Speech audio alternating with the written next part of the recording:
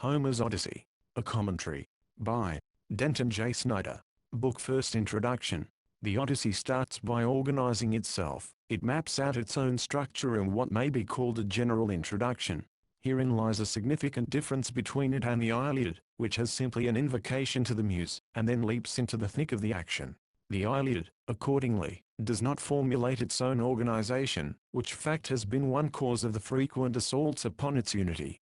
Still, the architectonic principle is powerful in the Iliad, though more instinctive, and far less explicit than in the Odyssey.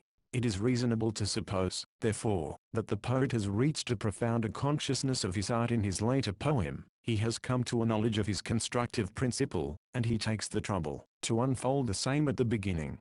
To be sure, certain critics have assailed just this structural fact as not Homeric, without good grounds, in our judgment. The first book, accordingly, opens with an introduction which belongs to the entire poem, and which embraces 95 lines of the original text. This portion we shall look at separately in some detail, as it throws a number of gleams forward over the whole action, and, as before said, suggests the poetic organism.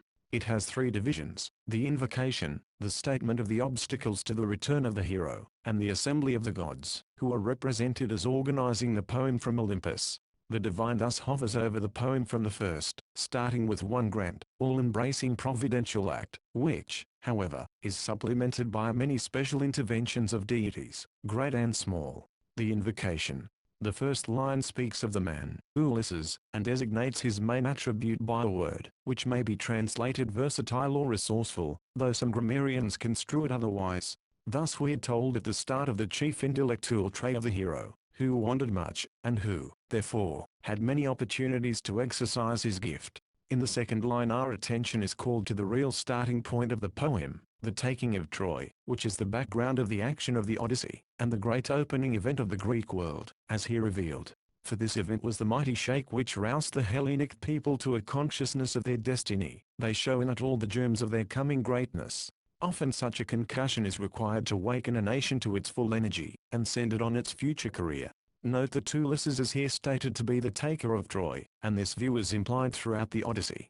Note Achilles is the final Greek hero. He perished without capturing the city, and in his hands alone the Greek cause would have been lost. The intellectual hero had to come forward ere the hostile town could be taken and Helen restored. Herein the Odyssey does not contradict the Iliad, but is clearly an advance beyond it. But Troy is destroyed, and now the second grand question of the Greeks arises: how shall we get back? Only one half of the cycle is completed by the conquest of the hostile city. The second half is the restoration. For this disjunction from Hellenic life, brought about by war, is not only physical, but has become spiritual. The theme, therefore, deals with the wise man, who, through his intelligence, was able to take Troy, but who has now another and greater problem: the return out of the grand estrangement, caused by the Trojan expedition. Spiritual restoration is the keynote of this Odyssey, as it is that of all the great books of literature. Here at the start we note two things coupled together which hint the nature of the whole poem. He saw the cities of many men, and knew their mind. Not alone the outer habitations of people Ulysses beheld, but also their inner essence, their consciousness. This last faculty indeed is the very vision of the sage. He looks through the external sensuous appearances of men into their character, into their very soul. The poem will describe many incidents, wanderings, tempests, calamities, but in them the poetic glances to behold a great spiritual experience. The reader of the Odyssey must himself be a Ulysses, to a degree, and not only see the cities of many men, but also he must know their mind. Then he too is heroic in his reading of this book. But not merely knowledge the hero is to acquire, though this be much. The counterpart to knowledge must also be his, namely, suffering. Many things he suffered on the sea in his heart. Alas, that too belongs to the great experience. In addition to his title of wise man, he will also be called the much-enduring man. Sorrow is his lot and great tribulation. The mighty sea will rise up in wrath and swallow all, except that which is mightier, namely his heroic heart. Knowledge and suffering, are they not the two poles of the universal character? At any rate the old poet has mated them as counterparts in his hero. The thirst to know drives the latter to reach beyond, and then falls the avenging blow of powers unseen. Furthermore, there is a third trait which is still higher, also mentioned here. He sought to save not only himself, but also his companions. that wisdom of his was employed, and that suffering of his was endured, not for his own good merely, but for the good of others. He must think and suffer for his companions. A suggestion of vicariousness lies therein, a hint of self-offering, which has not yet flowered, but is certainly budding far back in old Hellas. He must do for others what he does for himself, if he be truly the universal man, that is, if he be hero. For is not the universal man all men, both himself and others in essence? So Ulysses tries to save his companions, quite as much he tries to save himself. But he did not do it, he could not do it. Herein lies his limitation, and his also, in fact, the limitation of the entire Greek world. What did these companions do? They perished by their own folly. They would not obey the counsel of their wise man. They rejected their hero, who could not, therefore, rescue them. A greater wisdom and a deeper suffering than that of Ulysses will be required for their salvation, whereof the time has not yet come. He would bring them home, but they ate of the oxen of the sun. They destroyed the attribute of light in some way and perished. The fact is certainly far-reaching in its suggestion. A deep glance it throws into that old heathen world, whose greatest poet in the most unconscious manner hints here the tragic limitation of his people and his epoch. It is a hint of which we, looking back through more than 25 centuries, can see the full meaning, as that meaning has unfolded itself in the ages. Time is also a commentator on Homer, and has written down, in that alphabet of his, called events, the true interpretation of the old poet. Still the letters of Time's alphabet have also to be learned, and require not only eyesight but also insight. The invocation puts all its stress upon Ulysses and his attempt to save his companions. It says nothing of Telemachus and his youthful experience, nothing of the grand conflict with the suitors. Hence fault has been found with it in various ways. But it singles out the hero, and designates three most important matters concerning him: his knowledge, his suffering, his devotion to his companions. Enough. It has given a start. A light has been put into our hand which beams forward significantly upon the poem, and illumines the mazes of the hero's character. Mark again the emphatic word in this invocation. It is the return. Nostos. The whole Odyssey is the return, set forth in many gradations, from the shortest and simplest to the longest and profoundest. The idea of the return dominates the poem from the start. Into this idea is poured the total experience of Ulysses and his companions. The 2 points between which the return hovers are also given: the capture of Troy and the Greek world. Not a mere book of travels or adventure is this. It contains an inner restoration corresponding to the outer return, and the interpreter of the work, if he be true to his function, will trace the interior line of its movement, not neglecting the external side which has also a right to be. The obstacles. Two of these are mentioned and carried back to their mythical sources. All the returning heroes are home from Troy, except the chief one, Ulysses, whom Calypso detains in her grot, wishing him to be her husband. She, the unmarried, keeps him, the married, from family and country, though he longs to go back to both. She is the daughter of the evil-minded Atlas, a hoary gigantesque shape of primitive legend, who knows the depths of all the sea, a dark knowledge of an unseen region, from which come many fatalities, as shipwreck for the Greek sailor or earthquake for the volcanic Greek islands. Hence he is imagined as evil-minded by the Greek mythical fancy, which also makes him the supporter of the long columns which hold heaven and earth apart. Surely a hard task, enough to cause anybody to be in a state of protest and opposition against the happy gods, who have nothing to do but enjoy themselves on Olympus. Sometimes he refuses to hold the long columns for a while. Then comes the earthquake, in which what is below starts heavenward. Of this Atlas, Calypso is the offspring, and possibly her island, the navel of the sea, is a product of one of his movements underneath the waters. Here we touch a peculiar vein in the mythical treatment of the Odyssey. The fairy tale, with its comprehensive but dark suggestiveness, is interwoven into the very fiber of the poem. This remote Atlas is the father of Calypso, the hider, who has indeed hidden Ulysses in her island of pleasure which will hereafter be described. But in spite of his concealment, Ulysses has aspiration, which calls down the help of the gods for fulfillment. Such is the first obstacle, which, we can see, lies somewhere in the sensuous part of human nature. The second obstacle is Neptune, whom we at once think of as the physical sea, certainly a great barrier.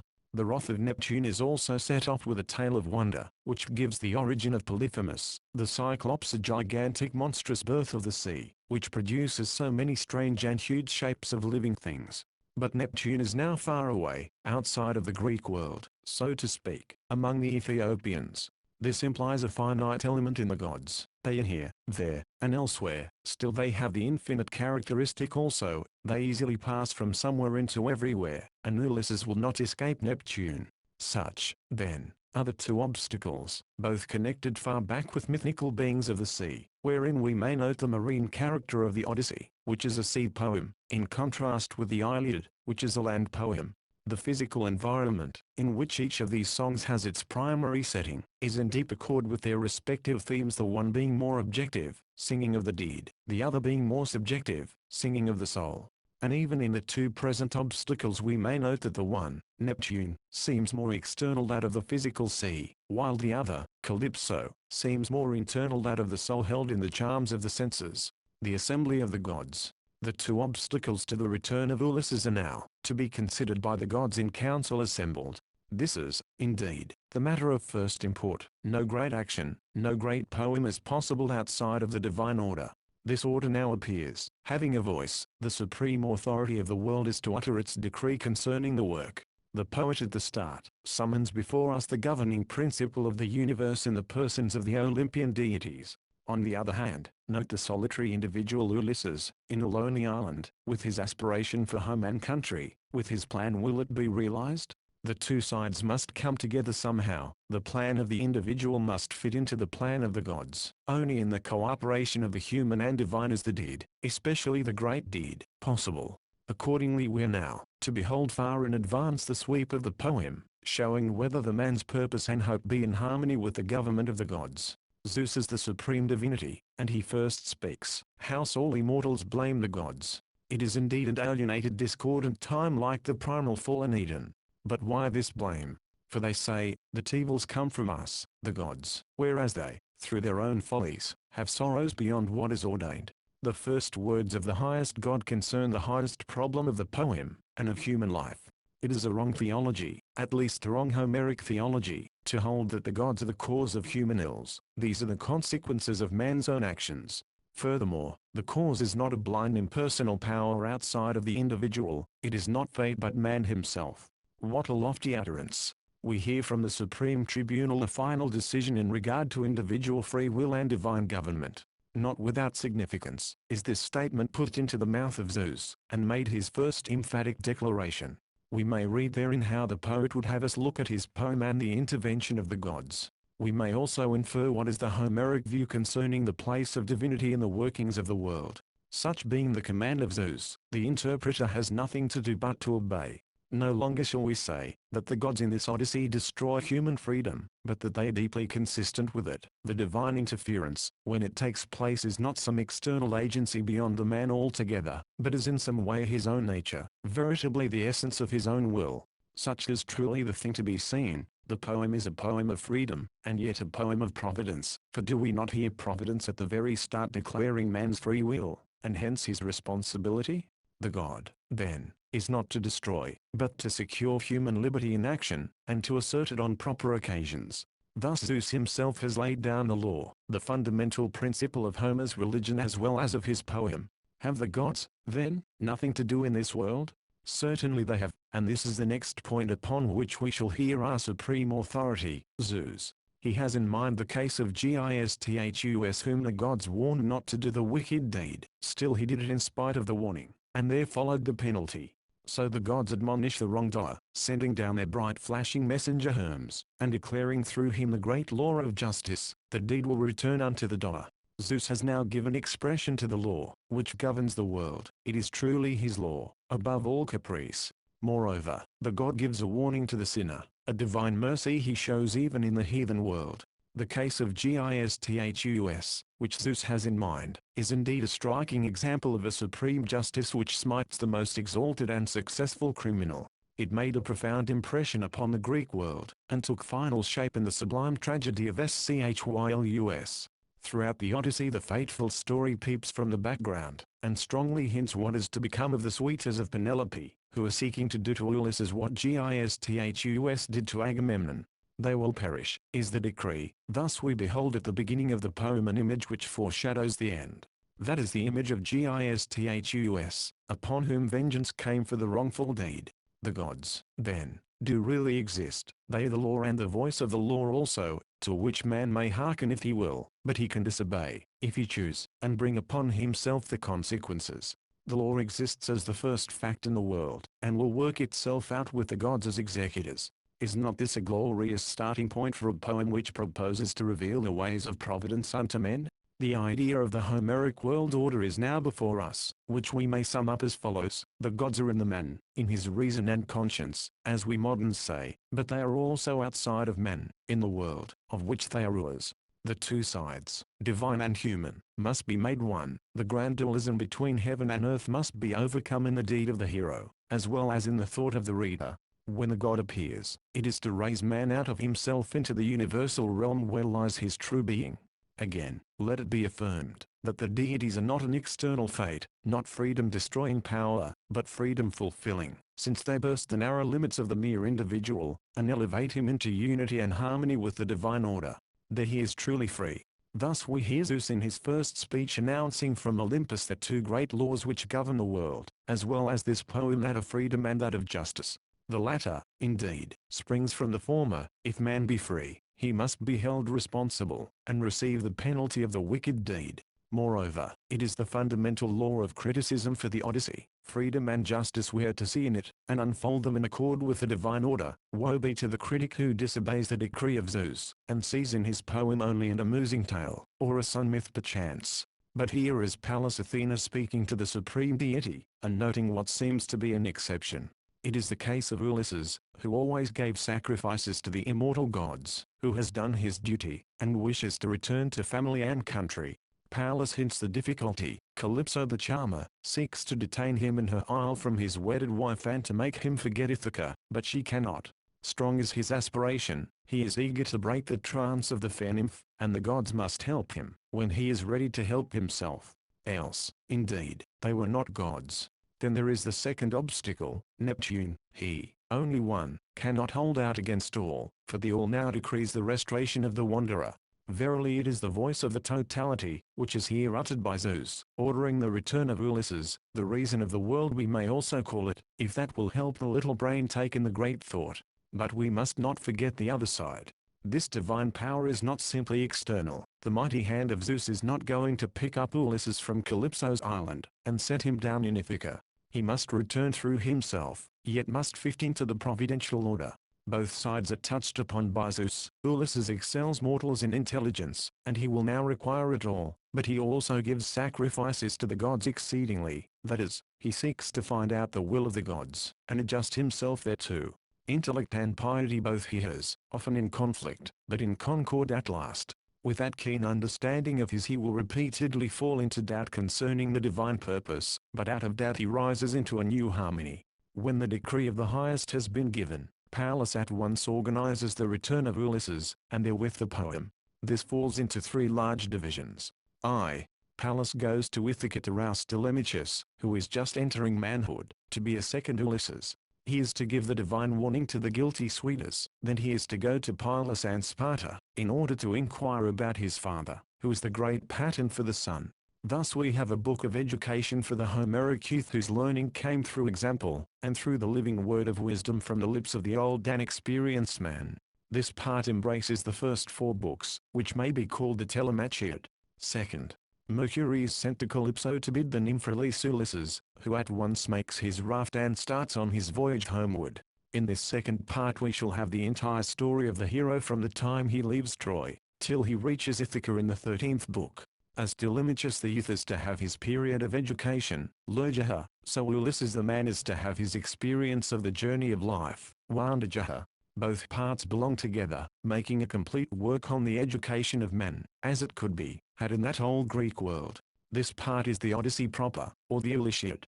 Third, the third part brings together father and son in Ithaca, then it portrays them uniting to perform the great deed of justice, the punishment of the Suitors. This part embraces the last 12 books, but is not distinctly set forth in the plan of Pallas as here given. Such is the structure of the poem, which is organized in its main outlines from Olympus. It is Pallas, the deity of wisdom, who has ordered it in this way, her we shall follow, in preference to the critics, and unfold the interpretation on the same organic lines. Every reader will feel that the three great joints of the poetical body are truly foreshadowed by the goddess, who indeed is the constructive principle of the poem. One likes to see this belief of the old singer, that his work was of divine origin, was actually planned upon Olympus by Pallas in accordance with the decree of Zeus. So at least the muses have told him, and they were present. But the grandest utterance here is that of Zeus, the Greek providence, proclaiming man's free will. Very old and still very new is the problem of the Odyssey. With a little care we can see that the Homeric Greek had to solve in his way what every one of us still has to solve, namely, the problem of life. Only yesterday one might have heard the popular preacher of a great city, a kind of successor to Homer, blazoning the following text as his theme: God is not to blame. Thus the great poem has an eternal subject, though its outer garb be much changed by time. The soul of Homer is ethical, and that is what makes him immortal. Not till we realize this fact, can we be said in any true sense, to understand him. Telemachus. The introduction being concluded, the story of Telemachus begins, and continues till the fifth book. Two main points stand forth in the narrative. The first is the grand conflict with the Suitors, the men of guilt, the disturbers of the divine order. This conflict runs through to the end of the poem, where they are swept out of the world which they have thrown into discord. The second point of the Telemachus is the education of Telemachus, which is indeed the chief fact of these books. The youth is to be trained to meet the conflict which is looming up before him in the distance. Thus we have one of the first educational books of the race, the very first possibly. It still has many valuable hints for the educator of the present age. Its method is that of oral tradition, which has by no means lost its place in a true discipline of the human spirit. Living wisdom has its advantage today over the dead lore of the textbooks. Very delightful is the school to which we see Telemachus going in these four books. Heroes are his instructors, men of the deed as well as of the word, and the source from which all instruction is derived, is the greatest event of the age, the Trojan War. The young man is to learn what that event was, what sacrifices it required, what characters it developed among his people. He is to see and converse with Nestor, famous at Troy for eloquence and wisdom. Then he will go to Menelaus, who has had an experience wider than the Trojan experience, for the latter has been in Egypt. Young Telemachus is also to behold Helen, beautiful Helen, the central figure of the great struggle. Finally, he is to learn much about his father, and thus be prepared for the approaching conflict with the Suitors in Ithaca. Book first specially. After the total Odyssey has been organized on Olympus, it begins at once to descend to earth, and to realize itself there. For the great poem springs from the divine idea, and must show its origin in the course of its own unfolding. Hence the gods are the starting point of the Odyssey, and their will goes before the terrestrial deed. Moreover, the one decree of Theos overarches the poem from beginning to end, as the heavens bend over man, wherever he may take his stand. Still there will be many special interventions and reminders from the gods during this poetical journey. In accordance with the Olympian plan, Pallas takes her flight down to Ithaca, after binding on her winged sandals, and seizing her mighty spear. Thus she humanizes herself to the Greek plastic sense, and assumes finite form, adopting the shape of a stranger, Mens, king of the Taphians. She finds a world full of wrong, violence and disorder rule in the house of the absent Ulysses. It is indeed high time for the gods to come down from lofty Olympus, and bring peace and right into the course of things. Let the divine image now be stamped upon terrestrial affairs, and bring harmony out of strife. Still, it must not be forgotten that the work has to be done through man's own activity. The conflict which unfolds before our eyes in a series of clear-drawn classic pictures, lies between the house of Ulysses on the one hand and the Suitors of Penelope on the other. He who is the head of the family and the ruler of state, Ulysses, has been absent for 20 years. Godless men have taken advantage of the youth of his son, and are consuming his substance wantonly. They also are wooing his wife who has only her cunning wherewith to help herself. The son and wife are now to be brought before us in their struggle with their bitter lot. Thus we note the two main divisions in the structure of the present book, the house of Ulysses and the Suitors. The goddess Pallas has already come down to Ithaca and stands among the Suitors. She has taken the form of Mens, the king of a neighboring tribe. She is in disguise as she usually is, when she appears on earth. Who will recognize her? Not the Suitors. They can see no god in their condition, least of all, the goddess of wisdom. Telemachus was much the first to observe her. Why just he? The fact is he was ready to see her, and not only to see her, but to hear what she had to say. For he sat among the suitors grieved in heart, seeing his father in his mind sigh, like Hamlet just before the latter saw the ghost. So careful is the poet, to prepare both sides the divine epiphany, and the mortal who is to behold it. Furthermore, the young man saw his father scattering the suitors and himself obtaining honor, and ruling his own house. This is just what the goddess is going to tell with a new sanction, and it is just what is going to happen in the course of the poem. Truly Telemachus is prepared internally, he has already everything within him which is to come out of him. Throughout the whole interview the two main facts are the example of the parent and the final revenge, both of which are urged by the goddess without and by the man within. Still there is a difference. Telemachus is despondent, we might almost say, he is getting to disbelieve in any divine order of the world. The gods plot evil things against the house of Ulysses, whose fate they make unknown above that of all men. Then they have sent upon me these suitors who consume my heritage. The poor boy has had a hard time. He has come to question providence in his misery, and discredits the goodness of the gods. Here, now, is the special function of Pallas. She instills courage into his heart. She gives strong hope of the return of his father, who will not long be absent from Ithaca. She also hints the purpose of the gods, which is on the point of fulfillment. Be no longer a child. Follow the example of thy father, go and learn about him, and emulate his deeds. Therewith the goddess furnishes to the doubting youth a plan of immediate action, altogether the best thing for throwing off his mental paralysis. He is to proceed at once to Pylos, and to Sparta to learn of his father with a final outlook toward the destruction of the suitors. She is a veritable goddess to the young striver, speaking the word of hope and wisdom, and then turning him back upon himself. Here again we must say, that the goddess was in the heart of Telemachus uttering her spirit, yet she was external to him also. Her voice is the voice of the time, of the reality. All things are fluid to the hand of Telemachus, and ready to be molded to his scheme. Still the goddess is in him just as well, is his thought, his wisdom, which has now become one with the reason of the world. Both sides are brought together by the poet in the most emphatic manner. This is the supreme fact in his procedure. The subjective and objective element one, the divine order puts its seal on the thought of the man, unites with him, makes his plan its plan. Thus the God and the individual are in harmony, and the great fulfillment becomes possible. But if the thought of Telemachus were a mere scheme of his own, if it had not received the stamp of divinity, then it could never become the deed, the heroic deed, which stands forth in the world existent in its own right and eternal. The goddess flits away, like a bird, in speed and silence. Telemachus now recognizes that the stranger was a divinity. For has he not the proof in his own heart? He is indeed a new person, or the beginning thereof. But hark to this song. It is the bard singing the sad return of the Greeks, the very song which the poet himself is now singing in this Odyssey. For it is also a sad return, indeed many sad returns, as we shall see hereafter. Homer has thus put himself into his poem, singing his poem. Who cannot feel that this touch is taken from life, is an echo of his own experience in some princely hall. But here she comes, the grand lady of the story, Penelope, the wife of Ulysses, as it were in response to the music. A glorious appearance at a happy moment, yet she is not happy. Holding a veil before her face, and shedding tears, she bespoke the bard, Phemius, cease from this sad song, it cuts me to the heart. It reminds her of her husband and his sorrowful return, not yet accomplished. She cannot endure the anguish, and she begs the bard to sing another strain which may delight his hearers. This, then, is the sage Penelope, whose character will be tested in many ways, and move through many subtle turns to the end of the poem. In this her first appearance we note that she proclaims in the presence of the suitors her undying love for her husband. This trait we may fairly consider to be the deepest of her nature. She thinks of him continually, and weeps at his absence. Still she has her problem, which requires at times all her female tact, yes, even dissimulation.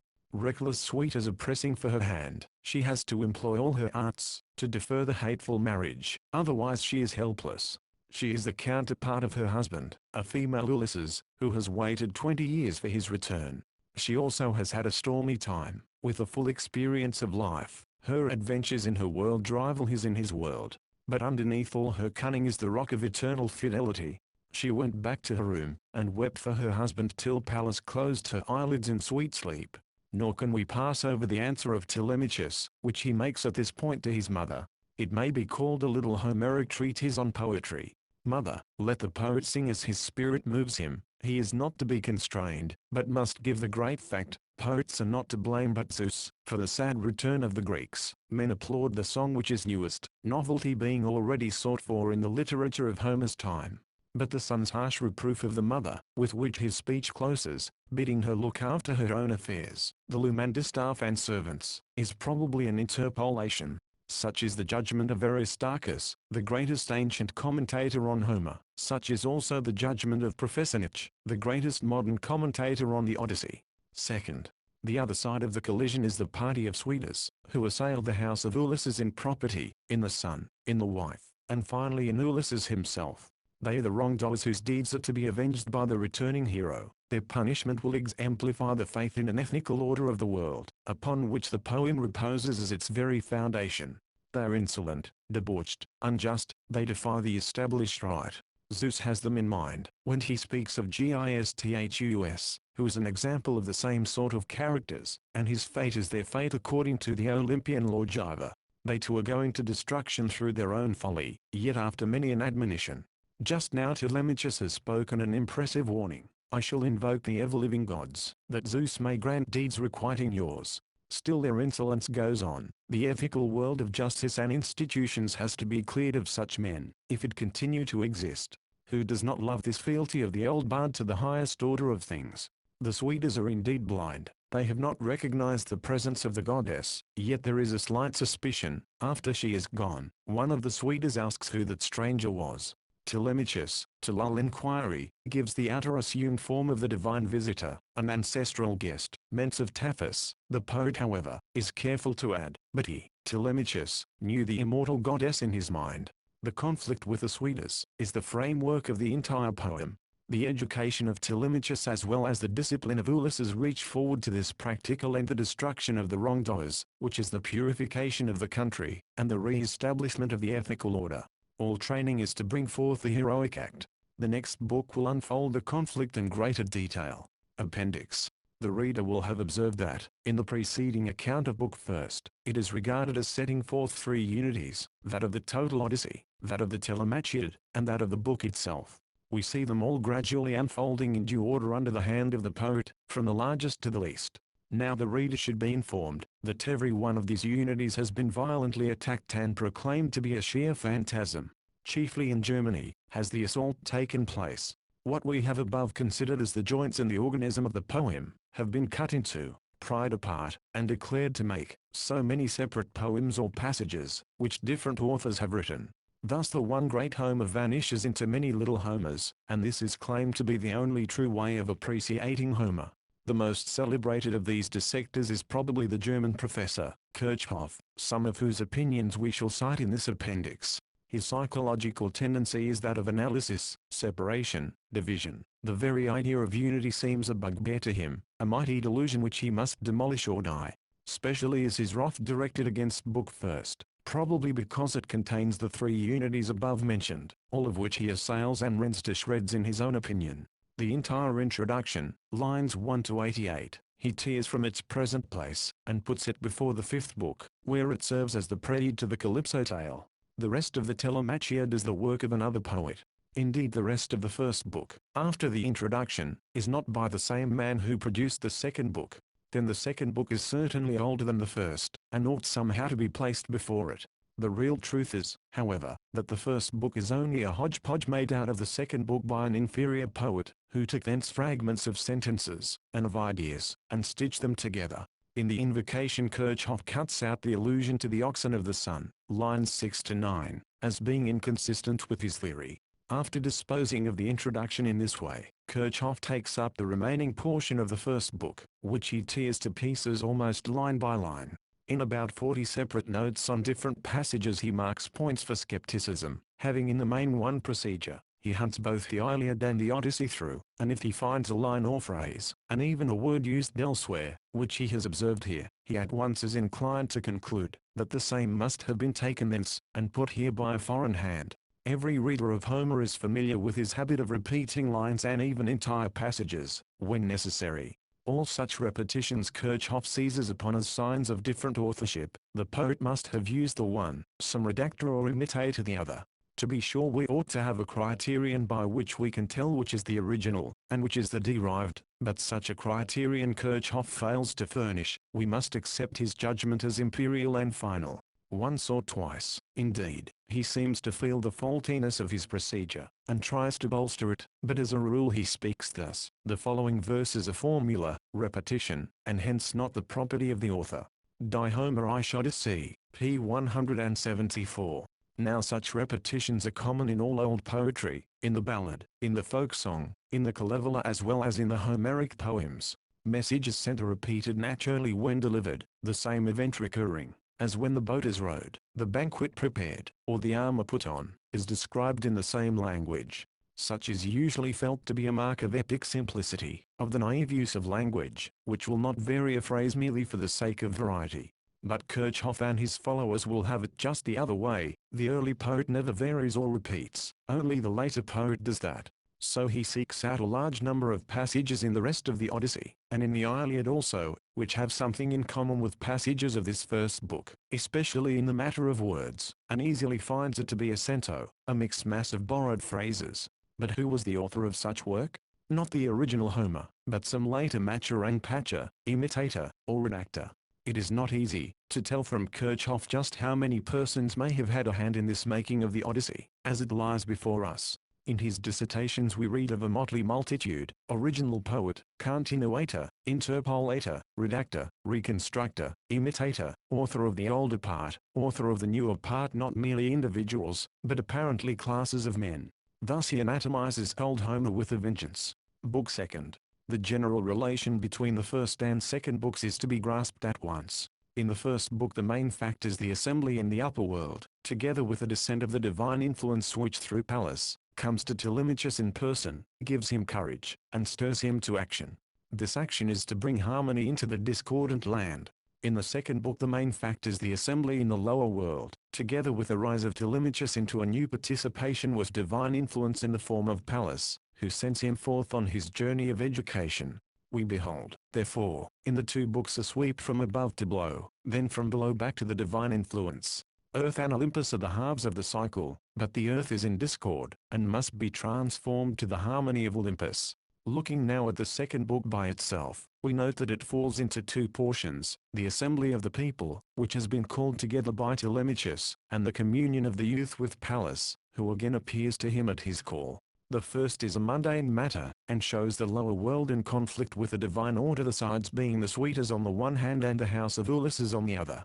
The second portion lifts the young hero into a vision of divinity, and should lift the reader along with him. Previously Pallas had, as it were, descended into Telemachus, but now he rises of himself into the goddess. Clearly he possesses a new power, that of communion with the gods. These two leading thoughts divide the book into two well-marked parts, the first including lines 1 to 259, the second including the rest. The assembly of the Ithacans presupposes a political habit of gathering into the town meeting, and consulting upon common interests. This usage is common to the Aryan race, and from it spring parliaments, congresses, and other cognate institutions, together with oratory before the people. A wonderful development has come of this little germ, which we see here still alive in Ithaca, though it has been almost choked by the unhappy condition of things. Not since Ulysses left, has there been any such assembly, says the first speaker, an old man drawing upon his memory, not for 20 years, surely a sign of smothered institutional life. The first thing which Telemachus in his new career does is to call the assembly, and start this institutional life into activity again, whereof we feel the fresh throb in the words of the aged speaker, who calls him blessed. Now the oratory begins, as it must begin in such a place. The golden gift of eloquence is highly prized by Homer, and by the Homeric people. Prophetic it is. One always thinks of the great Attic orators. The speakers are distinctly marked in character by their speeches, but the assembly itself seems to remain dumb. It was evidently divided into two parties, one well disposed to the house of Ulysses, the other to the Suitors. The corruption of the time has plainly entered the soul of the people, and thorough must be the cleansing by the gods. Two kinds of speakers we notice also, on the same lines, supporting each side. Thus the discord of Ithaca is now to be reflected in its oratory.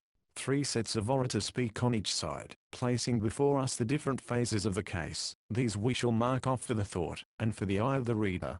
1. After the short opening speech of the old man, Gyptus, the heart of the whole movement utters itself in Telemachus, who remains the chief speaker throughout. His speech is strong and bold. From it 2 main points peer forth. The first is the wrong of the suitors, who will not take the right way of wooing Penelope, by going to her father, and giving the bridal gift according to custom, but consume the son's property under pretense of their suit for the mother. The second point is the strong appeal to the Ithacans, to their sense of right, to their sense of shame, and to their fear of the gods, who in their divine wrath, shall turn back ill deeds upon the doer. But in vain. The Ithacan assembly contains friends and relatives of the suitors, and possibly purchased adherents. Nay, it contains some of the suitors themselves, and here rises one of them to make a speech in reply. This is Antinous, who now makes the most elaborate defense of the case of the suitors, that is to be found in the poem. The speech is remarkable for throwing the whole blame upon Penelope, not a gallant proceeding in lover. Still it betrays great admiration for the woman on account of her devices and her cunning. She has thwarted and fooled the whole band of unwelcome wooers for 3 years, and more by her wonderful web, which she wove by day, and unraveled by night. And even now, when she has been found out, she holds them aloof, but keeps them in good humor, though clearly at a great expense of the family's property, which fact has roused Telemachus to his protest. Antinous, though feeling that he and the rest have been outwitted by the woman, does not stint his praise on that account, he even heightens it.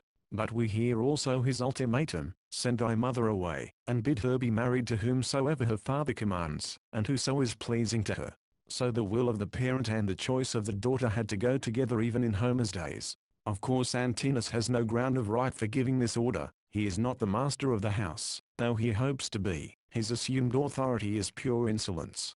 Then why should the suitors injure the son? Because they have been wheedled by the mother. Still they will continue to consume his living, and his wealth, as long as she keeps her present mind. But the most interesting thing in his speech is to discover the attitude and motives of Penelope. We see her fidelity, but something more than fidelity is now needed, namely the greatest skill, dissimulation, or female tact, to use the more genteel word. She has a hard problem on her hands. She has to save her son, herself, and as much of the estate as she can, from a set of bandits who have all in their might. Were she to undertake to drive them away, they would pillage the house, kill her boy, and certainly carry her off. They have the power, they have the inclination, they are held by one small thread in the weak hands of a woman, but with that thread she snares them all, to the last man. Love it may be called, of a certain sort. We see how Antinous admires her, though conscious that she has made a fool of him and his fellows. Each hopes to win the prize yet, and she feeds them with hope, sending private messages to each man. Thus she turns every one of them against the other, and prevents concerted action which looks to violence. That wonderful female gift is hers, the gift of making each of her 100 suitors think that just he is the favored one. Only let it be kept secret now till the right time comes. But Penelope uses this gift as a weapon. It is her means of saving the house of Ulysses, while many another fair lady uses it for the fun of the thing. Is she right? Does her end justify her means? True, she is in the highest degree to family and state, is saving both, but she does dissemble, does cajole the suitors. One boy, one woman, one old man in the country constitute the present strength of the house of Ulysses, but craft meets violence and undoes it, as always. And yet we may grant something to the other side of her character. She takes pleasure in the exercise of her gift, who does not? Inasmuch as the suitors are here, and not to be dismissed, she will get a certain gratification out of their suit. A little dash of coquetry, a little love of admiration we may discern peeping through her adamantine fidelity to her husband. Recollect, after an absence of 20 years, as all this homage was thrust upon her, she seeks to win from it a kind of satisfaction. The admiration of 100 men she tries to receive without making a sour face. Still further, she takes pleasure in the exercise of that feminine subtlety which holds them fast in the web, yet keeps them off, giving them always hope, but indefinitely extending it. Verily that web which she wove, is the web of fate for the suitors. So much for Penelope at present, whom we shall meet again.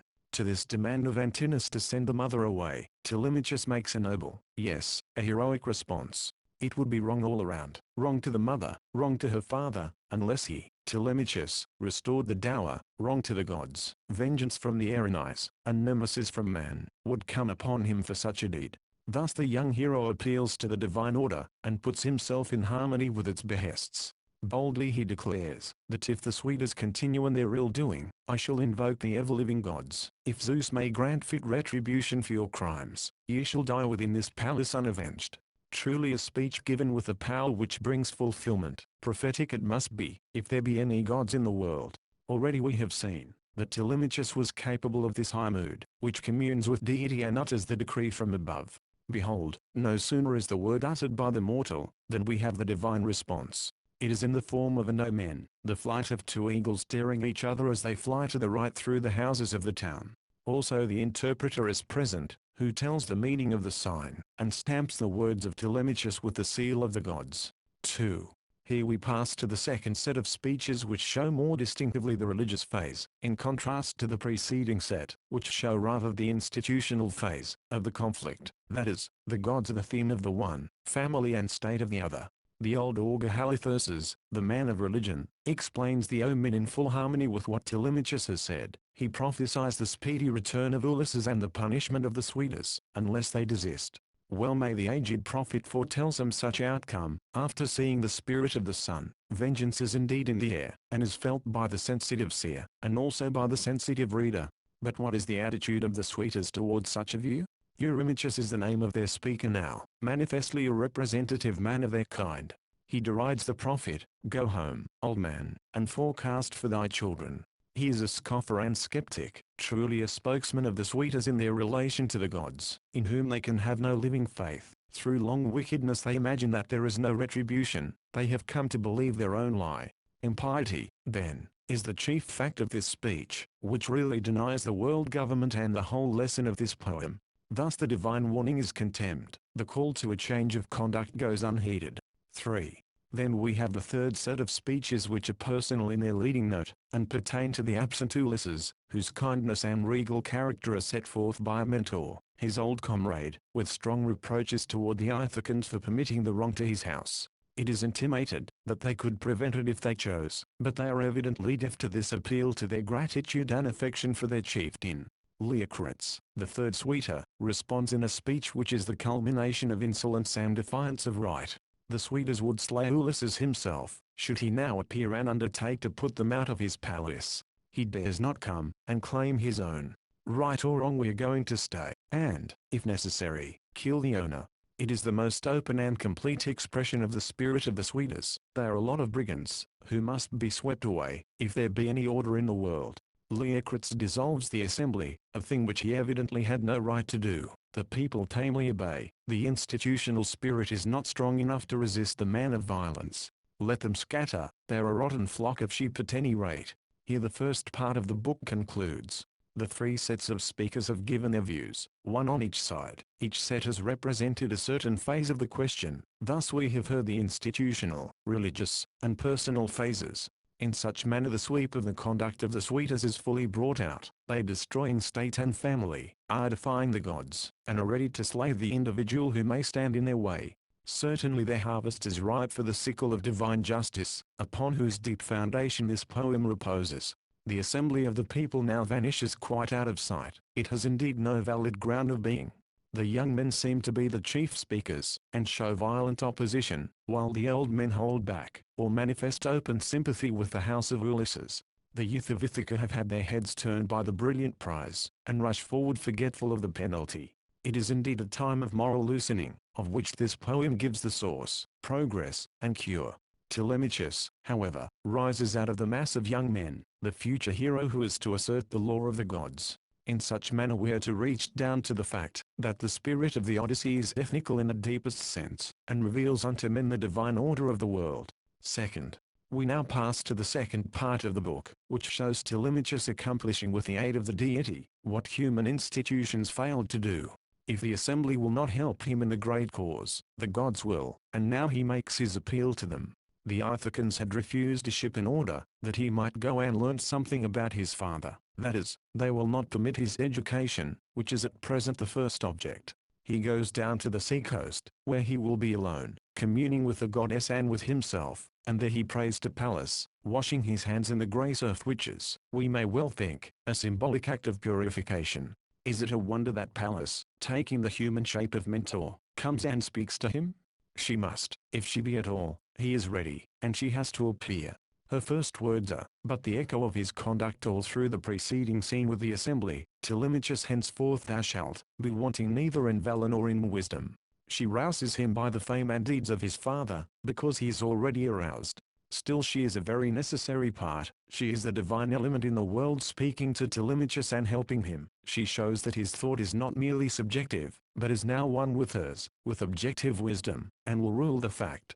He ascends into the realm of true vision, and from thence organizes his purpose. It is true that the poet represents Pallas as ordering the means for the voyage, as at first she ordered the work of the whole poem. Yet this is also done by Telemachus, who has risen to participation in that glance, which beholds the truth and controls the world. Often will the foregoing statement be repeated. Every divine appearance in Homer, of any import, is but a repetition of the one fact, which must always be rethought by the reader. That which Telemachus says, is no longer his mere wish or opinion, but it is the reality, the valid thing outside of him, hence it is voiced by the goddess, and must take place. Thus the poet often compels his reader to rise with him into the sphere of the divine energy, where thinking and willing are one, and man's insight is just the word of the god. The remaining circumstances of the book group themselves around the two centers Telemachus and Pallas as the goddess orders them in advance. Go thou home, and get the stores ready, while I shall engage a ship and crew among the Ithacans. 1. Telemachus goes among the Suitors, evidently to avoid suspicion, which his absence might provoke. They taunt and deride him, whereof 3 samples are again given. He goes his way, conscious of his divine mission, not failing however to tell them, I shall surely make the voyage, not in vain it will be. He obtains food and wine from the aged stewardess Euryclea, who seeks to dissuade him. Then too his mother must not know of his plan, she would keep him still a boy in the house, whereas he has become a man. 2. Pallas and the semblance of Telemachus goes through the town, to secure the ship and crew. Then she pours over the Suitors a gentle sleep after their revel, she takes away their wisdom, yet it is their own deed, which just now has a divine importance. Finally she brings all to the ship, seizes the helm, and sends the favoring breeze. Or, as we understand the poet, intelligence brings about these things under many guises, even nature, the breeze, it takes advantage of for its own purpose. Thus Pallas has the controlling hand in this second part of the book, she is above man and nature. We can say that the controlling spirit is also Telemachus, who manifests reason, controlling and directing the world. Note the various forms which she assumes, as mentor, as Telemachus, then again she works purely through mind, in the natural way, as for example, when Telemachus goes home, and obtains his food and wine for the voyage. The poet thus plays with her shape, still she is essentially the divine intelligence which seizes upon men and circumstances, and fits them into the order universal, and makes them contribute to the great purpose of the poem. Still the goddess does not destroy man's freedom, but supplements it, lifting it out of the domain of caprice. Telemachus willingly wills the will of Pallas. Already it has been remarked, that the goddess is made to command nature the breeze, the sleep of the Suitors. It is the method of fable thus to portray intelligence, whose function is to take control of nature, and make her subserve its purpose. The breeze blows, and drives the ship, it is the divine instrument for bringing Telemachus to Pallas, a part of the world order, especially upon the present occasion. The born poet still talks that way, he is naturally a fabulist, and cannot help himself. In his speech, the hunter does not chase the deer, but brings it before his gun by magic power. The mystic fisher calls the fishes. The enchanted bullet finds its own game and needs only to be shot off. The tanner even lays a spell upon the water in his vat, and makes it run uphill through a tube bent in a charm. But back of all this enchantment intelligence is working, and assumes her mythical supernatural garb when the poet images her control of nature. Thus in general the mythist shadows forth objective mind, not subjective, it springs from the imaginative reason, and not from a cultivated reflection. In our time the demand is to have these objective forms translated into subjective thoughts, then we can understand them better. But the Homeric man shows the opposite tendency. He had to translate his internal thoughts into the external shapes of the mythos, before he could grasp fully his own mind. His conception of the world was mythical, this form he understood, and not that of abstract reflection. We may well exclaim, happy Homeric man, to whom the world was ever present, not himself. Yet both sides belong to the full-grown soul, the mythical and the reflective, From Homer, the one-sided modern mind can recover a part of its spiritual inheritance, which is in danger of being lost. It is therefore a significant fact that the education of the present time is seeking to restore the mythos to its true place in the development of human spirit. The imagination is recognized to have its right, and unless it be taken care of in the right way, it will turn a fury, and wreak treble vengeance upon the age, which makes it an outcast. Homer is undoubtedly the greatest of all mythologists. He seizes the pure mythical essence of the human mind, and gives to it form and beauty. Hence, from this point of view, specially, we shall study him. In the present book the fact is brought out strongly that little or nothing is to be expected from the Ithacan people toward rectifying the great wrong done to the house of Ulysses. In part they are the wrongdoers themselves, in part they account into inactivity by the wrongdoers. Corruption has eaten into the spirit of the people. The result is, the great duty of deliverance is thrown back upon an individual. One man is to take the place of all, or a few men the place of the many, for the work must be done. The mightiness of the individual in the time of a great crisis is thus set forth in vivid reality. The one man with the gods on his side is the majority. With truest instinct does the old poet show the goddess Pallas directing Telemachus, who participates in the divine, and is carrying out its decree. This communion between man and deity is no mere mythologic sport, but the sincerest faith. Verily it is the solidest fact in the government of the world, and the bard is its voice to all ages. This second book has its import for the whole poem. It is now manifest that Ulysses, when he returns, is not to expect a grand popular reception. He must bring himself back to his own by his skill and prowess alone.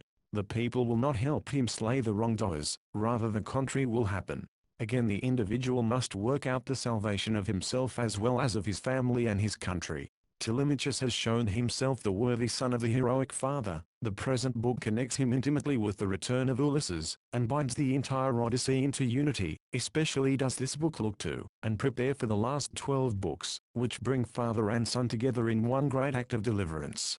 If in the previous book we beheld the depravity of the Swedes, we now witness the imbecility of the people.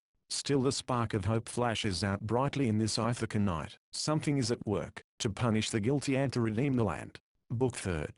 In narrative, the present book connects directly with the preceding book. Pallas is still with Telemachus. They continue the voyage together till they reach Pylos, the home of Nestor. They have left Ithaca, and come into another realm. This change of place, as is often the case in Homer, carries with it a change of inner condition. The voyage is not simply geographical but also spiritual. Indeed it must be so, if the young man is to derive from it any experience. Great and striking is the difference between Ithaca and Pylos. The latter is the abode of religion primarily. The newcomers find the Pylians engaged in an act of worship, in which the whole people participate. 9 rows of seats and 500 men in each row. Too large a number, cry some commentators, but they have not looked into the real meaning of such a multitude. Here is sacrifice, reverence, belief in the gods, while among the Ithacans is neglect of worship, religious paralysis, and downright blasphemy on the part of the Suitors. Furthermore, in one country order reigns, in the other is anarchy. Such is the contrast between the second and third books, the contrast between Ithaca and Pylos. We can well think that this contrast was intended by the poet, and thus we may catch a glimpse of his artistic procedure. The center of the picture is Nestor, a very old man, who, accordingly, gives soul to the book. He is so near the world of the gods in the present life, that he seems already to dwell with them. Age brings this serene piety. No accident is it, that this book of Nestor begins, and ends with the festival of sacrifice and prayer. That is the true setting of his character. What he says to the visitors will take color and meaning from his fundamental trait. We may expect in his words a full recognition of divinity in the events of the world. But he has been a stout fighter in his time. He was in the Trojan War, though old already at that period. He will give the lesson of his life, not during that war, but afterwards. He was one of the heroes of the Iliad, which poem the Odyssey not only does not repeat, but goes out of its way to avoid any repetition thereof. Moreover, he was one of those who returned home successfully. Can he tell how it was done? This is the question of special interest to Telemachus, as his father, after 10 years, has not yet reached the home. Here with the theme of the book is suggested, the return. Physically this was a return from the Trojan War, which is the presupposition of the whole Odyssey. All the heroes who have not perished, have to get back to Hellas in some way. These ways are very diverse, according to the character of the persons and the circumstances. Thus we touch the second grand Homeric subject, and, indeed, the second grand fact of the Greek consciousness, which lies embedded in the return, Gnostos. A short survey of this subject must here be given. We have in the present book several phases of the return. Nestor, Menelaus, Ulysses are all returners, to use a necessary word for the thought. Each man solves the problem in his own manner. Now what is this problem? Let us see. The expedition to Troy involved a long separation from home and country on the part of every man who went with it. Still this separation had to be made for the sake of Helen, that she, the wife and queen, returned to home and country, from which she had been taken. Her return, indeed, is the essence of all their returns. We see that through the war they were severed from family and state, were compelled to give up for the time being their whole institutional life. This long absence deepens into alienation, into a spiritual scission, from mere habit in the first place. Then, in the second place, they are seeking to destroy a home and a country, though it be that of the enemy, and the act, even if necessary, brings its penalty. It begets a spirit of violence, a disregard of human life, a destruction of institutional order. Such is the training of the Greeks before Troy. The wanton attack of Ulysses and his companions upon the city of the Ciconians, Book 9th, is an indication of the spirit engendered in this long period of violence, among the best and wisest Greeks. Still, in spite of the grand estrangement, they have the aspiration for return, and for healing the breach which had sunk so deep into their souls. Did they not undergo all this severing of the dearest ties for the sake of Helen, for the integrity of the family, and of their civil life also? What he has done for Helen, every Greek must be ready to do for himself. When the war is over, he must long for the restoration of the broken relations. He cannot remain in Asia, and continue a true Greek. Such is his conflict. In maintaining family and state, he has been forced to sacrifice family and state. Then when he has accomplished the deed of sacrifice, he must restore himself to what he has immolated. A hard task, a deeply contradictory process, whose end is, however, harmony. Many will not be able to reach the latter stage, but will perish by the way. The return is this great process of restoration after the estrangement. Many are the returners, successful and unsuccessful in many different ways. But they all are resumed in the one long desperate return of Ulysses, the wise and much enduring man. In space as well as in time his return is the longest. In spirit it is the deepest and severest by all odds. The present poem, therefore, is a kind of resumption and summary of the entire series of returns, Nostoi. In the old Greek epical ages, the subject gave rise to many poems, which are, however, at bottom but one, and this we still possess, while the others are lost. Spirit takes care of its own verily. The true returner, accordingly, gets back to the institutions from which he once separated. He knows them now, previously he only felt them. His institutional world must become thus a conscious possession. He has gone through the alienation, and has been restored. His restoration has been reached through denial, through skepticism, we may say, using the modern term. The old unconscious period before the Trojan War is gone forever. That was the paradise from which the Greek Adam has been expelled. But the new man after the restoration is the image of the complete self-conscious being, who has taken the negative period into himself and adjusted it. Fortunate person, he cannot now be made the subject of a poem, for he has no conflict. But the young man beginning life, the son Telemachus, is to obtain the same kind of knowledge, not through experience but through inquiry. Oral tradition is to give him the treasures of wisdom without the bitter personal trial. It is for this reason that Pallas sends him to find out what his father did, and to make the experience of the parent his own by education. It is, indeed, the true education to master the accumulated knowledge and wisdom of the race up to date. So we are now to have the school period of the son, who is thereby not merely the physical son, which, he remarks, is always a matter of doubt, but the spiritual son of his father, whereof there can be no doubt. The Odyssey proper, toward which we may now cast a glance, contains the wanderings of Ulysses, and is the work of the grown man who has to meet the world face to face and conquer it. Thus he obtains the experience of life. The two parts are always to be placed together: the education of the young man and the experience of the mature man. They constitute a complete history of a human soul. Both are, indeed, one bud and flower. At bottom too, both mean the same thing: the elevation of the individual into an ethnical life in which he is in harmony with himself, and with the divine order. True learning and true experience reach this end, which may be rightfully called wisdom. So Telemachus the youth is to listen to the great and impressive fact of his time, containing the deep spiritual problem which is designated as the return. Nestor is the first and simplest of these returners. He is an old man, he has prudence, he is without passion, moreover he has not the spirit of inquiry or the searching into the beyond. He accepts the transmitted religion and opinions without question, through the conservatism of age as well as of character. It is clear that the spiritual scission of the time could not enter deep into his nature. His long absence from home and country produced no alienation. He went home direct after the fall of Troy. The winds and the waters were favorable, no tempest, no upheaval, no signs of divine anger. But he foresaw the wrath of the gods, and fled across the wave in all speed. The wrestle with the deity lay not in him. It is worth our while to make a little summary of these returners in classes, since in this way the thought of the present book as well as its place in the entire Odyssey can be seen best. First, to those who never succeeded in returning, but perished in the process of it. Of this class the great example is the leader himself, Agamemnon, who was slain by his own wife and her paramour. Second, to those who succeeded in returning. Of this class there are three well-marked divisions, which are to be sharply designated in the mind of the reader. 1. The immediate returners, those who went straight home, without internal scission or external trouble, unimportant there in this peaceful aspect though they were formerly heroes in the war. For such are passingly mentioned by Nestor in his talk, Diarmed, Neoptolemus the son of Achilles, Philoctetes, and Idomeneus. Nestor himself is the most prominent and the typical one of this set of the returners through Hellas. 2. The second one of those who have succeeded in getting home is Menelaus, whose sweep is far beyond that of Nestor and the immediate Greek world, taking in Egypt and the East. He was separated from Nestor, having delayed to bury his steersman. Then a storm struck him, bore him to Crete and beyond. The wind and wave carried him to the land of the Nile. He is the returner through the Orient. 3. Finally is Ulysses, not yet returned, but whose time has nearly arrived. In comparison with the others he is the returner through the Occident.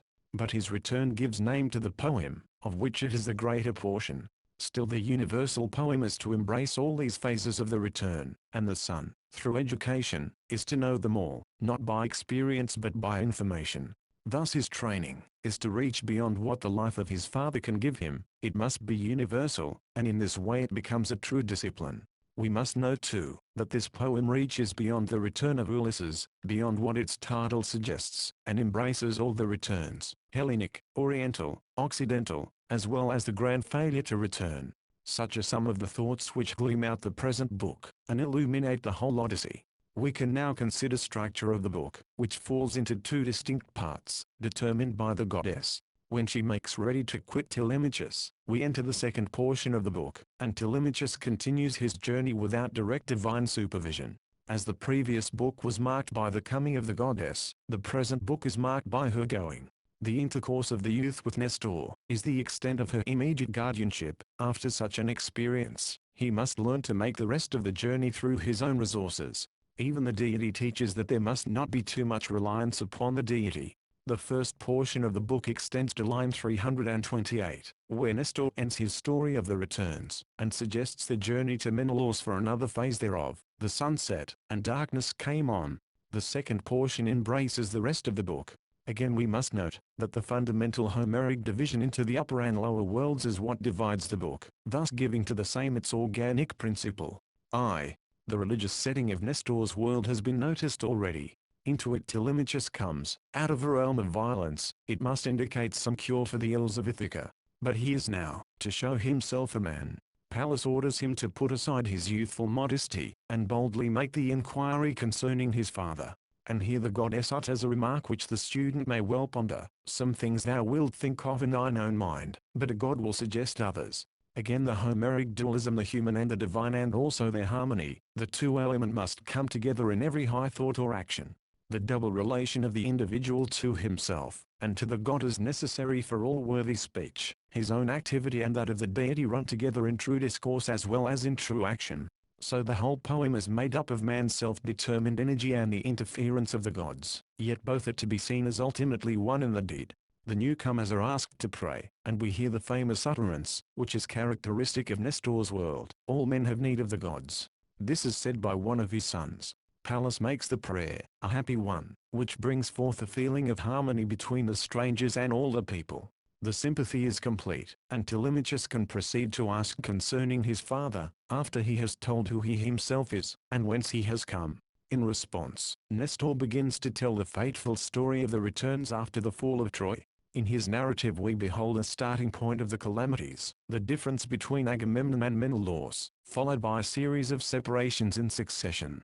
Zeus planned for the Messad return, which, however, was their own fault, for all were neither wise nor just. It is clear that the Greek unity is utterly broken. A spiritual disruption sets in after the capture of the city. It is, indeed, the new problem, this return to peace and institutional order after 10 years training to violence. Such is the penalty of all war, however just and necessary. After it is over, the fighting cannot stop at once, and so the victors divide into two camps, and continue the fight. Nestor gives the picture of these repeated divisions. Once, twice, thrice the breach occurs. First he separates from Agamemnon, the second time from Ulysses, the third time from Menelaus. He will go directly home, and thus he has to leave the others behind. The scission is not in him as in them. He can be restored. In fact he restores himself. He has the instinctive pre-Trojan character still, being an old man, but Ulysses has lost that, and so separates from Nestor, though never before had they differed in the council of the chiefs, or in the assembly of the people. But Ulysses has to return by a far different road, and now each of the two wise men takes his own way, though both have to return. Aged Nestor manifestly does not belong to the new epoch. He seems to have no sense of the deep spiritual struggle involved. He instinctively went home, shunning the conflict. The others could not.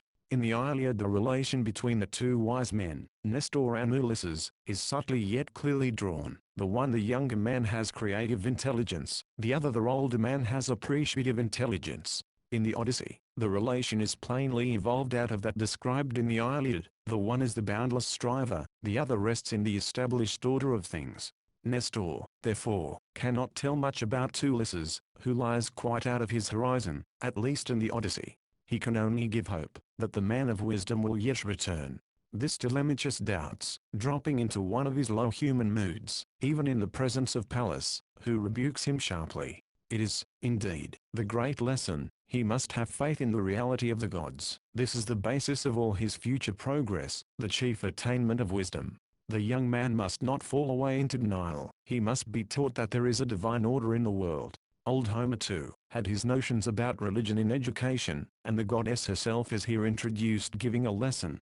Nestor, though unable himself to give much information about the return, can point to the second grand returner, Menelaus, who has lately come from a distant land, and may have something to say. In fact, Menelaus was the last to separate from Nestor. Ulysses had separated long before. One other story Nestor tells with great sympathy, that of Agamemnon, who represents a still different form of the return.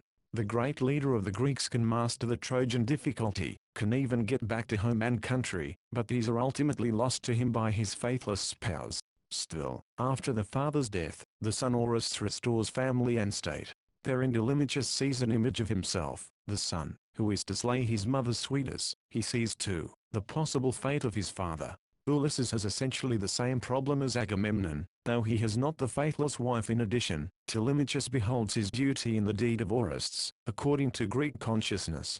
We shall see hereafter how Ulysses takes due precaution not to be slain in his own land, as Agamemnon was. In disguise he will go to his own palace and carefully note the situation in advance, and then strike the blow of deliverance. Several times Homer repeats in the Odyssey the tragic story of Agamemnon, the great leader of the Greeks at Troy. An awe-inspiring tale of destiny. Out of it Schylus will develop his great tragedy, the Oresteia. Indeed, the epos develops into tragedy with the full mythical unfolding of this story. Schylus will deepen the motives into internal collisions. He will show the right and the wrong in Agamemnon, and even in Clytemnestra. Orestes, however beneficent his deed in avenging his father, will not escape the counterstroke. Schylus will send after him the Furies for the guilt of having murdered his mother. Thus the double nature of the deed, its reward and its penalty, unfolds out of Homer into Schylus, and creates the Greek drama as we know it at present. Nestor has now told what lay in the immediate circle of his experience, the return direct through Hellas. Again he mentions the last separation. It was that of himself from Menelaus, when the latter was swept beyond the limit of Hellas into Egypt, from which he has now returned. What next? Evidently the young man must be sent to him at Sparta, in order to share in this larger circle of experience, extending to the Orient. So Greece points to the East in many ways. Nestor, the purely Hellenic soul, knows of that wider knowledge, though it be not his, and he knows that it should be possessed. In this book as elsewhere in the Odyssey the grand background is the Trojan War. The incidents of the Iliad are hardly alluded to, but are certainly taken for granted. The post-Iliad is the field of interest, for in it the returns take place. Thus the two great poems of Homer join together, and show themselves as complements of each other. Second, now comes the separation which marks the second portion of the book. Pallas, in the guise of mentor, coincides with Nestor in advising Telemachus to pay a visit to Menelaus, and then she departs, sailing off like a sea eagle, whereat great astonishment from all present. That is, she reveals herself, all recognize the goddess, and probably that is the reason why she can no longer stay. She has become internal. Telemachus is now conscious, as she disappears, and he has his own wisdom. He has seen Pallas, and so he must go without her to Sparta. Hardly does he need her longer, being started upon the path of wisdom to know wisdom. At the court of Nestor, with its deeply religious atmosphere, she can appear, but she declines to go with him in person to Menelaus, though she advises the journey. All of which, to the sympathetic reader, has its significance. Still Pallas has by no means vanished out of the career of Telemachus. She at present, however, leaves him to himself, as she often does. Nestor too responds to the marvelous incident in true accord with his character. He invokes her with prayer and institutes a grand sacrifice, which is now described in a good deal of detail. Just as the book opens with a sacrifice to a deity, so it closes with one. The two form the setting of the whole description. Thus the recognition of the gods is everywhere set forth in Nestor's world. He is the man of faith, of primitive, immediate faith, which has never felt the doubt. It is well that Telemachus meets with such a man at the start, and gets a breath out of such an atmosphere. He has seen the ills of Ithaca from his boyhood. He may well question at times the superintendence of the gods. His own experience of life would lead him to doubt the existence of a divine order. Even here in Pylos he challenges the supremacy of the Olympians. When Nestor intimates that his father will yet return, and punish the Suidas, with the help of Pallas, or that he himself may possibly do so with the aid of the same goddess, Telemachus replies, "Never will that come to pass, I think, though I hope for it. No, not even if the gods should so will." Assuredly a young skeptic he shows himself, probably in a fit of despondency. Sharp is the reproof of the goddess, "O Telemachus, what kind of talk is that? Easily can a god, if he wills it, save a man even at a distance." Thus she, a goddess, asserts the supremacy of the gods, even though they cannot avert death. But the youth persists at present. "Let us talk no more of this. My father never will return." But when Nestor has told the story of Gisthus punished by the sun Orestes, the impression is strong that there is a divine justice which overtakes the guilty man at last. Such is the old man's lesson to the juvenile doubter. The lesson is imparted in the form of a tale, but it has its meaning, and Telemachus cannot help putting himself into the place of Orestes. Such is, then, the training which the young man, shaken by a misfortune, obtains at the court of Nestor, the training to a belief in the rule of the gods in a divine order of the world which is the fundamental belief of the present poem. It is no wonder that Telemachus sees Pallas at last, sees that she has been with him, recognizing her presence. To be sure, she now disappears as a personal presence, having been found out. Still she sends Telemachus on his journey to Sparta. Thus the third book has a distinctive character of its own, differing decidedly from the book which goes before, and from that which follows.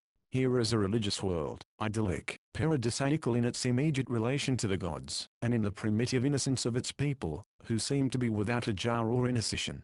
No doubt or dissonance has yet entered apparently. Pylos stands between Ithaca, the land of absolute discord, and Sparta, the land recently restored out of discord.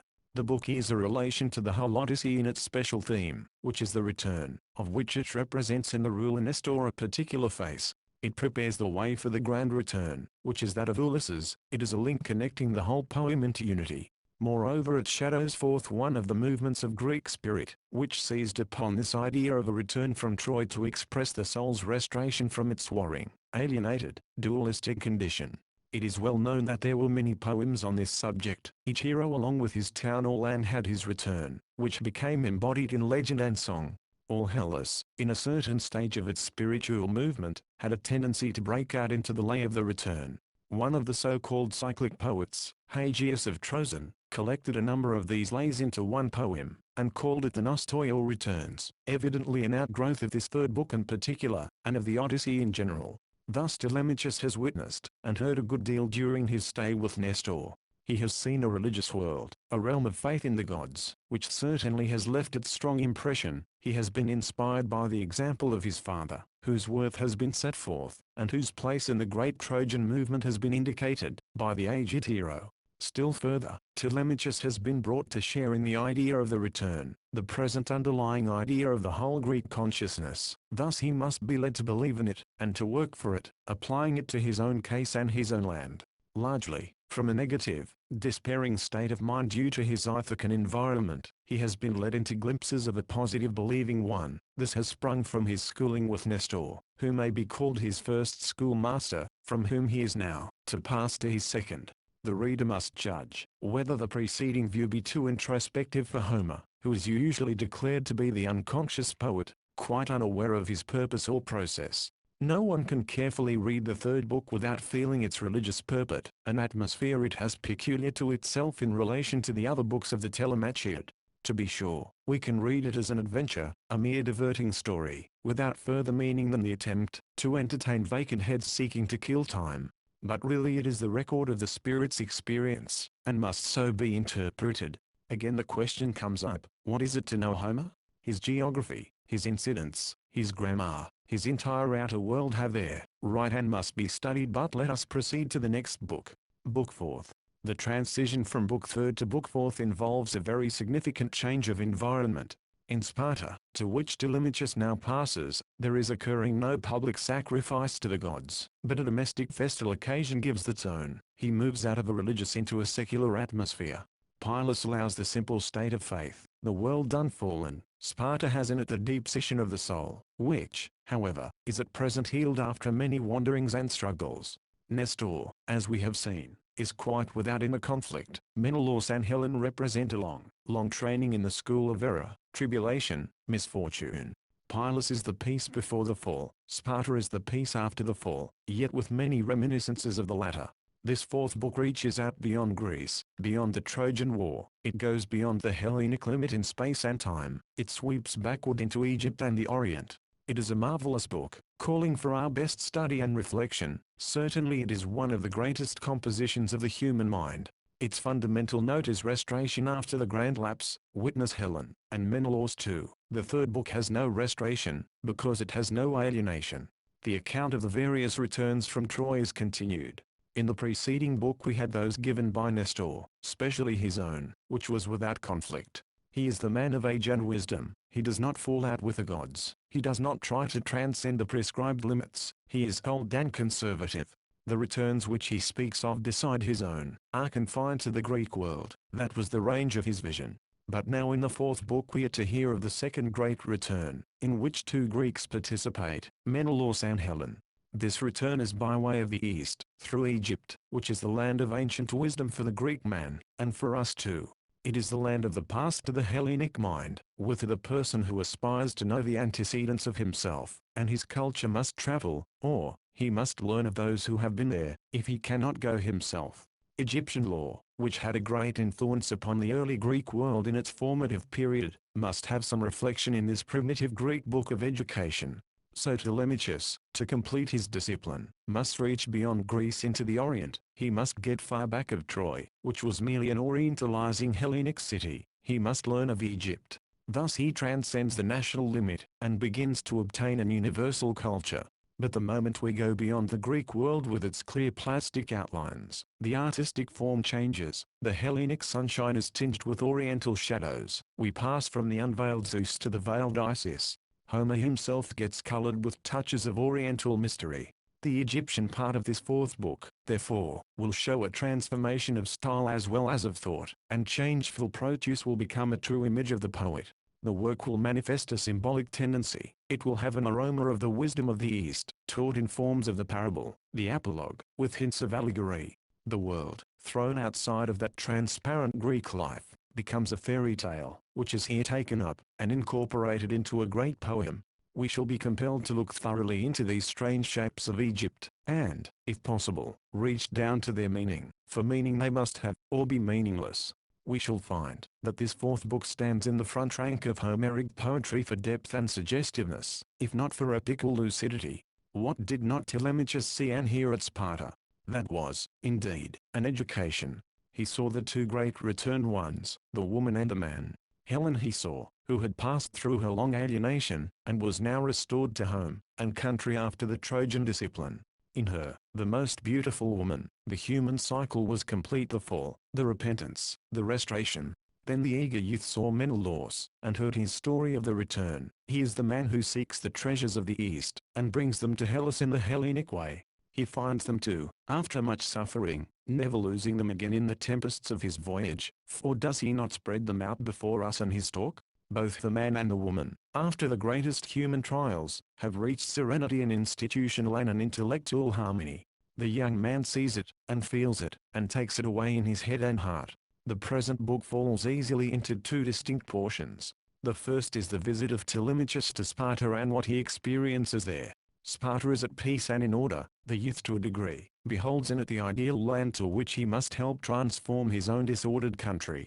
The second portion of the book goes back to Ithaca, line 625 of the Greek text. Here we are suddenly plunged again into the wrongful deeds of the Suitors, done to the house of Ulysses. They are plotting the death of Telemachus, the bearing of whose new career has dawned upon them. Ithaca is truly the realm of discord in contrast to the harmony of Sparta and the house of Menelaus, which has also had sore trials. Hence Sparta may be considered a prophecy of the redemption of Ithaca. Following out these structural suggestions, we designate the organism of the book in this manner. I. The visit of Telemachus at Sparta, in which he beholds and converses with two chief returners from Troy, those who came back by way of the east, Menelaus and Helen. This part embraces the greater portion of the book and falls into three divisions. 1. The arrival and recognition of the son of Ulysses by Menelaus and Helen, who are in a mood of reminiscence, speaking of and in the present with many a glance back into the past. The oriental journey to Cyprus, Phoenicia, and specially Egypt, plays into their conversation, making the whole a domestic tale of real life with an ideal background lying beyond Hellas. 2. When the son is duly recognized and received, the father Ulysses comes in for reminiscence. With him the background shifts from the Orient to Troy, where he was the hero of so many deeds of cunning and valor, and where both Menelaus and Helen were chief actors. The literary form passes out of the domestic tale of the present into the heroic tale of the past, from sorrowful retrospection to bracing description of daring deeds. Helen and Menelaus, each in turn, tell stories of Ulysses at Troy to the son, who thus learns much about his father. As already said, the background of this portion is the Trojan War, which was the grand Hellenic separation from the Orient. The Iliad, and specially the post-Iliad, are here presupposed by the Odyssey. 3. The return of Menelaus is now told to Telemachus, which return reaches behind the Trojan War into the east, and beyond the limits of the real Hellas into Egypt. Thus the spatial and temporal bounds of Greece are transcended, the actual both in the present and past goes over into the purely ideal, and the literary form becomes a marvelous tale, that of Proteus, which suggests not only present and past, but all time. 2nd. Such is the grand return of Menelaus out of struggle and dualism into peace and reconciliation with himself and the world, barring certain painful memories. The poet next, in sharp contrast, throws the reader back to Ithaca, the land of strife and wrong, in general of limits for young Telemachus, who is reaching out for freedom through intelligence, and is getting a good deal thereof. 2 phases. 1. The Suitors' limits, which he has broken through, their wrath and their plan of murdering him in consequence. 2.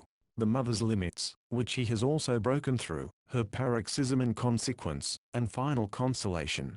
The first portion of the book, as above given, is by all means the greatest in conception, and in execution as well as the longest. As already indicated, there are 3 kinds of writing in it, yet fused together into unity, which makes it a most varied, yet profoundly suggestive piece of art. The simple idyllic domestic strain of ordinary real life we hear at the start in the reception and recognition of Telemachus at Sparta. The scene lies in the sunshine of a serener existence, yet after mighty tempests. Thence we pass into the heroic world of Troy out of Greece and the present, and listen to an epical story of heroism told by Menelaus and Helen, of the hero Ulysses. Finally we are brought to Egypt, and hear a prophecy concerning the same hero, who is now the subject of the fairy tale. In other words, in this portion of the fourth book we observe a change of scene to three localities: Greece, Troy, Egypt, which correspond to present, past, and future, and which attune the soul respectively to sorrow, reminiscence, prophecy. In accord with this variety of place and circumstance is the variety of literary form already noted, the ordinary descriptive tale of the present, the heroic story of the past, and the fairy tale imaging what is distant in space and time. 1. As Telemachus arrives, he notes the outer setting to this noble picture of Menelaus and Helen. There is the magnificent palace with many costly ornaments of bronze, gold, silver, amber, and ivory. It has the ideal of Greek architecture, not yet realized doubtless, still it suggests the hall of Olympian Zeus to the admiring Telemachus. The newcomers happen upon a wedding festival, which connects the place and the occasion with the Trojan War and its hero Achilles, whose son is now to marry Helen's daughter, betrothed to him while at Troy. Moreover, it is a time of joy, which brings all before us at first in a festal mood. Nor must we pass by that astonishing utterance of Menelaus to his servant who proposed to turn away the guests. Thou prattlest silly things like a child. Verily have we come hither partaking of the hospitable fare of other men. Therefore we ought to give that which we have received. One likes to note these touches of humanity in the old heathen Greek. He too knew, and applied the golden rule. The wisdom of life here peers forth in the much-travelled Menelaus. Suffering has taught him to consider others. Sorrow he has experienced, but it has brought its best reward, compassion.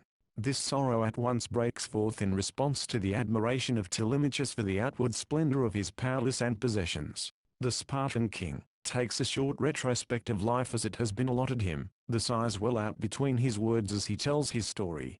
8 years he wandered after the taking of Troy, for he passed across the sea, to Egypt, even to Ethiopia and Libya, which he portrays as a wonderland of gold and plenty.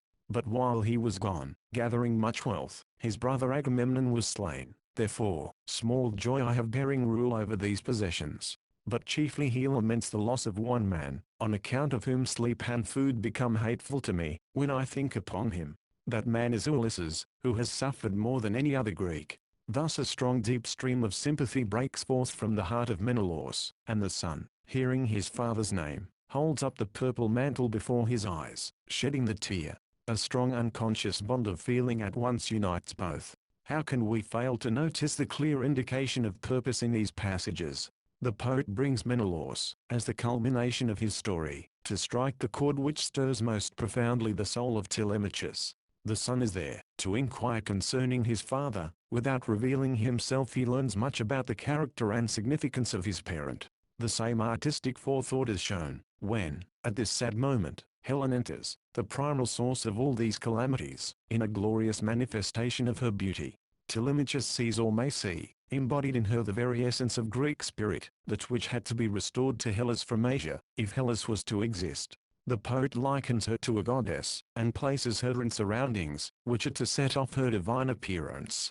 In her case too, we notice the distant background, Egyptian presents she has, as well as Menelaus, a golden distaff and a silver basket bound in gold.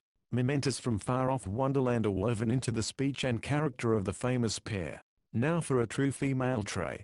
Helen at once recognizes the young stranger as the son of Ulysses, wherein she stands in contrast to her husband Menelaus, who, in spite of his thinking about his friend just at that moment, had failed to see before him the son of that friend. But no sooner had the woman laid eyes upon Telemachus than she personally identified him. When the wife had spoken the words of immediate insight and instinct, the wise husband sees the truth, and gives his reasons. When the fact has been told him, he can easily prove it. Supremely beautiful is this appearance of Helen in the Odyssey. She is the completion of what we saw and knew of her in the Iliad. Now she is restored to home and country, after her long alienation. Still she has lurking moments of self-reproach on account of her former deeds. Though she has repented, and has been received back, she cannot forget, ought not to forget the past altogether. The conduct of the husband is most noble in these scenes. He has forgiven her fully, never upbraiding, never even alluding to her fatal act, excepting in one passage possibly, in which there is a gentle palliation of her behavior. Thou camest to the place, moved by some divinity who wished to give glory to the Trojans. The husband will not blame her, she acted under the stimulus of a god. The fallen woman restored, is the divinest of all pictures. We wonder again at the far-reaching humanity of the old bard. Today she would hardly be taken back, and forgiven by the world as completely as she is in the pages of Homer. She is indeed a new Helen, standing forth in the purest radiance within the shining palace of Menelaus. Long shall the world continue to gaze at her there, till Images is to see, and to hear Helen, that is, indeed, one of his supreme experiences. But it is not here a matter of superficial staring at a beautiful woman. All that Helen is, the total cycle of her spirit's history, is to enter his heart, and become a vital portion of his discipline. It is probable, that the youth does not realize everything that Helen means and is, still he beholds her, and that in itself is an education. Helen is not merely a figure of voluptuous beauty, which captivates the senses. She bears in her the experience of complete humanity. She has erred, she has transformed her error, she has been restored to that ethnical order which she had violated. All of which the young man is to see written in her face, and to feel in her words and conduct, though he may not consciously formulate it in his thought. This is the true beauty of Helen, not simply the outer sensuous form, though she possesses that too. She could not be the ideal of the Greek world, if she were merely an oriental enchantress. Indeed it is just the function of the Greeks to rescue her from such a condition, which was that of Helen in Troy. Already the heart of Menelaus is full at the thought of his friend Ulysses, and he warms toward the latter's son now present. He again utters words of sympathetic sorrow. All are touched, all have lost some dear relative at Troy. It is a moment of overpowering emotion. The four people weep in common. It is but an outburst. They rally from their sorrow. Menelaus commands, let us cease from mourning, and think of the feast. It is at this point, that Helen again interposes. Her experience of life has been the deepest, saddest, most complete of all. She has mastered her conflicts, inner and outer, and reached the haven of serenity. She can point out the way of consolation. In fact it is her supreme function, to show to others what she has gone through, and thereby save them, in part at least, the arduous way. For is not the career of every true hero or heroine vicarious to a certain degree? Assuredly, if they mean anything to the sons and daughters of men, Helen can bring the relief, and does so in the present instance. She fetches forth that famous drug, the grand antidote for grief and passion, and all life's ills, the true solacer in life's journey. It had been given her by an Egyptian woman, Polydamna, whom she had met in her wanderings, and it had evidently helped to cure her lacerated soul. Again Egypt lies in the background, as it does everywhere in this book, the veritable wonderland, from which many miraculous blessings are sent. Moreover it is the land of potent drugs, some beneficial and some baneful. Its physicians too, are celebrated as excelling all men. Still more curious is the fact, that women possess the secret of medicine as well as men, and Polydamna may be set down as the first female doctor, she who gave the wonderful drug to Helen. Surely there is nothing new under the sun. This marvelous drug, often called nepenthe from one of its attributes, has naturally aroused much curiosity among the many-minded readers of Homer down the ages. Some have held that it was an herb, which they have pointed out in the valley of the Nile. Others hold it to be opium literally, though it does not here put to sleep, or silence the company. On the other hand allegory has tried its hand at the word. Certain ancients including Plutarch found in it an emblem hinting the charm of pleasing narrative. As Helen at once passes to storytelling about Ulysses at Troy, changing from sad reminiscences of the dead to stirring deeds of living men, we may suppose that this has something to do with her nepenthe, which changes the mind from inward to outward, from emotion to action. The magic charm seems to work potently, when she begins to talk. Through her, the artist as well as the ideal, we make the transition into the heroic tale of the olden time, of which she gives a specimen. 2.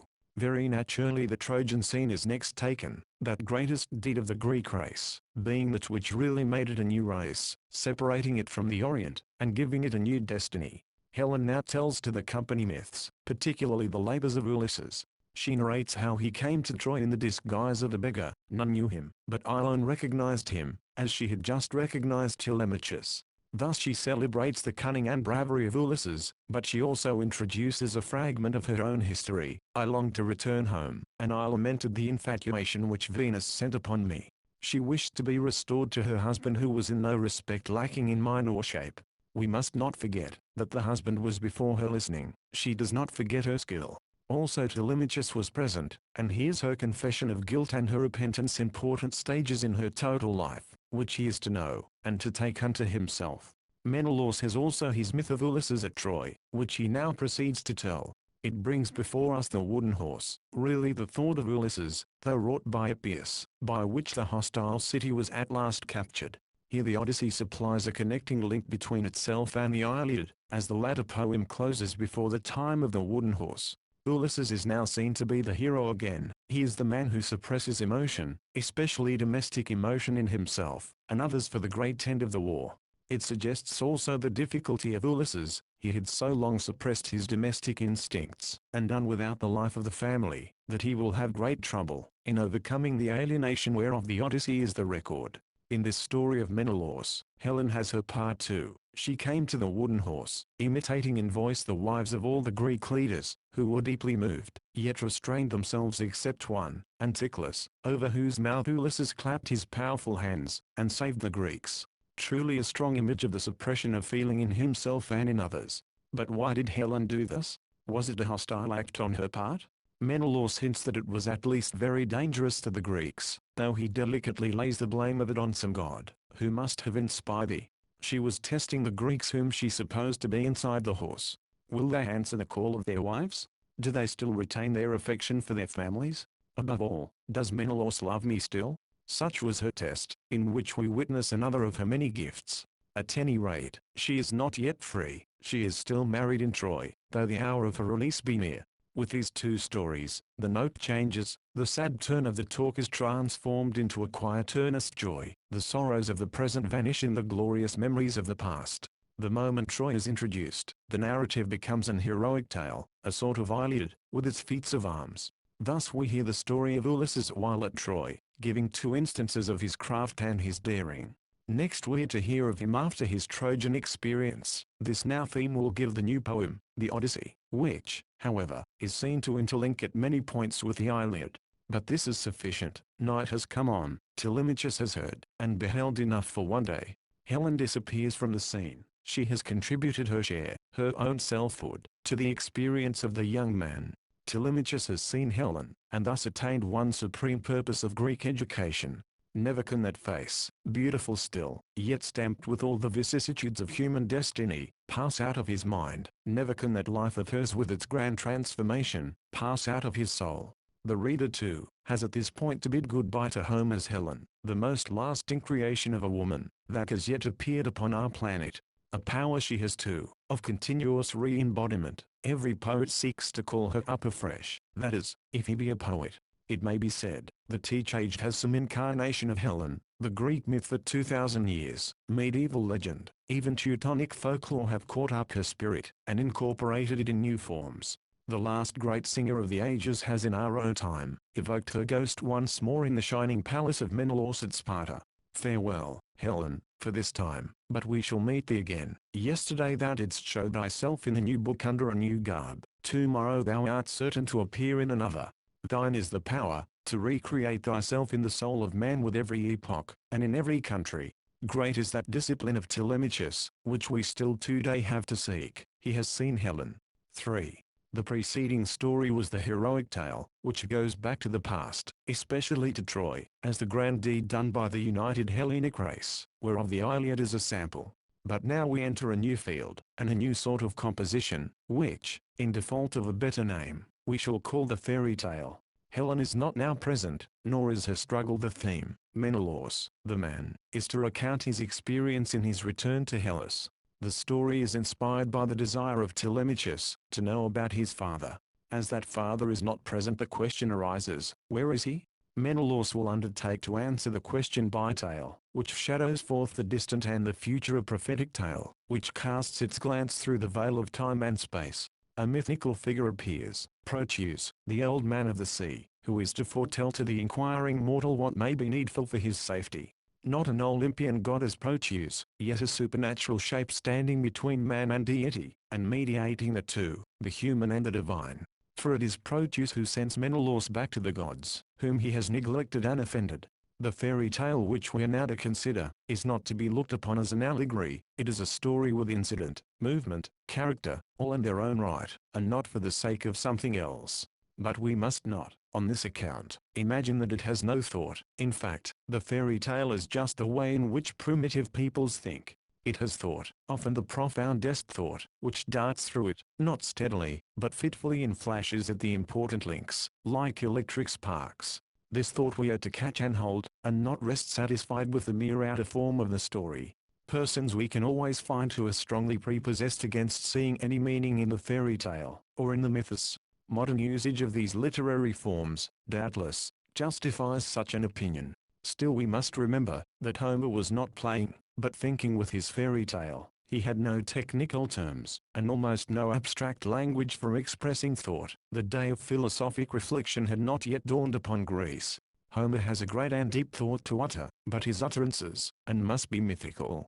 His problem too, he has, and it is spiritual. The mythos is his statement, honest, earnest, final. No, he was not playing at storytelling, though it must have given him pleasure, nor was his object merely to delight somebody, though he certainly has delighted many by his song. He was the true poet, upholding his own worth and that of his vocation. He was loyal to the muse, whose word he must sing, whether it find listeners or not. Homer built his legendary structure to live in, not to play in. With all his sportiveness, he is a deeply earnest man. If his Zeus sometimes takes on a comic mask, it is because Providence is a humorist. Homer, when he mythologizes, is thinking as profoundly as the philosopher, and both are seeking to utter to men the same fundamental thought. The reader is to think after the poet, if not in the immediate mythical form, then in the mediate reflective way. The present tale seeks to give an answer to the two main questions of Telemachus: where is my father now? And, will he return home?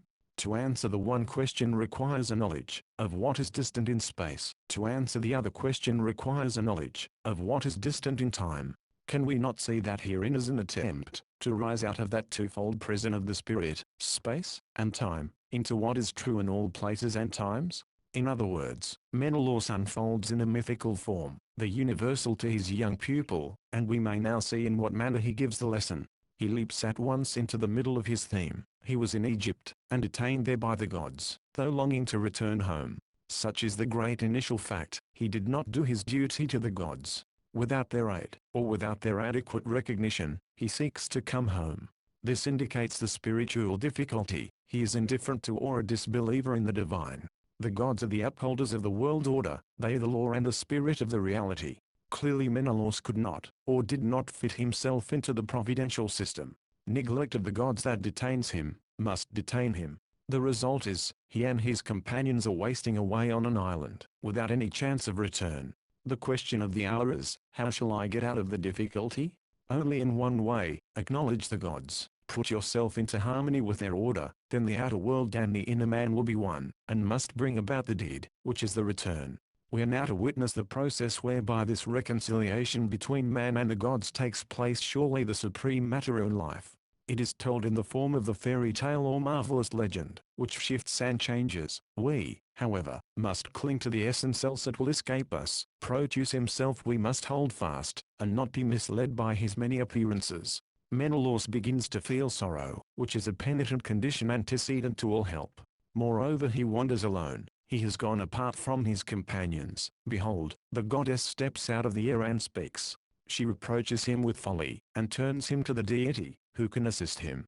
Who is this goddess? It is Eidothea, the goddess of appearance, yet the daughter of Proteus, the old first one, to whom she directs Menelaus, as the only means of salvation. Mark how she designates Proteus: he is the true, the immortal, without error, without death. He knows the depths of all the sea, the great sea of time and space, which envelops the poor mortal.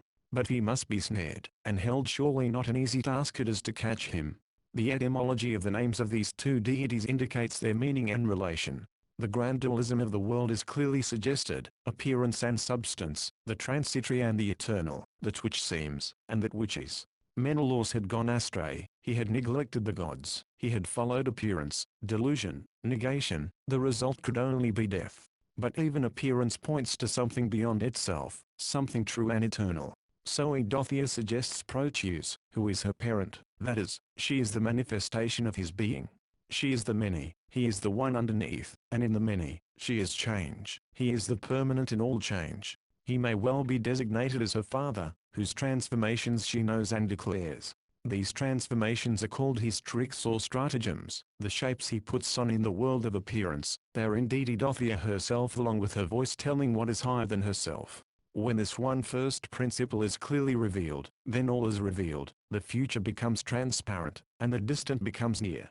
But you must hold fast to the one true Proteus. He will turn to fire, hold fast. He will become running water, hold fast. He will change to tree, beast, reptile, hold fast.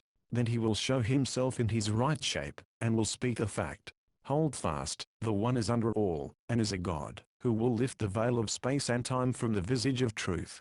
But unquestionably the man in his desperate struggle, must never forget the injunction. Hold fast to old Proteus. We must note too, that the poet has shown Menelaus as prepared to receive this divine revelation. The Greek wanderer has been brought to contrition by manifold sufferings. I surely must have sinned against the immortals, is his penitent outcry. Thus he is ready for the new truth, and the voice of the goddess speaks, when he is internally in condition to hear it. The divine word is not forced upon him, he must do his share even toward creating the same within himself. Now, along the shore of the sea, he prays the gods fervently, ere he goes to his task. Egyptian Proteus he seeks to catch and to hold, for it is Proteus who is to point out to him the way of reconciliation with Zeus and the Olympian gods. Stress is strongly laid by the poet upon the fact that Proteus is of Egypt. Evidently, in the mind of Homer, the thought of this fourth book connects with the land of the Nile. What hint lies in that? The highest wisdom of Egypt, indeed, of the Orient, is just this grand distinction between appearance and substance, the transitory and the eternal, the many and the one. What Egypt gave to Hellas is here suggested, nay, said directly. In fact, the first great step in wisdom, is still to make the above distinction, which in many ways, has been handed down to us from the East. But the Greeks united the two sides, that which appears, and that which is, or the world of sense, and the world of spirit, and thereby produced art, the plastic forms of gods and men. Hellas brought forth to the sunlight beauty, which Egypt never could. Even here Egyptian Proteus leads Menelaus to the Greek gods, and becomes himself a kind of antecedent Hellenic deity. Egypt means to Greek Menelaus two things. First, it is a land of error, of alienation, of darkness. Secondly, it has its light, its wisdom, which, when he finds, points him homeward to Hellas, to his own gods. Deeply suggestive become all these mythical hints, when we once are in touch with their spirit. We naturally pass to the Hebrew parallel, since that other great world historical people of antiquity, the Israelites, had their experience also with Egypt. For them too, it was a land of darkness, slavery, divine estrangement. They also sought a return, not dissimilar to the Greek return, to their true home. It was a long terrible time, a wandering not on the water, like the seafaring Hellene, but in the wilderness and desert, like the sandfaring Semite. All the companions, but two, were lost, and the leader also. Moreover, that leader was learned in all the wisdom of the Egyptians, but had to get out of it, and away from it, and lead his people into their own possessions. Much like Egypt with all its darkness furnished to Moses and Judea, much to Menelaus and to Hellas. So the two chief streams of human culture, the Greek and the Hebrew, are traced back to the Egyptian source and the earliest books, or Bibles of the two peoples themselves. Moreover, we find the form of the two grand experiences quite the same. There is a going into Egypt, the land of dazzling riches and power and civilization. There is the misfortune and trial in that land after a time of prosperity. Finally, there is the return home, with many wanderings and sufferings. Both peoples bring with them what may be called the Egyptian idea, yet each transforms it into its own spirit after its own fashion. Still further we may follow this thought, and behold it as universal. The form of separation and return is fundamental in human spirit. This is its inherent movement, and the shape which it imparts to the great works of literature. The very destiny of man is cast into this mold. There is, first, his estrangement, the fall from his high estate. Then is his return to harmony with the divine order. The Hebrew Bible begins with the fall of man. That is the first chapter. The rest of the book is his rise, and marks out the path of his return, which, of course, shows many sinuosities. Such is the deepest fact of the human soul, and to image it, there springs into existence the corresponding literary form. Not that it was taken consciously by the poet or maker after much ratiocination, He has to take it, if he sees the universe as it is. This form is the form of the everlasting reality, of which he has the immediate vision. It is also the form of very selfhood, of the ego. Though different in many things, the Odyssey and the Bible are both, at bottom, returns. They restore the man after alienation. Indeed, we may behold the same form as fundamental in all great literary books, in Homer, and Dante, in Shakespeare, and Goethe. Many things connected with this catching and holding of Proteus are suggestive, but they are the flash of the poet into the depths, and must be seen with the poetic glance, for they bear with much loss the heavy translation into thought. How this Eidothea, the goddess of appearance, turns against her own father, and helps to make him reveal himself in his true shape. How Menelaus and his three comrades put on the skins of the sea calves, and deceive the deceiver, applying the latter's art of transformation to himself, and destroying appearance with appearance. How the poor mortals almost perish through the odor of the skins of the sea calves, thus showing their human weakness and limitation, till ambrosia, the food of the immortals, is brought by the goddess, which at once relieves them of their mortal ailment. These and other incidents have their subtle far-reaching hint of the supersensible world. The whole story is illumined with one thought: how to master the material show of things, and reach their spiritual inwardness. But the chief duty of these people, now disguised to destroy disguise, is to hold the old man fast. When they have once caught him, that shifty, ever-changing old man of the sea, let him turn to water, to a snake, to a lion, to a tree. Hold him fast. He is the one under them all, and will at last reveal himself. Very necessary, indeed, is it to hold fast, and never let go in the grand play of appearances. The strength of the man is shown by his ability to hold fast, amid the fleeting shadows of time. Menelaus holds the old man fast, and asks, "What god detains me from my return?" The answer comes home strong: "Thou hast neglected the sacrifice due to Zeus and the other deities. Thou hast not recognized the gods." Verily, the heart of the difficulty, Menelaus has not placed himself in harmony with the divine order, in which he must act. What then? Go back to the beginning, back to Egypt, and start aright. Commence thy return again with the new light. Recognize Zeus and the gods by sacrifice there, and thou shalt see home. Thus the Egyptian estrangement is removed. The Greek hero of wisdom must reach beyond the experience of Egypt, and be restored to the Greek gods. At once Menelaus was ready to obey, though his heart was broken at the thought of recrossing the sea to Egypt, for the way was long and difficult. Still he will do it, and next he is given a look into the distant and future, a glance into the soul of things separated from him by space and time. He will know concerning the returners, in deep accord with the spirit of the poem. He hears of the awful death of Ajax, son of Oileus. He hears of the sad fate of his brother Agamemnon. Also the old man of the sea tells him a few words concerning Ulysses, who is still alive, but cannot get away from the Isle of Calypso.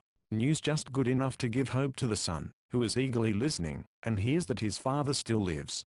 Finally, Menelaus learns of his own future existence from the old man, who is in person the very embodiment of what lies beyond the senses, of immortality. The gods have decreed thou shalt not die, O Menelaus, but shalt dwell in the Elysian plain, at the ends of the earth. He is the husband of Helen, and coupled forever with her destiny. He is, through her, of the divine family of Zeus. Such is the promise. Has it not been fulfilled? The poet thus brings to an end his fairy tale, with its deep preaching glances into Egypt as one of the antecedent sources of Hellenic civilization. We find therein hinted a double relation. First, Egypt was the giver of much wisdom to Greece, especially the distinction into appearance and the one first principle. Secondly, it was hostile to Greek spirit, which had to pass through the Egyptian stage, to reach its own destiny. Homer spins, in this book, a thread which connects the culture of Hellas with that of Egypt. So much we dare find in the present legend without much straining. The distant background of this entire visit of Telemachus to Sparta is Egyptian and Oriental, as we see from the talk of both Helen and Menelaus. We may now be certain that Homer, the poet, had before him a thought of this kind, the inner soul of things and the outward manifestation. The story of Proteus we may call not merely a fairy tale, but the fairy tale, which images its universal self, in setting forth its special theme. It has the one meaning, which, however, takes on many varieties of external shape. It is the essence of all fairy tales. Still you have to catch the Proteus, and make him tell his secret. I can only advise you to hold fast, and finally the true form of the old man will reveal itself, and speak the truth of many appearances, nay, of all. In reading this poem of Homer we're only following the poet, if we seek to lay hold of its essence under its varied manifestations. The whole Odyssey is a prose, ever-changing, assuming new forms, which will utterly bewilder the reader, until he reaches its first principle. Homer probably suggests that his own fairy tale, nay, his own poem, is a prose, which must be grasped and held by the one central thought. In fact, does not the modern reader, like ancient Menelaus, in his wanderings need an Edothier, an interpreter, to point out the old man of the sea, the first one, and to tell how to catch him? In the very names of Proteus and Edothier we feel the intention, the conscious etymology which borders on personification. Yet around this simple substrate of thought are woven so many wonders, so many suggestions, far-hinting and deep-glancing, that it becomes truly the tale of tales, Morchen alla Morchen. The fairy tale will appear again in the Odyssey, and take possession of the whole poem for a time, when we come to the wanderings of Ulysses. Now it is but a slight bubbling up, of what will be a great stream. At present it turns to the east and unfolds the Greek relation thereto. Hereafter it will turn to the west, and unfold the Greek relation thereto. Both have their wise men, and the return is from each direction to Greece. The distinction between them, we may suggest in advance. The one has more of the speculative, of the spirit, the other has more of the active, of the will, though neither side excludes the other. Both men return to Hellas as the common destination, hence, we find in this book everywhere expressed the intimate brotherhood between Menelaus and Ulysses.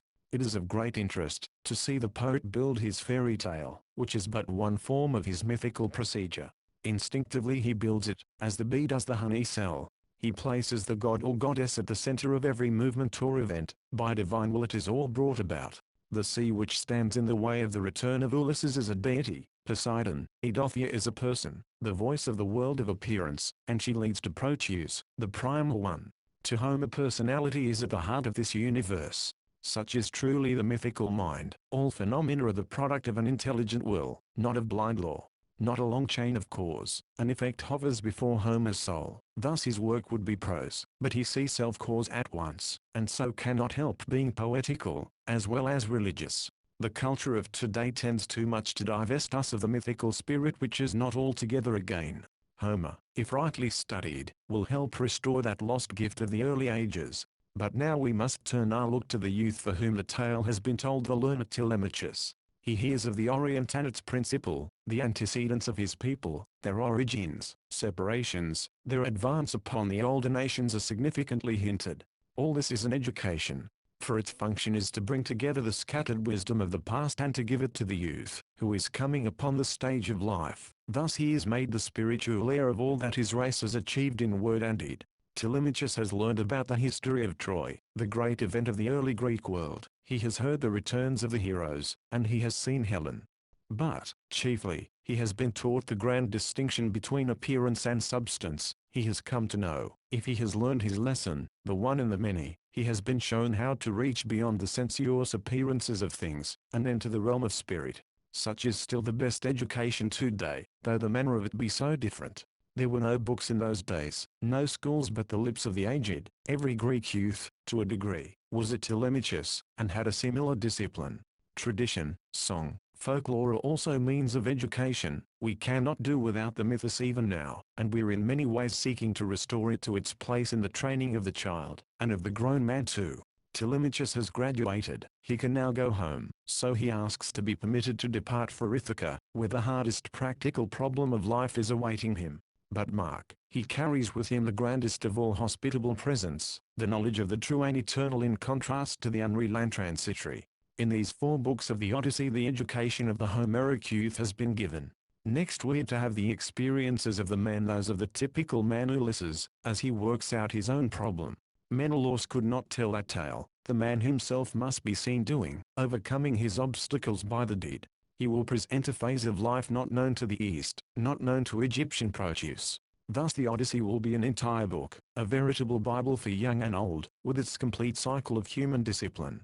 The story of Proteus itself is Protean, and must be grasped in its essence through all its appearances. The whole Odyssey is veritably a Protean poem, as already said, whose study is to seize the one truth which is underneath all these shifting shapes and manifold events. What are we doing now, but trying to grasp Proteus in this exposition? There is no mythos in Homer, which has wound itself so deeply and so variously into the literature of the world. It would be an interesting history, to trace its employment by later poets, and see how it has mirrored itself in the consciousness of the ages. The last world poet, Goethe, takes the figure of Proteus from his eldest brother, the first world poet, and transplants it into the second part of Faust, where it has its place in the development of the modern man. The mythos of evolution, the tale of Proteus, becomes in Goethe's hands, and hints of Darwinism long before Darwin. Still, the most significant historical fact of this fourth book is the connection which it makes between Egypt and Greece. In another Greek legend, that of Oedipus, the same connection is made through the Sphinx, whose riddle a Greek hero solves, whereat the Egyptian monster destroys itself. The Sphinx, the grand symbol of Egypt and chief product of its art, may be taken as the Egyptian starting point for both Greece and Judea. The Sphinx is half human, half animal. The two are put together in stone, and thus stand a fixed, unreconciled contradiction. Such was just the Sphinx riddle of humanity to the old Egyptian. Man is a beast and a spirit, linked together without any true mediation. Both the Hebrew and the Greek sought to solve this grand riddle, each in his own way. The Hebrew attempted to extirpate the sensuous element. He would have no graven image, no idolatry. He would worship only the pure spirit, and obey only the divine law. The Greek reconciled the two sides, by making the sensuous element the bearer and the revealer of the spiritual. The animal must be subordinated to the spirit, then it can live, nay can have a new and higher existence. Thus art arose in Greece, and not in Judea. The interpretations which the story of Proteus has received are simply infinite. Probably it appeals to every reader in a somewhat different fashion. He pours into this marvelous form certain phases of his own experience and is satisfied. Indeed, Proteus is not only a form, but a form of forms for the human mind, hinting both the oneness and the multiplicity of the ego itself. We may go back to the Vedas and find traces of it there in some sun myth. We may go to the sea and find it a miraculous legend in which the Greek sailor set forth his perils and his escapes. It certainly connects Hellas with Egypt, and suggests the movement of ancient civilization. Menelaus in his voyage, transcends the Greek world of the Trojan epoch, and brings back the story thereof to his country. The tale of Proteus is said to have been carried back to Egypt, where Herodotus, several hundred years after Homer, found it in a new transformation, Proteus being a king of Egypt, who took Helen from Paris, and kept her till Menelaus arrived and received her from the Egyptian ruler. Thus the fairy tale raised the old man of the sea to the royal dignity, changing sovereignty from water to land. Herodotus, 2nd 112-20. Plato makes him typical of a sophist, Schlegel of a poet, Lucian of a dancer. We shall now take a glance backwards, and give a short summary of the story, that its inner development in the hands of the poet may be more fully seen. 1. The desolation of Menelaus and his companions on the island of Pharos, no return possible, death from hunger imminent. Moreover, disregard of the gods, internal estrangement, a condition of separation from the divine, truly an Egyptian condition. 2. Eidothea appears to him, just the goddess of appearance, and points him to a power beyond herself. Hitherto he was lost in the world of appearance, but when he thinks of it, he separates himself from it, and sees its nullity. So the finite points to the infinite, the fleeting to the permanent, the sensible to the supersensible. Eidothea to Proteus, who is the first one, or the first principle underlying all appearance, hence her father. 3. She tells also how to catch him. When he emerges from the water, source of all forms, indeed just the formable, see Goethe's Faust, Part 2 and the classical Walpurgis Night, he will count by fives all his sea calves, or sea forms, offspring of the sea, Halasidna. This counting by fives is significant, hinting the earliest abstraction from the sensuous through number, specially by means of the five system, though Homer knew well the decimal system. See Odd. 16th, 245. Iliad 2nd 126. Menelaus with his companions, is to take on this sea form, and be counted with the rest, though in disguise. Then when Proteus lies down, to sleep with his herds or forms, he is to be seized, that is, seized in repose, as he is himself, not in relation to his shapes. They must continue to hold fast to this primal form of Proteus, or the archetype, through all his changes, till he resumes his first shape, the one in which thou sawest him in repose. Then they possess the essence as distinct from the phenomenon, they know that their disguise has torn off all disguise, and attain the real. 4.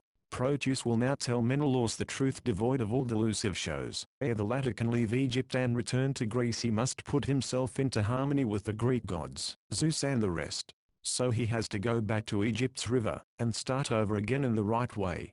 Then he will make the return to Hellas. 5. Proteus also gives the fate of a number of returners. Ajax. He specially speaks about Ajax, son of Oileus, not the greater Ajax, the blasphemer, who said he would return in spite of the gods, and at once perished. The account of the death of Ajax has its meaning for Menelaus, who thought of getting home with paying due regard to the gods. Once more Agamemnon's dialogue is told with some new incidents added. Thirdly, Proteus has seen Ulysses in an ocean isle with an nymph Calypso who detains him, though eager to get away. Thus the son hears the fact about his father. Finally, Proteus prophesies the immortality of Menelaus, for has not the latter reached beyond appearance into the eternal already, just by catching and holding Proteus? So the old man of the sea cannot help giving this prophecy, which lives directly in his own experience. Though Telemachus is not told that his father is returning, still he may draw such an inference from the story of Menelaus, who was also detained on an island longing to get home. If the gods, being duly recognized, will give their help in the one case, they will in the other. They too will come to the aid of Ulysses, when he has placed himself in harmony with them. This is what is about to happen. As already set forth, there are 3 divisions of this first part of the 4th book: the simple idyllic present at Sparta, the disrupted strifeful past at Troy, the movement out of the latter by way of Egypt. Taking the 3 divisions together, we note that they form the total sweep of one great return, that of Menelaus, from unity through separation back to harmony. Thus Menelaus and also Helen are shown to have solved their problem. But there remains the harder and deeper problem of Ithaca, which is that of Ulysses. Here enemies have possession of the man's home, and he brings back no help, only himself. It is therefore a natural transition to introduce at this point the Ithacan condition, which is seen to be more difficult than the Spartan one, for Menelaus seems to have had no enemies in his house to dispute his return, as Agamemnon had, and also Ulysses has. But Agamemnon perished, Ulysses will not. Second, accordingly the affairs of Ithaca are introduced, as they happened after the departure of Telemachus. This thread is picked up from the 2nd book, where he had his final conference with the Suitors, and told them his mind. We must recall that Ithaca is the abode of conflict and disorder. The Suitors and household of Penelope are the 2 antagonistic elements. Upon both, the secret departure of Telemachus explodes like a bomb, and brings the characters of each side to the surface. Telemachus stands in relation to the Suitors as well as to his mother. Both are putting their restraints upon him which he has broken through, and asserted his freedom, his new manhood. One, however, is the restraint of hate, the other is the restraint of love. Both stand in the way of his development. He must get his great education in defiance of Suitors and of mother. The attitudes of these 2 parties are described, and form the 2 divisions of this 2nd part of the 4th book. 1. The Suitors, when they hear of the deed of Telemachus, are not only surprised but startled, and they at once recognize that a new power has arisen which threatens to punish their misdeeds. The youth has plainly become a man showing the skill and courage of his father, and with the sense of wrong burning in his breast. Already he has declared that he would wreak vengeance upon them. The day of reckoning seems to have dawned. Previously they despised his warnings as the helpless babble of a mere boy. Now they have to meet him, returning, possibly, with help from his father's friends. What will the Suitors do? The most audacious one, Antinous, is ready with a proposal. The boy will prove a pest. We must waylay him on his return and murder him. Such is their final act of wrong, which is now accepted by all, and the proposer gets ready to carry out his plan. Hitherto it may be said the Suitors had a certain right, the right of cert, which, however, becomes doubtful through the uncertainty about the death of the husband, and through the unwillingness of the wife. But now their guilt is brought out in strong colors. There can be no question about it. They man a boat and lie in wait for their prey on a little island, which the youth has to pass in coming home. 2. The mother Penelope hears of the daring act of her boy, done without her consent or knowledge. The news is brought to her, just as she is recounting the goodness of Ulysses and the wrongs of the Suitors. This new misfortune, for so it seemed to her, is quite too great a burden to bear. She breaks out into lamentations, recites her woes, a husband lost, and now a son in the greatest danger. But she is to get both human and divine consolation. Euryclea, the old nurse, confesses to her part in the affair, and advises the queen to put on fresh garments and to pray to Pallas, ascending to the upper chamber. Pallas sends to the distressed mother a refreshing sleep and a consoling dream, which we may consider to have been suggested by the words of Euryclea. Her sister who dwelt far away, appears to her, and says that her son, guided by Pallas, will surely return. Doubtless we see here an expression of the deepest instinct of Penelope, the outer suggestion of the nurse and her own unconscious faith fused together, and form the phantom, and give to the same an utterance. The youth who can plan and carry out such an expedition will probably be able to take care of himself. Penelope of course has some doubt, since the good Ulysses has had to suffer so much from the gods. About him too, she will know, and so inquires of the phantom. Doth he live? But the shadowy image can tell nothing. The act of Ulysses lies, not in its field of vision, it declines to speak further and vanishes. Thus Telemachus has broken through the two restraints which held him in bondage at his Ithacan home, both keeping down his manly endeavor. The first comes from the Suidas, and is the restraint of hate, which would give him no opportunity in the world of action, and in addition is destroying his possessions. The second restraint springs from love, and yet is injurious. The solicitude of the mother keeps him back from every enterprise, having lost her husband, as she deems, by his too adventuresome spirit. She is afraid of losing her boy for the same reason, and is in danger of losing him anyhow, by making him a cipher. Such are the two obstacles in Ithaca, which Telemachus is shown surmounting and asserting therein his freedom and manhood. The whole is a flash of his father's metal. He is already the unconscious Ulysses, no wonder that he inquires after his parent in Pylos and Sparta. The poet will now carry him forward to the point, where he will actually meet and know Ulysses himself. The son is to advance to direct communion with his great father. Here the fourth book, or rather the Telemachid, reaches out and connects with the Ithacid, which begins in the 13th book. Ulysses returns to Ithaca and steals to the hut of the swineherd Eumolus. Telemachus comes back from Sparta, and, avoiding the ambush of the Suidas, seeks the same faithful servant. Thus father and son are brought together, and prepare themselves for their heroic task. But before this task can be accomplished, the grand experience of Ulysses is to be told in the 8 following books, v12. That is, we are now to have the Iliad, just as we have had the Telemachid.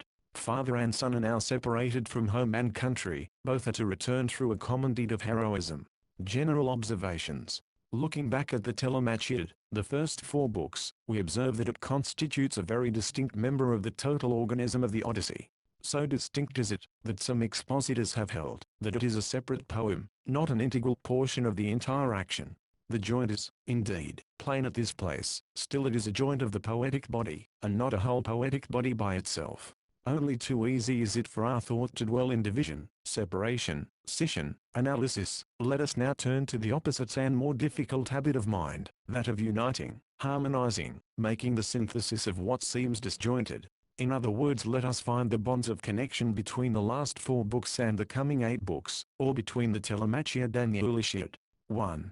We have already noticed the 3 grand returns, rising one above the other to the culmination, that of Nestor, of Menelaus, of Ulysses.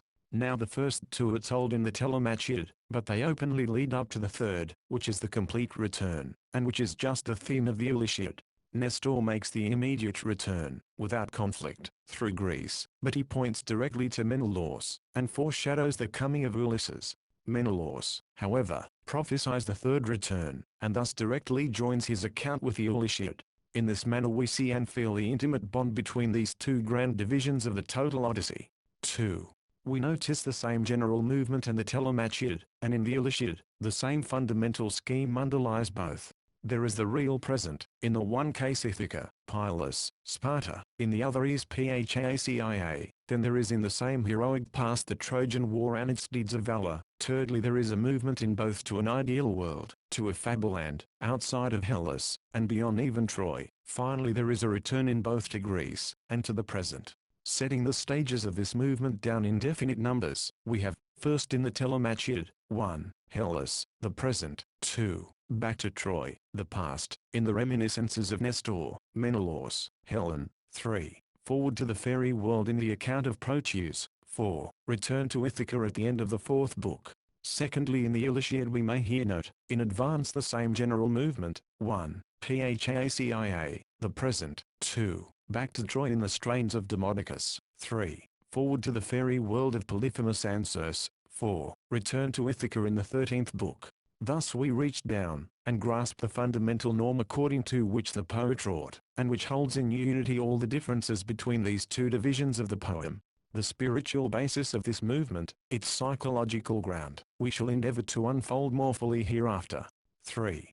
In correspondence with the preceding, we can distinguish in both divisions the same kinds of style. 1. The simple idyllic tale of the present. 2. The heroic tale recounting the past and specially the Trojan War. 3. The fairy tale which introduces a supernatural realm. Each of these styles is poetic, yet with its own coloring and character. Here again we should observe the author employing his fundamental norm of composition a second time, and thus reasserting himself as the same person in both divisions of the poem in the Telemachiad as well as in the Iliad. 4. In each division, again, there is a supreme woman at the center of domestic life, Penelope in the one, Arete in the other, each being wife and mother, each supremely faithful to her institution, the family. This predominance and glorification of the married woman and the home constitute a common characteristic of both divisions, and show the same fundamental conception of her worth, as well as of her position in the social order. It may be doubted, if modern literature has improved upon this Homeric representation. 5. Then the contrasts between the Telemachiad and the Iliad link them together.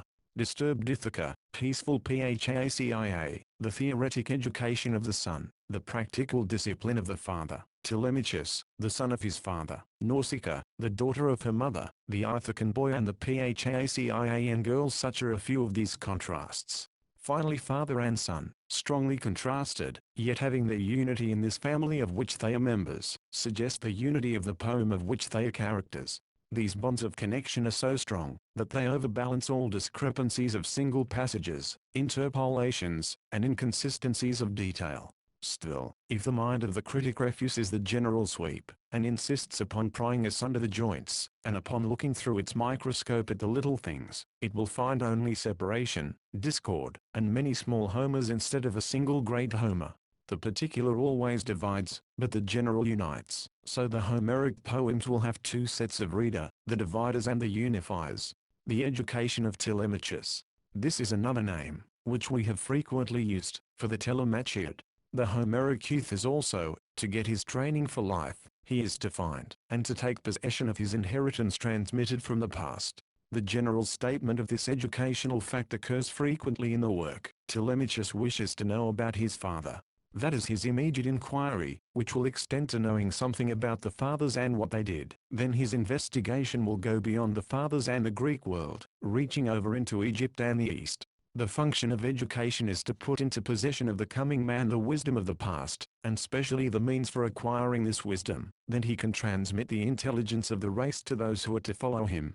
So Telemachus has attained the age when he must know ancestral wisdom.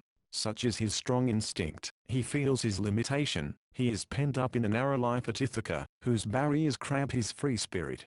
This intense desire for education, for finding out something about the world in which he is placed, is the starting point for the boy. He shows his spirit by breaking through the restraint of the suitors and his mother, in order to get an education. Like many a youth today, he has to leave home, has to run away, in fact, that he may have his opportunity. What does he get? Or, what is the content of this education? Let us see. 1. We find that he gets a fair amount of religious training. He has been led through the misfortunes of his house, to question the goodness of providence and the superintendence of the gods. But Minerva gives him a strong lesson, so does Nestor. He obtains a glimpse of the divine order, and feels the necessity of keeping in harmony with the same. The outcome of his visit must impress him with the providential side and human action. 2. He sees new countries, talks with famous men, and partakes of their wisdom. Chiefly, however, he hears of the grand return in its manifold phases. He learns the story of those who failed, of those who reached home, like Nestor and Menelaus. Great is the lesson. This return images the movement of the soul, the breach within and the restoration. It is remotely his own inner life outlined, and that of every man. Telemachus has just made a separation from home and country, to which he must come back and be reconciled. His own soul form he must dimly feel in the great return of the heroes from Troy, and their various destinies he must recognize to be his own possibilities. 3. Telemachus the aspiring youth, is trying to recover his patrimony, which is of two kinds, physical and spiritual. The suitors are destroying the one, and keeping it out of his hands. With them is one conflict, that of justice. But he must also inherit his father's mental riches. He has to separate from home and his mother to find this form of wealth or even to learn of its nature. So Telemachus has his Trojan expedition, not so great in itself, yet adventurous enough for a boy. He is moving on the lines of his father, when the latter went to Troy, a national affair, but his deed is a breaking loose from boyhood, the breach out of which he is to come back a man. 4. The form of this educative process of the Odyssey is very different from ours. It seizes hold of the mythical element in man, and the reader of 2 days to penetrate to the meaning by something of an effort. Telemachus is to see Helen. What does that signify in education? He is to hear the tale of Proteus, and feel its purport in relation to his own discipline. One asks, is not this imaginative form still a vital element of education? The Odyssey has been and is now a school book of the race. The Iliad. We have now reached the second grand division of the poem, the Odyssey proper, which we have named under necessity the Iliad, and which gives an account of the adventures of Ulysses, before he comes to Ithaca and joins Telemachus. If the division which we have just heard may be called the education of a youth, this division may be called the discipline of a man through experience of the world. The whole embraces 8 books, 5th to 12th inclusive, with a little of the 13th. There is no doubt that this is the most subtly constructed piece of writing in existence, transparent in the highest degree, and yet profound as thought itself. We may therefore look a little at the structure in advance. The first thing to be noticed is that there are 2 very distinct movements in the present division. On the one hand, the action moves through 3 separate localities: Aegygia or Calypso's Island, Phacia, Fableland. This external movement of the poem has its inner counterpart, which the reader is to penetrate. On the other hand, there is the movement of the individual, the hero Ulysses, who begins with Fableland, passes through Aegygia, and comes to Phacia. This movement also has its corresponding internal significance. As the first movement is that of the poem, or of the world, we may call it objective. As the second movement is that of the individual man, we may call it subjective. The 2 together, accordingly, spin the 2 strands of the world, and of man into the one thread of existence. Both we shall consider. The objective sweep with its 3 localities, is coupled with geographical names which have given to the erudite guild a great deal of trouble, with very small reward. In general, these names of places may be deemed to be mythical, yet with certain far-off gleams of actual lands. Much more distinct and real is their spiritual significance. The objective movement shadows forth the movement of society, the rise of civilization, the becoming of the institutional world, which is here unfolded through 3 stages in the following order. 1. Aegygia. 2. Phacia. 3. Fableland. 1. Aegygia is the pure product of nature without cultivation, or with very little. It is the place where the natural man must conquer his appetites, and long for, and finally seek for, a realm of order. Calypso is the concealer, she who conceals spirit in the jungle of nature.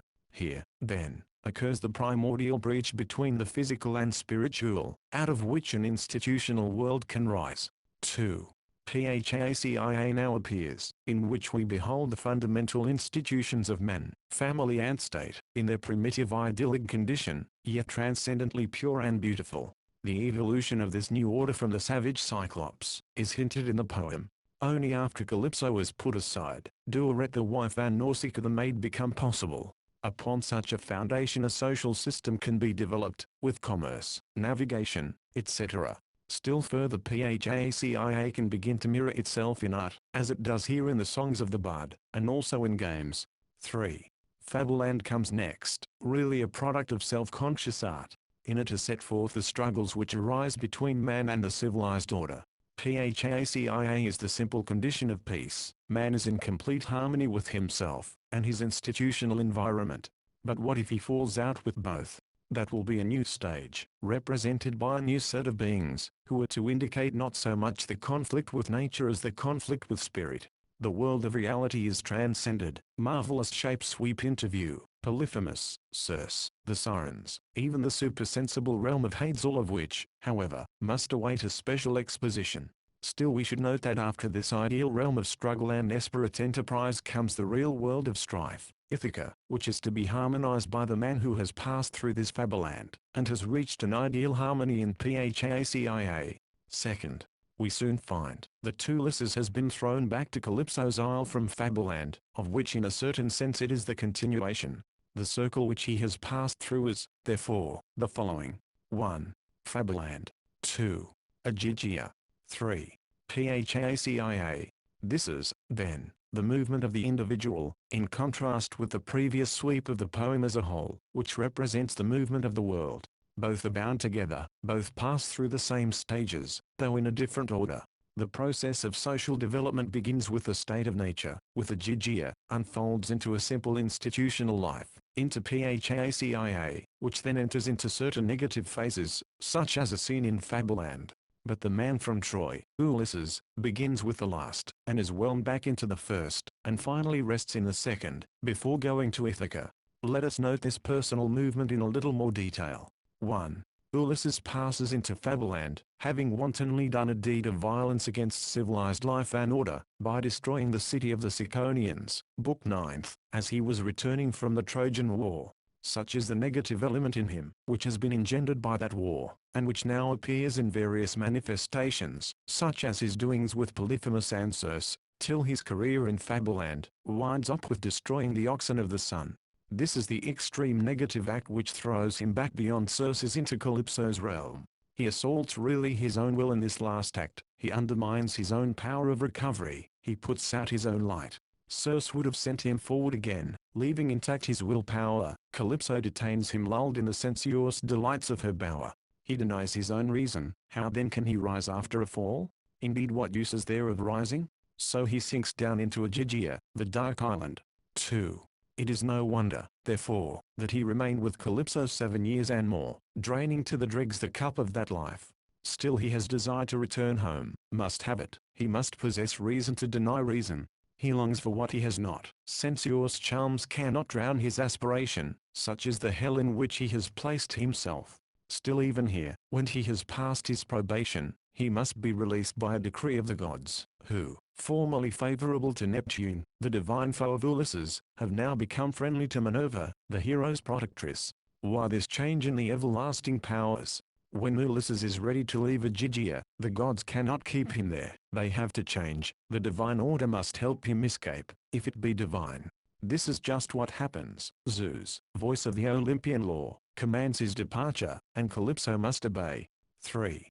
Ulysses, then, comes to Phacia, an institutional land with social, domestic, and political life. From the grot of Calypso he passes to the home of Arete. Both woman and man are in an ethnical relation. He sees a world of peace and harmony. He witnesses the corrective of his own negative Trojan experience. He, having taken Phacia into himself, has a remedy for distracted Ithaca. He has beheld an ideal to which he can adjust his own land.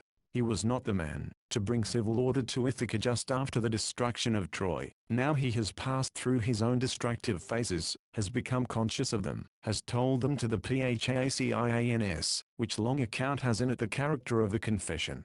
All is given in a mythical form, but it is nonetheless an acknowledgement of error from first to last. He is the poetical confessor of himself, and the Phacians are contemplating the grand experience in the mirror of art.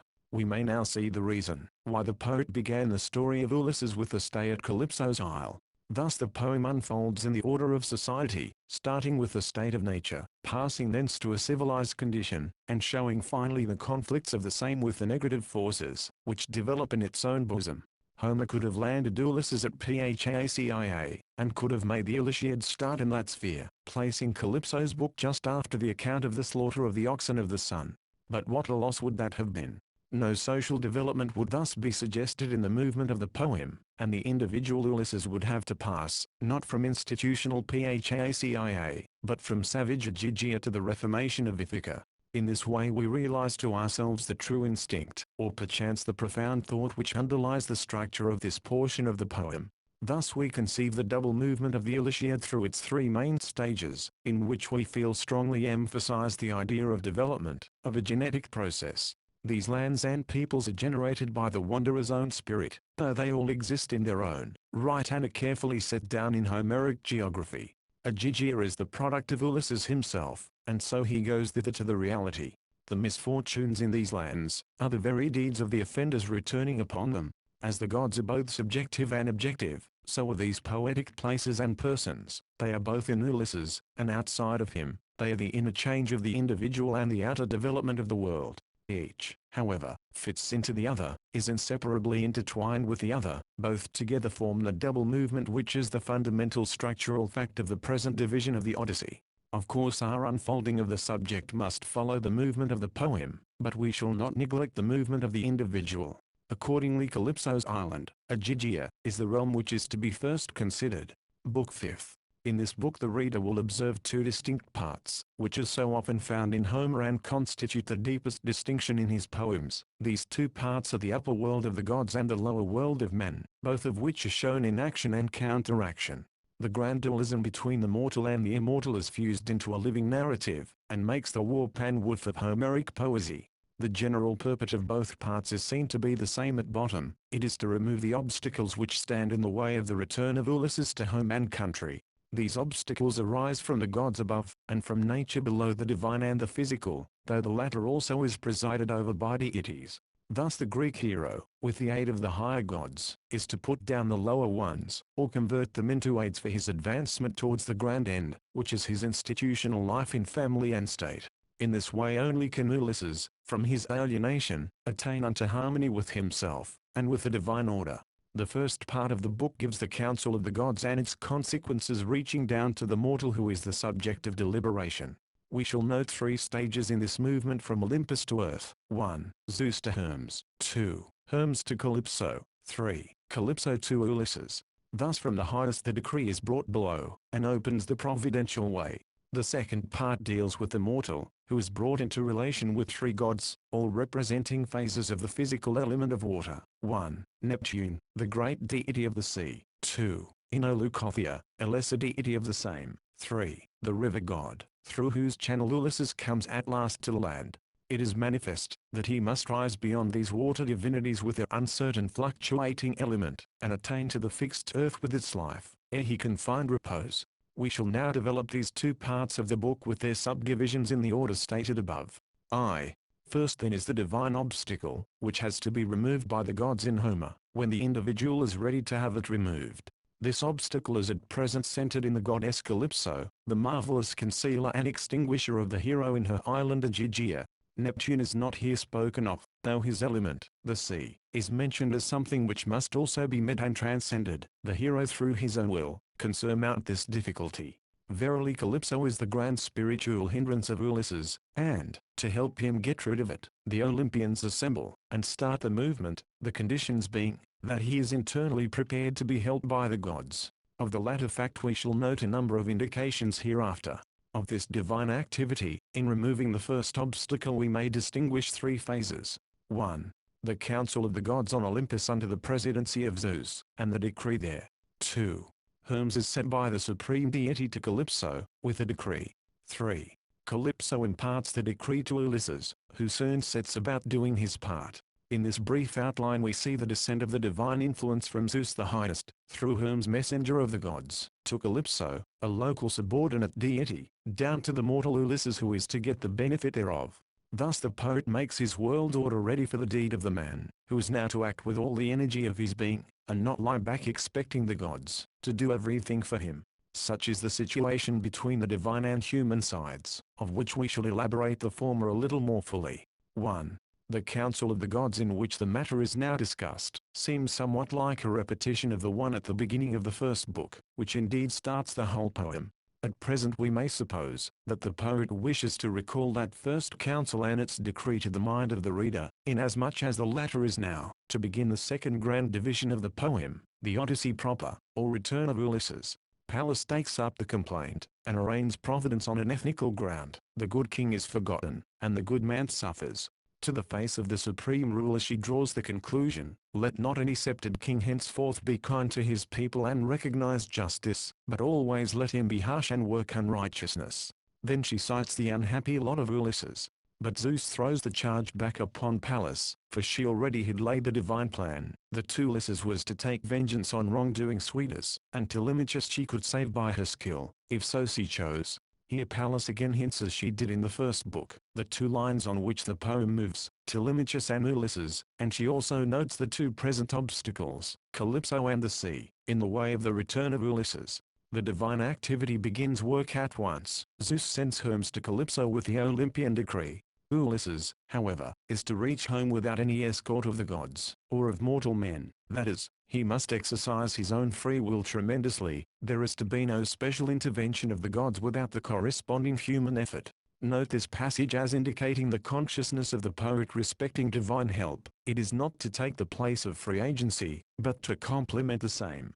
The hero will have to sail on a raft, suffering evils, but he will reach the land of the Phacians, near of kin to the gods, where he will be honored as a god, and will be sent home with abounding wealth, more than he would ever have received at Troy, returning unharmed with his share of the booty. Such is the promise of the world governor to the self-reliant man. This promise is not fate, but foresight on the part of the supreme god. Thus is the hero destined to see again his friends, namely by means of a small raft or float, which he alone must control in his own strength, without the help of god or man. Such is the reward of heroic endeavor, proclaimed by Zeus himself. 2. The messenger Hermes begins his flight down to Calypso, holding his magic wand, with which he puts men to sleep or wakens them, imparting the power of vision, or taking it away. He reaches the wonderful island with its grot, the account of which has been a masterstroke in literature, and shows that the description of nature was not alien to the Greek poet, though he rarely indulges in it. One thinks that the passage contains a suggestion of much modern writing of the kind. It is to be noted that this island is mostly a wild product. It has had very little training from its resident. A natural house and garden we see it to be in the main. The senses, especially sight and smell, are gratified immediately by physical objects. There is little indication of art, possibly a beginning in the singing and weaving. Rude nature may have been transformed somewhat in the Four Fountains, and in the trailing grapevine. But this description is not made for its own sake, as are many modern descriptions of nature. The whole is the true environment for Calypso, and suggests her character. Her name means the concealer, concealed herself in that wide sea-closed island, and concealing others. Undeveloped she is, like nature, yet beautiful, sunken still in the life of the senses. She dwells in her little paradise without any intercession. But it must be recollected that Ulysses is not native to the island. He has come, or rather fallen hither, from a higher condition. He, therefore, has the scission in himself. He longs to leave, and be restored out of this realm of mere nature. With such a longing the gods must coincide, for they the gods of culture, of the rise out of the physical. The long journey of Hermes hints the distance between Olympus and Calypso's isle, a distance which has its spiritual counterpart. The command of the Olympians is borne to this lower goddess. Hermes is the voice of the higher ethical divinity to the lower one of mere nature. But even the higher god has his physical counterpart, is not yet wholly a spirit. So Hermes eats his ambrosia and drinks his nectar set before him by Calypso in true Greek fashion, and misses the smoke of sacrifices along his barren route. It is curious to see how Hermes plays with polytheism, hinting ever so slyly the contradiction in the Greek pantheon. Why dost thou, a god, ask me, a god, why I come? It is indeed an absurd question, for a god ought to know in advance. In numerous places we can trace a subtle Homeric humor which crops out, in dealing with his many deities, indicating a start toward their dissolution. Then with a strong assertion of the supremacy of one god, Zeus, Hermes utters the unwilling word, Ulysses must depart from this island. The answer of Calypso is significant. She charges the gods with jealousy, yet grudges the goddesses openly to mate with men, which proposition she nails by several examples. But the gods reserve to themselves the privilege of license with mortal women. A complaint still heard, not in the Olympian, but in our lower world. Men are not held to the same code of morals that women are. But Calypso yields up her lover whom she thought to make immortal and ageless. What else can she do? It is true that she saved him once, and has preserved him till the present. She is, however, but a stage which must now be transcended. Appetite may preserve man, still he is to rise above appetite. 3. Now Ulysses is brought before us. The first fact about him is his intense longing to return home. He is found sitting on the shore, and his eyes were never dry of tears as he looked out on the sea toward his country, for the nymph was no longer pleasing to him, whatever may have been the case once. Surely the hero is in bonds which he cannot break, though he would. A penitential strand we may well find in his sorrow. Thus he is ready for release. Calypso, therefore, announces to him the divine plan. He must make a raft, and commit himself to the waters. She has to obey, for is she not really conquered by Ulysses? Certainly the divine order requires her to send the man away from her island. Yet the return is by no means made easy, but is to be won by hardest effort. He must grapple with the waves, with angry Neptune after leaving Calypso. No wonder that Ulysses shuddered at the proposition. Truly he has the choice between the devil and the deep sea, and he manfully chooses the latter. First, however, the goddess has to take the great oath by earth, by heaven above and Styx below, the sum total of the physical universe, from whose presence the perjurer cannot escape, though a god, that she is not practicing any hidden guile against her much-desired guest. Always the doubter, the skeptic Ulysses will show himself, even toward a divinity. He must test the gods also, as well as man. Very beautiful and humane is the answer of the goddess. Such things I plan, and deliberate for thee as I would devise for myself, were I in so great straits. For I too have a righteous mind, and the heart within my breast is not of iron, but compassionate. Has a change come over the goddess through this visit from Olympus? Hardly could she have felt this before, else she would have sent away Ulysses of her own accord. Her adjustment to the divine decree seems now to be internal, and not simply a yielding to an external power. Still the separation costs her deep pangs, and she wonders how Ulysses, a mortal, can give her up, who is immortal, with all her beauty and the pleasures of her paradise. The answer of Ulysses reveals the man in his present state of mind. He recognizes Calypso as beautiful, deathless, ever young. Still he must have something more than sensuous life and beauty. Though it last forever, it can never satisfy. Not to be compared with the goddess in grace and stature, is his wife Penelope. Still he longs for his home. Yea, though some god wreck me on the wide dark deep, I shall endure. But there is no doubt the other side is also present in Ulysses. He has within himself a strong sensuous nature with which is the battle, and the poem does not disguise the matter, for he is again ready to enjoy all the pleasures of Calypso's bower, after this paroxysm of homesickness. Such is the deep struggle of the man, such is also the divine obstacle, which has to be removed by an Olympian interference, before he can return. We see that Ulysses, in spite of all blandishments of the goddess and momentary weakness of himself, was ready for its removal. In his heart he has overcome Calypso, and wishes to get back to his institutional life in family and state. Such a man must return. The gods must be on his side, else they are not gods. According to the Greek conception, Calypso is a subordinate deity who must be put down by the Olympians. Appetite is not a devil, but a lower good, which must be adjusted to the higher. Note, then, that the external stream, or the world movement represented by the gods, now unites with the internal stream, the spirit of the individual, and brings forth the great event. As stated often before, these two streams run through all Homeric poetry. Ulysses now makes his raft. The hero is also a shipbuilder, being the self-sufficient man, equal to any emergency, in whom lie all possibilities. The boat, still quite primitive, is constructed before our eyes. It is the weapon for conquering Neptune, and prophesies navigation.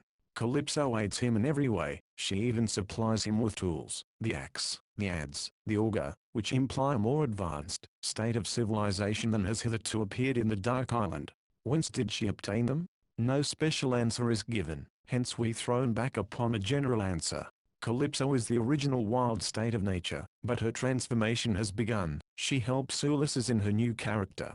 These tools are themselves formed from nature into means for subduing nature. The instrument of bronze in the hands of the woodcutter is the master of the tree.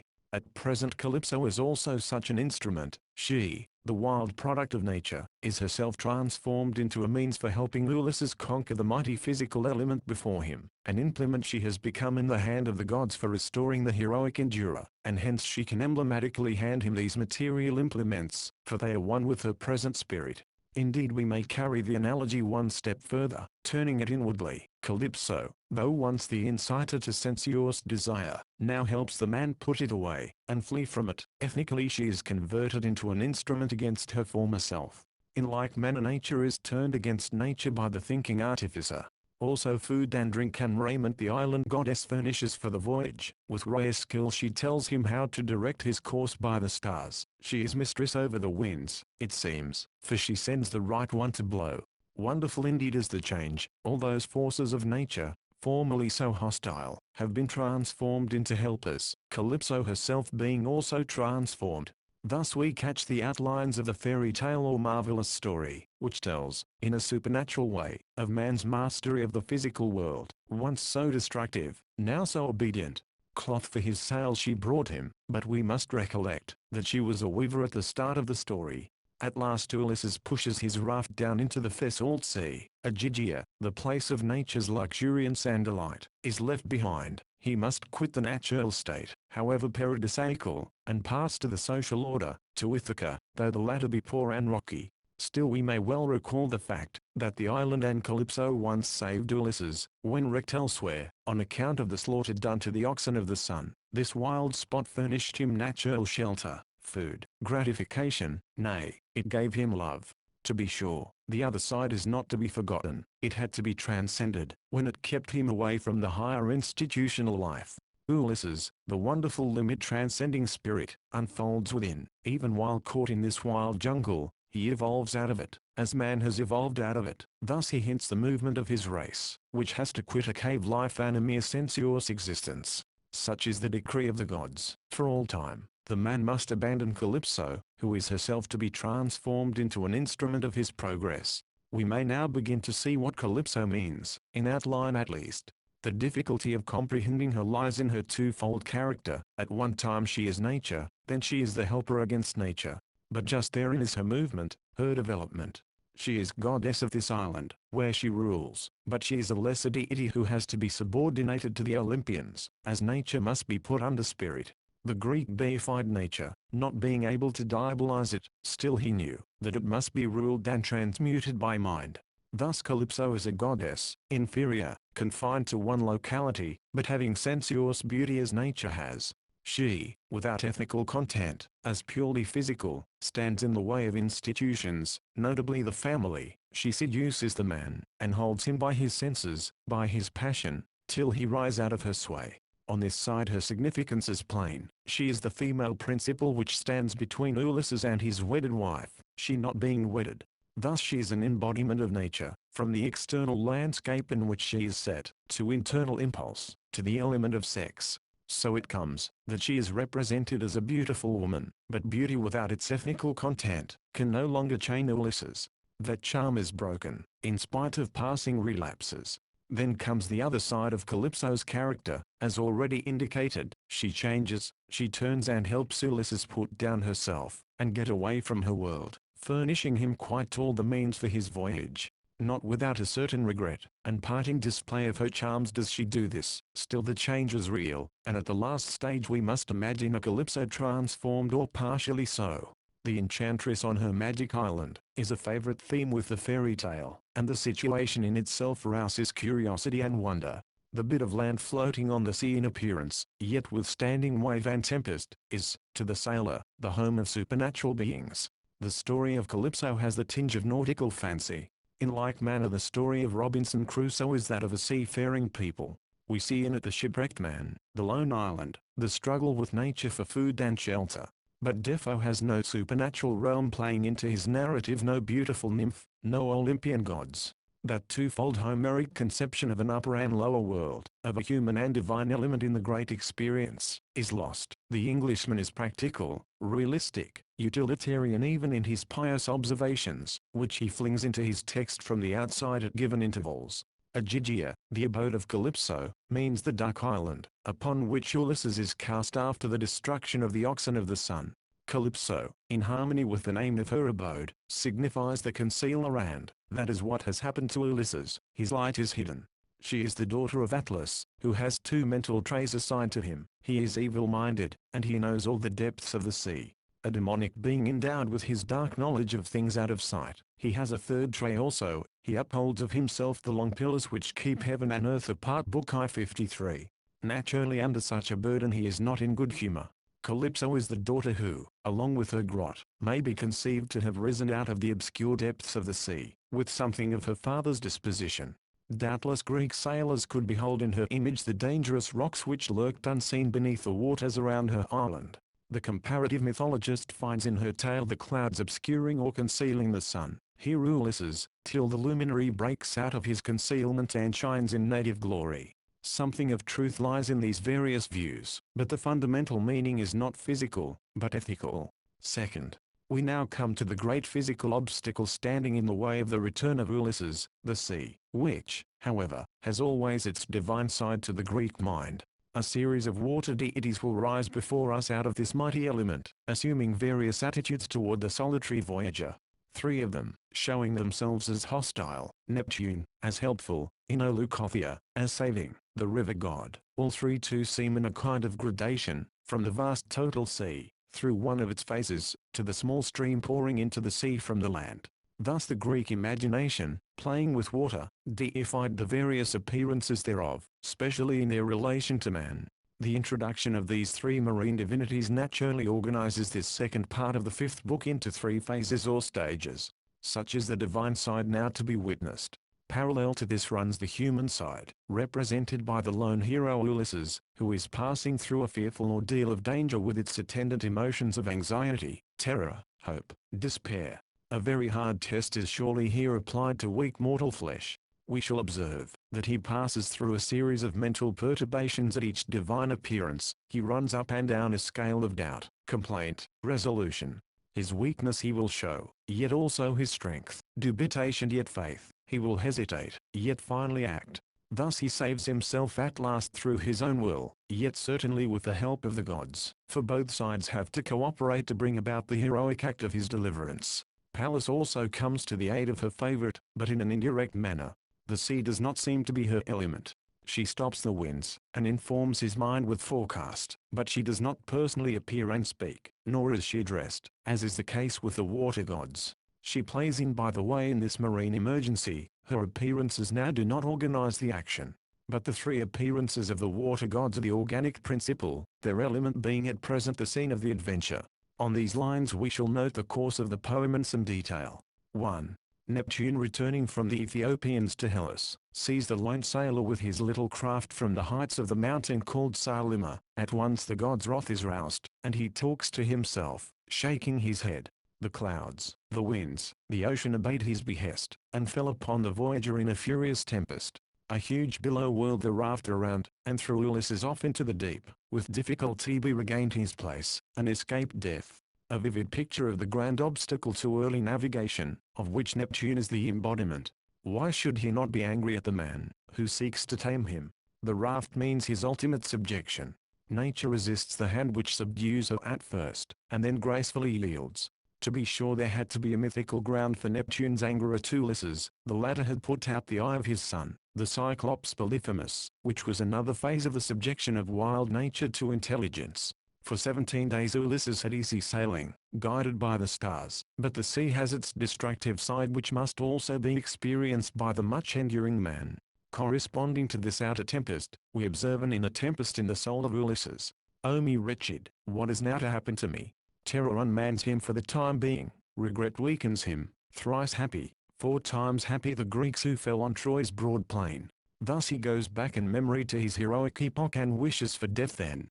Too late it is, for while he is lamenting, a wave strikes him, and tosses him out into the deep. Now he has to act, and this need of action saves him from his internal trituration, as well as from external death. With this renewed energy of the will, a new help appears, a divine aid from the sea. For without his own strong effort, no god can rescue him, however powerful. That toss out into the waves, was not without its blessing. 2. Leucothea, the white goddess, beholds him with pity and his extremity. She was once mortal herself, but now is divine.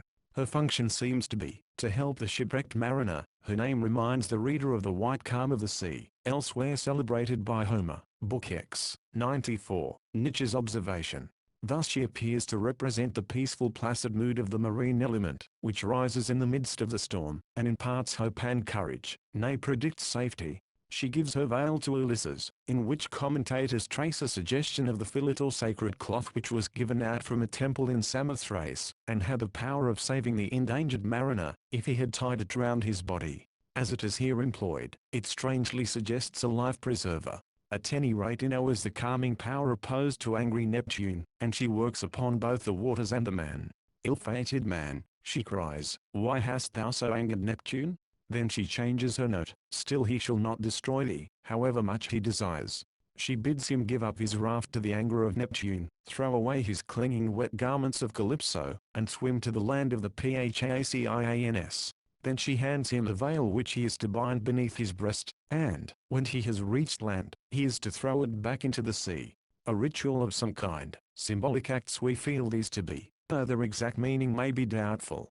Ino, the daughter of Cadmus, is supposed to have been a Phoenician goddess originally, and to have been transferred to the Greek sailor, just as his navigation came to him, partly at least, from the Phoenicians. If he girded himself with a consecrated veil of Leucothea, the goddess of the calm, Neptune himself in wrath, could not sink him. Such was the faith required of Ulysses, but now comes the internal counterstroke, his skepticism. Army, what if some god is planning another fraud against me, bidding me quit my raft? The doubter refuses to obey, and clings to his raft. But the waves make short work of it now, and Ulysses by sheer necessity has to do as the goddess bade him. With hands outspread he plunged into the sea, the veil being underneath him.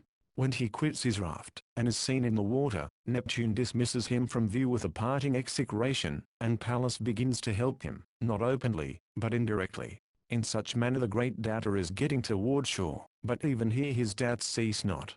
Steep jutting cliffs may not permit him to land, the billows may dash him to death on the sharp shoaly rocks, or carry him out again to sea, or some huge monster of the deep may snap him up in its jaws. Thus he is dashed about internally, on the billows of doubt. But this grinding within is stopped by the grinding he gets without. A mighty surge overwhelms him, he clutches a rock and saves himself, but leaves flakes of flesh from his hands behind on the rock. He swam along the coast, and eyed it well. He even reaches the mouth of a soft-flowing river, where was a smooth beach and a shelter from the wind. Here is the spot so long desired. Here then he passes to an act of faith. He prays to the river which becomes at once to the Greek imagination a god. 3. This brings us to the third water deity, and we observe a kind of scale from the universal one, Neptune, down to a local one, that of the river. The middle one, Ino, is the humane kindly face of the great deep, showing her kinship with man. Neptune was the ruder god of the physical sea, and, to the Homeric Greek, the most powerful and natural. No wonder that he was angry at that little raft and its builder, it meant his ultimate subjection. The prayer of Ulysses to the river goddess, on the whole, the finest passage in the present book. It shows him now a man of faith, humble though he be to the last degree of misery. Hear me, ruler, whoever thou art, I approach thee much besought. The deathless gods revere the prayer of him who comes to them, and asks for mercy, as I now come to thy stream. Pity, ruler, me thy suppliant. Certainly a lofty recognition of the true nature of deity. No wonder that the river stayed his current, smoothed the waves, and made a calm before him. Such a view of the gods reveals to us the inner depths of the hero's character. It calls to mind that speech of Phoenix in the Iliad, Book 9, where he says that the gods are placeable. As soon as Ulysses makes this utterance from his heart, he is saved. The divine order is adjusted to his prayer, he having of course put himself into harmony with the same. He has no longer any need of the protecting veil of the sea goddess Ino, having escaped from the angry element, and obtained the help of the new deity belonging to the place. He restores the veil to the goddess according to her request, in which symbolic act we may possibly read a consecration of the object which had saved him, as well as a recognition of the deity. This veil of salvation belongs not to me, but to the goddess. Not of his strength alone was he saved from the waves. Such is one side of Ulysses, that of faith, of the manifestation of the godlike in man, especially when he is in the very pinch of destruction. But Ulysses would not be Ulysses, unless he showed the other side too, that of unfaith, weak complaint, and temporary irresolution. So, when he is safe on the bank of the stream, he begins to cry out, "What now am I to suffer more? If I try to sleep on this river's brink for the night, the frost and dew and wind will kill me, and if I climb this hill to yonder thicket, I fear a savage beast will eat me while I slumber. It is well to be careful, O Ulysses, in these wild solitudes." Now let the petulant outburst just given be preparatory to an act of will which will settle the problem. He rose and went to the wood nearby. He crept under two bushes that grew from the same place, one the wild and the other the tame olive. There in a heap of leaves man's first bed he slept under the intertwined branches of the two olives, nature's shelter against wind, rain, sun. He, with all his cultivation, is quite reduced to the condition of the primitive man. One cannot help feeling a symbolic intention in these two olive trees, one wild and one cultivated. They represent in a degree the two phases of the man sleeping under them. They hint also the transition which he is making from the untamed nature of Calypso's island to the more civilized land of Phacia. The whole book is indeed the movement to a new life and a new country. We might carry out the symbolic hint much further on these lines, and see a meaning in their interwoven branches and the protection they are giving at present, but the poetic suggestion flashing afar over poem backwards and forwards is the true effect, and may be dimmed by too much explanation. Such is this marvelous storm with its shipwreck, probably the first in literature, but often made use of since. The outer surges of the tempest are indeed terrific, but the main interest is, that along with this external description of the storm, we witness the corresponding internal heaving and tossing of a human soul. Everywhere we notice that Ulysses doubts at first, doubts Calypso, doubts Snow, doubts even his final safety when on land. He is the skeptical man, he never fails to call up the possibilities on the other side. Though a god give the promise, he knows that there are other gods who do not promise, or may give a different promise to somebody else. It is the experience of life, this touch of doubt at first. It always accompanies the thinking man, who, like Ulysses, must be aware of a negative counterpart even to truth. Not pleasant, but painful is this doubt shooting through the soul, and keeping it in distress, and often in lamentation. So even the hero breaks out into unmanly complaint, and reveals to the full his finite nature. Yet if Ulysses doubts, he always overcomes his doubt in the end. He sees the positive element in the world to be deeper than the negative one, after a little access of weakness. Under his doubt is the deeper layer of faith, so he never gives up, but valiantly holds on and conquers. The gods come to his aid, when he believes and acts. His intellect is doubt, his will is faith, wherein we may trace important lines which unite him with Faust, the chief character in our last world poem. Ulysses will complain, and having freed his mind, will go to work and conquer the obstacle. He struggles with the billow, clinging to the mast, though he had just said, "Now I shall die a miserable death." Parallel to this human side, runs the divine side, which we need not further describe here, with its three water deities. A little attention we may give to the part of Pallas. At one time she seems to control the outer world for her favorite, sending the wind or stopping it. Then she is said to inform his mind with forecast, that he may do the thing in spite of wind or other obstacle. Finally he often does the deed without any divine suggestion, acting through himself. In these stages we can see a transition of the mythos. The first stage is truly mythical, in which the deity is the mover. The second is less so, the goddess having become almost wholly internal. In the third stage the mythical is lost. All these stages are in Homer, and in this book, though the first is still paramount. Taking into view the general character of the mythical movement of this fifth book, we observe that there is a rise in it from a lower to a higher form. Calypso and Neptune are intimately blended with their physical environments, the island and the sea. Though elevated into persons, they are still sunk in nature. It is the function of the hero, especially the wise man, to subordinate both or to transcend both, which is just what Ulysses has done. His mythos is, therefore, a higher one, telling the story of the subjection of nature, and of her gods. This story marks one phase of his career. The reader will probably be impressed with the fact, that in the present book the stress is upon the discipline of the will. The inner reactions of complaint, doubt, or despair turn against the deed, to which Ulysses has to nerve himself by a supreme act of volition. The world of Calypso is that of self-indulgence, inactivity, willlessness, to which Ulysses has sunk after his sin against the source of light, after his negation of all intelligence. It is not simply sensuous gratification with the mind still whole and capable of resolution, as was the case with Ulysses in the realm of Circe, in which he shows his willpower, though coupled with indulgence. Such is the difference between Calypso and Circe, which is always a problem with the reader. In this way too, we see how the fifth book before us is a direct continuation and unfolding out of the 12th book. Indeed the very movement of the poem is significant, which is a going backwards. So Ulysses drops far to the rear out of that light-loving island of the sun, against which is his violation, when he comes to Aegea.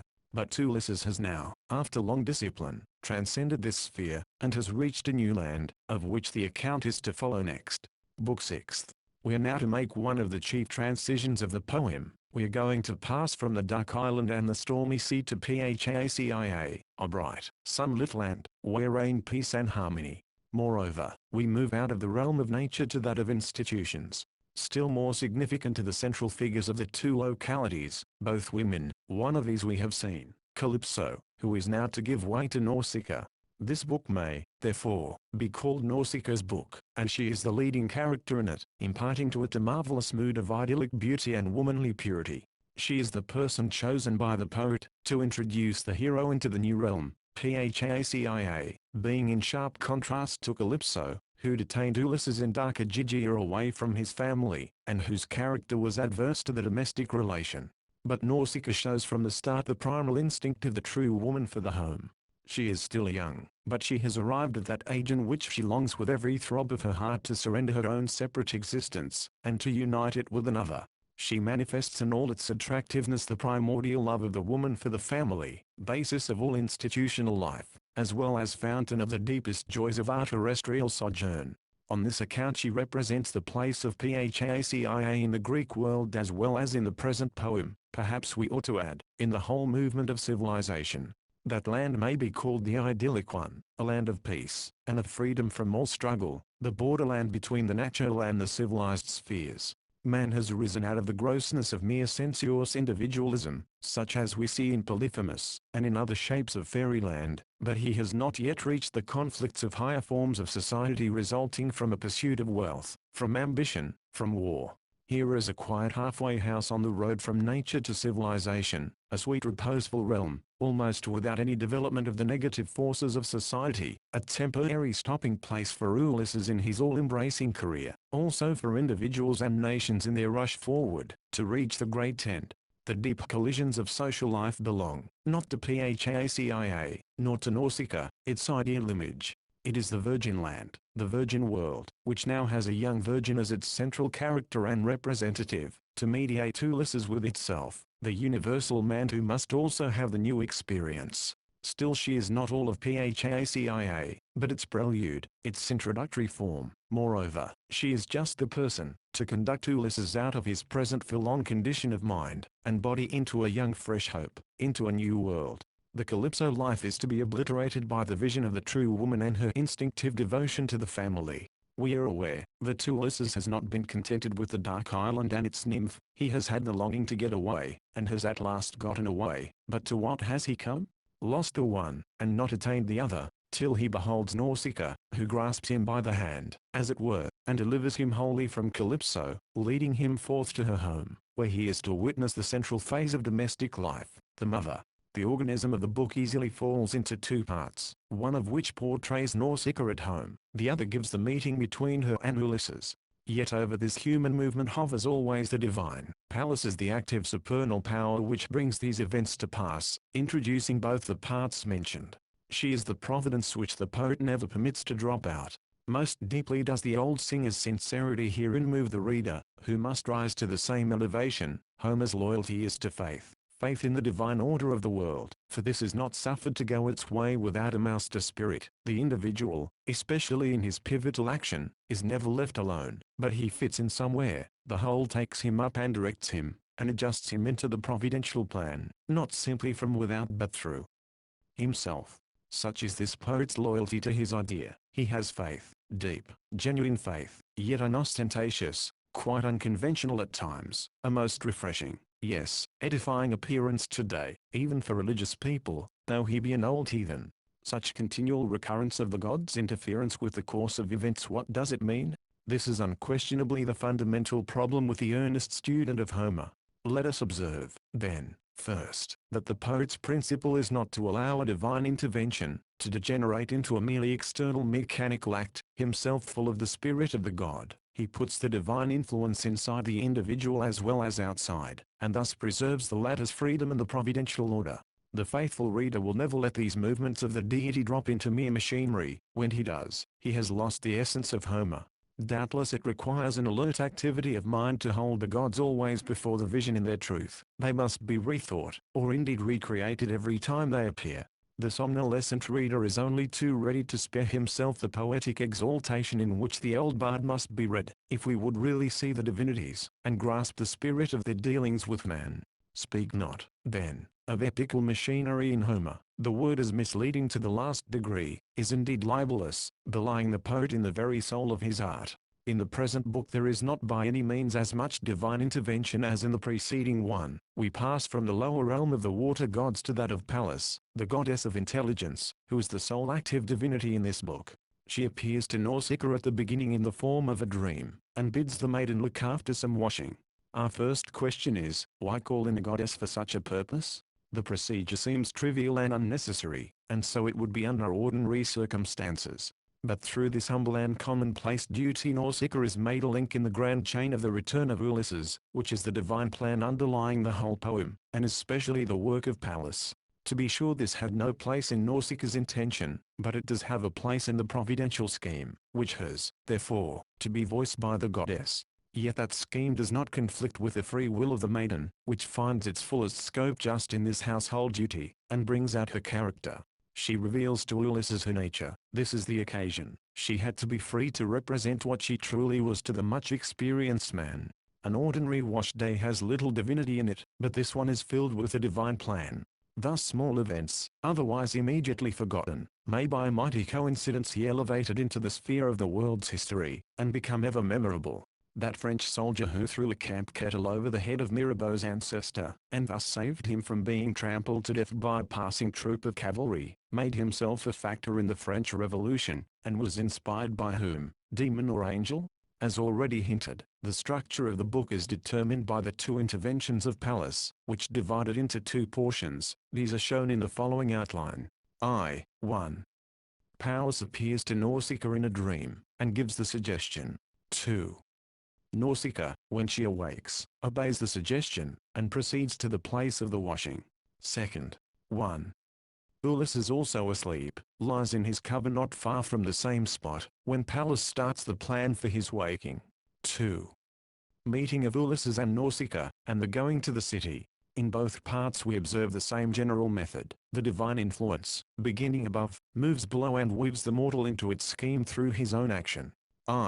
First is a short introduction giving a bit of the history of the Phacins, in which we catch a glimpse of their development. They once dwelt near the Cyclops, the wild men of nature, from whom they moved away on account of injuries received. They could live no longer in such a neighborhood. Here we note an important separation, probably a change of life which leaves the ruder stage behind. The colony is led forth to a new land by its hero, who lays the foundation of a social order by building houses, temples to the gods, and a wall round the city, and who divides the territory. Thus a civil polity begins, by getting away from the insolent Cyclops or savages. On the other hand, civilized enemies who might bring war, seem not to dwell near the Phacins, beloved of the gods. Beyond all conflict, inner and outer, lies the fortunate realm. It touches the happy mean between barbarism and civilization, though perchance on the road from former to latter. At present, however, it is without the evils which go before it, and come after it. As already stated, it is an idyllic world. Life appears to be one continued festival, with song and dance of youth. It is not real Greece, not Ithaca, which just now is a land of discord and conflict. What the poet says of Olympus in a famous passage a little further on in this book, seems applicable, in spirit at least, to Phacins. The storm wind shakes it not, nor is it wet by showers, and ere the snow doth never fall. The calm clear ether is without a cloud, and over all is spread a soft white sheen. 1. Now comes the appearance of Pallas, who like a breath of wind approaches the couch of the maiden in slumber, and admonishes her about the washing. Some such care the goddess does impose upon the housekeeper to this day, and if report be true, at times troubles her dreams. It is indeed an important duty, this necessity of keeping the household and its members clean, especially the men, too often indifferent. Young Nausicaa, just entering upon womanhood, is ready for the divine suggestion. Plainly she has come to that age at which the goddess must speak to her on such matters. So much for Pallas at present. 2. Therewith we touch another fact. The maiden has reached the time when she must think of marriage, which she instinctively regards as her true destiny in life. Still it does not appear that she is betrothed, though the noblest Phacins are wooing thee. In simple innocence there hovers in her mind the thought of family, yet she shows a shy reserve even before her father. With that sweet thought, is joined the primary household care, which naturally enough comes to her in a dream. Cleanliness is next to godliness is our modern saying. It is certainly the outward visible token of purity, which Nausicaa is going to bring into her domestic surroundings. We may reasonably think that in the present scene the external deed and the internal character mirror each other. It must be confessed, however, that to the modern woman wash day, Blue Monday, is usually a day bringing an unpleasant mood, if not positive terror. She will often declare that she cannot enjoy this PHACIAN idyll on account of its associations. She refuses to accept an image what in real life is so disagreeable. As a symbol of purification the thing may pass, but no human being wishes to be purified too often. Nausicaa's occupation is not popular with her sex, and she herself has not altogether escaped from a tinge of disrelish. It is curious to note how customs endure. What Homer saw, the traveler in Greece, will see today, wherever a stream runs near a village. The Nausicaas of the place, daughters, and mothers too, will be found at the waterside, going through this same PHACIAN process, themselves in white garments even at their labor, pounding, rubbing, rinsing the white garments of their husbands, brothers, sons. Not without sympathy, will the bystander look on, thinking that those efforts are to make clean themselves and their household, life being in truth a continual cleansing for every human soul. So Hellas has still the appearance of an eternal wash day. See author's walk in Hellas, Passim. Nausicaa obtains without difficulty wagon and mules, and help of servants. After all, the affair is something of a frolic or outing. When the task is done, there is the bath, the song, and a game of ball. It is worthy of notice that the word, amexa, here used by old Homer for wagon, may still be heard throughout Greece for the same or a similar thing. In the harbor of Piraeus the hackman will ask the traveler, "Do you want my amexa?" The dance, chorus, is still the chief amusement of the Greek villages, and, as in Nausicaa's time, the young man wishes to enter the dance with new washed garments, white as snow, whose folds ripple around his body in harmony with his graceful movements. Many an echo of PHACIA, in language, custom, and costume, can be found in Greece at present, indicating, like the Cyclopean masonry, the solid and permanent substructure of Homer's poetry, still in place after more than 2,500 years of wear and tear. Second, the washing is done now, the sport is over, and the party is getting ready to go home, but the main object is not yet accomplished. Ulysses and Nausicaa are here, to be brought together, the much experienced man and the innocent maiden with her pure ethical instinct of family. In many ways the two stand far asunder, yet in one thing they are alike. Each is seeking the domestic relation, each will consummate the bond of love which has two phases, the one being after marriage and the other before marriage. Both are moving in their deepest nature toward the unity of the family, though on different lines. Ulysses and Nausicaa have a common trait of character, which will be sympathetically found by each, and will bring them together. At this fresh turn of affairs there is an intervention of Pallas, not prolonged, but sufficient. Thereupon Athena, Pallas, planned other things, that Ulysses should wake, and see the fair-faced maiden who would conduct him to the city of the Phacans. The goddess does not appear in person, as the deities so often do in the Iliad, nor does she take a mortal shape, or move Ulysses through a dream. She simply brings about an incident, natural enough, to wake the sleeping hero. Why then introduce the goddess at all? Because the poet wishes to emphasize the fact that this simple incident is a link in the providential chain, otherwise it would have no mention.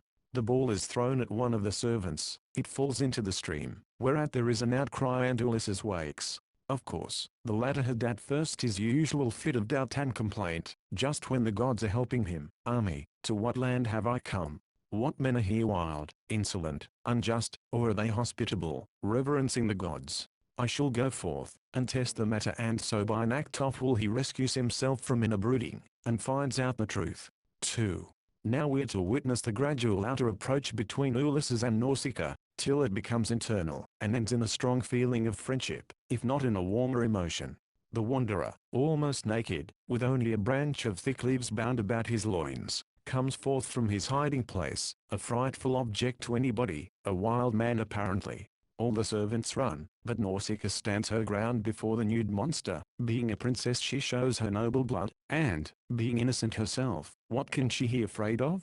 Thus does the poet distinguish her spiritually among her attendants, as a few lines before in the famous comparison with Diana he distinguished her physically. Over all the rest are seen her head and brow. Easily is she known among them, though all are fair, such was the spotless virgin mid her mates.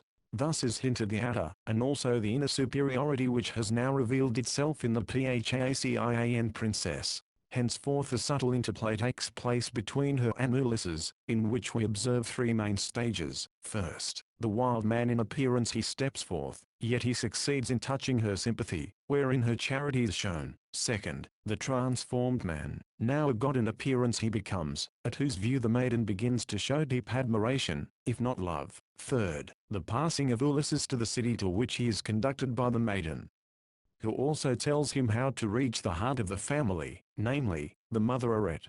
Thus she seeks to mediate him with her country and her hearth. 1. Ulysses, issuing from his lair, addresses her in a speech which shows superb skill on account of its gradual penetration to the soul of the fair hero. He praises first her external beauty with many a happy touch, yet with an excess, which seems to border on adulation. This reaches her outer ear and bespeaks his goodwill and gentleness at least. Then he strikes a deeper chord. He mentions his sufferings, those which are past, and forebodes those which are yet to be, perchance upon this shore. Therefore, O princess, have compassion, since I have come to thee first. None besides thee do I know in this land. Give me some old rag to throw around me, some useless wrappage which you may have brought hither.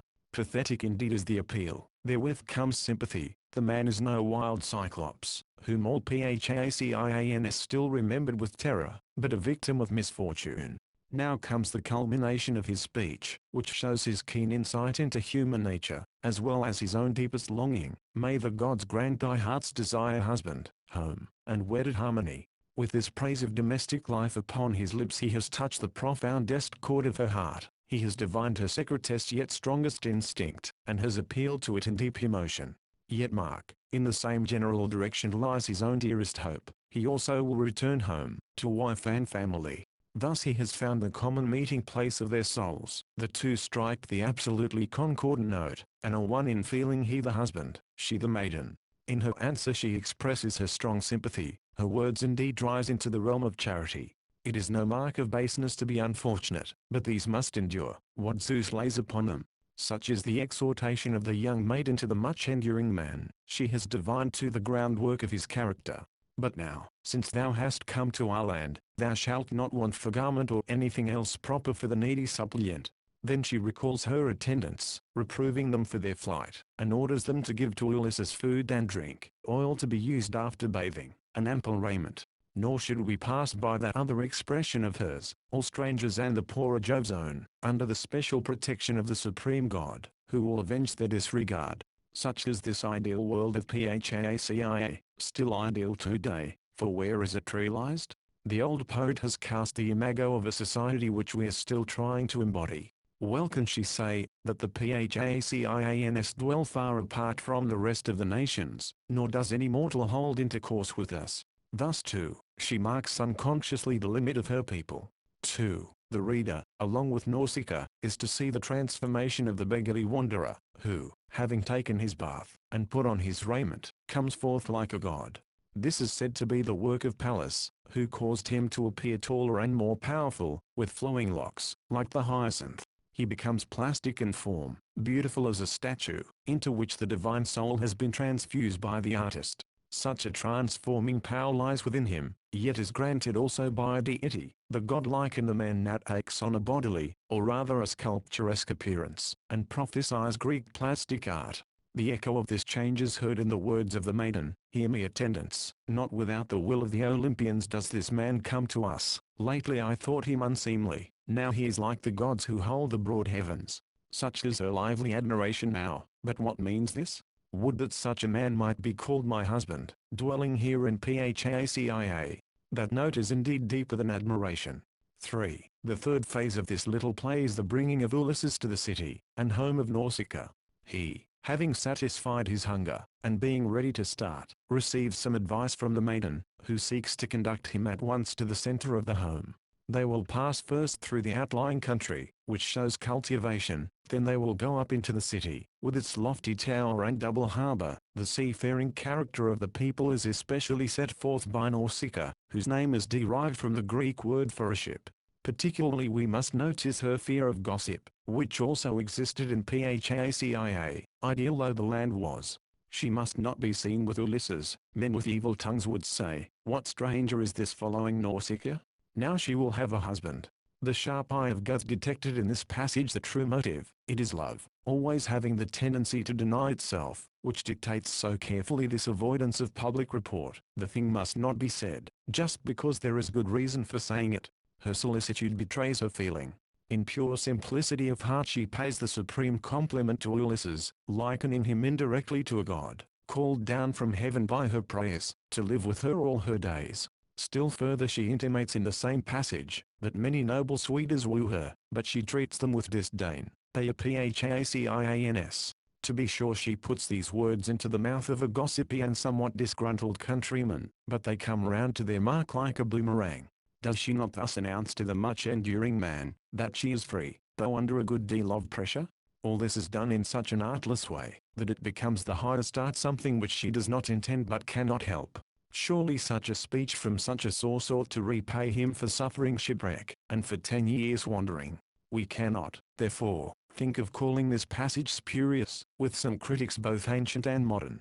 The complaint against it is, that the young Phacin lady shows here too much reflection, in conjunction with a tendency to sarcasm foreign to her life. But we find it eminently unreflective and naive. The very point of the passage is, that she unconsciously reveals the deepest hidden thought and purpose of her heart to Ulysses. With all her being she must move toward the family. She would not be herself unless she did. Yet how completely she preserves modesty and simple-heartedness. Nor is the sarcastic tinge foreign to young girls. So we shall have to set aside the objections of Aristarchus the old Greek, and Fici the modern German, commentator. But the final instruction of Nausicaa is the most interesting. The suppliant is not to go to the father, but to the mother. Nay, he is to pass by my father's throne, and clasp my mother's knees, in token of supplication, then he may see the day of return. Herein we may behold in general, the honored place of the mother as the center of the family, its heart, as it were, full of the tender feelings of compassion and mercy. In the father and king, on the other hand, is the man of the state with its inflexible justice, often putting aside sympathy and commiseration with misfortune. The woman's heart may indeed be called the heart of the world, recognized here by the old poet and his Phacins. This mother, however, is in herself a great character. She is next to have a book of her own, which will more fully set forth her position. The character of Nausicaa, as here unfolded in the ancient poet, has captivated many generations of readers, since Homer began to be read. The story has lived and renewed itself in manifold forms. It has that highest power of a genuine mythos. It produces itself through all ages, taking on a fresh vesture in time. In old Hellas the tale of Nausicaa was wrought over into various shapes after Homer. It was transformed into a drama, love story, as well as idyll. The myth-making spirit did not let it drop, but kept unfolding it. Later legend, for instance, brought about a marriage between Telemachus and Nausicaa. Our recent greatest poet, Goethe, also responded mightily to the story of Nausicaa. He planned a drama on the subject, of which the outline is to be found in his published works. He did not find time to finish his poem, but there is evidence that he thought much about it, and carried it around with him, for a long period. One regrets that the German poet was not able to give this new transformation of his ancient Greek brother, with whom he has manifested on so many lines an intimate connection and poetical kinship. In portions of the Italian journey especially we see how deeply the Odyssey was moving him, and how he was almost on the point of reproducing the whole poem with its marine scenery. But Nausicaa in particular fascinated him, and it would have been the best commentary on the present book, to have seen her in a now grand poetic epiphany in the modern drama of Goethe. Book 7th. If the last book was Nausicaa's, this one is Aret's. There is the transition from the daughter to the mother, from the maiden to the wife. Still it is not quite so emphatically a woman's book, since the wife has to include the husband in her world. Ulysses now goes to the center of the family, to its heart, that he may meet with compassion. Still she withholds her sympathy at first for a good reason. Aret is not wholly impulse and feeling, she has thought, reflection. So, after all, it is left to the men, to take up the suppliant. Very surprising to us moderns is the picture drawn by the old Greek poet of this woman, and of her position. The people look upon her as a god. When she goes through the city, her mind is especially praised. She has a judicial character, supposed usually to be alien to women. She decides controversies among men, or perchance harmonizes them. To be sure, her position is stated as exceptional. Her husband honors her, as no other woman on earth is honored. She is evidently his counselor as well as wife. Thus the poet would have us regard her not merely as a person of kind feelings, and of sweet womanly instincts, but she is also the highest order of intelligence. She is united with her husband in head as well as in heart, perchance overtopping him in ability. Not domestic simply is the picture, it rises into the political sphere, even into the administration of justice. Is the character of the woman, as thus set forth, possibly 1,000 years before Christ, by a heathen poet in an uncivilized age comparatively, to be a prophecy unto us still at this late date? Certainly the most advanced woman of today in the most advanced part of the world as regards her opportunities, has hardly reached the height of her. Unquestionably a glorious ideal is set up before the sisterhood of all time for emulation, or is it unattainable? At any rate the woman in Homer stands far in advance of her later historical position in Greece. We may now turn to the husband for a moment. Alcinous the king, the man of civil authority who represents the state, whose function is to be the protector of the family, and of whomever the family receives into its bosom rightfully. He is the element surrounding and guarding the warm domestic center. Still he seems to have stronger impulses, or probably less governed, than his wife. Distinctly is the superiority accorded to the woman in this discourse of Pallas to Ulysses. Possibly the goddess may have overdrawn the picture a little in favor of her sex, as really Alcinous becomes the more prominent figure later one. So we catch a very fascinating glimpse of the Phacin world. Two prominent characters representing the two great institutions of man, family and state, we witness. Thus is the spirit of the whole poem ethical. Here is no longer the realm of Calypso, the nymph of wild untrained nature, but the clear sunlit prospect of home and country, the anticipation of sunny Ithaca and prudent Penelope to the hapless sufferer. Ulysses sees his own land in the image of Phacin, sees what he is to make out of his own island.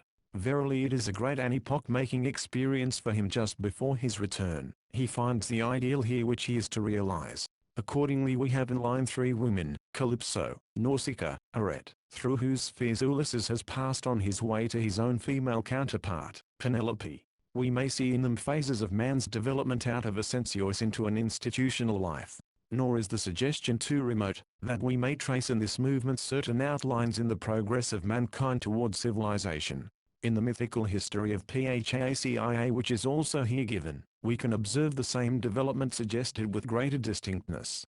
Already in the previous book it was stated, that the Phacins had first dwelt near the insolent Cyclops, from whom they had to make the removal to their present island on account of violence done them by their neighbors. But now we hear, that both Alcinous and Arete descended on one side from the daughter of King Eurymedon, who ruled over the arrogant race of giants, all of whom, both king and wicked people, had perished. On the other side the royal pair had the sea god Neptune as their progenitor, who was also the father of the Cyclops Polyphemus. It is impossible to mistake the meaning of this genealogy and the reason of its introduction at the present conjuncture. The Phacins likewise were sprung of the wild men of nature, and had been at one time savages, but they had changed, had separated from their primitive kindred, and begun the march of civilization.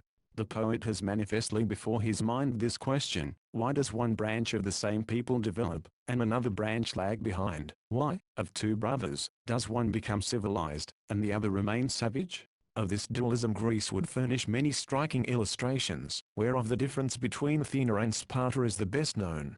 Here the change from the locality of the Cyclops, implying also the change in spirit, is made by a hero king, the large-souled Nausithous, evidently a very important man to the Phacins. Then this respect given to the woman has often been noted as both the sign and the cause of a high development of a people. At any rate the Phacins have made the great transition from savagery to civilization, and thus reveal the inherent possibilities of the race. We now begin to catch a hint of the sweep of the poem in these portions. Ulysses, who has lapsed, or at least has become separated from his institutional life, must travel back to the same through the whole rise of society. He has to see its becoming in his own experience, and to a degree, create it over again in his own soul, having lost it. Hence the evolution of the social organism passes before his eyes, embodied in a series of persons and places. In this seventh book, therefore, Ulysses is to make the transition to family and state as shown in Phacin, and as represented by Arete and Alcinous. We shall mark three leading divisions. I. Ulysses enters the city in the dark, when he is met by Pallas, and receives her instructions. The divine principle again comes down and directs. Second, the external side of this Phacian world is shown in the city, garden, and palace of the king. Nature is transformed, and made beautiful for man. All this Ulysses now beholds. Third, the internal side of this Phacian world, its spiritual essence, is shown in the domestic and civil life of the rulers and nobles. Of this also Ulysses is the spectator, recognizing and appropriating. Thus we see in the book the movement from the divine to the human, which we have so often before noticed in Homer. The three parts we may well put together into a whole. The goddess of intelligence informs the mind of man, which then transforms nature and builds institutions. Here Pallas simply directs Ulysses, who, however, is now to witness the works of mind done in Phacia, to recognize them, and to take them up into his spirit. Ulysses follows the direction of Nausicaa and passes to the city stealthily in a kind of concealment. Pallas threw a divine mist over him, the goddess now having the matter in hand. Moreover, she appeared to him in the shape of a young girl with a pitcher, who points out the house of Alcinous, and gives him many a precious bit of history in her prattle. Again we must see what this divine intervention means. Pallas is in him as well as outside of him. These are suggestions of his own ingenuity on the one hand, yet also the voice of the situation. Indeed, he knew them essentially already from the instructions of Nausicaa. Still further, they are now a part of the grand scheme, which is in the Olympian order, and hence is voiced by the gods. The poet introduces his mythical forms. We hear also the fabulous genealogy of the Phacian rulers, the meaning of which has been above set forth. They too, Eretz and Alcinous, have come from the Cyclops, and have made the same journey as Ulysses, though in a different manner. It must be remembered, that he has had his struggle with the giant Polyphemus, one of the Cyclops, whereof he will hereafter give the account. But the chief matter of the communication of Pallas is to define to Ulysses the position and character of Eret, evidently a woman after her own heart. In this way the goddess, taking the part of the prattling maid, gives the royal pedigree, and especially dwells on the importance of the queen. Also she throws side glances into the peculiar disposition of the Phacians, needful to be known to the newcomer. They are a people by themselves, distrustful of other peoples. They too must be transcended. It is well at this point, to observe Homer's procedure in regard to Pallas. We can distinguish two different ways of employing the goddess. The poet says that Pallas gives to the Phacian women surpassing skill in the art of weaving. This is almost allegorical, if not quite. The goddess stands for a quality of mind, is subjective.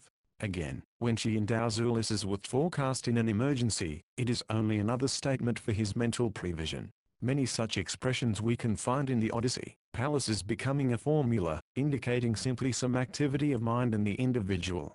But in the important places the goddess is kept mythical, that is, she voices the divine order, she utters the grand ethical purpose of the poem, or makes herself a vital part thereof. Thus she is objective, truly mythical. In the other case she is subjective, and is getting to be an allegorical figure. The Odyssey, with its greater internality compared with the Iliad, is losing the mythos. There is a third way of using Pallas and the gods which is hardly found in Homer, indeed could not be found to any extent without destroying him. This is the external way of employing the deities, who appear wholly on the outside, and give their command to mortals, or influence them by divine authority alone. Thus the gods become mechanical, and are not a spiritual element of the human soul. Virgil leaves such an impression, and the Roman poets generally. Even the Greek tragic poets are not free from it. Especially Euripides is chargeable with this sin, which is called in dramatic language deus ex machina. Though the Homeric poems as wholes are not allegories, yet they have allegory playing into them. Indeed the mythos has an inherent tendency to pitch over into allegory through culture. Then there is a reaction. The mythical spirit must assert itself even among civilized peoples, since allegorized gods are felt to be hollow abstractions, having nothing divine about them. There can hardly be a doubt that the proper conception of the relation of the deities to men is the most important matter for the student of Homer. But it requires an incessant alertness of mind to see the Homeric gods when they appear to the mortal, and to observe that they are not always the same, that they too are in the process of evolution. For instance, in the present book as well as elsewhere, Pallas must be noted as having two characters, a mythical and allegorical, as above unfolded. Nietzsche, whose commentary on the Odyssey, though getting a little antiquated, is still the best probably, because it grapples with so many real problems of the poem, says, it is wholly in Homer's manner to represent, in the form of a conversation with Pallas, what the wise man turns over in his own mind, and resolves all to himself and merchangenzu Homer's Odyssey, Band 2nd, S 137. Very true, yet on the next page Nietzsche says, that it is entirely wrong to suppose that Pallas represents the wisdom of Ulysses allegorically. But what else is allegory, but this embodiment of subjective wisdom?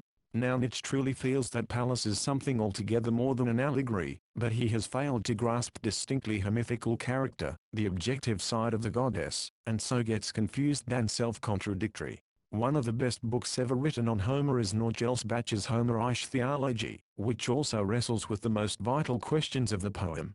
But Norgelsbach stresses almost wholly on the side of the gods. He seems to have the smallest vision for beholding the free self-acting man in Homer. In his first chapter, Die Gottheit, the Godhead, he recognizes the gods as the upholders and directors of the supreme order. Seconds 28. Also they determine, or rather create, schaffen, man's thought and will. Seconds 42. What, then, is left for the poor mortal? Of course, such a view is at variance with Homer in hundreds of passages. See especially the speech of Zeus with which the action of the Odyssey starts, and in which the highest god asserts the free will and hence the responsibility of the man. Norgelsbach himself suspects at times that something is wrong with his view and hedges here and there by means of some limiting clauses. Note in particular what he says about Ulysses, seconds 31, who is an exception, being thrown upon his own resources in cases of extreme need, without the customary intervention of the gods. But the man in his freedom, who cooperates with the god in the providential order, is often brought before the reader in the Iliad as well as in the Odyssey. See author's com on the Iliad, pages 129, 157, 216, etc. Second, we now come to one of the most famous passages in Homer, describing the palace and garden of Alcinous.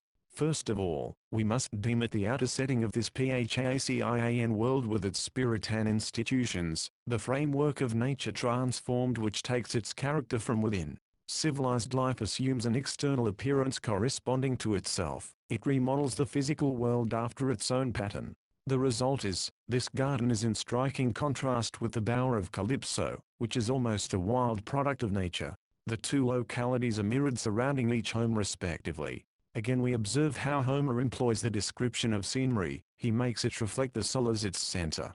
In a certain sense we may connect these Phacian works with Pallas, who has directed Ulysses hither. They are the works of intelligence. The arts and the industries spring up through the transformation of nature. Here is first noted the palace of the king with certain hints of its materials and construction, especially have the metals been wrought and applied to human uses. Gold, silver, steel, brass or bronze are mentioned in connection with the palace and its marvelous contents.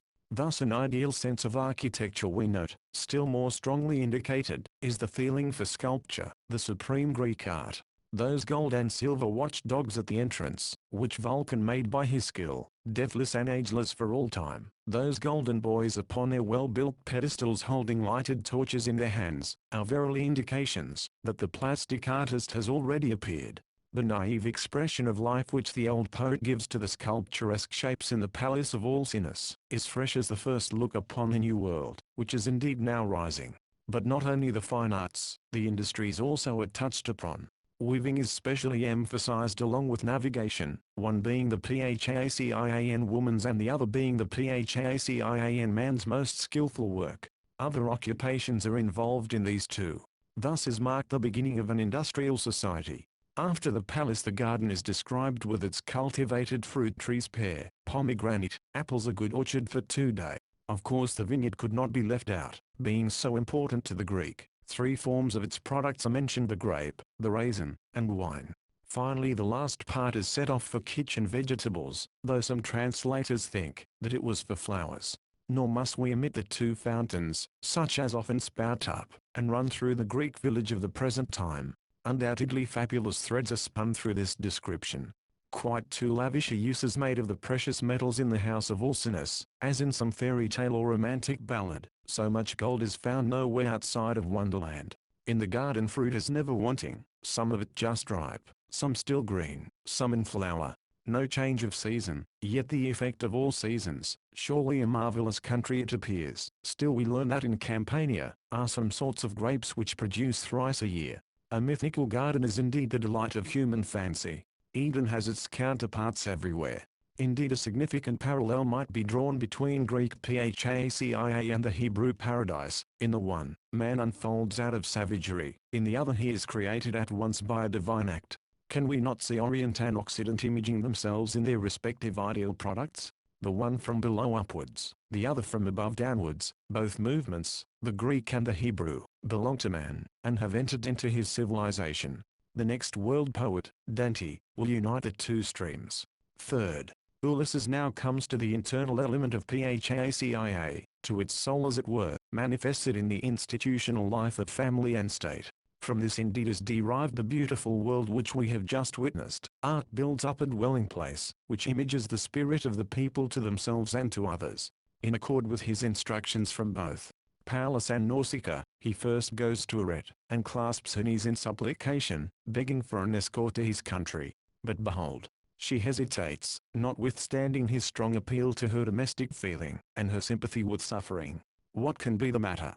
Another Phacea, not of the royal house apparently, but of the nobles, is the first to speak, and command the stranger to be raised up, and to be hospitably received.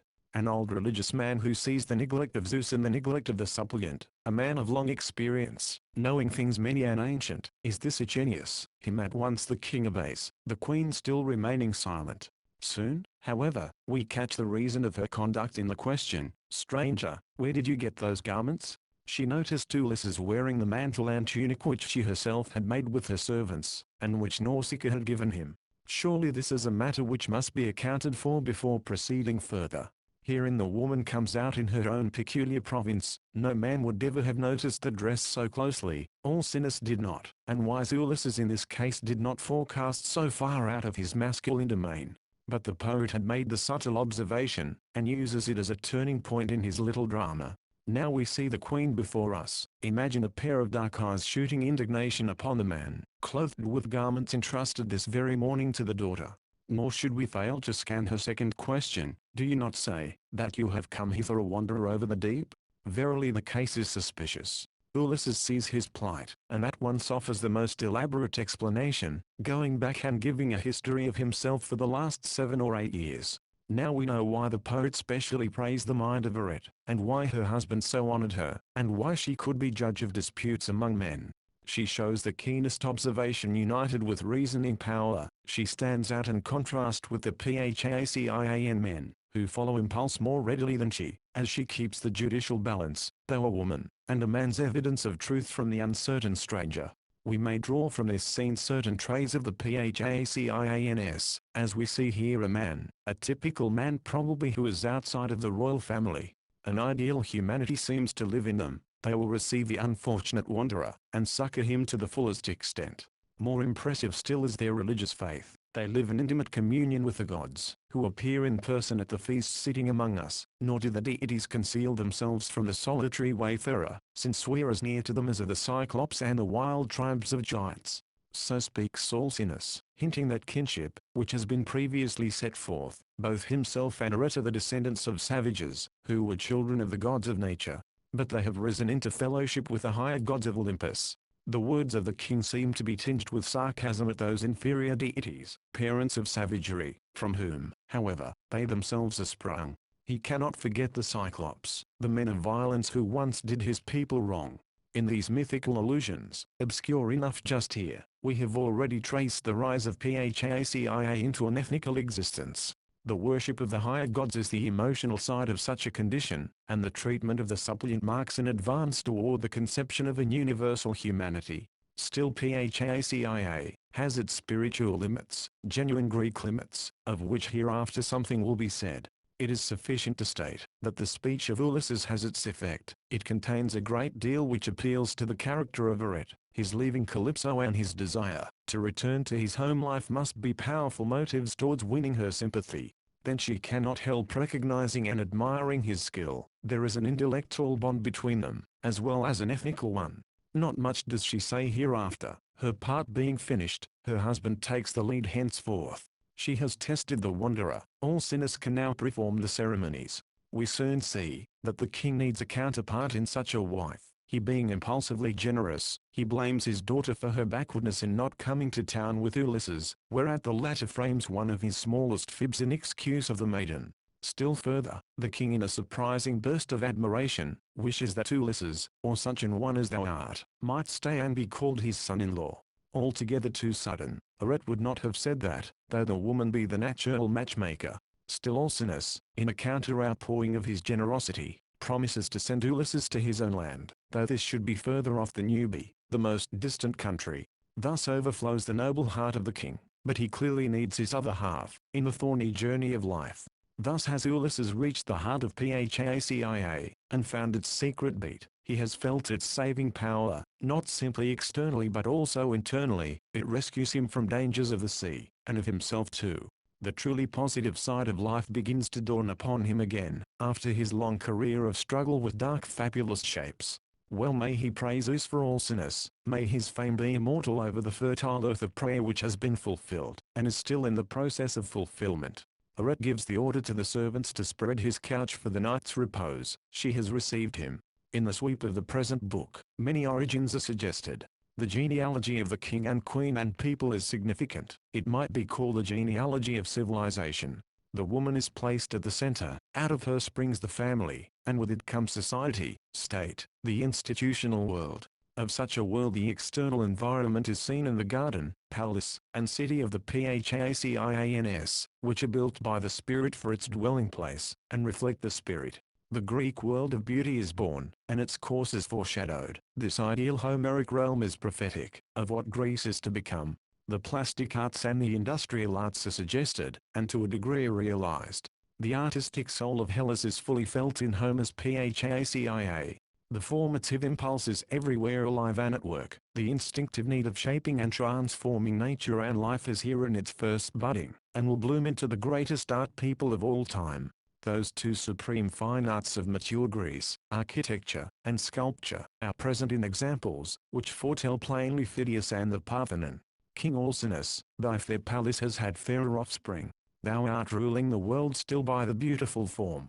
Out of thy mansion majestic was born in a song the Greek temple, sentineled round with a quiet Titan's columnar of stone, bearing forever their burden to hymns of Aparian measure, wearing out heaviest fate to a Pindaric high strain. Look, those boys of thy garden with tapers, are moving to statues, seeming to walk into stone, while they are bringing the light. Hellas springs out of thy palace all sculptured with actions heroic, even the god we discern turning to marble by faith. Such is the originative prophetic character of Phacia, which the reader must take profoundly into his soul, if he would understand the genetic history of Greek spirit. Verily the poet is the maker of archetypes, and reveals in his shapes all that his people are to become. Thou, old Homer, wert the first builder in Greece, the first carver. Afterward she could but turn fancies of thine into stone. Architects followed thee, building thy poem aloft into temples. Sculptors followed thee too, thinking in marble thy line. Nor must we forget the industrial arts here suggested: weaving, shipbuilding, the working of metals. In general, there is hinted the varied transformation of nature, which begets a civilized life.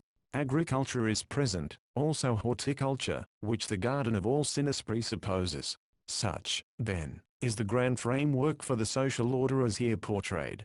But the chief art of the Homeric world has not yet been given, though it is at work now, and is just that which has reproduced Phacia with all its beauty.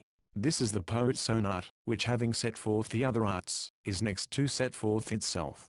Accordingly we are to see the poet showing the poet in the following book, which may, therefore, be named the Book of the Bud. Thus we pass out of the industrial and plastic arts of Phacia, into the supreme art, the poetic, as it manifests itself in the Phacian singer. Book 8th. We observe a decided change in the present book. It has a character of its own quite distinct from the preceding books. Yet it is on a line of development with them. We note a further spiritual evolution which must be looked into with some attention. In general, Phacia is now seen as an art world, in true correspondence with Hellas, of which it is a kind of ideal prototype. In the two previous books we saw portrayed chiefly institutional life in family and in state.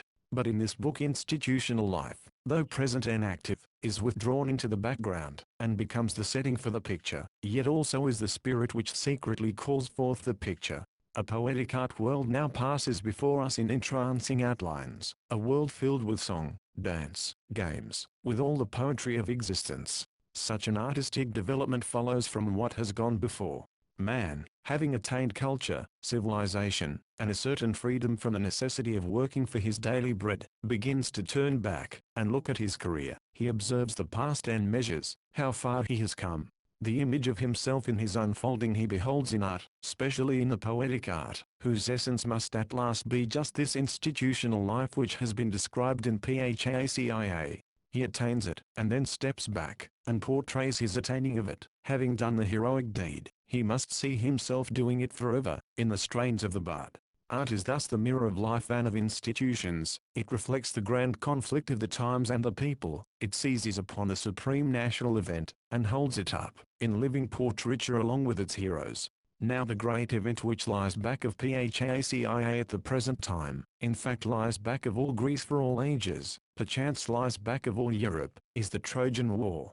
It was the first emphatic triumphant assertion of the Greek, and indeed of the European world against the Orient. The fight before Troy was not a mere local and temporary conflict between two quarrelsome borderers, but it cuts to the very marrow of the world's history. The grand struggle between East and West, family and state, are most deeply concerned in it. The restoration of the wife is the main object of the Trojan War, which the chieftains of Greece must conclude victoriously or perish. A new world was being born on this side of the Gean, and the Greeks were its first shapers and its earliest defenders. This Occidental world, whose birth is the real thing announced at Troy in that marvelous cradle song of Europe, called the Iliad, has already begun its career, and shows its earliest period in PHACIA. It is no wonder, then, that the PHACIAN people wish to hear the Trojan song, and it alone, and that the PHACIAN poet wishes to sing the Trojan song, and it alone. Thus we behold in the present book a quiet idyllic folk on their island home out in the west listening to the mighty struggle of their race, with dim far-off anticipations of all that it involved. Nor were the women indifferent. Arete, the wife and center of the family, is not henceforth to be exposed to the fate of Helen. Think what would PHACIA be without her, or she without PHACIA. Think what she would be in Troy, for instance. Strong emotions must rise in the breasts of all the people at hearing such a song. But still stronger emotions well out of the heart of Ulysses. He is one of the heroes of the Trojan War not yet returned, a living image of its sacrifices. Of course, he is the main hero sung of by the bard in the present book. Such is the artistic adaptation of the Homeric work, clearly done with a conscious design. Ulysses has already passed through several stages: Calypso, Nausicaa, Arete. Now he has reached the poet, Demodocus certainly, and perchance Homer himself, who is to sing not only of the Trojan War, but also of its consequences. This rise of man's spiritual hierarchy is here unfolded, from nature, into institutions, and thence into art. After hearing Demodocus, Ulysses picks up the thread, and becomes his own poet, narrating his adventures in fairyland with the free full swing of the Homeric hexameter. Thus he acquires and applies in his own way the art of PHACIA. The arch of his life spans over from the heroic fighter before Troy to the romantic singer before the PHACIAN court. It is plain, therefore, that this book is distinctively the book of the bard. In the experience of Ulysses, Demodocus is placed on a line with the three leading figures in the last three books, they being women, while the singer must be a man. One reason is, possibly, that a PHACIAN woman could not be permitted to sing such a strain as the story of Venus and Mars. At any rate, he is fourth in the row of shapes, all of which are significant. We catch many touches of his personality. He is blind, though gifted with song. Evil and good he has received, and is therein a typical man. It is in every way a beautiful loving picture, painted with strong deep undertones of sympathy. No wonder is it, therefore, that Demodocus in all ages has been taken as a portrait of Homer by himself, showing glimpses of the man, of his station in life, and of his vocation. Later on we shall consider this point in more detail. The three songs of the bard furnish the main landmarks for the organism of the book. All of them will be found more or less intimately connected with the great event of the immediate past, the story of Troy.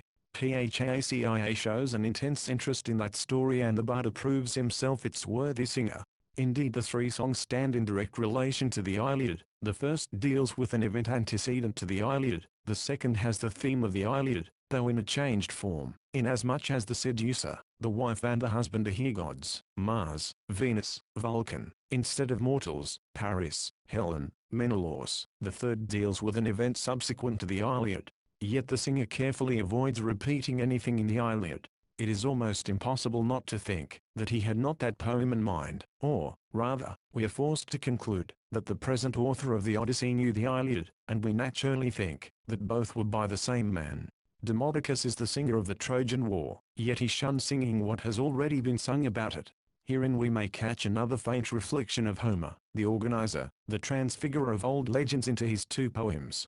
Note also that he hovers around the Iliad, before and after it, yet never into it. Here and elsewhere in the Odyssey, especially in the third book, have we observed the same fact. In the present book, however, is another strand, besides these songs of the bard belonging to the past, are the doings in Phacia belonging to the present, which doings have a connection and a correspondence with the songs.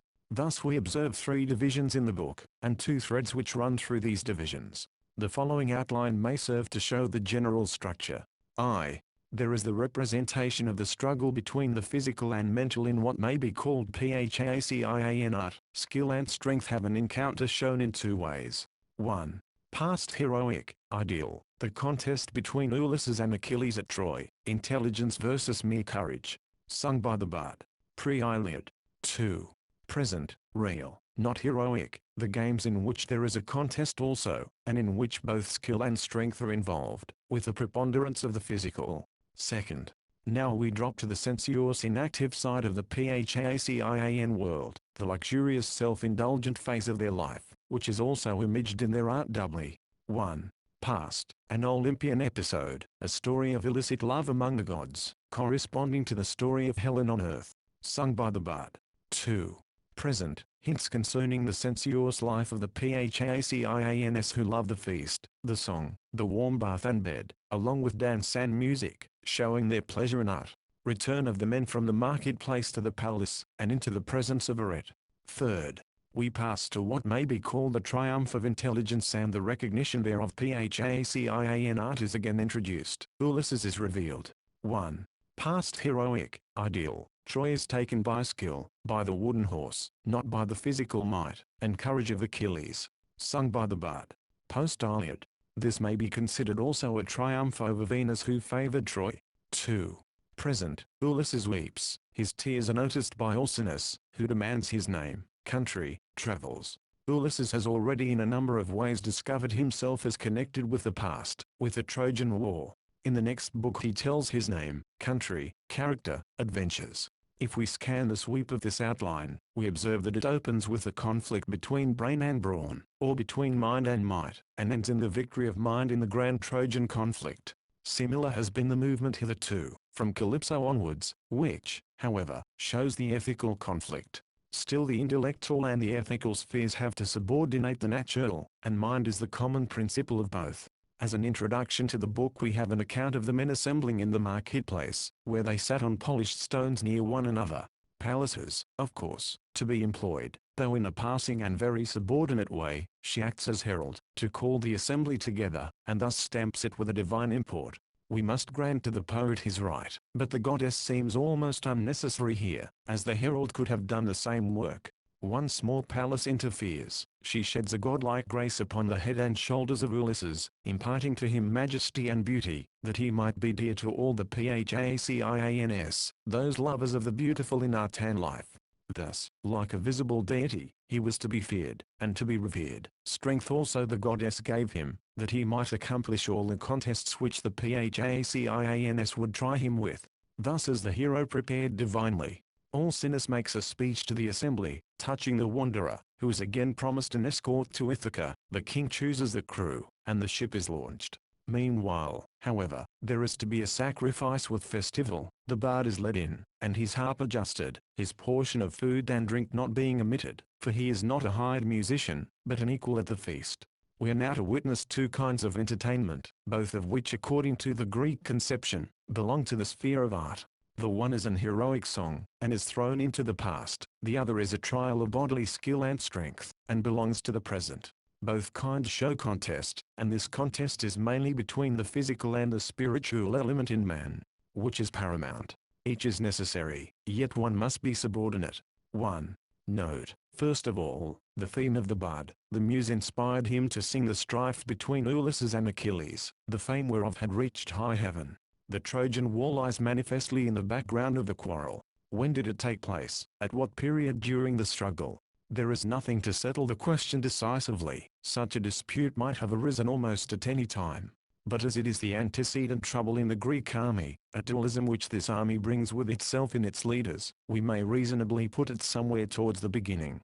This is also the opinion of Nietzsche, Matlock, who places the scene of the dispute on the island of Tenedos, in sight of the walls of Troy, and who cites the old Cypria in support of his opinion.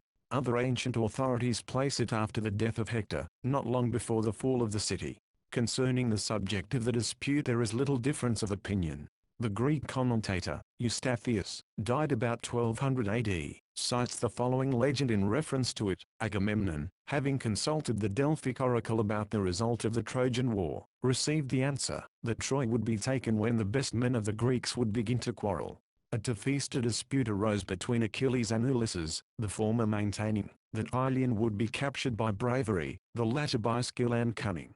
Hence the joy of Agamemnon at what would otherwise be regarded as a ground for sorrow. The response of the oracle was ambiguous, yet even out of its ambiguity we may read something. Achilles, the man of courage, was regarded as the hero of the Greeks, but this opinion must be contested, and wisdom must also have its place in the management of the war, before the hostile city can be taken. These two principles are represented by Achilles and Ulysses respectively. The god of wisdom, Apollo, responds, therefore, in accord with his character, carefully, doubtfully, not taking a decisive stand on either side, uttering an oracle which itself needs interpretation. Still we can see that it means a protest against mere brute courage, a protest to which Ulysses voices. The Trojan horse, the grand successful stratagem, may be considered as the outcome. In Shakespeare's Troilus and Cressida, the same subject is worked over very fully, and is indeed the main pivot of the drama, in which Achilles is substantially deposed from his heroship, and replaced by Ulysses. The contest between mind and might, or skill and courage, is what the English poet took from his Greek elder brother, in part and, in part derived from later legend. The struggle between brain and brawn was indeed a vital one in the Greek camp. There was always the danger, lest the spirit would get lost in its physical manifestation. Indeed the danger of the Greek world was just this, and it perished at last of the same disease which we already notice at Troy. It fell to a worship of the sensuous in life and art, and so lost its soul in a grand debauch. 2. King Alcinous has noticed that Ulysses hid his face, and wept at the song of the bard. Thus strong emotion seizes him on hearing the strife at Troy, while the Phacans listen with delight. Such is the contrast, hinting two very different relations to the song. But the king will divert him from his grief, and so calls for the games, to show him how much we excel others in boxing, wrestling, leaping, and running. The quoit was also one of the games. In like manner Achilles is diverted from his sorrows for his friend Patroclus, by an elaborate exhibition of games, which are set forth in Book 23 of the Iliad. Contests of strength and skill they are, showing the body under control of mind, and manifesting the same up to a certain point. They have an artistic side and train the man physically, requiring also no little mental alertness. When the Phacan contestants had finished, there was an attempt to bring Ulysses into the game, and have him show what he was, but he declined the courteous invitation. Cares are in my mind more than games. Then Euryalus taunts him with being a merchant, or robber, and no athlete. Ulysses makes a caustic reply, picks up the quoit, and hurls it far beyond the marks of the others. Then with some display of temper he challenges any of the Phacans present to any kind of contest.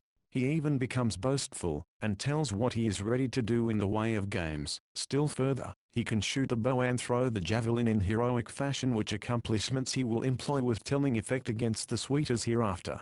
Alcinous pacifies him with gentle words, and proceeds to withdraw all his previous claims, extolling Phacan athletic skill. The soft arts of peace of these. In boxing and in wrestling we have small fame, but on the other hand we delight in feasts, we love the harp and dance, new clothes are in favor, and we like the warm bath and bed. Very different is now the call of King Alcinous from that last one. Let the stranger see how much we excel others in the dance and song, to which is strangely added seamanship. Such is the preparation for the lay of the loves of Mars and Venus. Through these games the heroic strand in the stranger has been brought to light, somewhat in contrast with the Phacins. As he had a contest of mind with Achilles at Troy, so he has now a contest which shows his physical might. He is no weakling in spite of his intellect. Pallas too does not fail him. She marks his superiority in the throw of his quoit, and thus inspires him with courage. Second, we have now reached the second song of the bard, for the way has been smoothed by the preceding description of the luxurious delights of the Phacins. It is often called the loves of Venus and Mars, or the adulterer's court on Olympus. From time immemorial much doubt of various sorts, poetical, moral, philological, has been cast upon this song. Some ancient commentators have regarded it an interpolation, not a genuine part of Homer. Modern expositors have not hesitated to follow the same opinion. And indeed there are strong grounds for suspicion.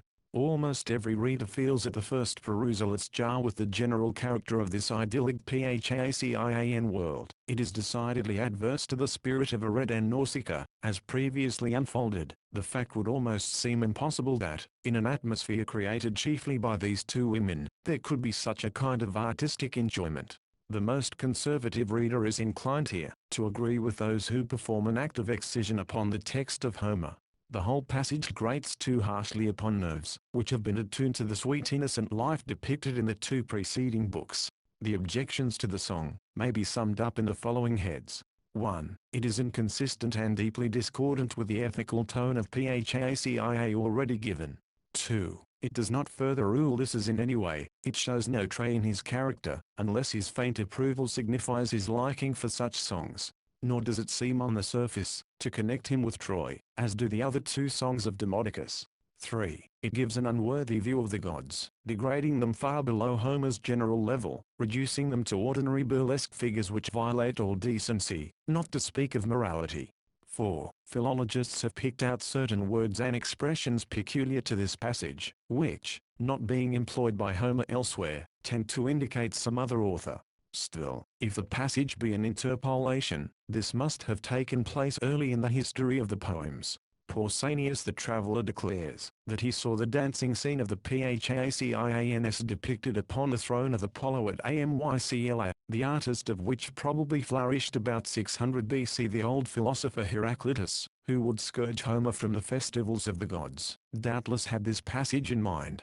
Plato censures its indecency specially, and, as is well known, would exclude all Homer from his ideal republic. The ancients thus accepted the passage as Homeric, with the exception of some of the later grammarians. Next come the many attempts, old and new, to allegorize the Olympian scene, or to explain it away. From the fact that the sun keeps watch, and is mentioned twice in this part, the latest school of mythologists, the comparative so-called, have taken much comfort, and have at once found in the whole a sun myth. Some ancient expositors, according to Athenous, interpreted it as a story written for the purpose of deterring the listeners from doing similar bad deeds, pointing to the punishment even of gods herein designated. Thus they sought to save the credit of Homer, treating him quite as some commentators have treated certain morally questionable stories in the Bible. Thus along down the ages to the present the loves of Venus and Mars have created trouble. Undoubtedly the song has meaning, and deserves a rational exposition. Has it any connection with the other songs of this book, or with Homer in general?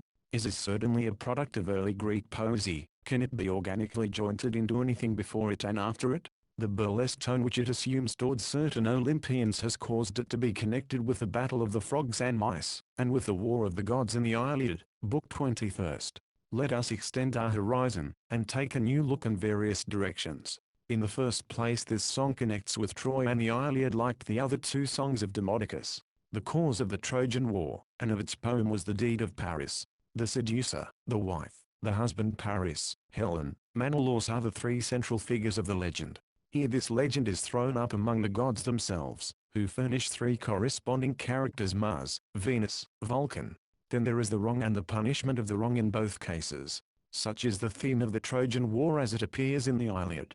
Thus the three songs of Demodocus indicate a pre-Iliad, an Iliad, and a post-Iliad in due order. In the second place, one asks very emphatically, why this present treatment of the gods on Homer's part? But here we must make an important distinction.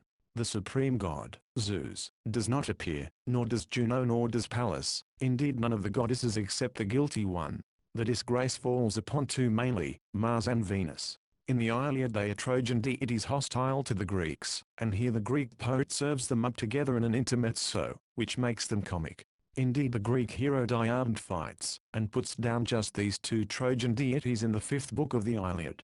So must every Greek hero at Troy conquer Mars and Venus, violence, and lust, to give a suggestion of their purport. Before Helen can be restored to home and country, he must put down the hostile city and its gods. Note too, whether the Greek poet sends each of these deities after their release. Mars flies off to Thrace, a distant barbarous country, beyond the borders of Hellas, where he can find his own. Venus on the contrary slips away southeastward to Cyprus, inhabited by peoples oriental or orientalizing, and therein like Troy and herself. Both rush out of Greece with all speed. They belong somewhere in the outskirts of the Greek world. We may now see why the Phacins, without being so very wicked, could find an element in the song which they enjoyed. To them, with the Trojan War always in mind, this was the theme. The adulterous Trojan deities caught and laughed out of Olympus, those being the two deities who first misled by desire, and then tried to keep by war the beautiful Helen, the Greek woman. Throwing ourselves back into his spirit, we may also see why Ulysses, the old warhorse from Troy, was rejoiced in his heart, hearing the song which degraded and burlesqued the gods whom he had fought 10 years, and who were, in part at least, the occasion of his wandering 10 more. Venus and Mars did not find much sympathy in the Phacin company, we may be sure. Why then regard them as gods? The Greek deified everything, even the tendencies which he felt himself obliged to suppress, had something of the divine in them. Calypso, whom Ulysses subordinated at last to the higher principle, was a goddess. Troy, the hostile city, had its deities, whom the Greek recognized. Now its two chief deities are involved in a common shame, and flee from Olympus, flee almost outside of the Greek world. Certainly the audience could take some ethnical satisfaction in that. Then there is a third consideration different from the two preceding, both of which seek to look at the song from the ancient Greek standpoint. But from our modern standpoint it is also to be regarded. There is no doubt that we see here the beginning of the end of polytheism. The many gods collide with one another, some are now put out and all will be finally put out. They are showing their finitude and transitoriness. Still further, we catch a glimpse of the sensuous side of Greek life, the excess of which at last brought death. Homer is the prophet of his people. When read with insight, he tells not only what they are, but hints what they are to become. In general, we pass in this second part of the present book, as we have divided it, to the sensuous element of the Phacin world, the inactive quiet self-indulgent phase, in decided contrast to the preceding part which shows a love of manly action in games and in war. Let us still further develop the twofold way in which this fact is brought out. 1. The second song of Demodocus has the general theme of the Trojan War, and suggests the grand event of the aforetime. It manifestly carries the Trojan scission into Olympus and drives out and disgrace the Trojan deities. Vulcan, the wronged husband, is the divine artificer. He makes a network of chains which could not be broken, like a spider's web, so fine that no one could see it, not even a god. In this snare the guilty deities are caught, exposed, punished. These invisible, yet unbreakable chains have an ethnical suggestion, and hint the law which is also to be executed on Olympus, as it was below in Troy. As Vulcan is the artist among the gods, we are prompted to find also an artistic bearing in the scene. The artist catches the wrongdoers by his art and holds them fast in a marvelous net where they still lie, and shall lie for all time. Even the intercession of Neptune cannot get them free. The scene is indeed caught out of the reality and holds today. The dashing, finely uniformed son of Mars, so called at present, is most apt to win the heart of the gay, fashionable, beautiful daughter of Venus, have an escapade, and cause a scandal. Oft too they are caught in our modern, most adroitly woven spider's web, which goes under the name of newspaper, and held up, if not before a seeing Olympus, at least before a reading public, which not seldom indulges in conversation very much in the style of the gods as here set forth. We moderns do not go to the marketplace to hear such a strain, but have it brought to us in the morning journal. One advantage the Phacin had, Arid and Nausicaa did not go to the marketplace, where this song was sung. Only men were there, but the prince will enter the household, where a wife and daughter. At any rate, we have to pronounce the song of Demodocus typical, universal, nay, ethnical in spite of its light-hearted raillery, inasmuch as the deed is regarded as a breach of divine law, is exposed and punished, and the recompense for the release of the guilty pair, the penalty, is duly stated in accordance with law. Not every modern storyteller is so scrupulous in meting out justice to ethical violation. 2. So much for the song. We turn again to the PHACIANS, who are not now engaged in athletic, but in a milder sport, the dance. Youths move their bodies in tune to the strain. Still and grease. The dance and the song often go together. Then two danced alone without the song, but employed a ball, tossing it from one to the other, for the amusement of the spectators. A rhythmical movement of the body in the dance shows more internality than the athletic game, but it is less hardy, is more indicative of luxury and effeminacy. On account of these enjoyments, which have been unrolled before us in so many striking pictures, the PHACIANS have been regarded by some writers both in ancient and modern times as the mythical Sybarites devoted simply to a life of pleasure. The love of the warm bath and clean clothes, the dance and the song, above all the second lay of Demodocus have given them a bad name. Heraclides Ponticus derived their whole polity of non-intercourse, of concealment, of sending away the stranger, as soon as possible out of their island, from their desire to resign themselves more completely to their luxurious habits, without foreign disturbance. Horace expresses a similar view of this people. Nietzsche in commentary, Adlock, defends the PHACIANS warmly against the charge, and the view that Arid and Nausicaa cannot be products of a corrupt society holds good. An idyllic people, not by any means enervated, though pleasure-loving, so we must regard them. That lay of the bard, rightly looked into, does not tell against them as strongly as is sometimes supposed. Still Heraclides touched upon a limitation of PHACIA in his criticism. It refused to join the family of nations, it sought to be a kind of little China, and keep all to itself. It had solved, however, the problem of external war, and of internal dissension, no dispute with neighboring nations about commercial privileges, no local strife which cannot be settled by it. The poet has as nearly as possible succeeded in eliminating the negative element out of this society. An unwarlike folk, but not effeminate, happy in peace, with a childlike delight in play, which is the starting point of art, and remains its substrate. According to Schiller, truly idyllic it must be regarded, a land on the way between nature and civilization, where life is a perpetual holiday, and even labor takes on a festal appearance. Ulysses gives the palm of excellence in the dance to the PHACIANS, and with this recognition the king proposes a large number of presents hospitable gifts, such as the host gives to his honored guest. Moreover, an apology and a gift are required of that Euryalus who recently offended Ulysses. Thus reconciliation is the word and the deed. Then all are ready to return to the palace into the presence of Arid, who is the orderer, and she makes arrangements for packing up the gifts. Note the warm bath again, supposed sign of effeminacy. Here it is taken by Ulysses with decided approbation. Nausicaa too, appears in a passing glance, and simply asks to be remembered for her deed. The response of Ulysses is emphatic. When he gets home he will pray to her as to a god day by day, for thou, O maiden, hast saved my life. In this round of recognition, the bard must not be forgotten. He is again led in, a banquet is served, and Ulysses takes special pains to honor him with a part of the fat back of a white-tusked boar, and to speak a strong word of commendation. Demodocus, I praise thee above all mortals, either the muse or Apollo has taught thee, so well dost thou sing the fate of the Greeks. Third, the praise of the bard naturally leads to the third portion of the book, introduced by another song, which has its intimate connection with the preceding ones. Then its effect is noted upon Ulysses, who weeps as before, being stirred by many memories of companions lost. Verily Troy is a tearful subject. What motive for weeping? Who is this stranger anyhow? Alcinous now starts his interrogations which Ulysses answers in the following book. Still, though nameless, he has unfolded himself quite fully through his actions in this book. Again we hear the deeds of the aforetime sung by the poet, and see their influence in the present. 1. Ulysses himself now asks the poet to sing of the wooden horse which was made by Epeus with the aid of Pallas, the goddess here standing for skill, as it is now skill which takes Troy, not mere courage. Then mark further, Ulysses was the man who introduced it within the Trojan walls by stratagem, clearly another case of brain work rather than brawn work. This famous wooden horse was filled with men who took Troy. Such is the song which Ulysses now calls for, mentioning himself by name, a fact which makes the announcement of his name soon after more impressive and dramatic. The Phacins had just heard the culminating act in the taking of Troy, whereof Ulysses was the hero. Behold, he stands before them, in all the prestige of song.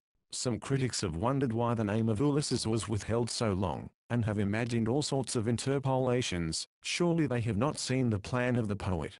The wooden horse is not employed in the Iliad, but is one of the striking details of the later epics, which recounted the destruction of Troy. The Song of Demodocus carries the incident back to the time of Homer, and before Homer, for it suggests antecedent ballads or rhapsodies which Homer knew, but did not use, and which poets after him developed.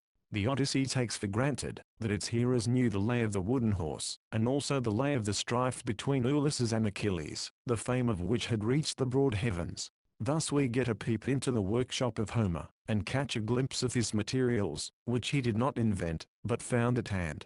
Homer is the builder, the architectonic genius. He organizes the floating, disparate songs of his age into a great totality, into a Greek temple of which they are the stones. Note what he does with this lay of Demodocus. He puts it into its place in the total structure of the Odyssey, and thus preserves it forever. So he has done with all his materials doubtless. We may now see that those who cut up the Homeric poems into so many different songs or ballads simply destroy the distinctive work of Homer. They pry asunder the beautiful Greek temple, lay its stones alongside of one another, and say, "Behold the poet." But this is just what he is not, and in the present book we may see him unfolding his own process. Homer is not Demodocus, but the latter's lay he takes up, and then weaves what he wants of it into the texture of the total poem. He is thus a contrast to the bard, whom, however, he fully recognizes and makes a part of his own work. Thus Homer himself really answers the Wolfian theory, which seeks to reduce him to a Demodocus, singing fragmentary lays about the Trojan War. From the Greek poets the wooden horse passed to Virgil, who has made it the best-known incident of the Trojan War. It is probably the most famous stratagem of all time, due to the skill of Ulysses. Herein lies the answer to the first lay of Demodocus. In the dispute Ulysses is right. Indeed he is a greater hero than Achilles, who could never have captured the hostile city. The incident took place after the action of the Iliad, and after the death of Achilles, who, heroic in courage, stood in the way of intelligence. When he is gone, the city falls, overthrown by the brain of Ulysses. Homer does not pretend to give the Song of Demodocus in full, but a brief summary of what he sang before the Phacins. A later poet, Arctinus, took up the legend here alluded to, and developed it in a separate epic, called the Iliad of Perseus or Sack of Troy. Indeed a vast number of legends, and lays about the Trojan War bloomed into epics, which were in later times joined together, and called the epic cycle. Thus we distinguish two very different stages of consciousness in early Greek poetry, the ballad-making and the epical, Homer being the supreme example of the latter, and Demodocus an instance of the former. Looking back at the three lays of the bard in the present book we find that they all are connected together in a common theme, of which they show different phases, beginning, middle and end. The conflict before the Iliad, the conflict of the Iliad, and the conflict after the Iliad, all hovering around the great national enterprise of the Greeks, namely the Trojan War, in which the deepest principle of the Hellenic world, indeed of the entire Occident, was at stake. But Homer, in distinction from Demodocus, weaves into his poem not only the past but the present, not only Troy, but Phacins, not only the movement against the east, but also the movement toward the west, of which Phacins is simply one stage. The hero who unites these two great movements of Greek spirit is now brought before us again. 2. Ulysses weeps at the song of the bard which recalls so many memories of friends departed, and of dire calamities. These tears connect him deeply with Troy and its conflict. The Phacins listen intently, but are outside of the great struggle. They shed no tears. Thus does Ulysses in his strongest emotions unite himself with the Trojan enterprise of aforetime. He is not simply a wanderer over the sea seeking to get home, but a returner from Troy. He has revealed himself through his feelings. He personally shares in the woes sung by the bard, because he has experienced them. Indeed the very image which the poet here employs to express sorrow, taken from the woman whose husband has been slain fighting for his city, and for his wife and his children, recalls Hector, Andromache, and Astyanax as they appear in the 6th book of the Iliad. Ulysses is like such a woman, without home or family, alone among strangers, shedding tears. Thus he connects himself with the fateful story of Ilium. Previously Ulysses wept at the first lay of Demodocus, now he emphasizes his sorrow by repetition. Whenever the theme of Troy is touched, he has to respond with tears. The second time of weeping at the Trojan tale is necessary, in order to fix his character, and identify him as a returner. Yet this repetition so vitally organic is questioned by many critics, some of whom resort to excision. It is hardly worth the while to notice them and their various attempts at destruction and construction. When we once catch the underlying motive, all becomes plain. The first and last scenes of weeping unifies the book. The bond of tears holds its parts indissolubly together in the emotions. Alcinous has observed the stranger both times, sitting near him, while we may suppose that the other Phacins, not noticing him, to be further off. The king sees his distress and even hears his sobs. In the first case the royal host refrained from inquiry, that being the duty of hospitality, but now the time for interrogation has arrived. The speech of Alcinous is characteristic, full of humanity, full of sympathy is the tone. A guest, a suppliant stands for a brother even to the man of little feeling. A touch of prophetic boastfulness he shows here and elsewhere. The ships of the Phacins he endows with supernatural powers, which fact, however, is not without meaning. We have no pilots, no rudders even. Our boats obey our thoughts, and know the cities and lands to which they come. Very quickly do they shoot across the wave, hid in fog and cloud. Truly an ideal ship, which time has not yet realized, though recent navigation, with its present steam and its future electricity, is on the way thereto. Still angry Neptune threatens danger, and may work damage, smiting the ship on the dark deep. This speech of Alcinous with its miraculous, prophetic tinge, with its far-seeing hints of coming realities, almost foretelling our modern humanity and our modern mastery of the sea through science, and putting the two side by side, has given much trouble to the critics, whom we again shall have to pass by, as they simply darken the poet. Finally comes the demand, who art thou, and why didst thou weep? What is thy relation to Troy? Such is the culminating question. Ulysses has been unfolding himself more and more throughout the present book before the king and people. The games showed his heroic strength, the dances brought out his recognizing and harmonious spirit, the lays of Demodocus have developed his connection with Troy. He clearly belongs to the past, and to the present, possibly he is a bridge spanning them, which bridge he may be induced to build in wondrous rainbow colors before the eyes of the Phacins. Appendix. It seems never to have been noticed what an important relation the present book sustains toward the Wolfian theory concerning the Homeric poems. The picture of Demodocus here given doubtless suggested to Wolfe the first outline of his view, and has influenced other commentators who lean towards similar opinions. It is well known that Wolfe in his famous Prolegomena, maintains that the Iliad and Odyssey were originally a string of ballads more or less disconnected, and that Homer was only one of the many balladists, probably the best. Furthermore he holds, that these ballads were brought together, edited and put into their present shape by certain literary men called Dioscorus revisers, redactors, professors of poetry and philology at the court of Pisistratus. About 500 BC. That is, Wolfe regards Homer as a Demodocus, a singer and also a maker of disjointed ballads and war songs, the latter pertaining mostly to the heroes of the Trojan War. These were sung at the festivals of the people, at the houses of the nobility, and at the courts of kings, quite as we see the bard singing here in Phacins. This fact we may accept, but the question comes up, is Homer such a balladist and nothing more? Now it is clear that Homer is not a Demodocus, since the latter is not an epical builder, but a simple singer of separate lays for the occasion.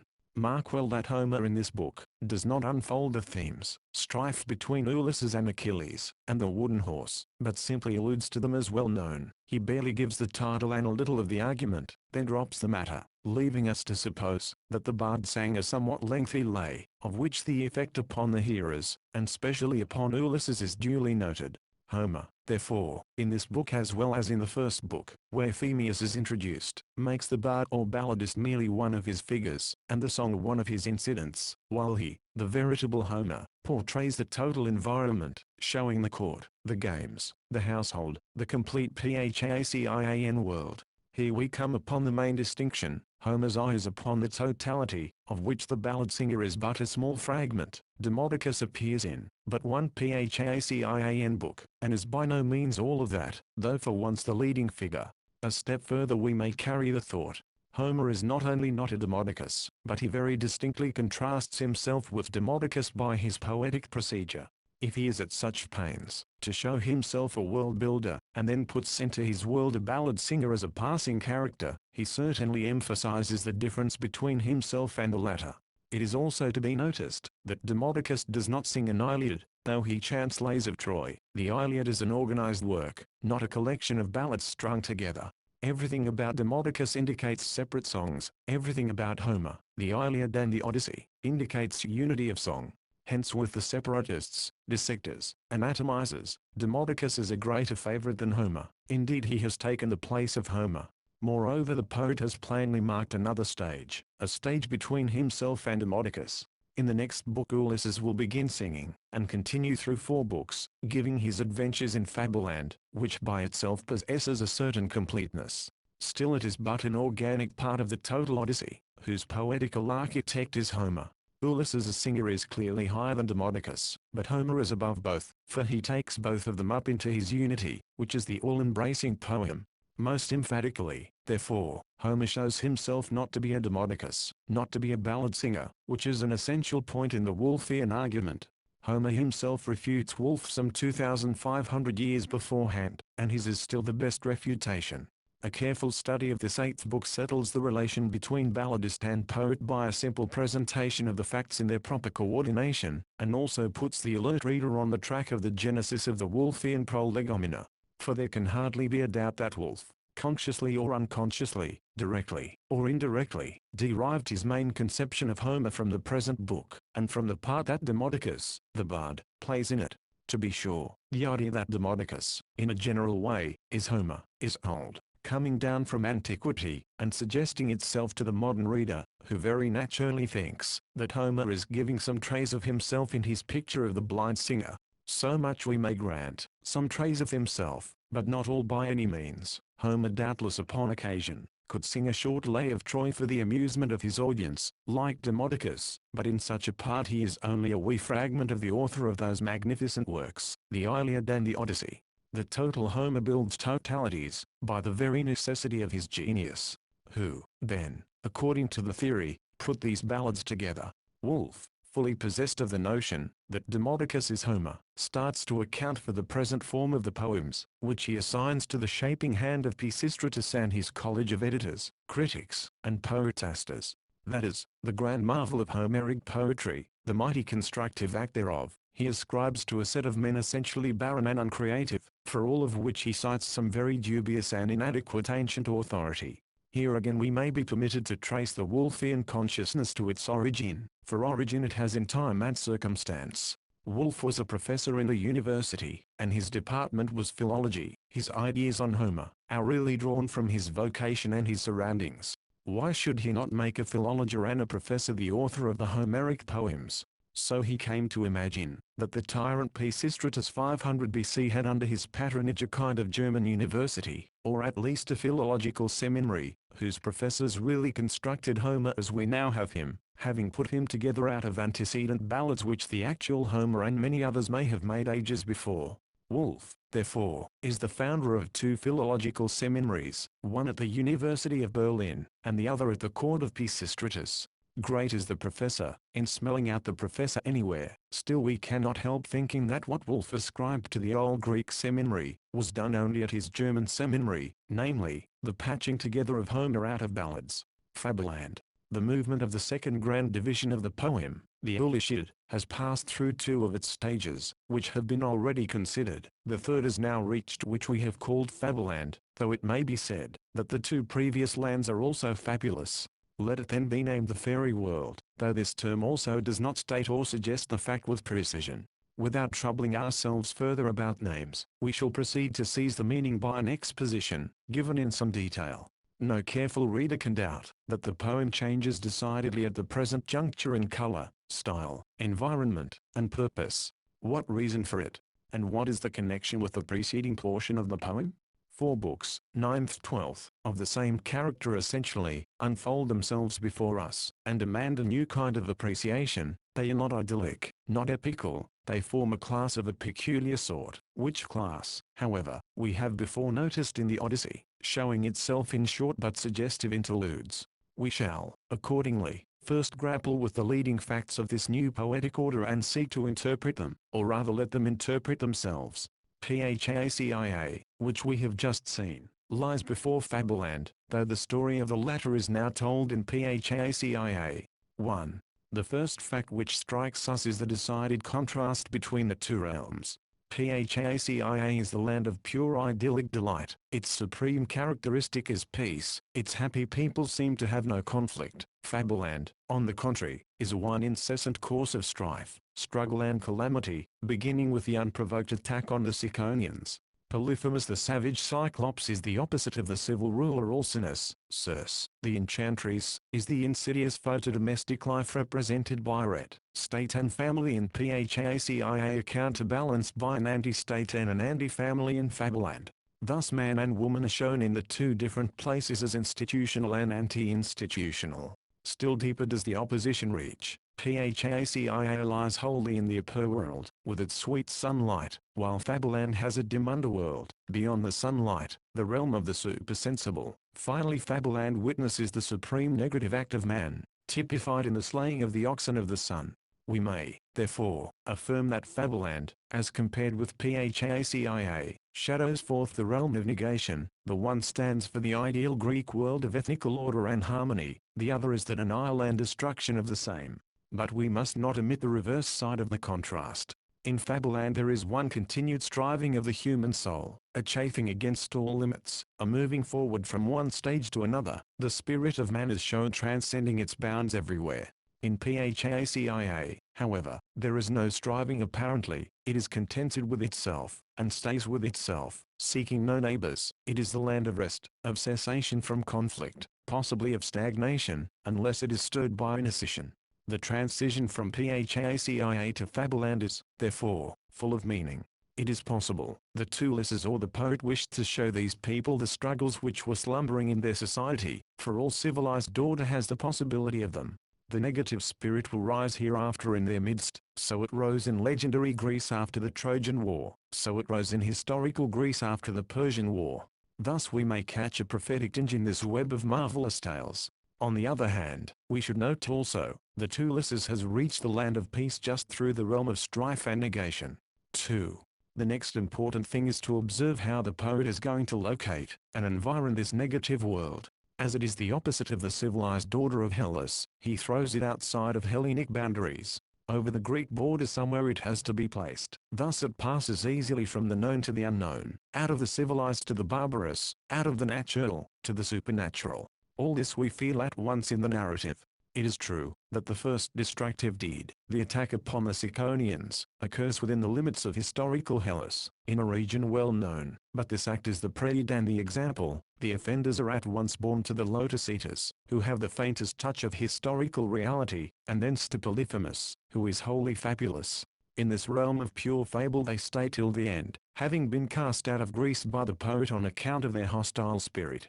Moreover we should note, that they move about on the sea, that most unstable element, in contrast to the fixed land. On the one there is order and law, on the other caprice and violence. Yet certain fixed points are set in this uncertain domain, namely the islands, which however, are wholly separated from Hellas and her life, and have inhabitants of their own, strangers to Hellenic influence. Ulysses and his crew will pass from island to island, each of which will show its meaning in some way antagonistic to Greek spirit.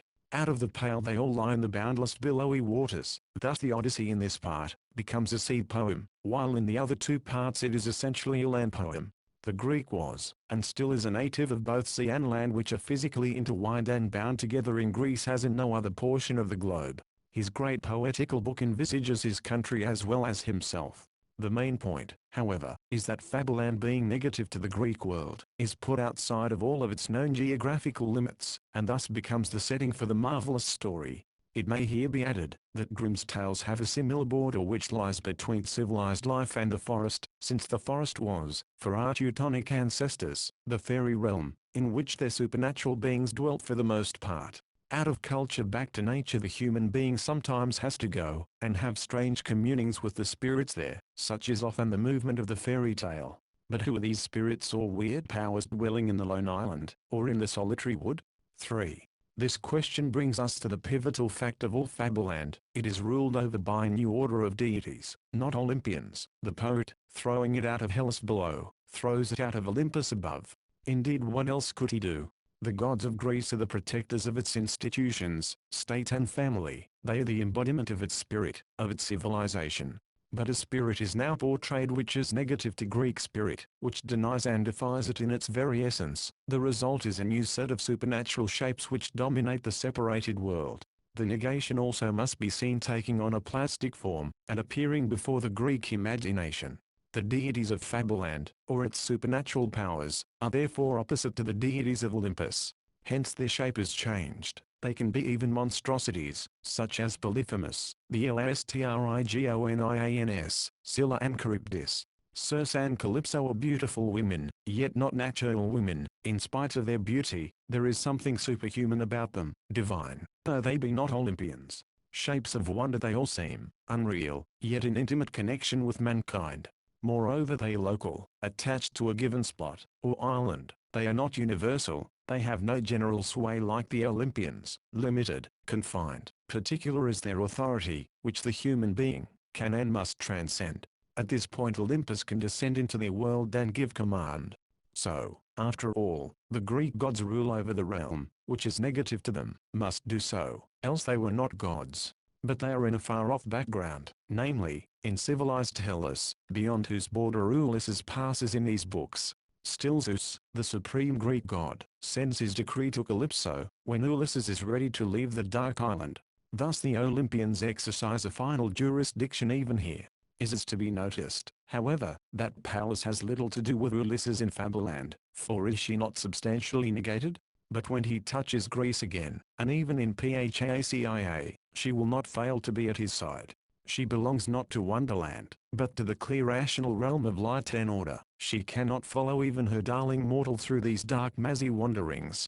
It is manifest that the epical upper world of the gods has receded from the place it occupies in the Iliad, and in the other portions of the Odyssey. In fact, it has been largely but not wholly supplanted.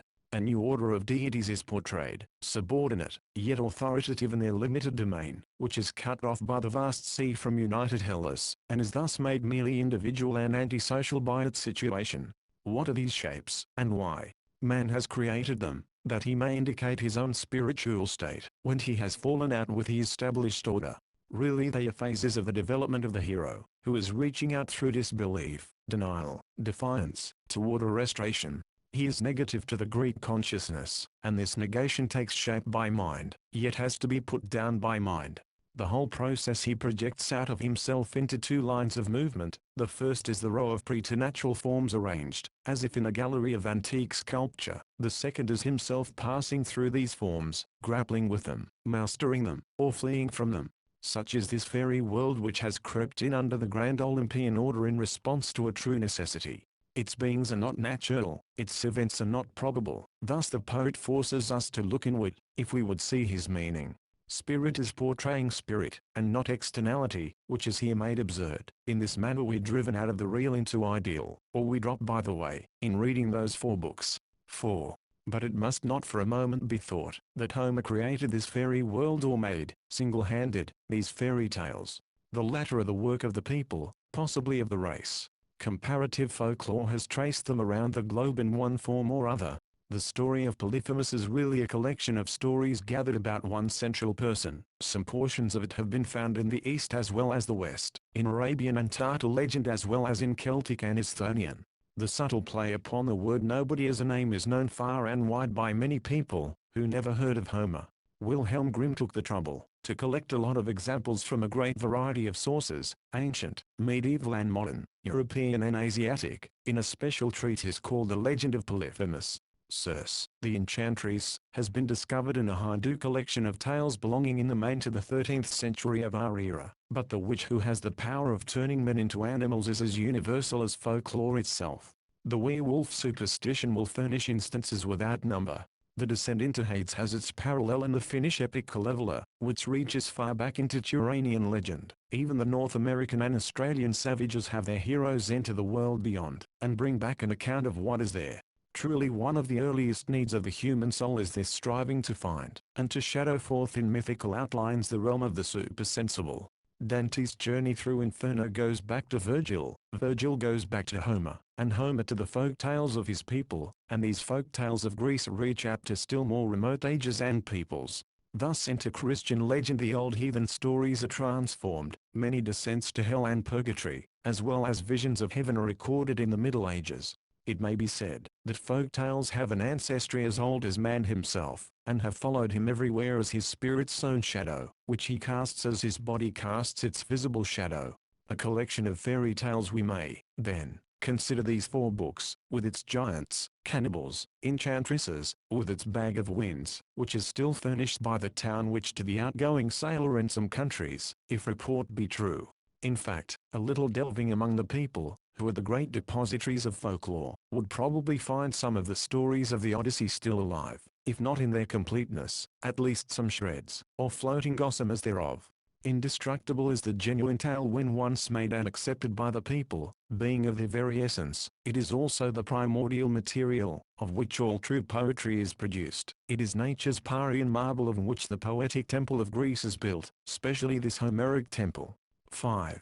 At this point we begin to see just what is the function of Homer, who has inherited a vast mass of poetic material. He is its shaper, organizer, transformer. Chiefly, however, he is the architect of the beautiful structure of song. He does not, and cannot make the stone which goes into his edifice, but he makes the edifice. His genius is architectonic. He has an idea which he builds into harmonious measures.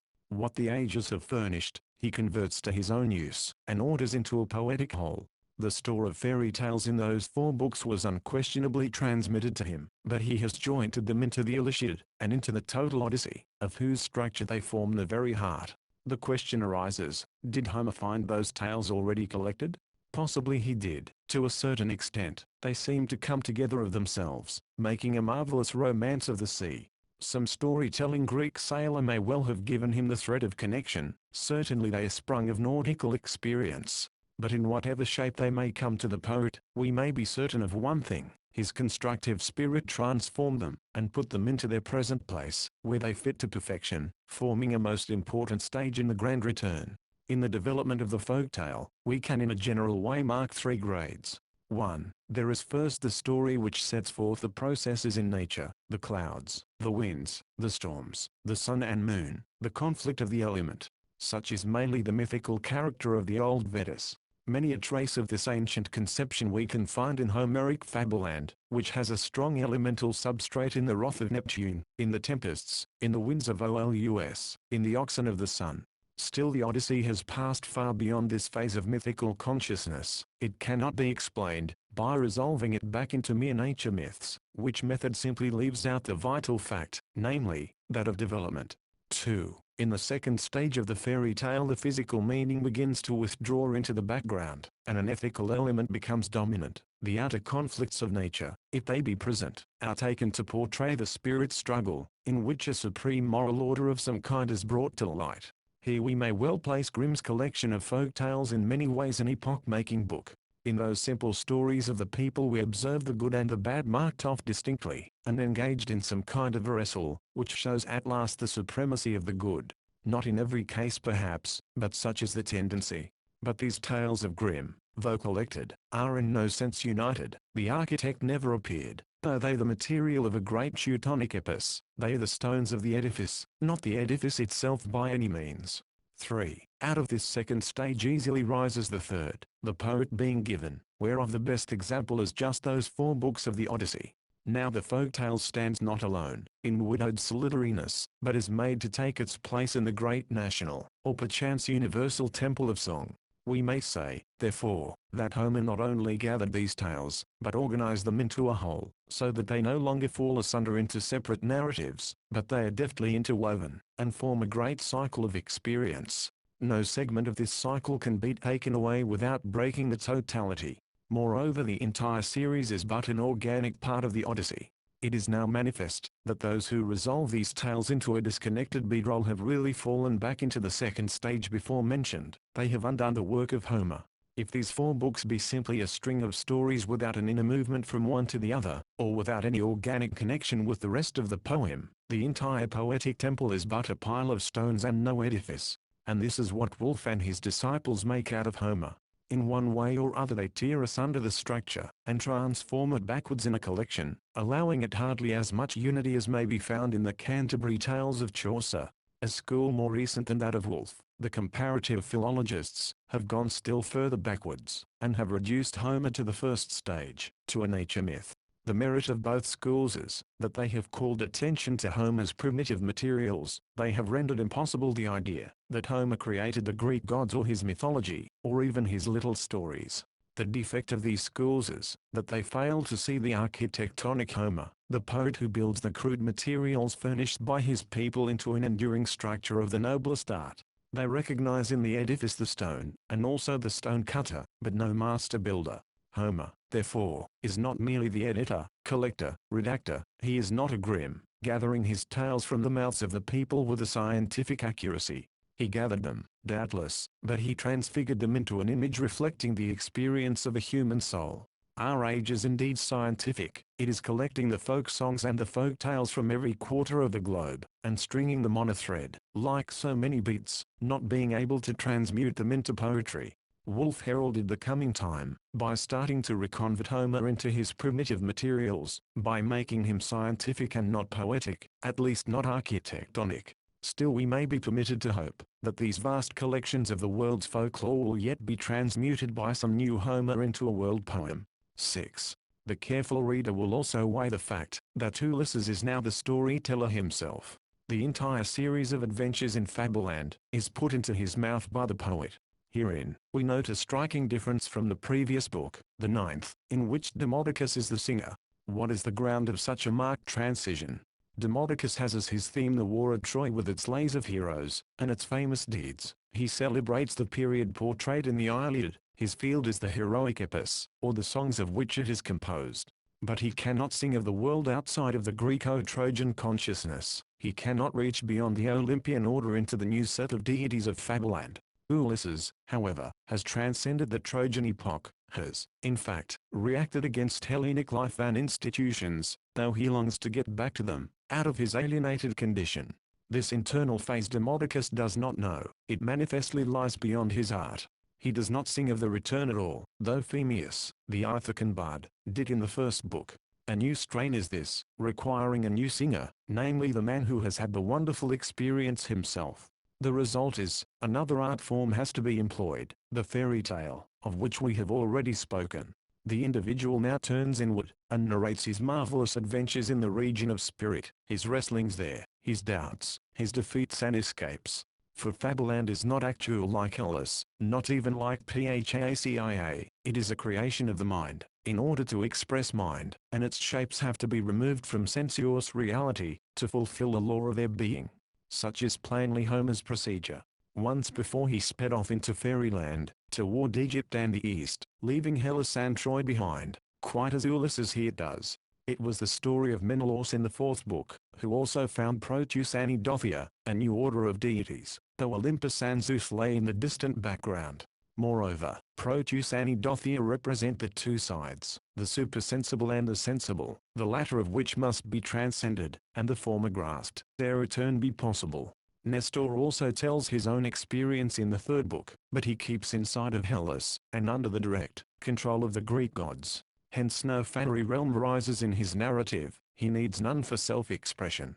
But Menelaus and Ulysses, wandering far over the Greek border, reach a new world, and require a new art form for their adequate utterance. Especially is this the case with Ulysses, who has had a much larger and deeper experience than Menelaus, and who thus stands in strong contrast with Nestor, the old man of faith with his devotion to the old order, who has no devious return from Troy, and continues to live in immediate unquestioning harmony with the Olympians. There is no room in Pylus for a Circe or a Polyphemus. Ulysses, therefore, having reached the court of Phacia, takes a calm retrospect of the past, and recounts the same to the people there. He comes to know himself, and he uses art for self-expression, not for the praise of the external deed of war. His inner life is the theme. In other words, he has become self-conscious in Phacia. He knows his own processes, and shows that he knows them. As already pointed out, this internal movement of his spirit is the process of the negative. He has turned denier of the old institutional order of Greece, and he has to work through into a positive world again, which he now sees before himself in Phacia. To be sure, the self-consciousness to which he has attained, is not expressed in the language of philosophy, but in poetry, in a transcendental fairyland. There is as yet no Greek language of philosophy. A long development will bring it forth, however. Aristotle will derasin at the last image of Homer, and leave the Greek tongue supersensible. 7. The fact that Ulysses must tell his own story is deeply coupled with the following characteristic. These 4 books of Fableland are essentially a confession. From beginning to end we observe it to be an account of shortcomings and their results. We find the acknowledgement of error in the very statement of the transaction. He confesses to all sinners and the Phacians his negative attitude to the state and the consequences thereof. He confesses to Arete in what way he has violated her institution. He realizes the necessity. This confession is absolutely needful to his soul, to free it of its negative past. He has become conscious of his condition, and utters his confession to these people, who are the opposite of it, and thus gets rid of his limitation. The psychological ground of his telling his own story is that he must. To be sure, this is all done in a mythical form, which is somewhat alien to our method of making a confession. Then Homer does not moralize by the way. He does not usually approve or condemn. He simply states the deed and its consequences. His procedure is objective, truly artistic, letting the thing speak for itself. The modern reader, however, likes to have moral observations interspersed, which will stir up his sentiments, and save him the trouble of thinking the matter out for himself. Yet Ulysses, on the other hand, is always striving to reach out of his error, to transcend his limitation. His mistake flings him to the earth, but he gets up again and marches forward. Thus he asserts his own infinite worth. He is certain to reach home at last, and accomplish the grand return. But he does not bring back his companions. These often seem to be lower unheroic phases of human nature, which the hero must throw off in the course of his development. In general, they may be considered to be in him, a part of himself, yet they are real persons too. This rule, however, will not always apply. Still his companions are lost, having perished by their own folly. While he is saved, the wise man is to live, the unwise to pass away. The pivotal sin committed by Ulysses in Fableland is against Neptune, who is angry, because Ulysses put out the eye of his son Polyphemus. So the god, after the affair of the oxen of the sun, becomes the grand obstacle to the return, and helps to keep the hero with Calypso. Such is the mythical statement in which 3 conceptions seem to blend. 1. Neptune is the purely physical obstacle of the sea, very great in those early days. 2. Nature has her law, and if it be not observed, the penalty follows, when she may be said to be mythically angry. If a man jump down from a high precipice, he violates a law of nature, gravitation, and she executes him on the spot. It may be, she is always angry and quick to punish in such cases, but he may climb down the height and escape. In like manner a man, undertaking to swim across the sea, encounters the wrath of Neptune, but he may construct a ship, and make the voyage. 3. Finally there is the ethical violation. We shall see in the narrative, how Ulysses, after appealing to humanity, becomes himself inhuman and a savage toward Polyphemus, who then curses him, and invokes Father Neptune with effect. So the god visits upon Ulysses the punishment for his ethical offense, which is the main one after all. In this way Fableland through the story of Polyphemus contains a leading motive of the Iliad, and thereby of the whole Odyssey, and Ulysses is seen to be detained really by his own deed. 8. The general structure of these 4 books is simple enough. They form a series of adventures, with 3 to a book. Though the connection seems slight on the surface, there are inner threads which bind intimately together the separate adventures. One of the points in any true interpretation, is to raise these threads to light. The general movement of the whole may be regarded as threefold: the sensible world, 2 books; the supersensible Hades, 1 book; the sensible world a second time, 1 book. Very significant are these changes, but it is hardly worth while to forecast them here. They must be studied in detail first, then a retrospect can be given. as the contents of the 4 books will be present in the reader's mind. We may now say, however, that this sweep from the sensible into the supersensible, and back again to the sensible, has in it the meaning of a soul's experience, and that the second sensible realm here mentioned, is very different from the first. The central fact of Fableland is, accordingly, that the man must get beyond the realm of the senses, and hold communion with pure spirit, with the prophet Tiresias, and then come back to the real world, bringing the wisdom gained beyond, ere he can complete the cycle of the grand return. Book 9.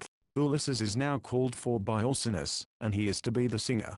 At first he naturally pays a compliment to his predecessor Demodocus, a pleasant thing to hear a bard such as this, with a voice like unto that of the gods. Then he gives a delicate touch of commendation to the whole people sitting in a row, and listening to the singer who is chanting the famous deeds of the aforetime. But when Ulysses praises the tables laden with bread and meat, and the cupbearer filling the wine cups of the guests, saying, "This seems to me the best thing," strong opposition has been aroused, shown even in antiquity by the sharp protest of Plato and Lucian. Still this Phacian enjoyment is innocent enough, not ascetic as the tray, yet not sensual. Today good people usually eat and drink without the song of bard or other spiritual entertainment accompanying the material one of gustation. Now comes the change. Ulysses is to give a song. He is to sing his own deeds, the story of his trials, which will wake fresh sorrow in me. Clearly this will be a different song from the preceding one of Demodocus, not now an heroic tale of Troy, but an account of the return therefrom, a tale in which endurance is the theme rather than action. The hero is more the sufferer than the doer. He is to meet the hostile blows of fate and to master it by his ability to bear as well as by his ability to act. A new poetic form will gradually rise out of the theme, and in harmony with the same, the present movement runs counter to the Trojan story both in space and in spirit.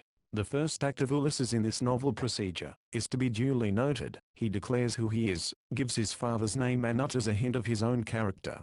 Very great surprise must the announcement have created among those Phacians, a veritable sensation, as we say in these times, for Ulysses had been the real hero of the songs of Demodocus just sung. Behold, that hero himself is present, and has been listening all the while. The dramatic disguise, in which the interest of the hero has centered hitherto, is thrown off. The concealed man shows himself. Still deeper must we look into this act of self-revelation. I am Ulysses, says the bard now, proposing to sing of Ulysses. I am myself, I know what I have done, and I am the man to tell it.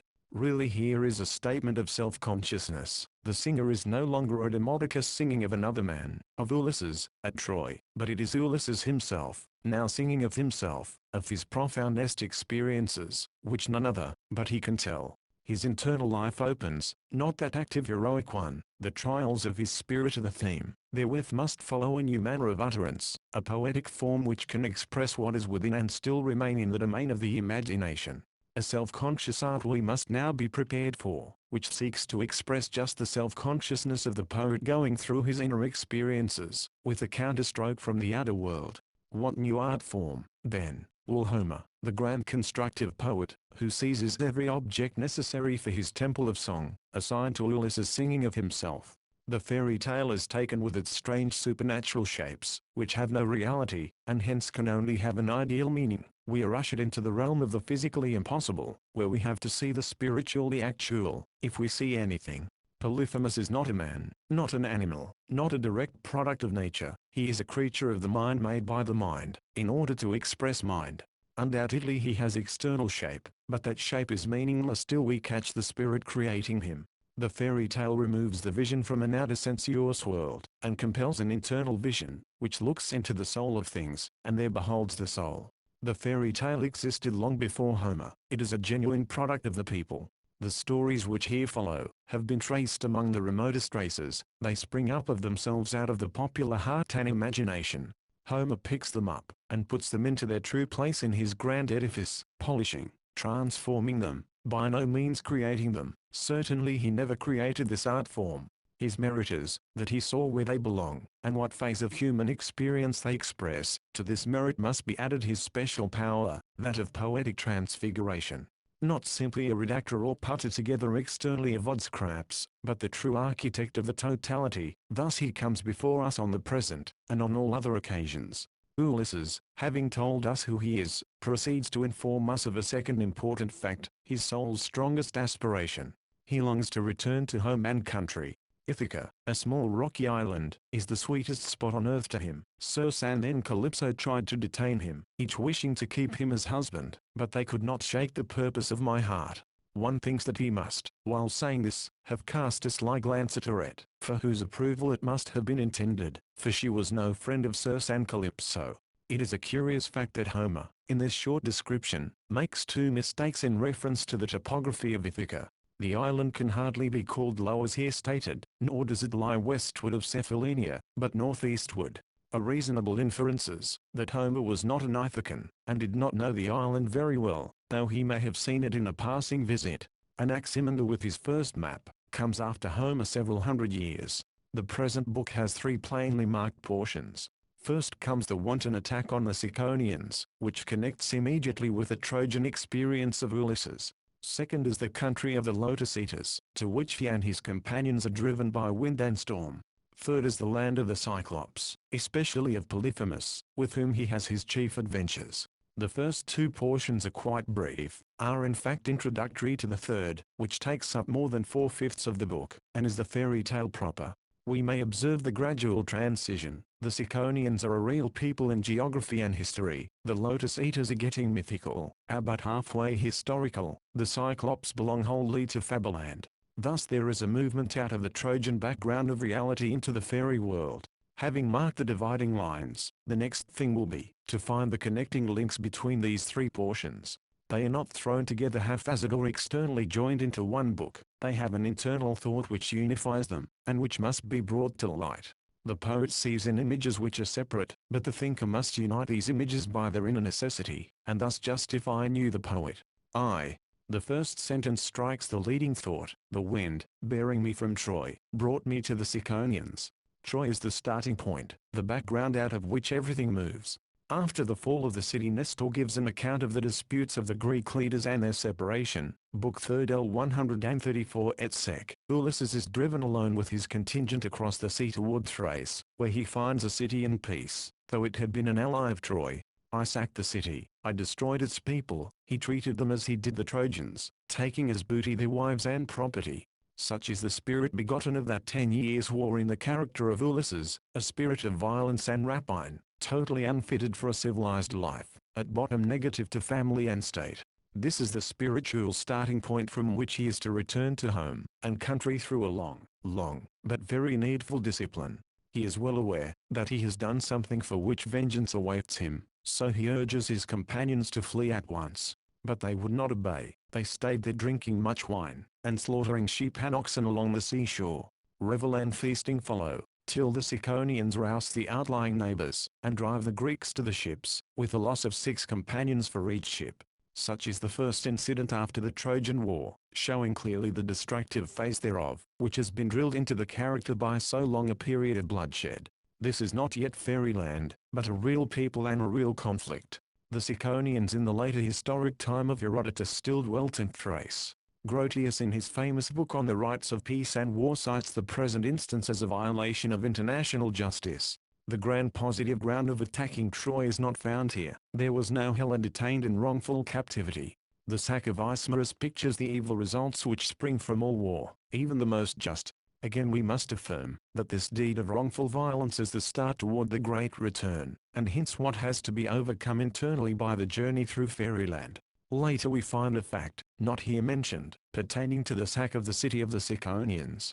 Ulysses had saved Meron, the priest of Apollo, who in gratitude, gave him the strong wine with which he overcame Polyphemus in the cave. His merciful deed thus helped him conquer the monster of nature. But in general it is plain that Ulysses, though desiring to get back to an institutional life, is not ready by any means for such a step. He is in reality hostile to the very essence of institutional life. He is too much like the Swedes now to be their punisher. All put to sea again, to be tossed on that unruly element, with their little vessels exposed to wind and wave. They call thrice by name each one of their dead companions ere they set out. The meaning of this invocation has been much discussed, but it probably rests upon the belief that they could thus call the souls of the deceased, to go along with them to home and country. The fact that just 6 were lost from each ship was made the ground of an assault upon Homer in antiquity by Aulus, famed as the Homeromastix, or Homer's trouncer. The great sea with its tempests is now before them, heaving and tossing. After the attack upon the Ciconians, we can well imagine that this storm has its inner counterpart in the soul of Ulysses. Does he not show within himself a deep scission between his desire to return and his deed? At any rate, he is borne forward when he sought to round Malea, the southern point of Greece, now Cape Sant'Angelo, and sail home to Ithaca. He was carried out to sea by the winds, beyond the island Cythera, across the main toward the coast of Africa. Thus he is swept outside the boundaries of Hellas proper into a region dimly known, half mythical. He cannot make the sharp turn at Malea, inside the Greek world. He must go beyond it, and there reach his final experience. Not simply physical as this description, else it would be a mere statement in geography. It is also spiritual and hence rises into poetry. Second. Next is the land of the Lotus Eaters, where Ulysses and his companions arrive, after being driven helplessly across the fishy deep for 9 days. This is a favorite number in Homer, by the hostile winds. The Lotus Eaters, whose food as flowers use no violence, but reach to the newcomers their plant, the lotus, to satisfy hunger.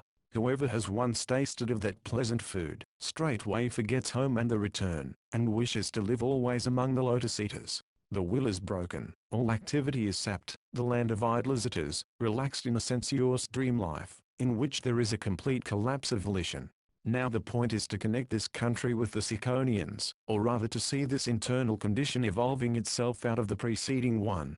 For the line of conjunction must be within, of the spirit. Physically the two countries are far enough apart. In the first case, we have noted a state of external violence, which really means a destroying of the will. The Greeks assailed a quiet people, assailed its will, then they were beaten and driven off. They had their negative deeds served up to themselves. Now what? There follows an internal collapse of the will, a logical result of their own conduct, which is hinted by their being drifted about on the seas, apparently quite helpless. No wonder that, when they touched land again, and obtained some food, they desired to stay there, and eat of the lotus. Yet it is the consequence of their own act, that wanton destruction of the Ciconian will is at bottom the destruction of their own will. They are really assailing their own principle of fact, which is to be brought home to them by a long and bitter experience. But there is one man among them, who, though not guiltless by any means, felt the nature of the Ciconian act, and who has still some volition left in the right direction. By force I led back to the ship those who had tasted of the lotus, and bound them beneath the oar benches. The rest of the companions were ordered aboard. They obeyed. Off they sail again on the whole deep withward. Thus Ulysses shows himself the man of will among the will-less, and solves his part of the problem among the Lotus Eaters, setting out for the new unknown. This people probably lived on the coast of Libya according to Homer's conception, though the land is outside the clear Greek geographical horizon, floating mistily somewhere on its borders, half real, half fabulous, on the way to fairyland. We enter more distinctly the inner realm of the spirit, as the outer realm of reality becomes less distinct and demonstrable. The Ciconians were an actual people, the conflict with them also actual, quite the Trojan conflict, but the Lotus Eaters formed the transition to the wonderland of the Odyssey. As regards the lotus, several plants were called by that name. One is mentioned in a previous book of the Odyssey, 4th 603, which was probably a kind of clover growing in the damp lowlands of Greece and Asia Minor, and utilized for grazing. Another sort was a species of lily which grew in the valley of the Nile. But the lotus of the present passage is generally considered to be the fruit of a shrub which yields a reddish berry of the size of a common olive, having somewhat the taste of a fig. This fruit is still highly esteemed in Tripolis, Tunis and Algiers. From the last named country it has passed over to France, and is often hawked about the streets of Paris under the name of jujube, where the passing traveler will purchase a sample, and eat of the same, testing the truth of Homer's description, but probably not losing thereby his desire for home and country. The Lotus Eaters have had a famous history. They have caught the fancy of poets and literary men who have sought in various ways to reproduce and embellish them. Among English-speaking peoples the poem of Tennyson on this subject is a prime favorite. But in Homer the Lotus Eaters are not an isolated fact, they are a link in the chain of a grand development. This inner connecting thought is the true thing to grasp. Let us, then, penetrate the heart of the next movement of Ulysses. The Lotus Eater gave up family and country. Chewing the lotus, he forgot the return. His will vanished into a sensuous oblivion. He was indifferent, and this indifference was a passive destruction of the Greek world to which he was returning. But now in due order the active destroyer of that world appears. Behold the Cyclops, the wild man of nature, truly a monster to the Greek institutional sense, being without domestic and civil order. Thus we marked the inner transition. The active principle of that which was a passive lotus eater is the Cyclops, a Polyphemus. The Trojan negative result, so deeply lodged in the soul of Ulysses and his companions, cannot remain mere indifference or forgetfulness. It must proceed to action, to virulent destructive action, which is now to be bodied forth in a fabulous shape. Only a few of the weakest companions of Ulysses were ready to become lotus eaters, and they were easily thrust under the oar benches and carried away. Here there is a fresh conflict, altogether the main one of the present book. Third, if then we have seized the matter aright, we have reached a shape in fairyland, which represents what is hostile, actively hostile, to the Greek institutional world, state, family, society. Ulysses stands in a double relation to the present condition of things. The Cyclops is really a picture of him in his negative character, a product of his destructive Trojan spirit, yet he is just the man who must put down the Cyclops. He must master his own negation or perish. Ulysses sees the natural man, or rather, he sees himself with all culture taken away, with all institutional life eliminated from his existence. He may well be frightened of the monster, who is very real, though a dweller in fairyland. Nor should we forget that the Cyclops also undergoes a change. He too is in the process and shows something like development under the severe tuition of Ulysses. As already said, the present portion is altogether the longest in the book. It is essentially the entire book. The other two portions were hardly more than a short introduction and a brief transitional stage. Now comes the full and highly elaborated tale, in which both the land and its inhabitants are fabulous, supernatural. There are two distinct divisions treating of the Cyclops. The first describes their race in general, the second gives a description of the particular grand Cyclops, Polyphemus, in his conflict with Ulysses. This time there is no tempest, such as arose after leaving the Ciconians, in order to reach the land of the Cyclops. That collapse of the will seems to have pictured itself in the quiet deep. But who are the Cyclops? A race without law, addicted to violent deeds. They have no agriculture, they plant not, neither do they plow. They get their products, trusting to the gods, that is, trusting to nature, since the Cyclops have small regard for the higher gods, as we shall soon see. Another mere formula this, showing that the Homeric deity was getting crystallized even for Homer. They hold no councils in common, are not associated together, but they dwell in vaulted caves on mountain heights, such as the famous Carytian cavern which is near the top of a mountain on Parnassus. There each man rules his wives and children, evidently a herding polygamous condition of the family, nor do they, the Cyclops, care for one another. Still further, they have no ships with crimson prows, no navigation, no commerce which seeks the cities of men and binds them together in the bond of society and humanity. Yet there is an excellent harbor and a good soil, with copious showers from Zeus. Nature has surely done her part, and is calling loudly for the enterprising colonist to come, and plant here his civilized order. This passage must have stirred the Greek emigrant, to leave his stony Hellas and seek in the West, a new home. It suggests the great Hellenic movement for the colonization of Italy and Sicily from the 6th to the 9th century BC. The poet has plainly been with the frontiersmen, and seen the latter's giants. The main thing to be noticed in the present account is the extraordinary number of negatives. No laws, no assemblies, no association, no plows, no ships, no intercourse with other cities. The whole civilized life of man is negated, and man himself is thrown back into a state of nature. It is worth while to search for the purpose of this negative procedure on the part of the poet. He might have given a positive description of nature, telling what it is, and telling what the Cyclops is, not emphasizing so much what he is not. But thus the meaning would not come out so plainly. The Cyclops is just the negation of the whole civilized world of Greece, which fact must be expressly imaged in the very words used in the poem. He is not so much a simple being of nature as a being antithetic to society. At this point we can trace his connection with the great Trojan experience, which, as already set forth, has begotten a negative tendency in its participators. The war at Troy, like all war long continued, has bred men to be antisocial. They have to destroy state, family, commerce, agriculture, till destruction becomes habit, yea principle, and takes possession of their intellect. The Cyclops was generated at Tylium, and is a colossal phantasm of the spirit which prompted the attack on the Ciconians. It should be stated here, that the Cyclops of Homer are different from those of Hesiod, and of other mythographers, inasmuch as the latter were represented as the demons who forged the thunderbolts of Zeus, and were connected with the volcanic agencies chiefly in Sicily and Italy. Mount Etna belching forth its lava streams may have suggested to the Greek imagination the sick giant Polyphemus in its caverns, drunk on the red destructive wine of Ulysses. First is a small island, stretching outside the harbor of the land of the Cyclops, woody, full of wild goats. There the ships of Ulysses drew to the shore. It was bare of human dwellers. The Cyclops had no boats to reach it, a good place for stopping, therefore, quite out of reach of the savages.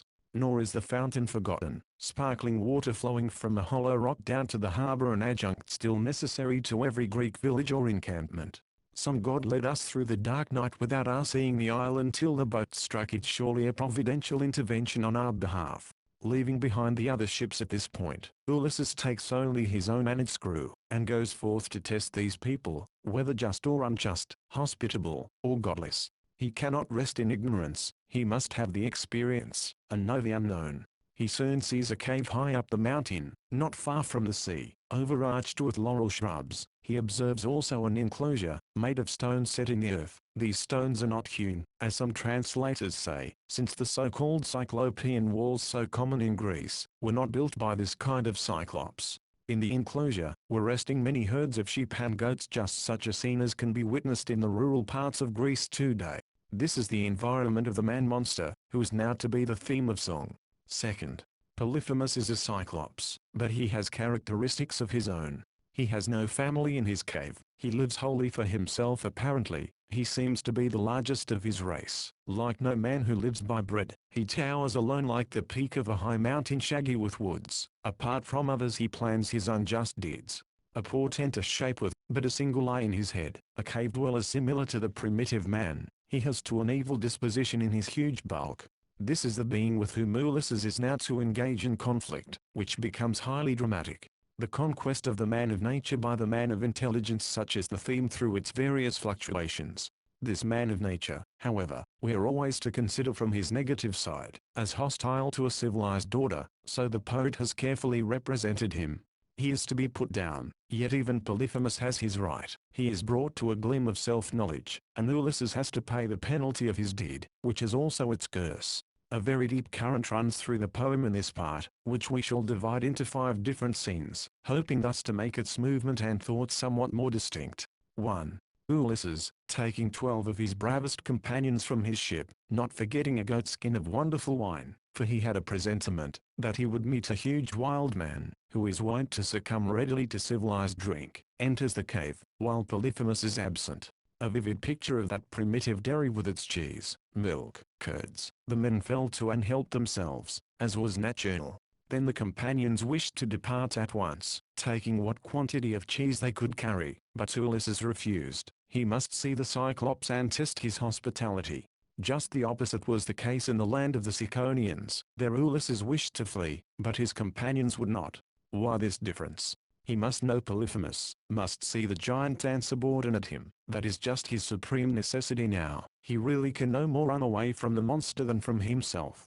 But that attack on the Ciconians was an unjust violent deed, of which the penalty was sure to follow. This Ulysses knew, and sought to escape.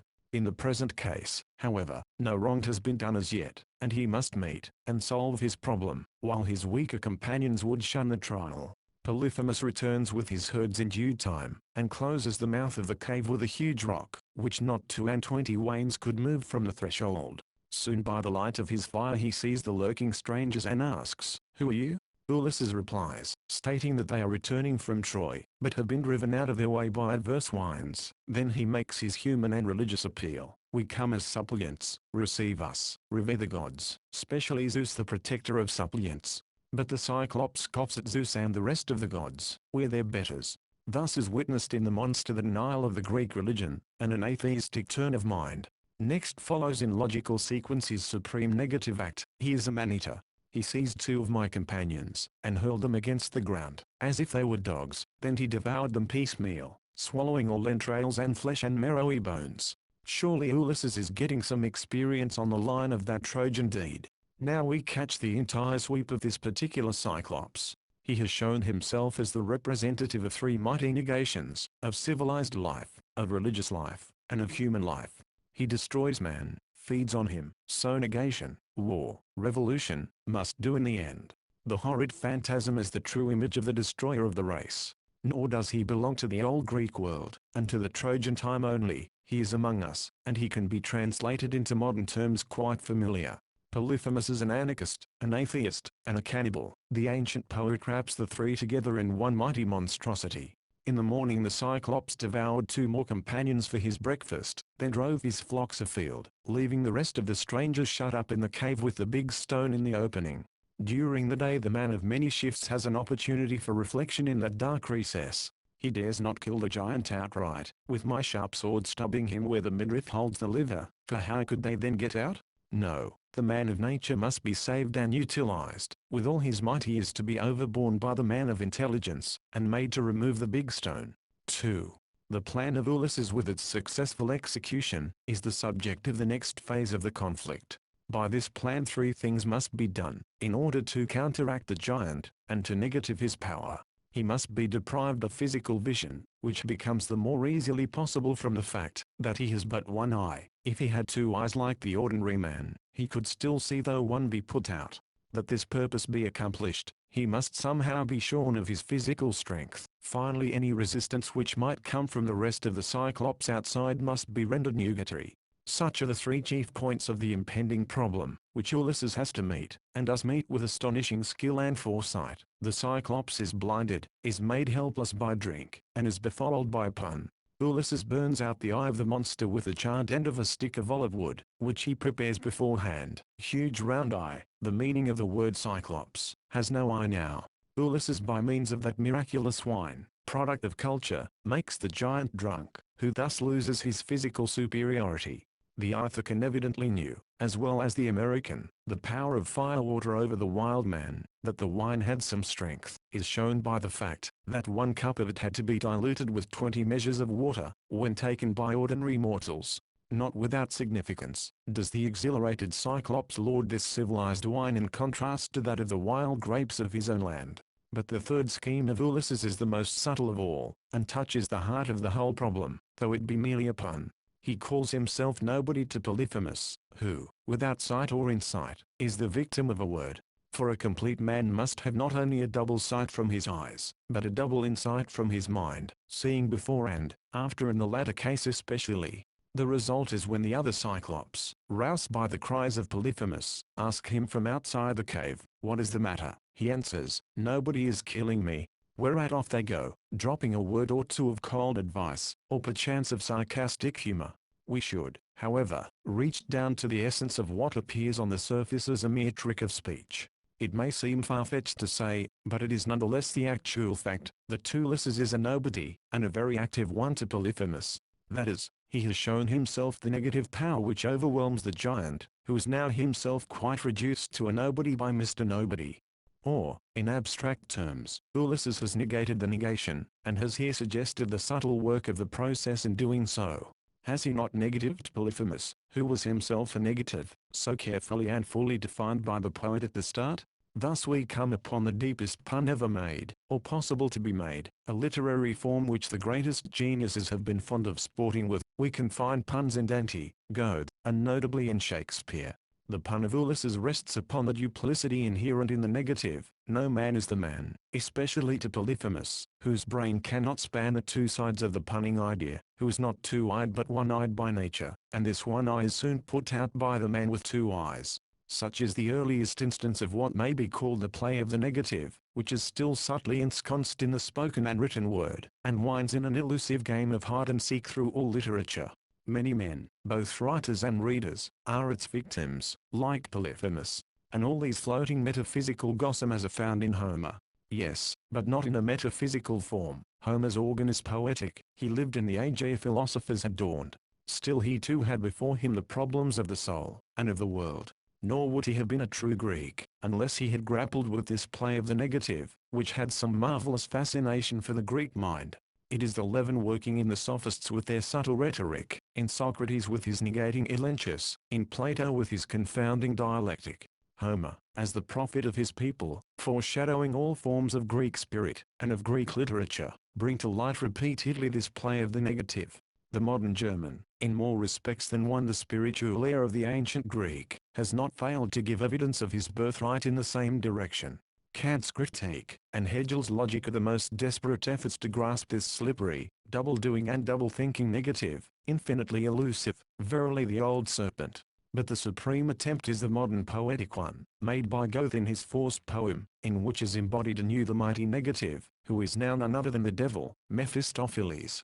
Thus the last world poet reaches across the ages and touches elbows with the first world poet in a common theme. Thus Ulysses nullifies the Cyclops, inflicting 3 deprivations through his 3 means. The charred stick takes away vision, the strong wine takes away strength, the ambiguous pun prevents help.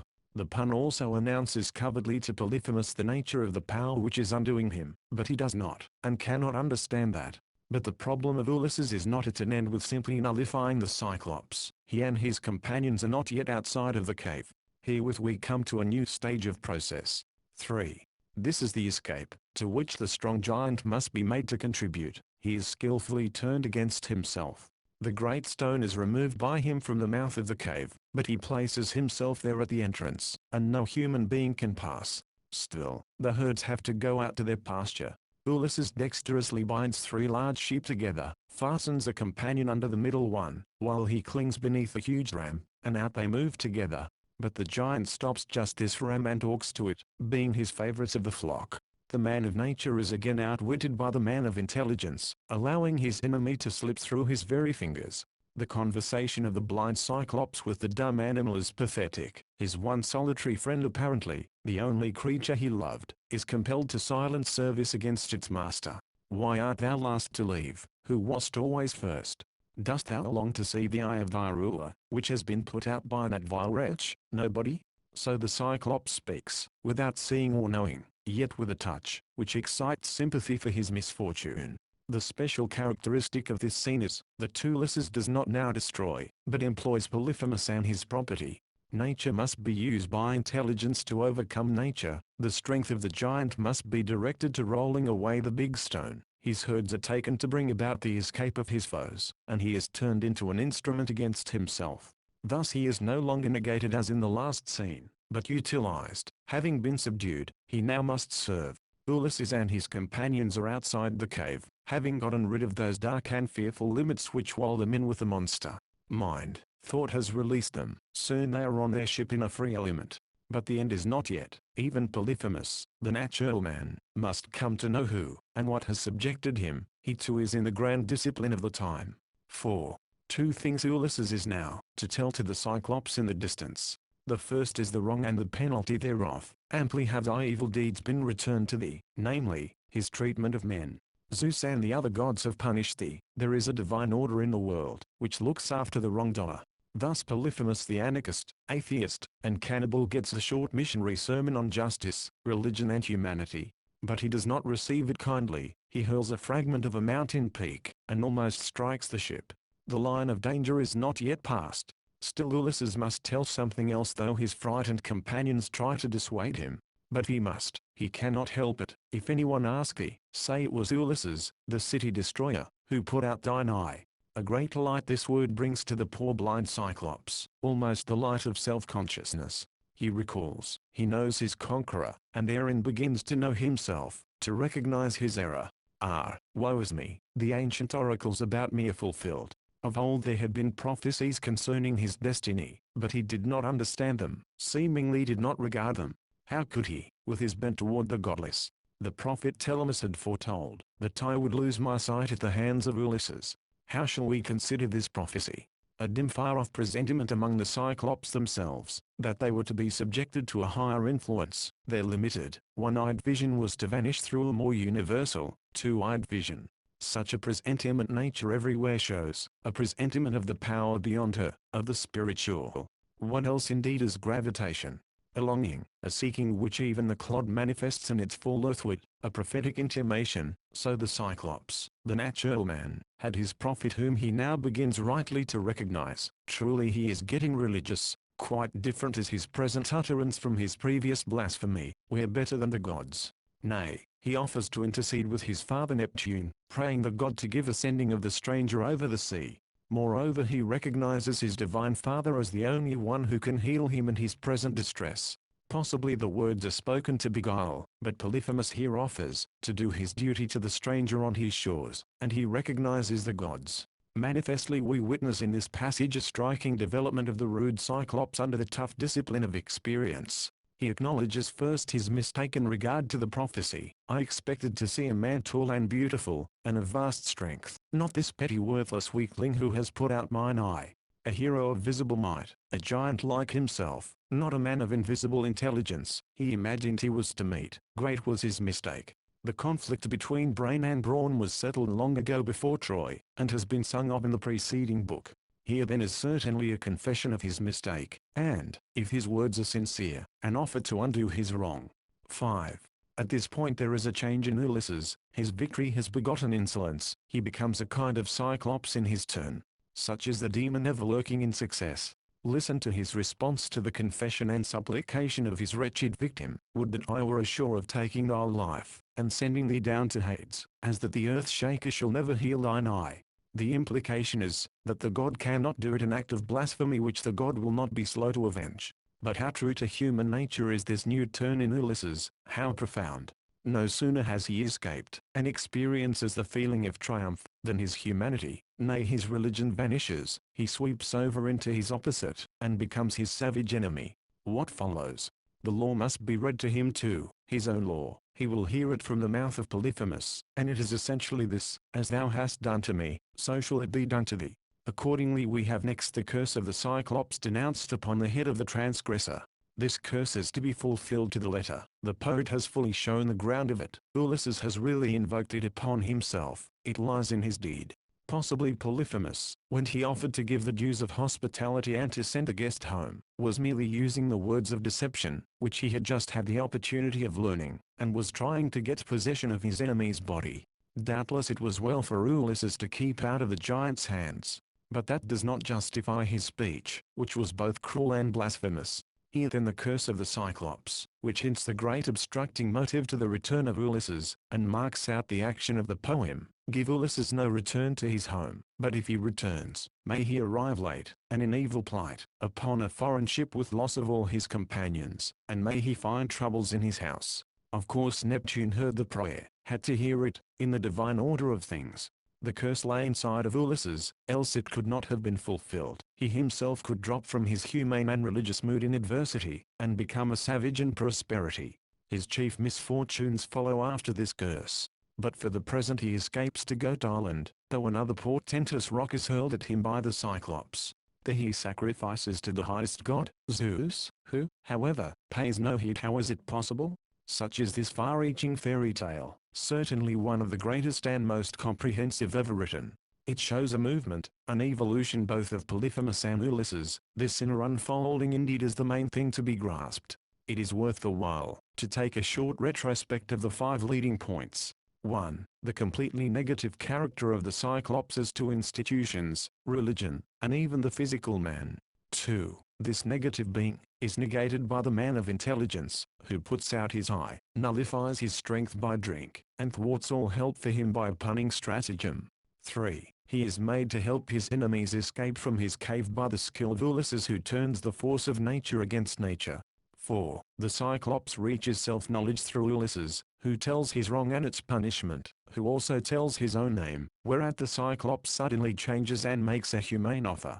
5. Ulysses changes the other way, becomes himself a kind of Cyclops, and receives the curse. This curse will now follow Ulysses and drive him from island to island through Fableland, till he gets back to Ithaca with much suffering, and with all companions lost, where he will find many troubles.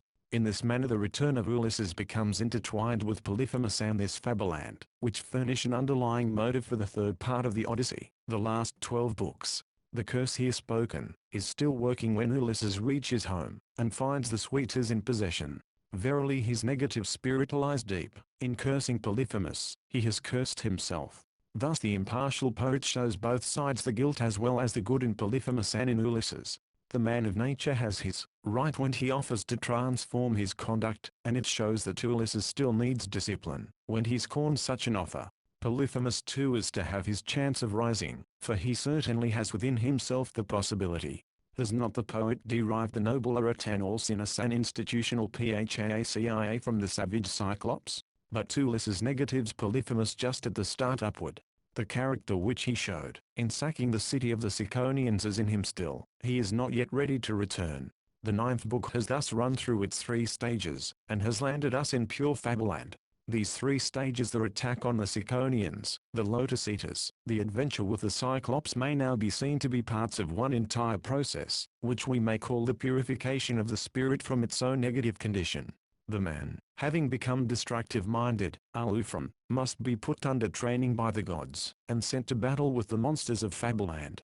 So we advance to the next book with the certainty that there is still some stern discipline in store for the wandering Ulysses. Book 10th.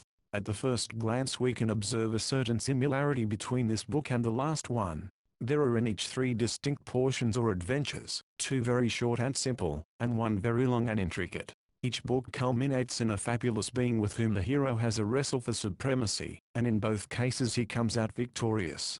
We are still in Wonderland. We have to reach into the ideal realm, in order to find out what these strange incidents mean.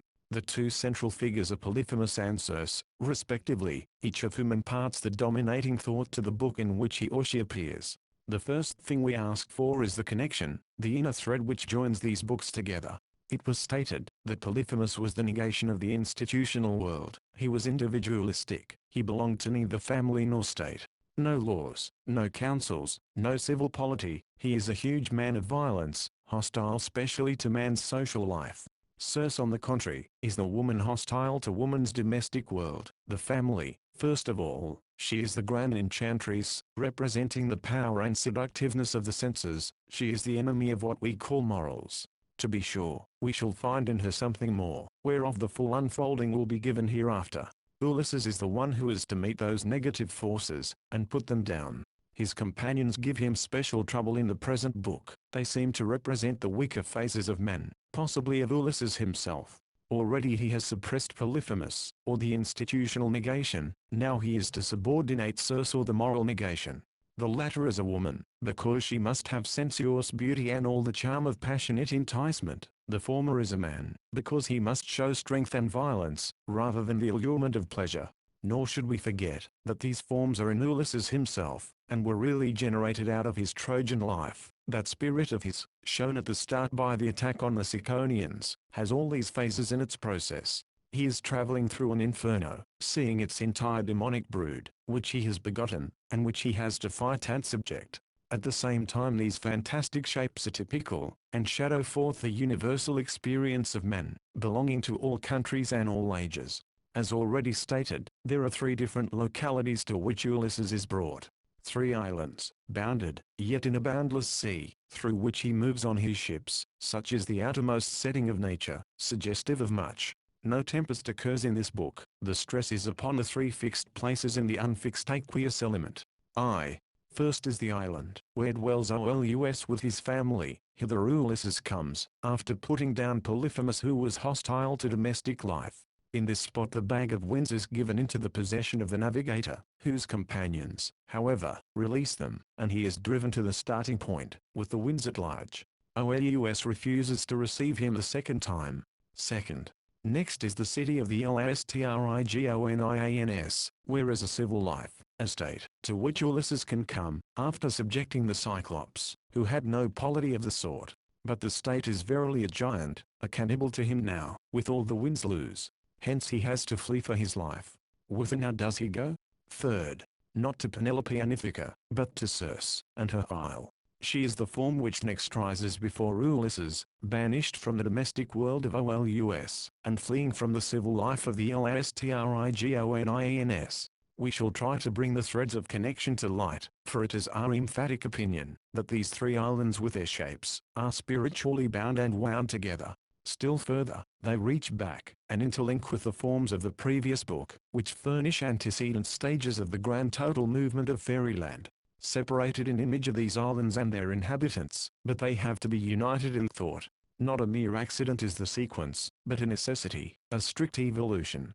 The work here, according our best belief, is organic, and the reader must not rest contented with his understanding of it, till he moves with the poet from place to place by the interior path of the spirit.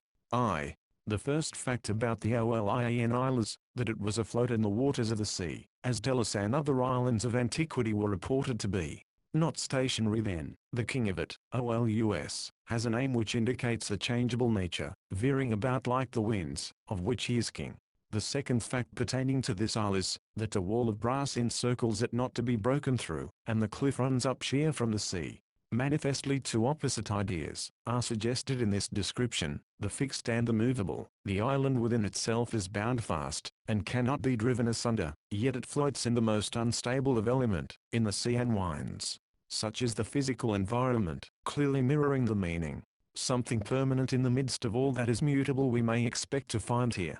On the island, dwell the king of the winds and his wife, along with 6 blooming sons and daughters.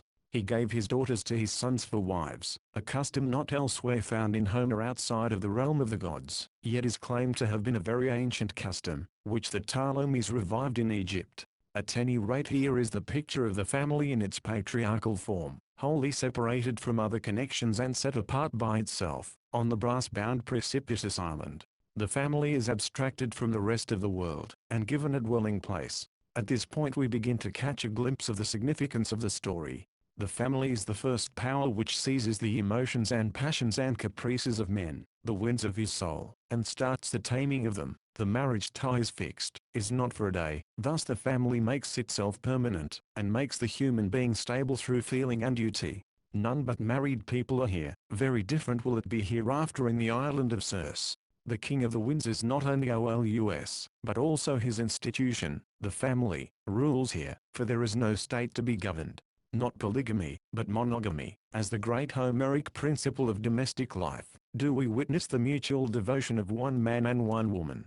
Externally we found the fixed and the floating, internally also we discover the fixed and the floating, or rather, that principle which fixes the floating, and makes the world stable. Thus we see the reason why Homer puts the family upon the Isle of the Winds. It is no wonder, therefore, that in such a place is held up before us a picture of happiness and plenty.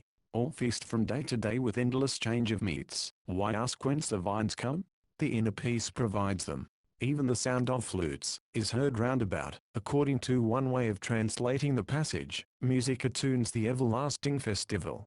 Not mere gratification is this, but happiness. The outer again mirroring the inner. Domestic harmony is the matter set forth. Hither Ulysses comes with his companions, to the city and beautiful houses of Olus. A city is here, but no civil life is introduced into the story. A whole month the monarch entertained me. What was again the interest? He asked me about Ilium, the eternal theme, which lies always in the background of fairyland as well as of historic Hellas.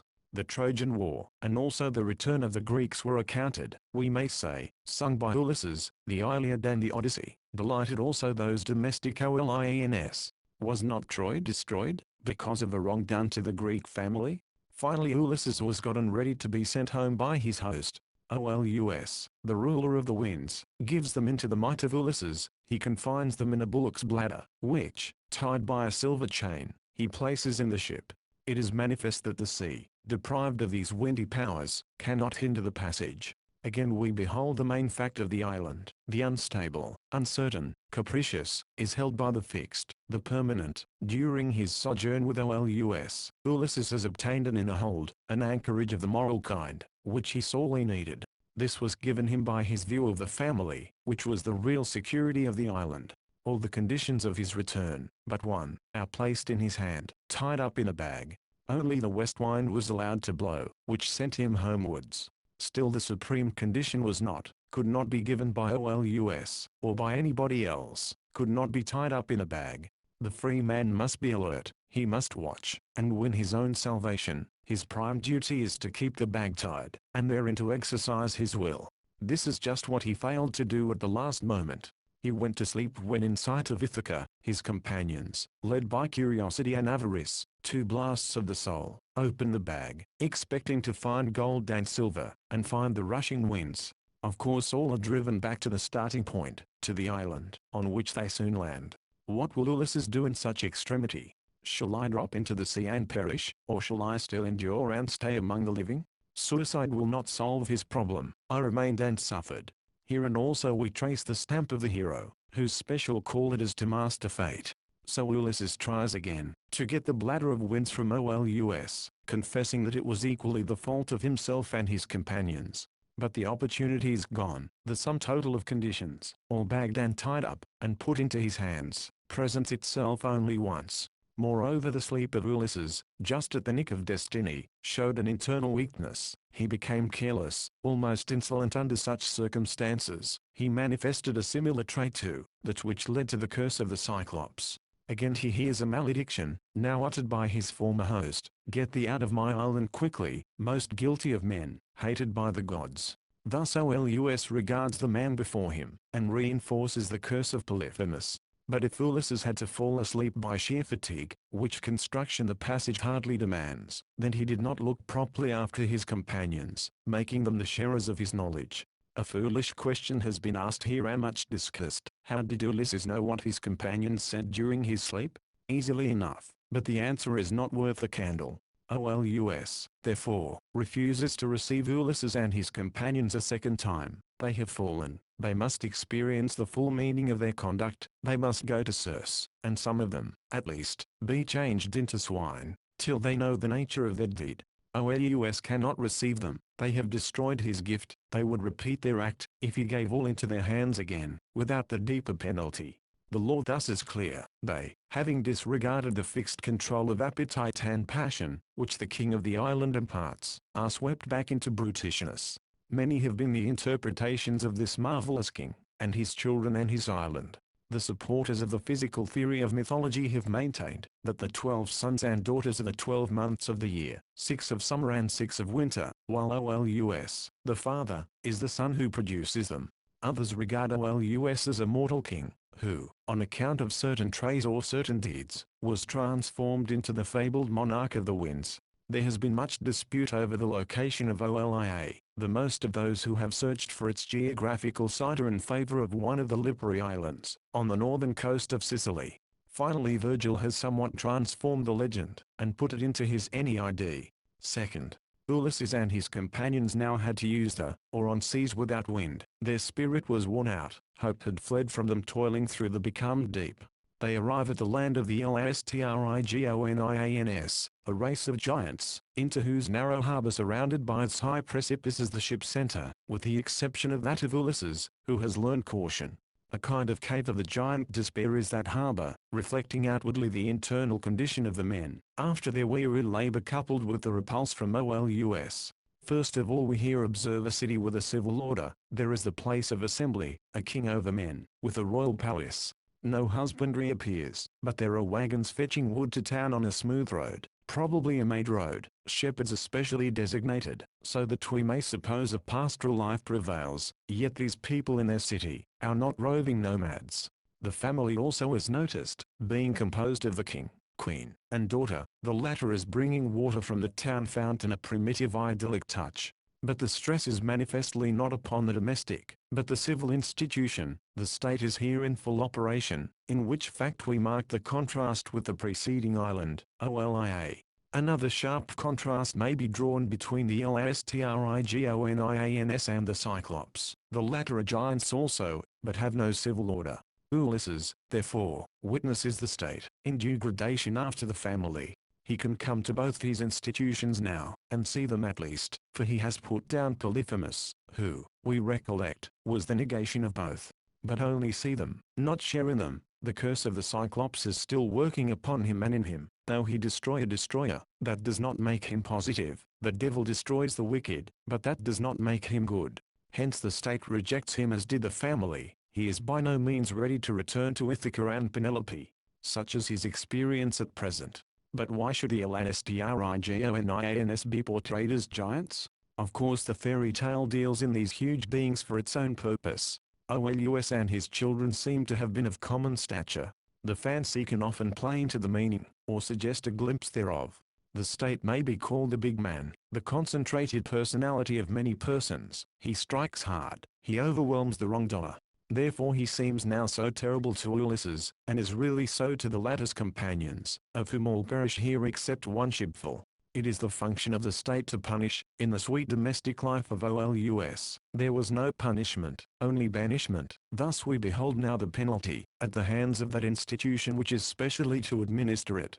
The companions did no wrong to the Lastrigonians, but note that just here judgment comes upon them. Ulysses escapes, but to him also these people appear as destroyers, as man-devouring cannibals, so the state often seems to the guilty, overwhelming the individual with its penal vengeance. The Cyclops was also a giant and a cannibal, full of hostility, but mark the difference. He was the strong man of nature, not human in shape, with that one eye in his head. His violence was against institutions, the violence of the wild barbarian, which has to be put down by man. But the Lastrigonians live in a civilized order which has to punish the transgressor. Their shapes are not monstrosities of nature, but magnified human bodies. Both the giants and cannibals, both negative, but in a wholly different sense. What is the location of the Lastrigonians? A subject much disputed recently and of old, with very little profit. Some expressions are puzzling. The herdsman coming in greets the herdsman going out. Then again, a herdsman needing no sleep would earn double wages, which implies apparently 2 periods for toil in 24 hours, the one for tending cows and the other for tending sheep, and this is possible, for the paths of day and night are near to each other, as if somehow day and night ran their courses together. What does it all mean? Some dim story of the polar world with its bright nights, which story may have come from the far north into Greece, along with another northern product, amber, which was known to Homer, may lie at the basis of this curious passage. But we can hardly place the Lastrigonians under polar skies in spite of this polar characteristic. Others have sought their locality in the Black Sea, and have even seen their harbor, in that of Balaclava. All of which is uncertain enough, and destined to remain so, but furnishes a marvelous field for erudite conjecture and investigation. The certain matter here, and we should say the important one also, is the institutional order and its negative attitude toward Ulysses. That is, we must reach down, and bring to light the ethical thread which is spun through this wonderful texture of fairy tales, before we have any real explanation, or connecting principle. Third, onward the wanderer, now with his single ship, has to sail again, with the next. He arrives at another island called Dar, Worod Worlsterfahirochiro, Aunawaful Jordus, Ernor word Wheatar Singing Voyer, or once he stir off to Ervilmindod Wizardatus, both sprung of the son and of Perse, daughter of Oceanus. This genealogy we have set down in full, as given by the poet, on account of its suggestiveness. These names carry us back to the east, quite to primitive Arya. Here is the sun, the god of the old Vedas. Here is Perse, curiously akin to Persia, which was light worshipping in her ancient religion. Then we come to Ates, father of Media, usually held to be of Colchis on the eastern coast of the Black Sea, whence we busily pass to Hellas and many a legend, and from Hellas we now have travelled far westward into fairyland. One ancient story, probably the first, placed Circe in the remote east. Another, this of Homer for example, sends her to the far west. A third united the two, and told of the flight of Circe upon the chariot of the sun from Orient to Occident, which is doubtless a much later form of the tale, though ascribed to Hesiod. Circe is of a higher ancestry than Polyphemus, though both go back in origin to the sea with their island homes. She, however, is a child of the light-giving body, and will show her descent in the end. Her name is related to the circle, and hence the circling luminary, on whose car she is said to have fled once. Here in Homer, however, we may note an inner circle of development. She passes through a round of experience, and seems to complete a period of evolution. She must be grasped as a movement, as a cycle of character, if you please. She develops within, and this is the main fact of her portrayal. The preceding etymological intimations are dim enough, yet they point back to Asia, and to an old Aryan relationship. Not too much stress is to be put upon them, yet they are entitled to their due recognition, and are not to be thrown aside as absolutely meaningless. By Homer, himself, They could not have been understood, being traces of a migration and ethnical kinship which had been in his time long forgotten, and which modern scholarship has resurrected through the comparative study of language. More important is the connection between Circe and the two preceding portions of this book, Olia and the Lastrigonians. We have just seen how both family and state cast Ulysses off, must cast him off, since he is without moral subordination.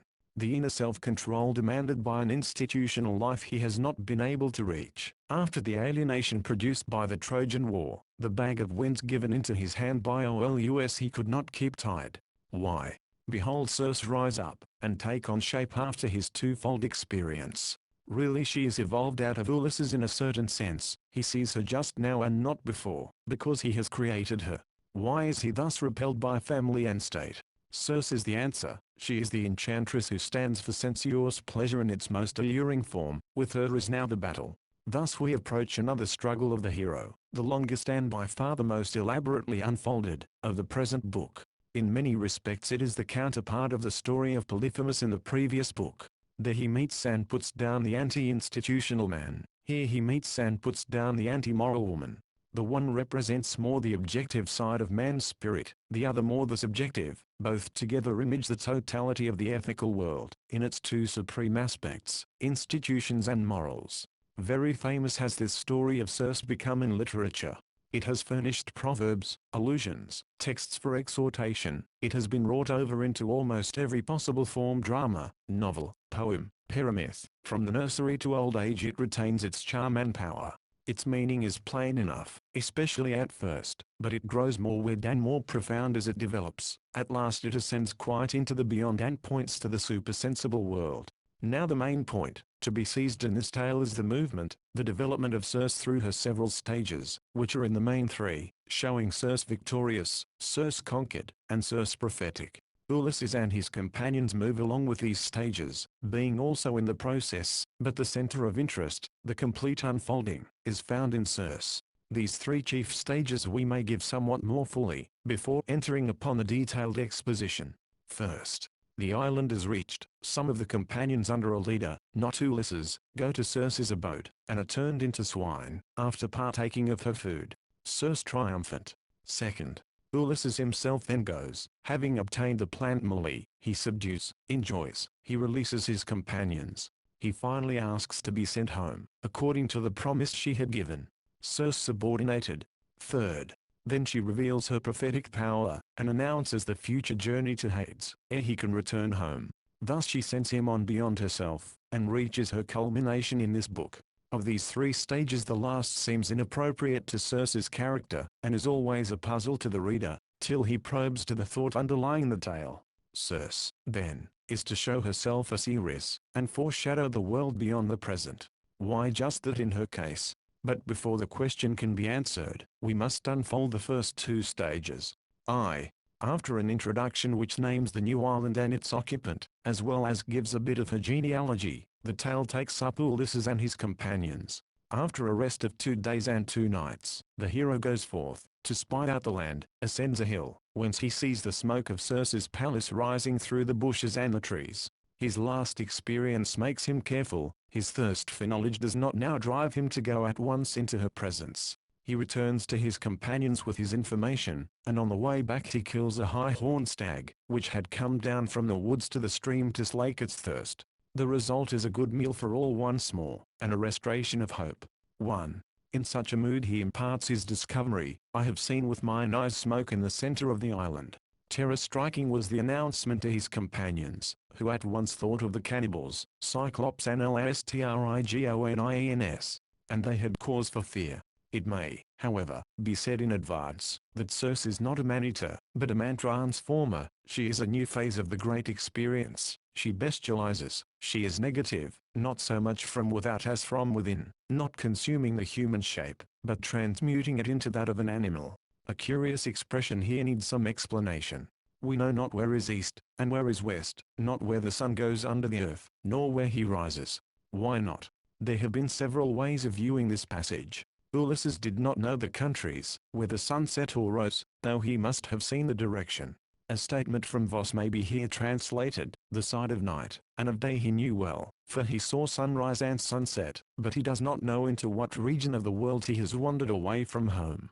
One other suggestion, it may have been very foggy or cloudy weather at the time. The internal hint, however, is clear. He is astray, lost, he knows not what direction to take for his return. But something has to be done. Accordingly Ulysses divides his crew into two portions, one commanded by Eurylochus, the other by himself. The lot decided that Eurylochus and his company should go to the house of Circe, and the lot always decides right in the hand of Ulysses. Forth they go wailing, 22 companions, and leave us behind, weeping. A tearful time for those 44 people plus the 2 leaders, which numbers give a basis for calculating the size of the crew, of which 6 had been already destroyed by the Ciconians and 6 by the Cyclops. 2.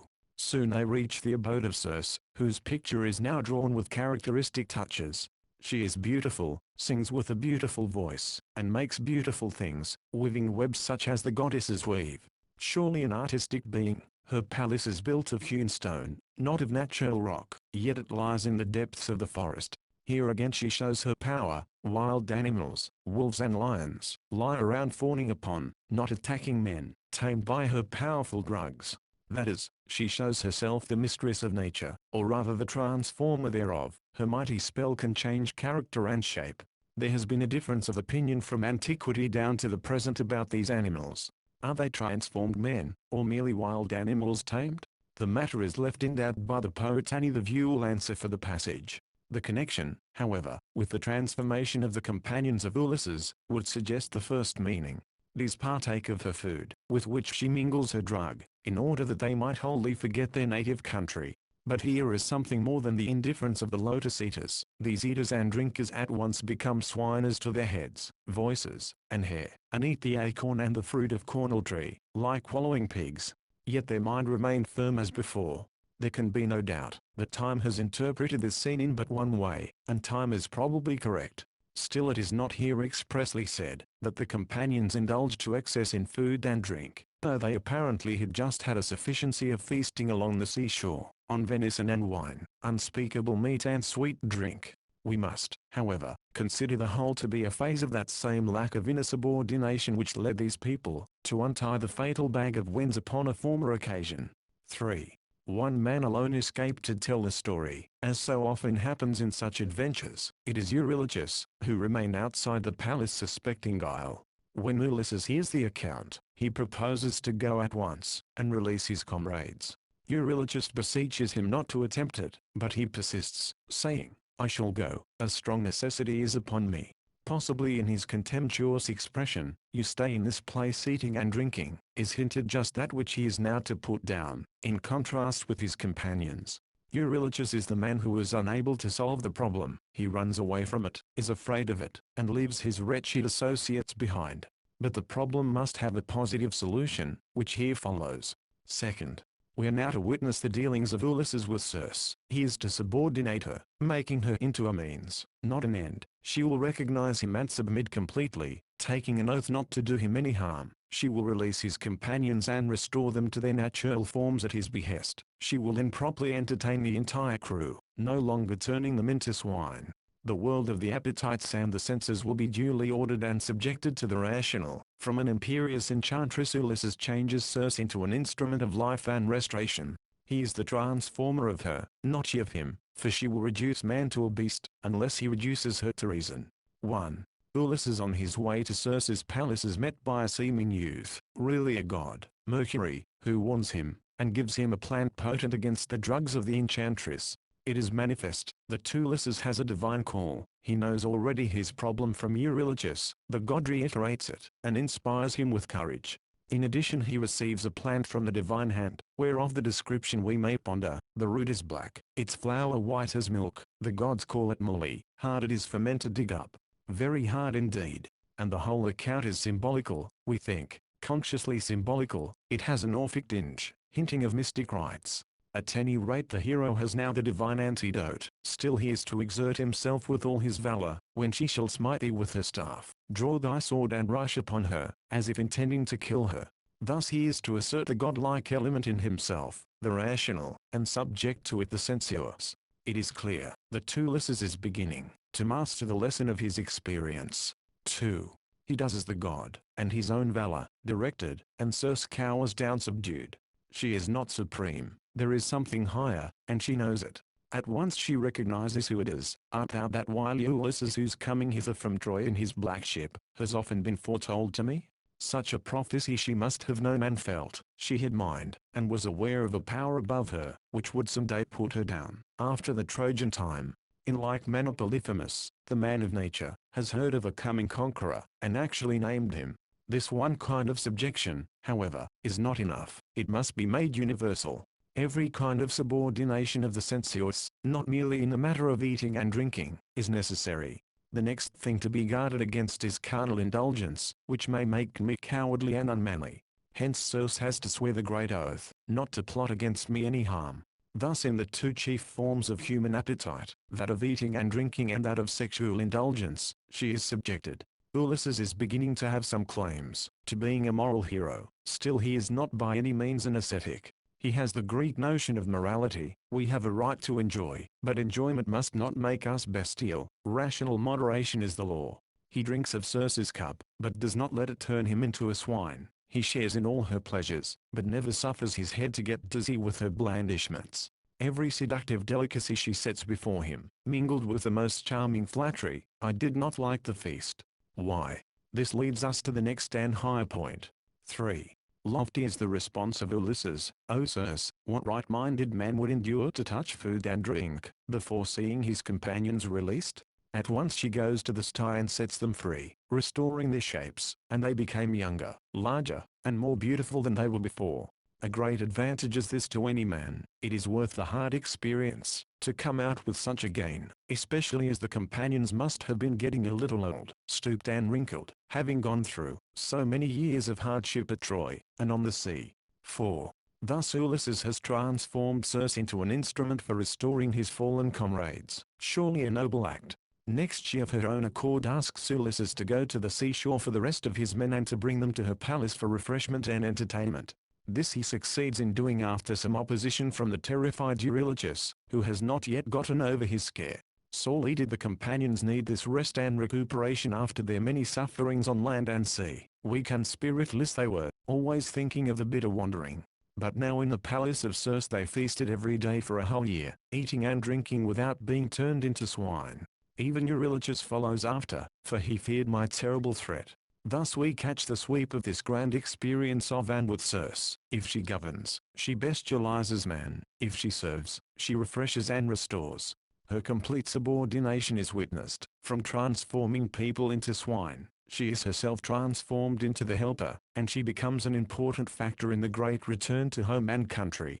But it is time to think of this return again. The period of repose and enjoyment must come to an end. 3rd. Here, then, we behold a new phase of Circe, that of the sea risk into the beyond. Ulysses says to her at the end of the year, now make your promise good, send us home, for which we long. Stunning is the answer after that period of relaxation, you must go another way, you must pass into the houses of Hades. It is indeed a terrible response. But for what purpose? To consult the soul of the blind Theban seer Tiresias, whose mind is still unimpaired. To him alone of the dead Proserpine gave a mind to know. Clearly this means the pure intelligence without body. Ulysses must now reach forth to the incorporeal spirit, to the very idea beyond the senses, beyond life. The first question which arises in this connection is, how can Circe, the enchantress of the senses, be made the prophetess of the supersensible world? If we watch her development through the two preceding stages, we shall see that she not only can, but must point to what is beyond, to spirit. In the second stage she experiences a great change, no longer transforming into the lower, but herself transformed into the higher. She becomes a moral being, subordinating the sensuous to the spiritual. She has, therefore, spirit in her life, and manifests it in her actions, when she is the willing means of subjecting appetite to reason. The same transformation we may note on her artistic side, for she remains always beautiful. The first Circe's, that alluring seductive beauty which destroys, by catering to the senses. She is that kind of art, which debauches through its appeal to appetite and passion alone. But the second Circe is transfigured, her services of the spirit. She releases from the bondage of indulgence, she aids the ethical return to family and state. It is true that she never becomes a saint or a nun. She would not be Greek if she did. Moreover, according to the Greek view, she must be transcended by the typical man, who is to rise into an institutional life, which is hardly Circe's. Still, the primal moral subjection is shown in her career. The domain of morals reveals the spiritual in action. The domain of true art reveals the spiritual in representation. What shall I do with this world of the senses, was a great question to the Greek, and still is to us. In conduct subordinate it, in nature transform it into an image of the higher. The work of art is a divine flash from above into a sensuous form. This flash we separate from its material, and pass into pure spirit. Then we reach Tiresias, the mind embodied, not limited in space and time. Circe thus indicates her own limitation, which belongs to morals and art. She is not the infinite, but can point to it. She hints the rise from art to philosophy. Backwards and forwards runs the suggestion in her career. The Greek can lapse to the first Circe and die in a debauch of the senses, or he can rise to the prophetic Circe, and lay the deep foundation of all future thought. The Greek world, in fact, had just this double outcome. Ulysses, then, has to go to Hades, the supersensible realm. His heart was wrung. I wept sitting upon the couch. I wished no longer to live nor to see the light of the Sunday.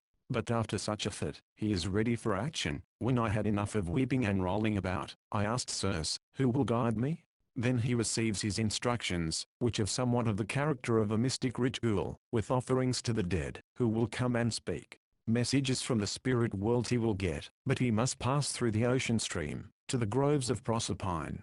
From that point, after mooring his ship, he is to go to the houses of Hades, where is a rock at the meeting of two loud roaring rivers, pour there a libation to the dead with due ceremony, in all of which is the method of the later necromancy, or consultation of the departed for prophetic purposes.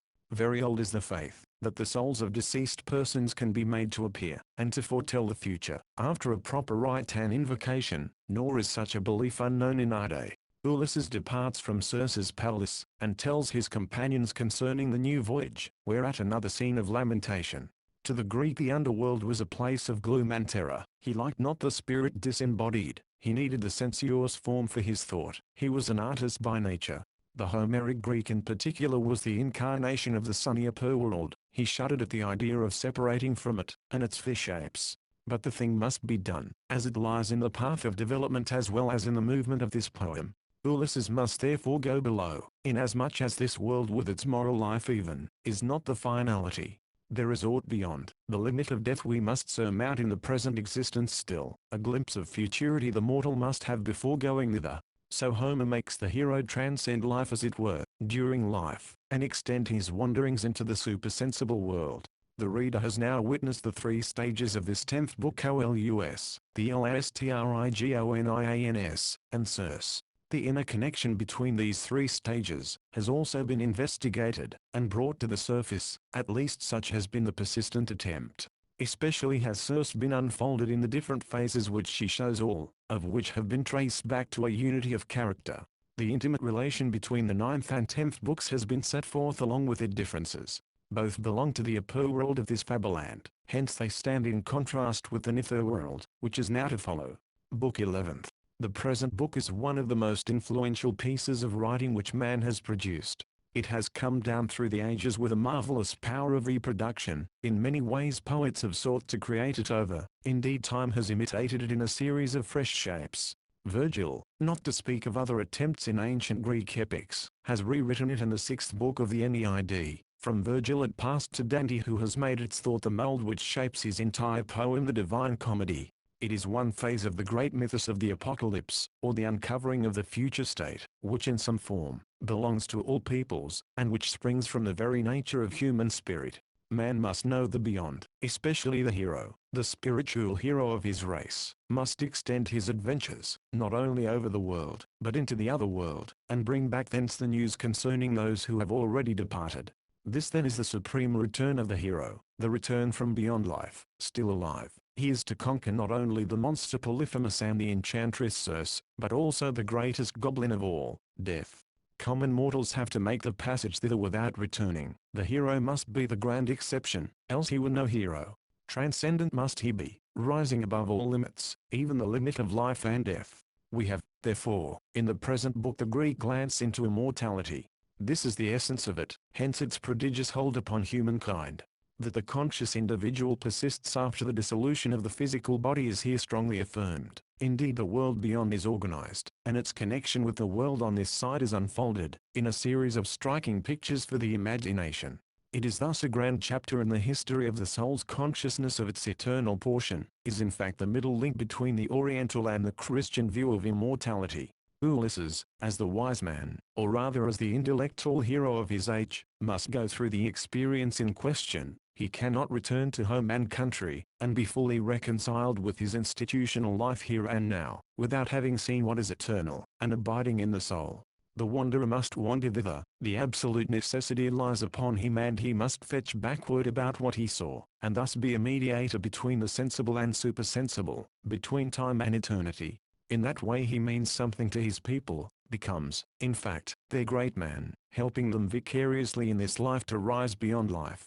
The complete return, then, involves the descending to Hades, the beholding the shapes there, and the coming back with the report to the living. Perhaps we ought to consider just this to be the culmination of the whole journey, the grand adventure embracing all possible adventures. The connection with the preceding book cannot be too strongly enforced. Circe points out the way to Ulysses. Her nature is to point to the beyond, to which she cannot herself pass. In her last phase, she was spirit, but still in the sensuous form. That spirit in her, as in all true art and even in the world, points to its pure realm, where it is freed from the trammels of the senses. This gives the main characteristic of Homeric Hades. It is the supersensible world, outside of space and time, or, rather with its own space and time, since it is still an image. Hence these mythical statements which seek to get beyond all known geographical limits. Ulysses had to cross the ocean stream, which ran round the whole earth. To go over it was indeed to go over the border. There below is the gloomy grove of Proserpine. There too are the 4 rivers of the lower regions, with names terribly suggestive. Into H are on the stream of pain, or lake, flow Pyriphlegethon, fire flames, and Cocytus, the howler, the latter being an offshoot of Styx, hate, or terror.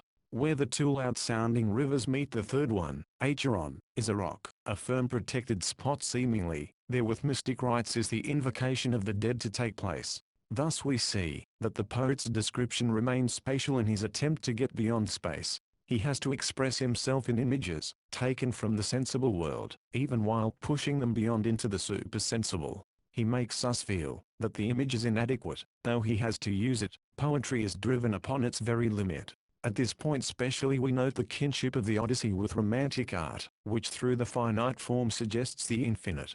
Dante comes to mind, whose great poem is one vast struggle of the limited symbol with the unlimited spirit which is symbolized. Thus the old Greek song becomes prophetic, foreshadowing the next great world poem, or literary Bible, written in the light of a new epoch. Strong is the sympathy which one feels with the ancient singer in this attempt to probe the deepest mystery of our existence. He must have reflected long and profoundly upon such a theme, building in this book a world of spirits, and laying down the lines of it for all futurity. Probably the most gigantic conception in literature, the universal hero, ere he can round the complete cycle of experience, must pass through the beyond, and come back to the present. It deepens the idea of the return, till it embraces the totality of existence, by making it reach through the underworld, which is thus a domain in the spiritual circumnavigation of the globe. The structure of the book is somewhat intricate, and it requires quite a little search to find the lines upon which it is built. It has at the first glance a rather scattered, disorganized look. For this reason the analytic critics have fallen upon it in particular, and have sought to tear it into fragments. It is possible that some few lines may have been interpolated, but it remains an organic whole, and the final insight into it comes from viewing it in its total constructive movement. As the book is an effort to make a bridge between the sensible and supersensible realms, manifestly this separation into 2 realms will constitute the fundamental division. The diremption into soul and body, into life and death, runs through the entire narrative, also that into men and women, but the main distinction is into past and present. The sensible world when cancelled becomes past, the distant in time, and possibly in space. This past through its characters, its spirits, is made to communicate with the present. Moreover the past has its distinctions.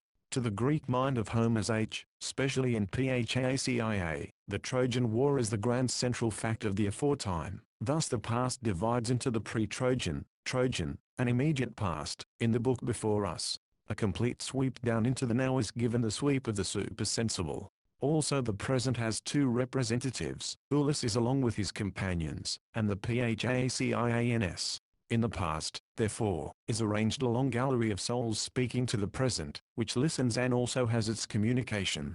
The problem now is to get a structural form which will hold the idea. Let the following scheme be sent in advance, which scheme, however, can only be verified, or understood at the close of the book on a careful review. The first great communication of the dead and past to the living and present, by voice and by vision. Some speak, others are only seen.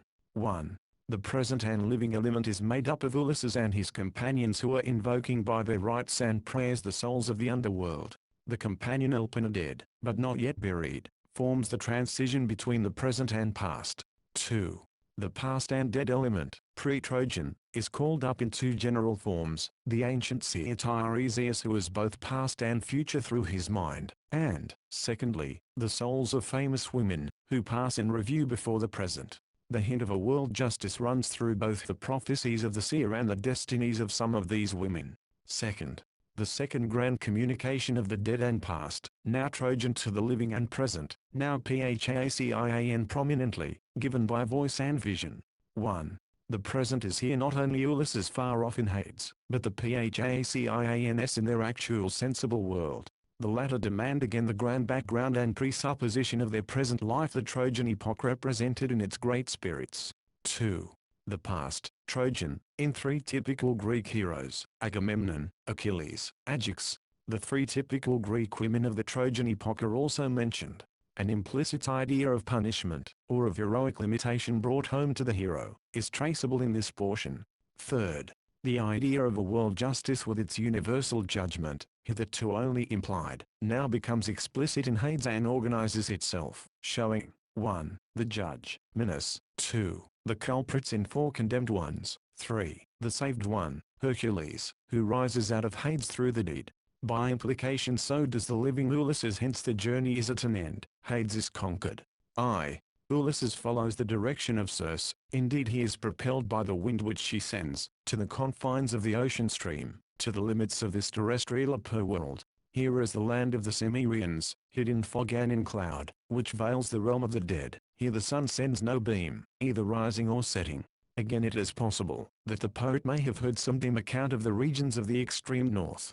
But the significance of the Cimmerians is to shadow forth the dark borderland between life and death, which is here that between the limited and the unlimited. We see the strong attempt of the poet, to get beyond limitation in its twofold appearance. First he will transcend the external boundary of the Homeric horizon, that of the sea stretching far to the westward. Still more emphatic is his effort, to transcend the limits of finite thinking, and to reach an infinite realm, which is the goal of the spirit. He sweeps out of sensuous space, yet the poetic imagination has to remain in space after all, though it be a new space of its own creation.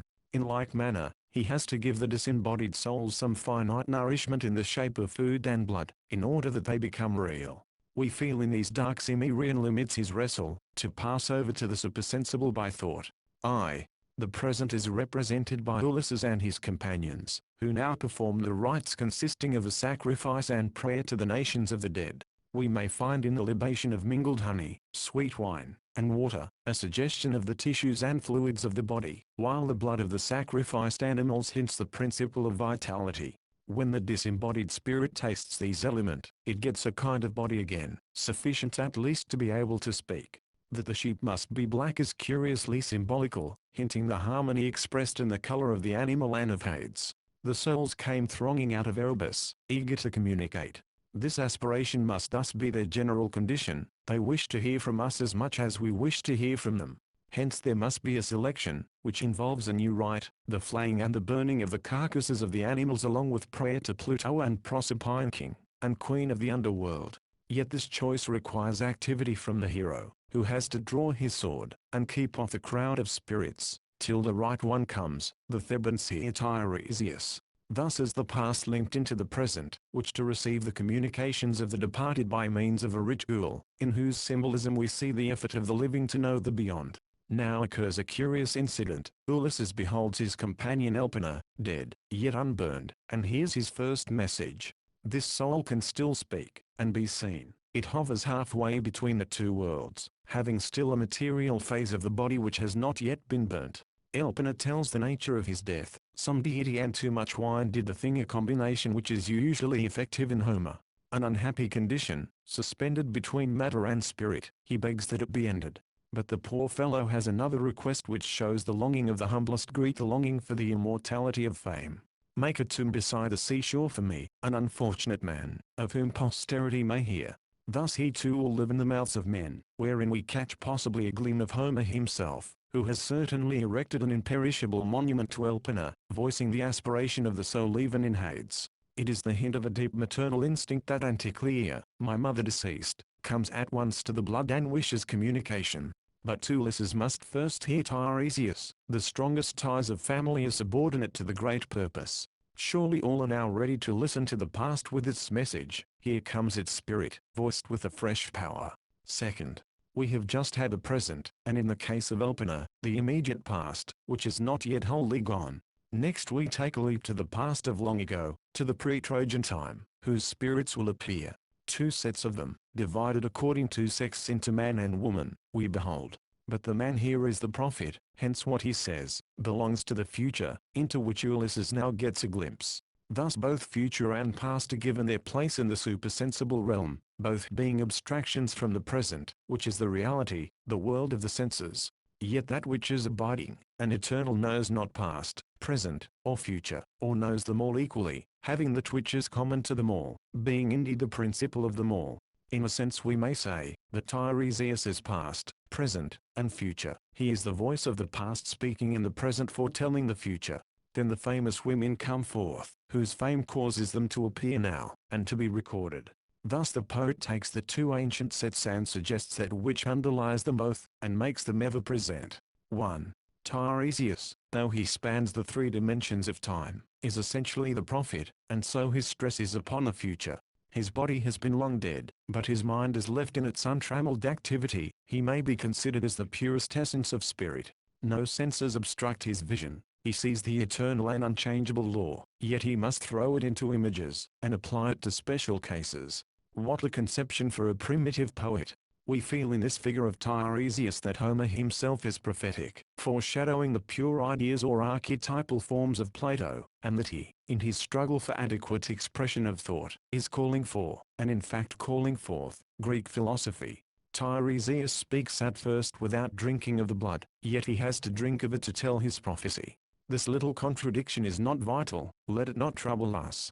The prophetic announcement to Ulysses includes 4 special cases. First, the hero must have his struggle with Neptune on his way homeward. The god will avenge the blinding of his son, though that blinding had to take place. Every man who overcomes a great power, even a natural power, will get the backstroke of his own deed. The very ship of Ulysses, which defies Neptune, exposes itself to a conflict, which it might avoid, did it not undertake to master the god's element. Such is the penalty of all victory.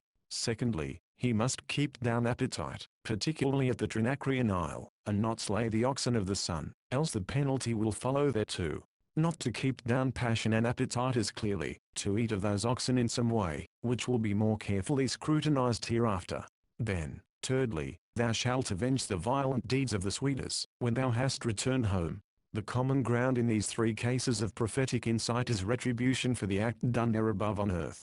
The penalty is as certain in the future as it has been in the past. Violation brings punishment. Ulysses has had that experience often. Note it is told him, or, if you wish to think the matter in that way, he tells it to himself for his own future experience. So the prophet sees the universal law. He knows what abides in all the fleeting appearances of the world. Ulysses also, were he to descend into the depths of his own soul, would find the same prophecy. Indeed, this descent into Hades is also the descent into himself, as well as into the outer supersensible world.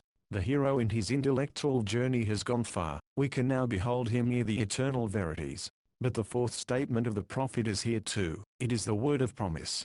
When this last conflict with the Suidas is over, then be reconciled with Neptune by a fitting sacrifice, which means that Ulysses should quit the watery element, give hecatombs to the immortals, recognize them and their rule. Then serener old age will take thee off remote from the sea and all struggle, among a happy people, whom thou hast made happy.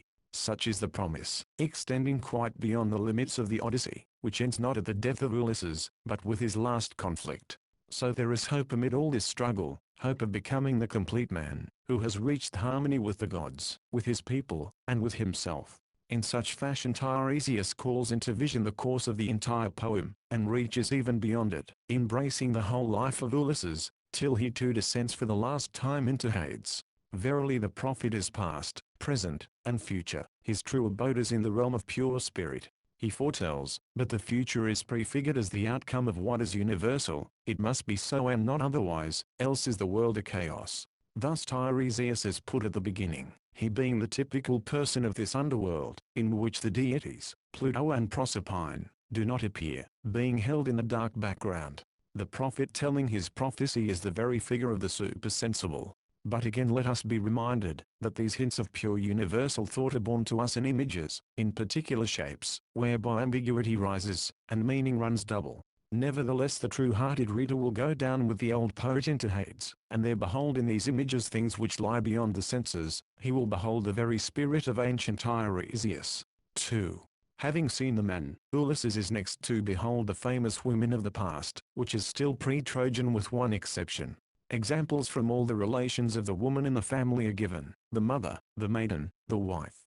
Tragic and happy instances are brought before us, ideal forms taken from the ancient mythos of Hellas, and begetting in later times a prodigious number of works of art, in poetry, sculpture and painting.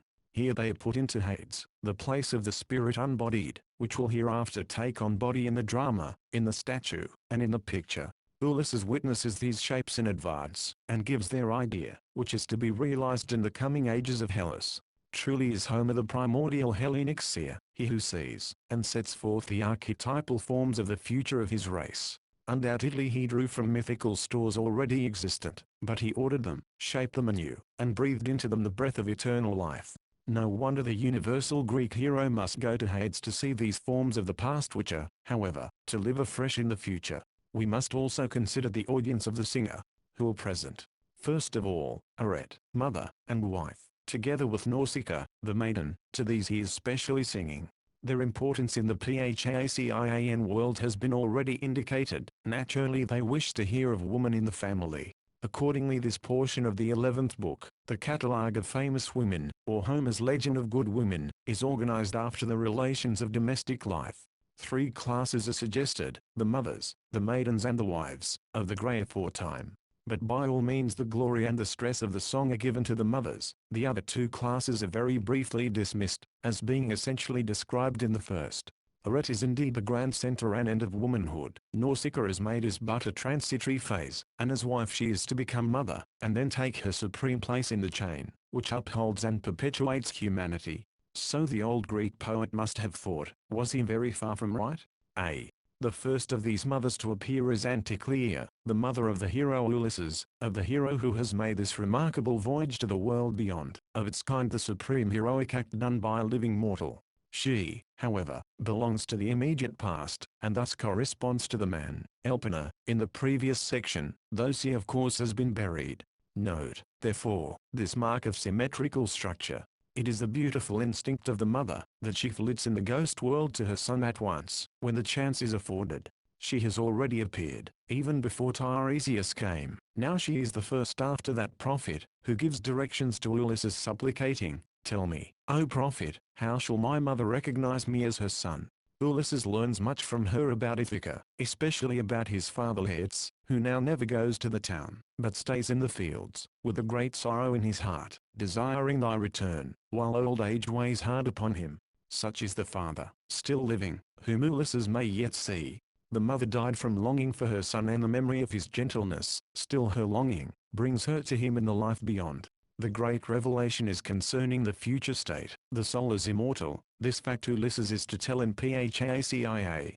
The strong desire to behold the loved ones who have passed away is indeed the impulse, but they too return, though insubstantial. It is the primary groundwork of faith in immortality, this feeling of the domestic relation affirming that it is eternal, and cannot be broken by death. Still the mother is but a ghost, and cannot be embraced. This the son has to accept, though he would have her in flesh and blood.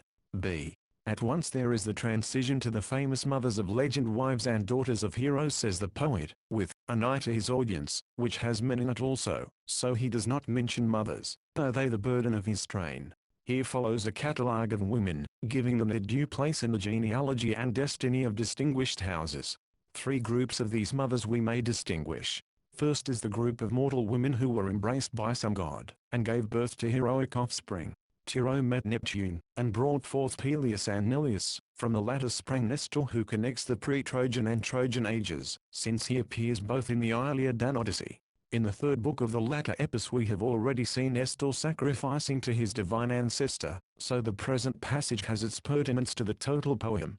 In the same group, are Antiope and Alamina, the latter of whom was the mother of Hercules, whose father was Zeus. At the end of the present book, Hercules himself will appear as the supreme example of the Greek hero. Such were three typical mothers, famed in Hellenic legend, being the women who bore heroes, the offspring of gods. It was deemed the highest function of the Greek mother, to bring forth a hero, the child of divinity, with an immortal portion. This view, in its purely sensuous aspect, is dubious enough to the modern ethical mind. Still its real meaning must be looked at with sympathetic vision, which sees therein the divine descent into mortal flesh, a mythical utterance of the faith, that the great man is the Son of God. The Christian view universalizes this conception, holding that all men, and not merely the heroes, are God's children. Yet the Christian world has also retained its faith in the Son of God, son by a mortal woman, which faith the old Greek had too, and expressed in his way. Thus we may extract out of this Homeric account something more than divine license. It has indeed a wonderful pre-Christian suggestiveness, and gives a glimpse of the movement of universal religion. The second group of famous mothers are mortal women with mortal husbands. The wedded wife brings up now the domestic relation, which is passingly introduced by the spouse of Hercules, Megara, who is simply mentioned. The two chief women of the group are Epicus and Chloris, the one supremely tragic in her motherhood, the other reasonably happy. Epicus is mother of Oedipus, who marries her, after slaying his own father who is her husband, both deeds being done in ignorance. Thus the closest domestic ties are whelmed into guilt and tragedy, whereof Sophocles has made a world-famous use, in his two dramas on the subject of Oedipus.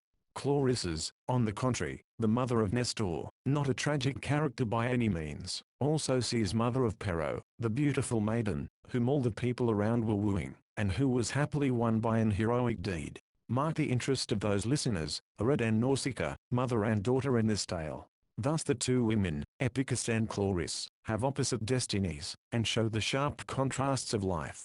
In the third group, are two mothers who have a double honor, each has borne twins, and heroic ones at that. Moreover the gods again enter the domestic relation of mortals. Leda's sons are cast to the horseman, and Pollux the boxer, the first being mortal, the second immortal, and reputed son of Zeus, who permitted the immortal brother to share his immortality with his mortal brother. Hence every other day they both are alive, and every other day they both are dead. Again the divine gives itself to the human in the spirit of true brotherhood. The son of Zeus takes on the ills of mortality through fraternal love. The second mother of this group is Iphigenia, who declares Neptune to be the father of Odyssey and Ephialtes, of her monstrous twins, who at the age of 9 years threatened war upon the gods, and proposed to storm heaven, by piling Mount Ossa upon Olympus and Pelion on top of that. Such is the contrast. One set of sons is noble, worthy, and receive honor like unto gods. The other set is defiant, assailing the divine order, and are slain by the arrows of Apollo ere the down blossomed beneath their temples, and covered their chins with tender furs. See. Such, then, is the account of the mothers, the women who have borne children famous in legend. They have taken up nearly the whole of the present catalogue. The wives and maidens now come in for brief mention, forming two groups, 3 persons to the group. The poet is impartial. He introduces the faithful woman, Ariadne, and the faithless woman, Eriphyle. In the one case man is the betrayer of woman, and in the other case woman is the betrayer of man. Possibly in Ariadne, may be a little hint for Nausicaa, saying, beware.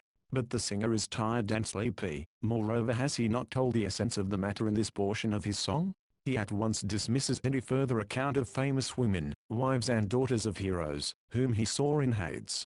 Nausicaa and Arete have had their share. Wonderful has been their interest in the struggles and sufferings of their sex. They feel in themselves the possibility of such conflicts. These ideal shapes of the olden time, product of the myth-making imagination, archetypes, are the ghosts of Hades which Ulysses must see and know, ere he return to the upper world. Second, we now reach the second main division of the book, which is marked by the introduction of the audience, the Phacians, who were held rapt with the charm of the story. Observe too, that the palace was not brilliantly illuminated, but shadowy fit environment for fairy tales, line 334. This main division is again separated into two subordinate divisions which embrace the present and the past, and thus is in structure homologous with the preceding main division. Yet both the present and the past are not now the same as the previous present and past. First of the heroes speaks out the mother, wife of Alcinous, Arete, in response to the compliment of Ulysses in singing of the famous women of Greek legend. Phacians, how does this man seem to you now in form, stature, and mind? Very different does he seem from what he once did. Thus she gently apologizes for her previous treatment. She appreciates the hero. Moreover, she asks that the high guest receive hospitable gifts without stint, for much wealth lies in your halls by the bounty of the gods. Having thus heard from the woman, we now are to hear from the man, the representative Phacian, King Alcinous. In the first portion of the book Ulysses and his companions were the present to which the past appeared in Hades. Now the Phacians are introduced as the present, which is to hear the voice of the past from Hades. Moreover, the past is not the pre-Trojan, but the Trojan past, which we have already, in the 8th book, seen to be dear to the Phacian heart. It is no wonder, then, that Alcinous, as soon as he can urge his request, calls for a song about the Greco-Trojan heroes in the underworld. Tell us if thou didst see any of those godlike Argives who followed thee to Troy, and there met their fate. Not the mother of the hero, but the hero himself is now to be called up. The man wishes to listen to the deeds of man. Demodocus, the Phacian bard, always sung of some phase of the Trojan struggle, which was the popular subject of story and song in Phacia. Thus we note again how the famous past, stored away in Hades, is made to flow into the present, and to contribute an ideal of heroism, and a warning also, to the living. A touch of Homer as literary critic we should not pass by, as he does not often take that part. Alcinous, praising the tale of Ulysses, says, "Form of words is thine, and a noble meaning, and a mythos, as when a minstrel sings."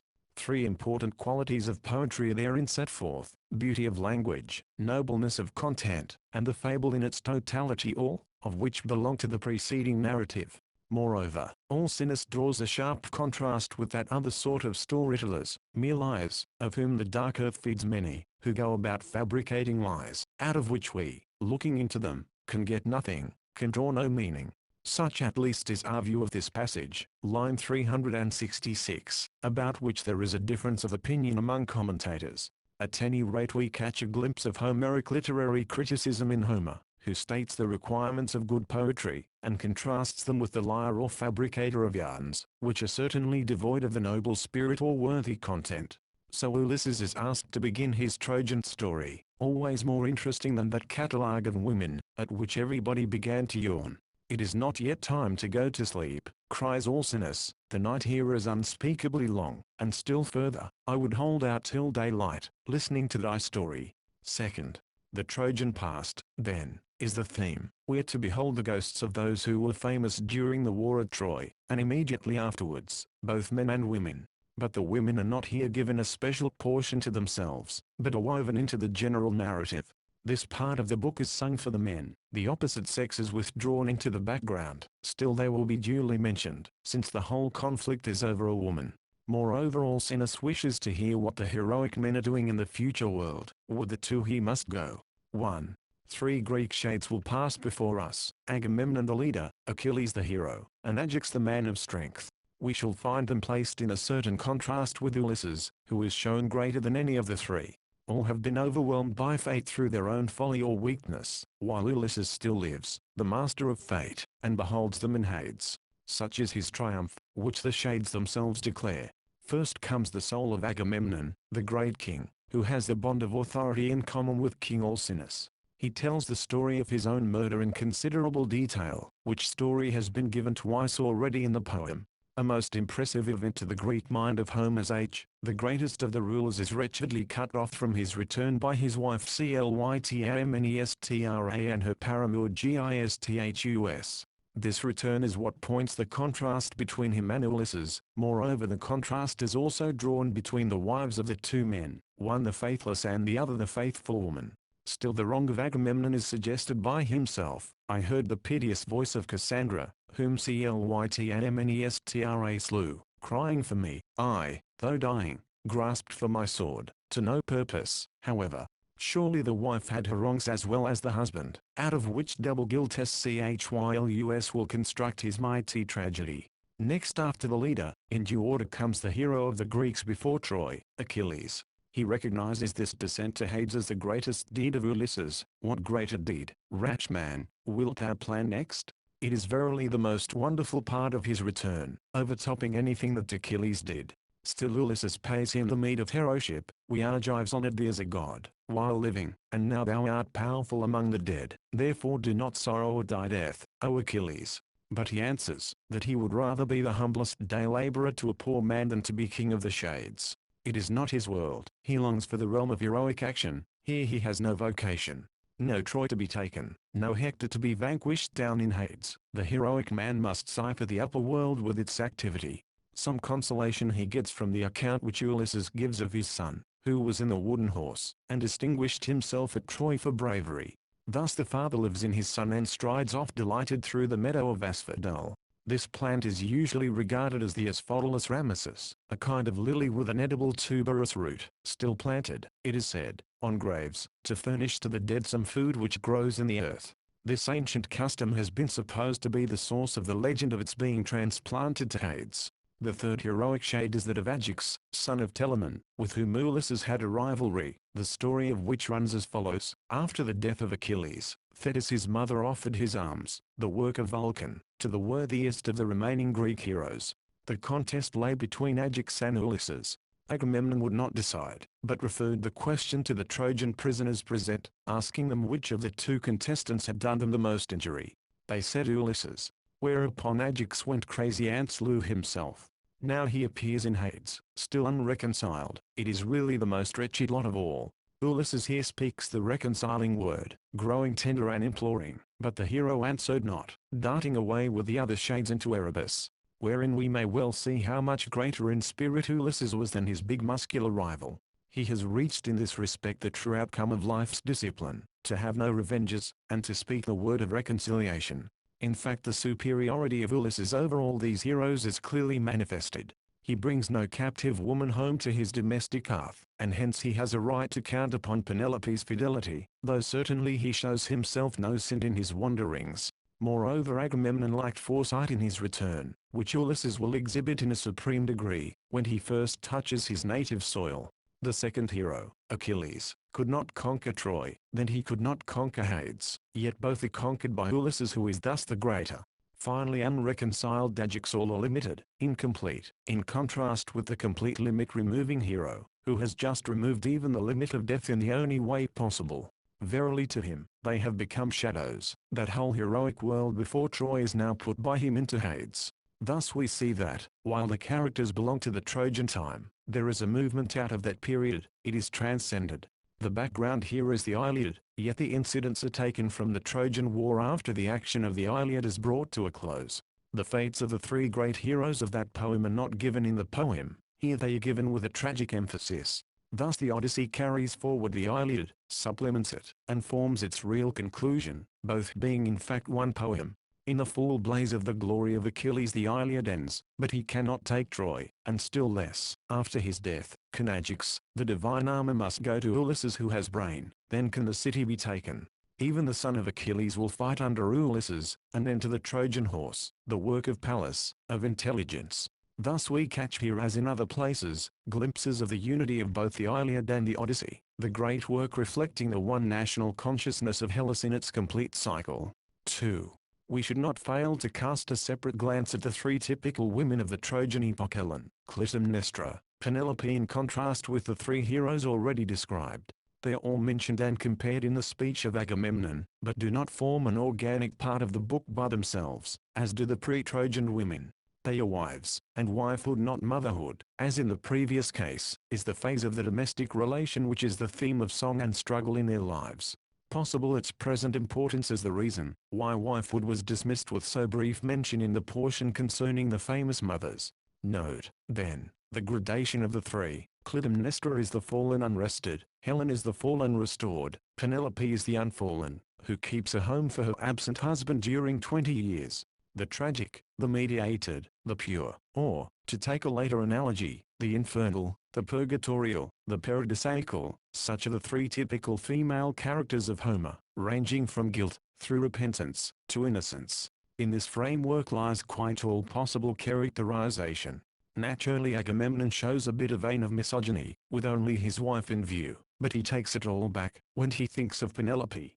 Two of these women, Helen and Penelope, are still alive, and do not belong to the realm of Hades. The ghost of the third, Clytemnestra, does not appear. Still all three are mentioned here in the text, and stand in relation to the three Greco-Trojan heroes, none of whom were restored through the return. Ulysses, however, is the real solution of them all. He spans all their inadequacies, masters their fates, and reaches home. The three Greek heroes above mentioned, fell by the way in the course of the grand problem, and are seen in Hades, complaining, unhappy, showing their full limitation. To a degree they are suffering the penalty of their own shortcomings, which fact prepares us for the third and last phase of the underworld. Third, we now come to a new division of the book, which forms in itself a complete little poem, yet is derived directly from the preceding divisions, and is harmonious with them in thought, development, and structure. Undoubtedly there is a difference here, but the difference means not absolute separation, but a connected unfolding of parts. The present division has been assailed more violently by the critics, and torn out of its place with greater unanimity than any other portion of the Odyssey, with the possible exception of portions of the last two books. Let us confess, however, that our tendency is to reconcile, if this can be done, the discords and to knit together the rent garment, by threads not always on the surface, but very real to any eye, which is willing to look underneath. Unquestionably a punitive element enters now. There is guilt and punishment in Hades. But who has not felt that in the preceding division the three Greek heroes were under the inevitable penalty of their own deeds? Very natural is the transition. Indeed the three divisions of the book show a gradual movement toward a penal view of Hades. The first, Tiresias and the famous mothers, has a slight suggestion of the penalty. The second, the three Greek heroes, has the idea of punishment implicit everywhere. The third makes the idea explicit, and organizes itself upon the same. Again, there is a change of style, which now is strongly tinged with the Orphic initiatory symbolical manner, in marked contrast with the clear flowing narrative, which has just preceded. But we noticed the same characteristic before, in the first division of the book, where the sacrificial rites and the part of Tiresias were given. Homer has many styles, not each style has many Homers, nor is there a new Homer needed for each change of style. Note the great varieties of style in the two parts of force by way of illustration. Moreover we here pass into the dim pre-Trojan epoch, as was the case in the first division, but guilt is now flung into that time, and with it the penalty. Hoary gigantic shapes of hell do wrong to the gods, and are put into the punitory Hades. Thus this third division returns to the first with its own new principle. In truth one may say, that Homer herein shows features akin to Hesiod. Well, Homer is Hesiod and many more. We hold, therefore, that this third division is an organic part of the book both in idea and structure. It carries to completion the thought of a world justice, which Tiresias has already declared in his speech to Ulysses, and which is exemplified in the three Greek heroes. Thus it unfolds what lies in the first two divisions, and links them together in a new and deeper thought. For this realm of Hades, hitherto a distracted spot without any apparent order, now gets organized with its own justiciary and its own law. Yet here too we shall find a solution and a parallel, just as Ulysses was the true hero at Troy, standing above all the others, and solving their problems, so Hercules is the great pre-Trojan hero, saving himself at last, and rising to Olympus. Finally the two careers of Ulysses and Hercules are affirmed to be identical. This division, therefore, falls of itself into three portions: 1. The judge; 2. The condemned; 3. The redeemed. Thus the whole forms a complete little cycle within itself. 1. Minos, the judge, was the ancient king of Crete, where he was lawgiver, and suppressed wrongdoing on sea and land. Here he continues his vocation, which demands the assigning of the just penalty to the guilty. He is manifestly the type of justice, both punishing and rewarding. As punisher he has been transferred by Dante to the Inferno. Later Greek legend united with him two other judges, his brothers, Rhadamanthys and Acus. 2. We have next 4 instances of punishment, though this is apparently of different degrees. The wrong, however, is not stated, except in the case of Titius, which probably hints the general nature of the misdeeds of the 3 others. The poet takes for granted that his hero could fill out each legend for himself. In every case there was evidently some violation done to the gods, not to mention some crime against Olympus. The period is thrown back into the pre-Trojan time, into the age of the demigods, and of the free intercourse between mortals and immortals, thus it is parallel with the first division of the book. But now judgment has entered the houses of Hades along with the penalty. The guilt of Orion is that of love between a mortal and a goddess, Aurora, which violation was punished by the soft bolts of Artemis, protectress of chastity. This legend has already been alluded to by Calypso. Book V line 121. Jealous are the gods of that mortal man with whom a goddess falls in love, and with good reason. Orion's punishment is an eternal chase. The hunter is compelled to hunt forever, repeating what he did in life.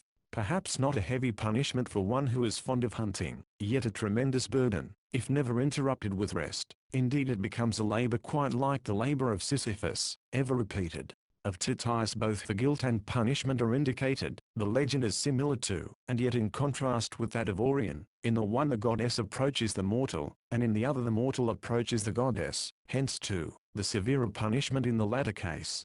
The second legend ought to be completed here by a fact, derived from the story of Prometheus. The liver grows as fast as the vultures rend or consume it. Thus again rises the idea of infinite repetition, now of suffering, not of action, for Orion is active. The next 2 forms, Tantalus and Sisyphus, have also a kinship. Both had known secrets of the gods, and had betrayed them. Tantalus is also reported to have taken away nectar and ambrosia from the Olympian table. After being a guest there, Sisyphus revealed to the river god Aesopus the secret, that Zeus had spirited away the latter's daughter Gina. The penalty is, that Tantalus remains perpetually hungry and thirsty, with sight of food and drink always before his eyes. He cannot reach them when he strives.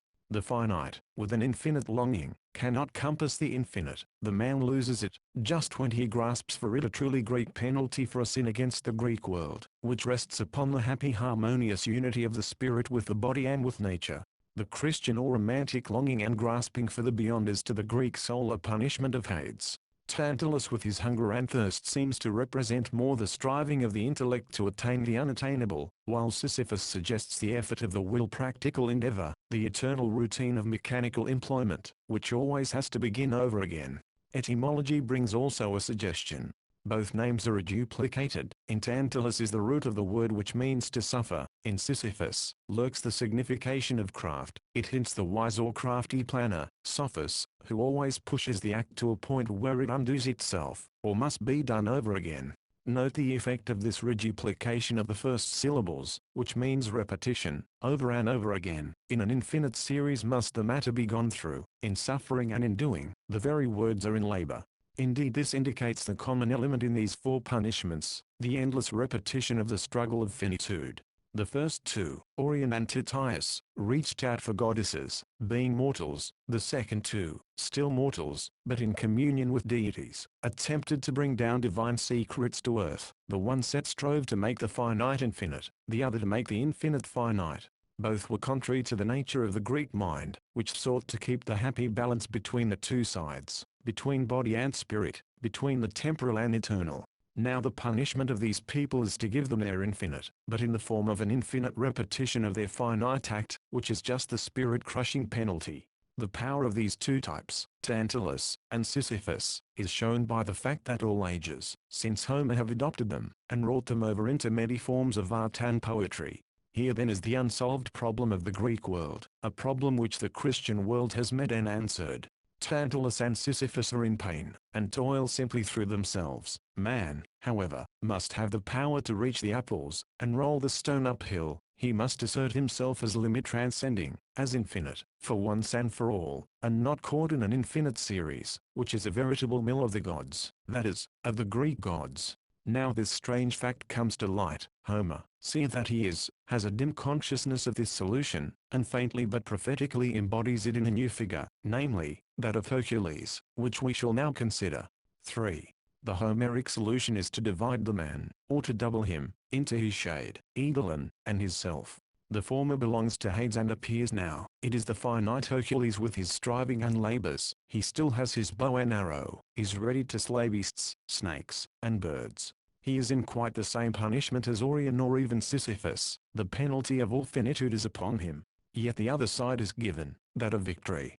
I, though the son of the highest god, Zeus, had to endure boundless tribulation.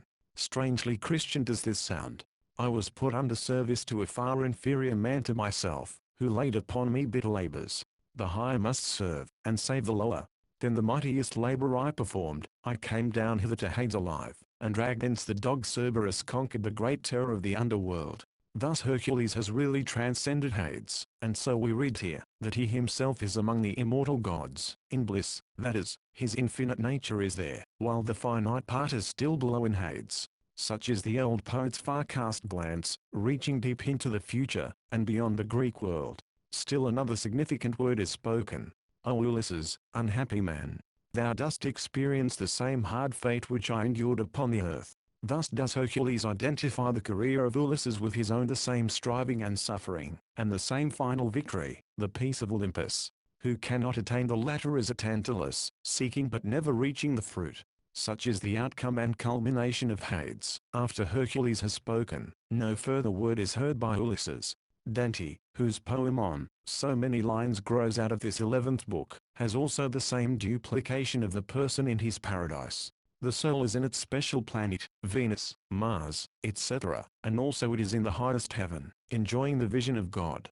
But Dante universalizes the Greek view, making it truly Christian. All men are children of God, and can attain the seats of the blessed, not merely the one man, the hero Hercules. Still even here the inferences, the two Ulysses must also be transferred to Olympus, though no such declaration is made. We hope the reader feels how inadequate Hades would be, and how incomplete the experience of Ulysses would be, if this last division of the book were cut out.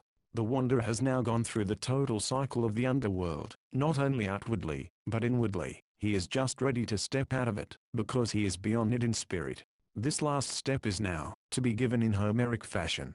There is a danger at present rising strongly into consciousness, a danger inherent in this too long contemplation of Hades. It is the danger of the Gorgon, the monster whose view turns the spectator into stone, taking away all sensation, emotion, life. The Greek sooner or later must quit Hades, and flee from its shapes. The supersensible world he must transfuse into the sensible, else the former will rush over into the fantastic, the horrible, the ugly. The Gorgon is down in Hades too, having been slain in the terrestrial upper world by a Greek hero, Perseus, who slew the monster of the Orient which once guarded the fair Andromeda, a kind of pre-Trojan Helen, chained in captivity, whom the heroic Hellenic soul came to release. Ulysses has now reached the Greek limit. Oriental phantasms will rise, unless there be a speedy return to the reality, to the realm of sense. Hades has furnished its highest image in Hercules. Beware of its worst. Already the underworld has been in danger of running into the fantastic. Then beauty, the Hellenic ideal, will be lost. The figures of Homeric Hades hitherto have all been men and women, but the monsters are ready to come forth. So they did come forth in the later Greek world under the spur of Oriental influence. Witness the revelations of St. John in the island of Patmos, joint product of Greek and Hebrew spirit, showing truly the dissolution of the Hellenic ideal. Thus Ulysses, the supreme spiritual hero of the Greeks, is shown running away from the underworld, fearing to look upon coming shapes in Hades, about which fact two reflections can be made. First, Ulysses had to do this, in order to remain a Greek. Secondly, the poet clearly announces, in such an action, that there is another world lying beyond his world, that underneath the Greek Hades is another Hades, which threatens to rise into view. That Hades will burst up hereafter, and become the Christian hell. Ulysses confesses that there is a realm beyond him there, which he has not conquered, has not even dared to see, and thus he significantly points to the future. The Gorgon is a shadowy anticipation of fiends, of devils, of the infernal monsters of the romantic netherworld of Dante, who is to be the next great hero, passing into the dark world beyond with a new light.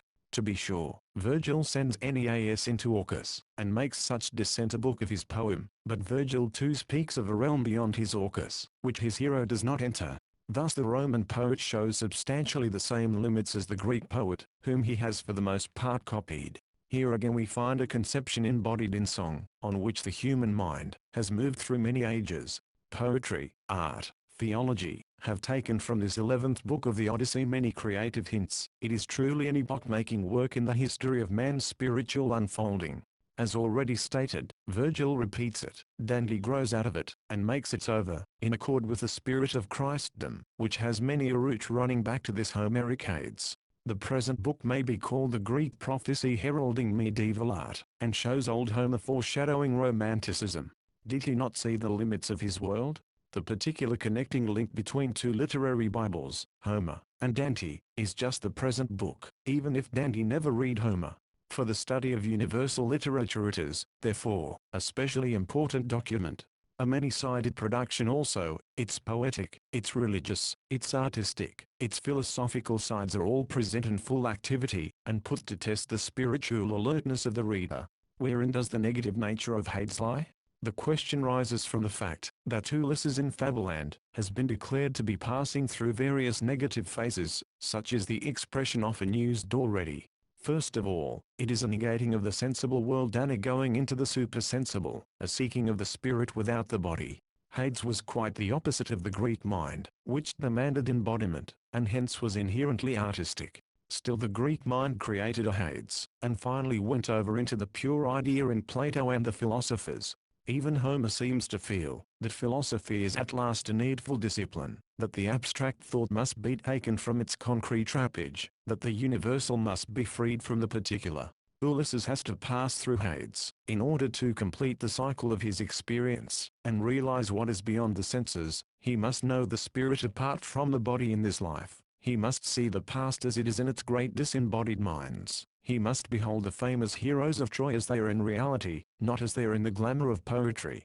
As tested by their life and deeds he sees them below in the netherworld. Greek souls stark naked in Hades he beholds, and then rises out of it. Retrospect. Very important, in our judgment, is this 11th book. It is really one of the sacred documents of universal religion, as well as a great creative idea in the world's literature, but it has fared badly as to its friends. For interpretation it usually falls into the hands of the negative, merely critical understanding, which has the unfortunate habit of turning professor of Greek, commentator on Homer, and philology generally. In order to grasp and connect its leading points more completely, we shall look back at the thought and structure of the book once more. First of all, there must be felt and seen the necessity of taking this journey to the netherworld on the part of the hero, the complete person of his time. The very conception of the universal man must include the visit to the realm of the idea. The passage from the sensible to the supersensible is the deepest need of his soul. Homer can give this spiritual movement only in a mythical form, hence it occurs here in Fableland. So Ulysses has to make the transition from Circe to Hades. Having the entire book now before us, we observe that it shows a threefold movement, that is, one movement with three leading stages. These take the shape of three communications from the realm of the dead, which includes all past time, imparted to the living who are now present, namely the Phacians, through Ulysses, who has had this cycle of experiences, and now sings them. But that which is true in past time must be seen to be true in all time past, present, and future. So there unfolds the idea of a world order, foretold at first by the pre-Trojan prophet Tiresias, illustrated by the fate of the three Greco-Trojan heroes in Hades, and finally realized, and active in the realm of Minos. The whole has, therefore, the secret underlying thought of a world tribunal, which works through all human history. It is a kind of last judgment to which the deeds of men are appealed for final adjudication. It most profoundly suggests in its movement the ethical order of the universe. Let us briefly sum up its three stages. The first communication from the Hades of the past to the real world of the present through Ulysses is that of the prophet Tiresias, whose mind is whole. He may be called the pure idea, as subjective, uttering the idea, as objective, as principle of the world. For he beholds the truth of things as they are in their essence, he himself being the impersonation of truth. Thus he looks through the future and foretells. He knows that Neptune will avenge the deed done to Polyphemus, that the oxen of the sun constitute a great danger, that Ulysses will punish the Suitors. Then he prophesies the peace and final harmony of Ulysses after his long conflict and separation from home, country, and the divine order. So speaks Tiresias, and is therein a kind of world judge, prefiguring Minos of the last stage of Hades. For he prophesies according to the law of the deed. What you have done is sure to return upon you, be it good or bad.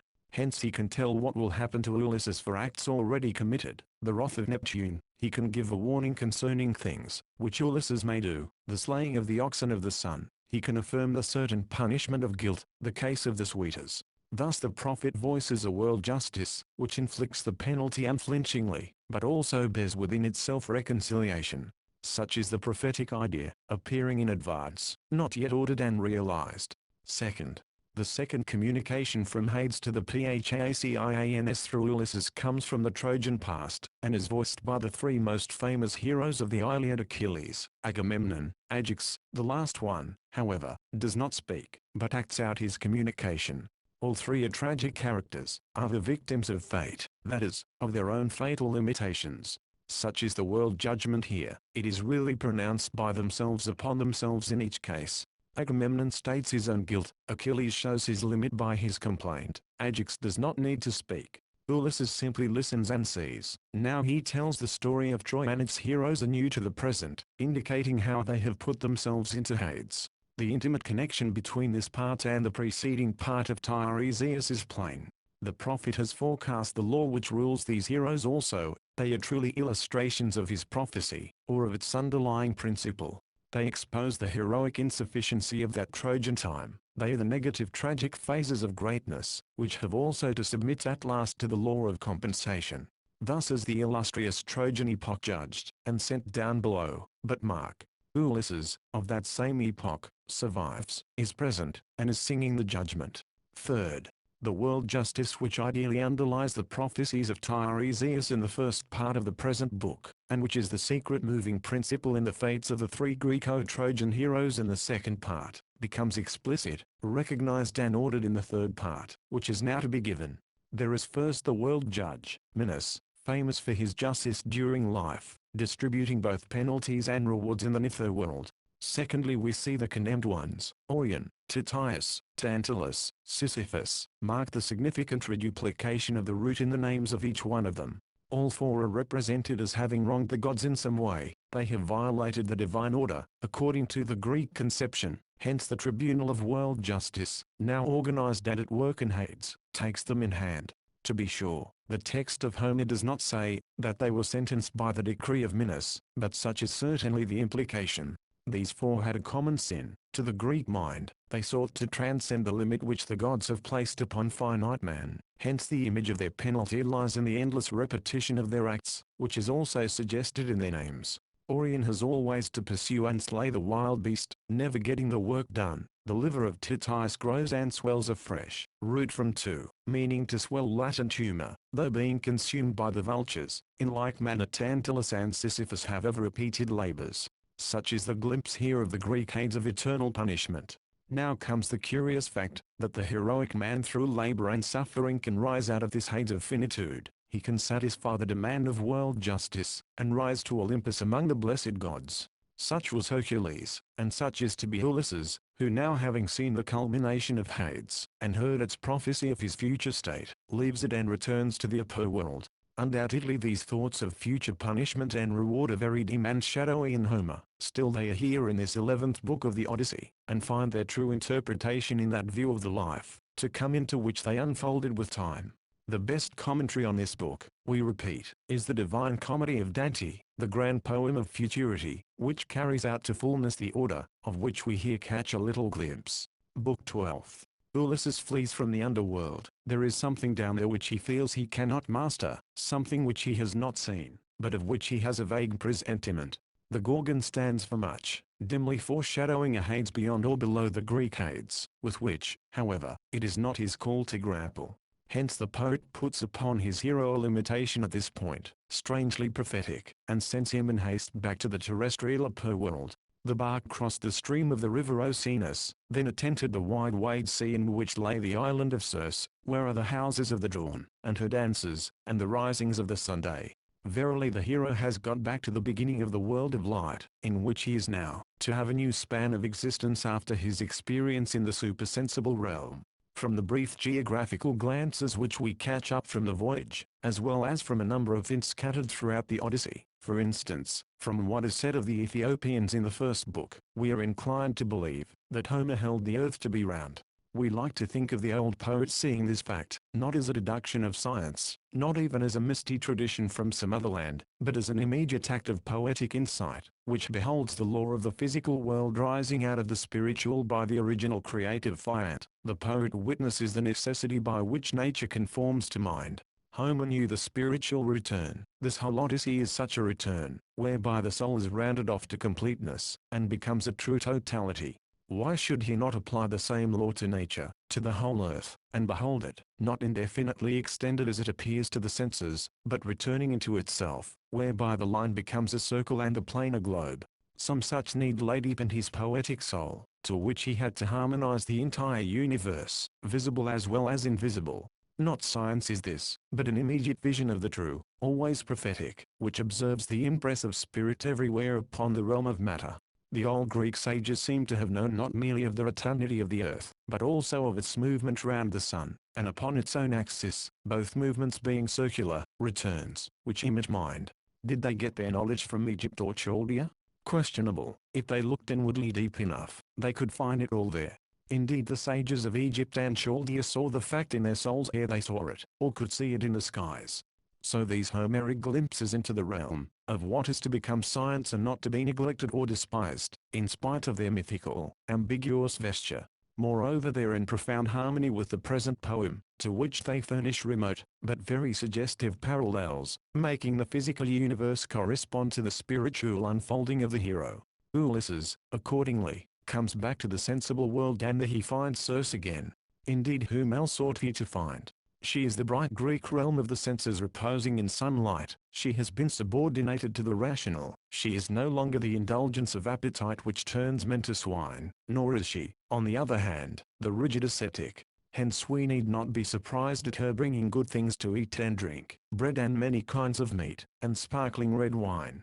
Moreover, she is still prophetic. She still has the outlook upon the beyond, being spirit in the senses. Her present prophecies, however, will be different from her former one. She will point to the supersensible, not in Hades, for that is now past, but in the upper world of life and experience. Such is the return of the hero to Circe, the fair, the terrestrial, who makes existence beautiful, if she be properly held in restraint. Beautiful as sunlit Hellas with its plastic forms she can become, in striking contrast to the dark shapes of the sunless underworld which leads to the Gorgon, the realm of spooks, shades, fiends, in general of romanticism. So much for Circe in her new relation in the present book. How about Ulysses? It is manifest that he too is prepared for a fresh experience. He has been in the underworld, and great has been the profit. There he has seen the famous men and women of old, and beheld the very heart of their destiny. The Trojan and the pre-Trojan worthies sweeping backward through all Greek time he has witnessed, and in part heard. He has become acquainted with the prophet Tiresias, who knows past, present, and future, who is the universal mind in its purity from all material dross. He has beheld the place of Dumanit's penalties, as well as the supreme Greek hero, the universal man of action, Hercules. Nor must we forget that he has run upon a limitation, that Gorgon from whom he fled. Truly he has obtained in this journey to Hades a grand experience of the past, of all Greek ages, which is now added to his own personal experience. So this past, with its knowledge, is to be applied to the future, whereby knowledge becomes foreknowledge, and experience is to be transformed into prophecy. Mark then the transition from the previous to the present book. When Ulysses comes back to the world of sense, he will at once see in it the supersensible, which he has just beheld. He must hear in the present a prophetic voice, that of Circe proclaiming the future. Thus Ulysses is now ready to listen to the coming event and to understand its import.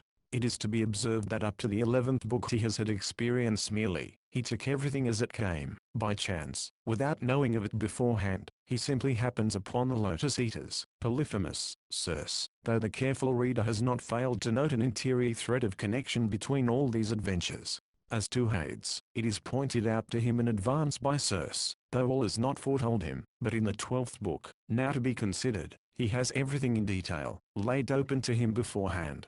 A great change in manner of treatment. Why? Because Ulysses must be shown as having reached the stage of foreknowledge through his journey to Hades. Hitherto he was the mere empirical man, or blind adventurer, surrendering himself to hazard, and trusting to his cunning for getting out of trouble. But now he foresees, and Circe is the voice thereof. He knows what he has to go through before he starts, here in the upper world, to which he has come back, and through whose conflicts he is still to pass, for life has not yet ended. Such, we think, is the fruit of that trip to the underworld. The supersensible is seen in the sensible, and the future becomes transparent. Accordingly Circe foretells, and Ulysses foreknows, the two are counterparts. Then he simply goes through what has been predicted. He fills up the outline with the deed. This is the essential fact of the book, which is organized by it into two portions, namely the prophecy and the fulfillment. Circe has one part, Ulysses the other. Moreover, each part exhibits the same general movement, which has three phases with the same names: the Sirens, the Plangcta on the one hand with Scylla and Charybdis on the other, and the Oxen of the Sun. As soon as Ulysses, after coming back from Hades, had performed the last rites over the corpse of Elpina, Circe appears and makes a striking address. O ye audacious, who still living, have gone down to the house of Hades, ye twice dead, while others die but once. Such is one side of Circe. Now rises the other. But come, eat food, drink wine the whole day, let us have a Greek festival ere new labors begin. Then Circe holds a private conference with Ulysses. She asked each thing about the journey to Hades, which, it seems, she must know ere she can foretell the remaining part. One cannot help feeling in this passage, that the poet hints, that these prophecies of Circe have some connection with what Ulysses imparts to her concerning Hades.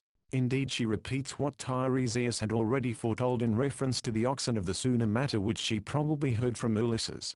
Cannot the other two adventures be derived in a general way from the experiences of the underworld? The past seems here to furnish the groundwork for the predictions of the future, and Circe, knowing what has been in the pure forms of the supersensible, becomes the voice of what is to be. 1.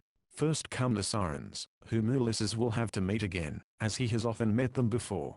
Indeed, Circe herself was once a siren, a charmer through the senses. The present sirens are singers, and enticed to destruction through the sense of hearing, inasmuch as heaps of bones lie about them, evidently the skeletons of persons who have perished through their seductive song.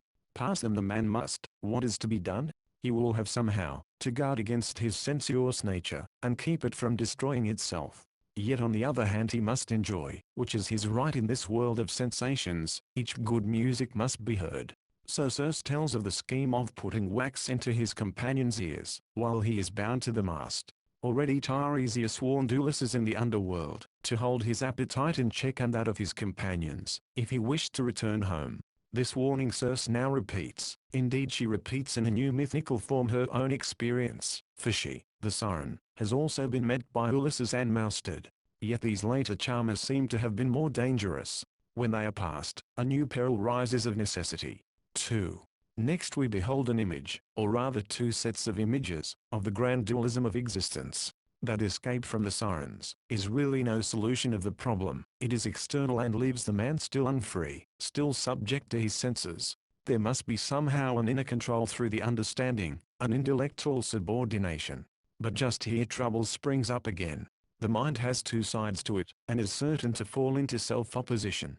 Two other ways. After parting from the sirens, says Circe, I shall tell thee of both. One way is by the Plangcta, rocks which clasp together. Here no bird can fly through without getting caught. Even the doves of Zeus pay the penalty. No ship of men, having gone thither, has ever escaped except the god-directed Argo. Surely a sufficient warning. Then the second way also leads to two rocks, but of a different kind. At their bases in the sea are found Scylla, the monstrous sea bitch, on one side, and Charybdis, the yawning maelstrom, on the other. Between them Ulysses must pass with his ship and companions. It is manifest that here are two alternatives, one after the other. The first is that of the plangct, the claspers, which mean death, unless they be avoided. Yet this avoidance does not always mean life. We can trace the connection with the sirens. The absolute resignation to the senses is license, is destruction. We may say the same thing of the opposite. The absolute suppression of man's sensuous being is simply his dissolution.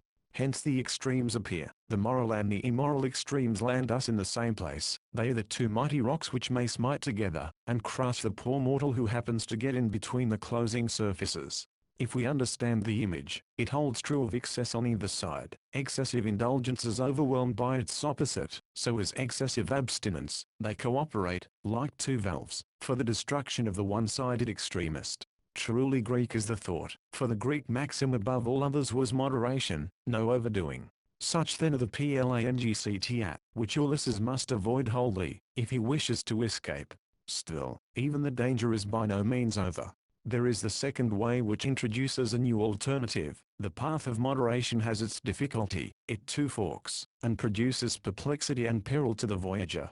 Here is the point, where Scylla and Charybdis disappear, a new set of extremes, between which the mean is to be sought. Then the passage can be made. Yet even thus it costs. Ulysses will lose 6 of his companions. The penalty has to be paid, just the penalty of moderation. Es raucht sich also Fürden. 2 sets of extremes always. If you shun one set, and take the middle path, just this act of shunning produces a second set. Cut the magnet in twain with its 2 poles, then each part will at once have 2 poles of its own. Such is indeed the very dialectic of life, the dualism of existence, which the heroic voyager is to overcome with suffering, with danger, with many penalties. Fault has often been found with this duplication of the alternative, but when rightly seen into, it will show itself as the central fact of the entire description. It casts an image of the never-ceasing differentiation both in the mind and in the world. It hints the recurring contradiction in all thought and in all conduct, always to be solved, yet never quite solved. What else indeed has man to do? To master the contradiction gives him life, movement, energy, and it must be mastered every day. The old poet is going to the bottom of the matter. The above-mentioned repetition of the alternative has its correspondence with the repetition, which we have seen to be the fundamental form into which the whole book is cast. Plainly the double alternative here mythically set forth, springs out of the conflict with the sirens, and is a deepening of the same to the very bottom. Indulgence kills, abstinence kills, in their excess, and the middle path bifurcates into 2 new extremes with their problem. Prophetic Circe can tell all this, for does it not lie just in the domain of her experience, which has also been twofold? Pure forms of spirit, wholly non-natural, are these figures representing the double alternative, created by the imagination to express thought. 3. The final warning of Circe is mainly a repetition of what Tiresias had told Ulysses already in the underworld. From the latter she heard it, and puts it here into its place. Beware of slaying the cattle of the sun, oxen, and sheep in 2 flocks, over which 2 bright nymphs keep guard. There can scarcely be a doubt concerning the physical basis of this myth. The 7 herds of oxen, 50 to the herd, suggest the number of days in the lunar year, really 354. The 7 herds of sheep suggest the corresponding nights. Lampilia, the moon or lamp of night, is the keeper of the one. PHATHUSA, the radiant one, is the keeper of the other, namely the sun is the daybringer. Seldom has the old Aryan form of the myth been so well preserved. The whole reads like a transcript out of the Vedas. Still stronger than the physical side is the spiritual suggestion. The slaughter of these cattle of the sun points to the supreme act of negation in the intellectual man, to the sin against light. Ulysses and his companions now know the way to reach home, having had the grand experience with the sirens, and then with the double alternative. Moreover, the leader has heard the warning twice. If they now do wrong, it will be a wrong against the sun, against intelligence itself. A certain critic finds fault with Circe, because she repeats the warning of Tiresias, and he holds that some botcher or editor, not Homer, transferred the passage from one place to the other. Yet this repetition is not only an organic necessity of the poem, but gives an insight into the character of Circe. She cannot foresee of herself the great intellectual transgression, but Tiresias can. The sirens and the double alternative, however, lie within her own experience. So she copies where she cannot originate, and in this way she is decidedly distinguished from Tiresias, though both are prophetic. Such is the outlook upon the future given by Circe, in the way of warning, whereby the warned know what is coming. In the three adventures we feel a certain connection, in fact an unfolding of one out of the other, beginning with the primary conflict of the senses, which soon rises into the understanding, and finally ends in a revolt against reason itself, the source of light. They have the character of typical forms, derived from the past, yet they are certain to recur again, and hence can be foretold. Second, we now have reached the second portion of the book, which is the fulfillment of the prophecies of the first portion. Moreover, we see how the forewarnings are heeded. Ulysses and his companions enter their vessel, and start once more upon the sea, leaving the island of Circe, who sends them a favorable wind. We note also, that Ulysses always repeats the warning to his companions, and tells to what they are coming next. They are to share in his knowledge. 3 times he does this, just before each incident, and thus prepares them, though he does not tell everything. The experience with the bag of winds has taught him much. His companions through ignorance of its nature opened it, and the fatality followed. So he received the penalty of not sharing his knowledge with his fellows. Now he avoids that mistake, for his conduct at present shows that he regards his failure to impart his information as a mistake. He was the cause of the ignorance of his companions, which was brought home to him by the deed.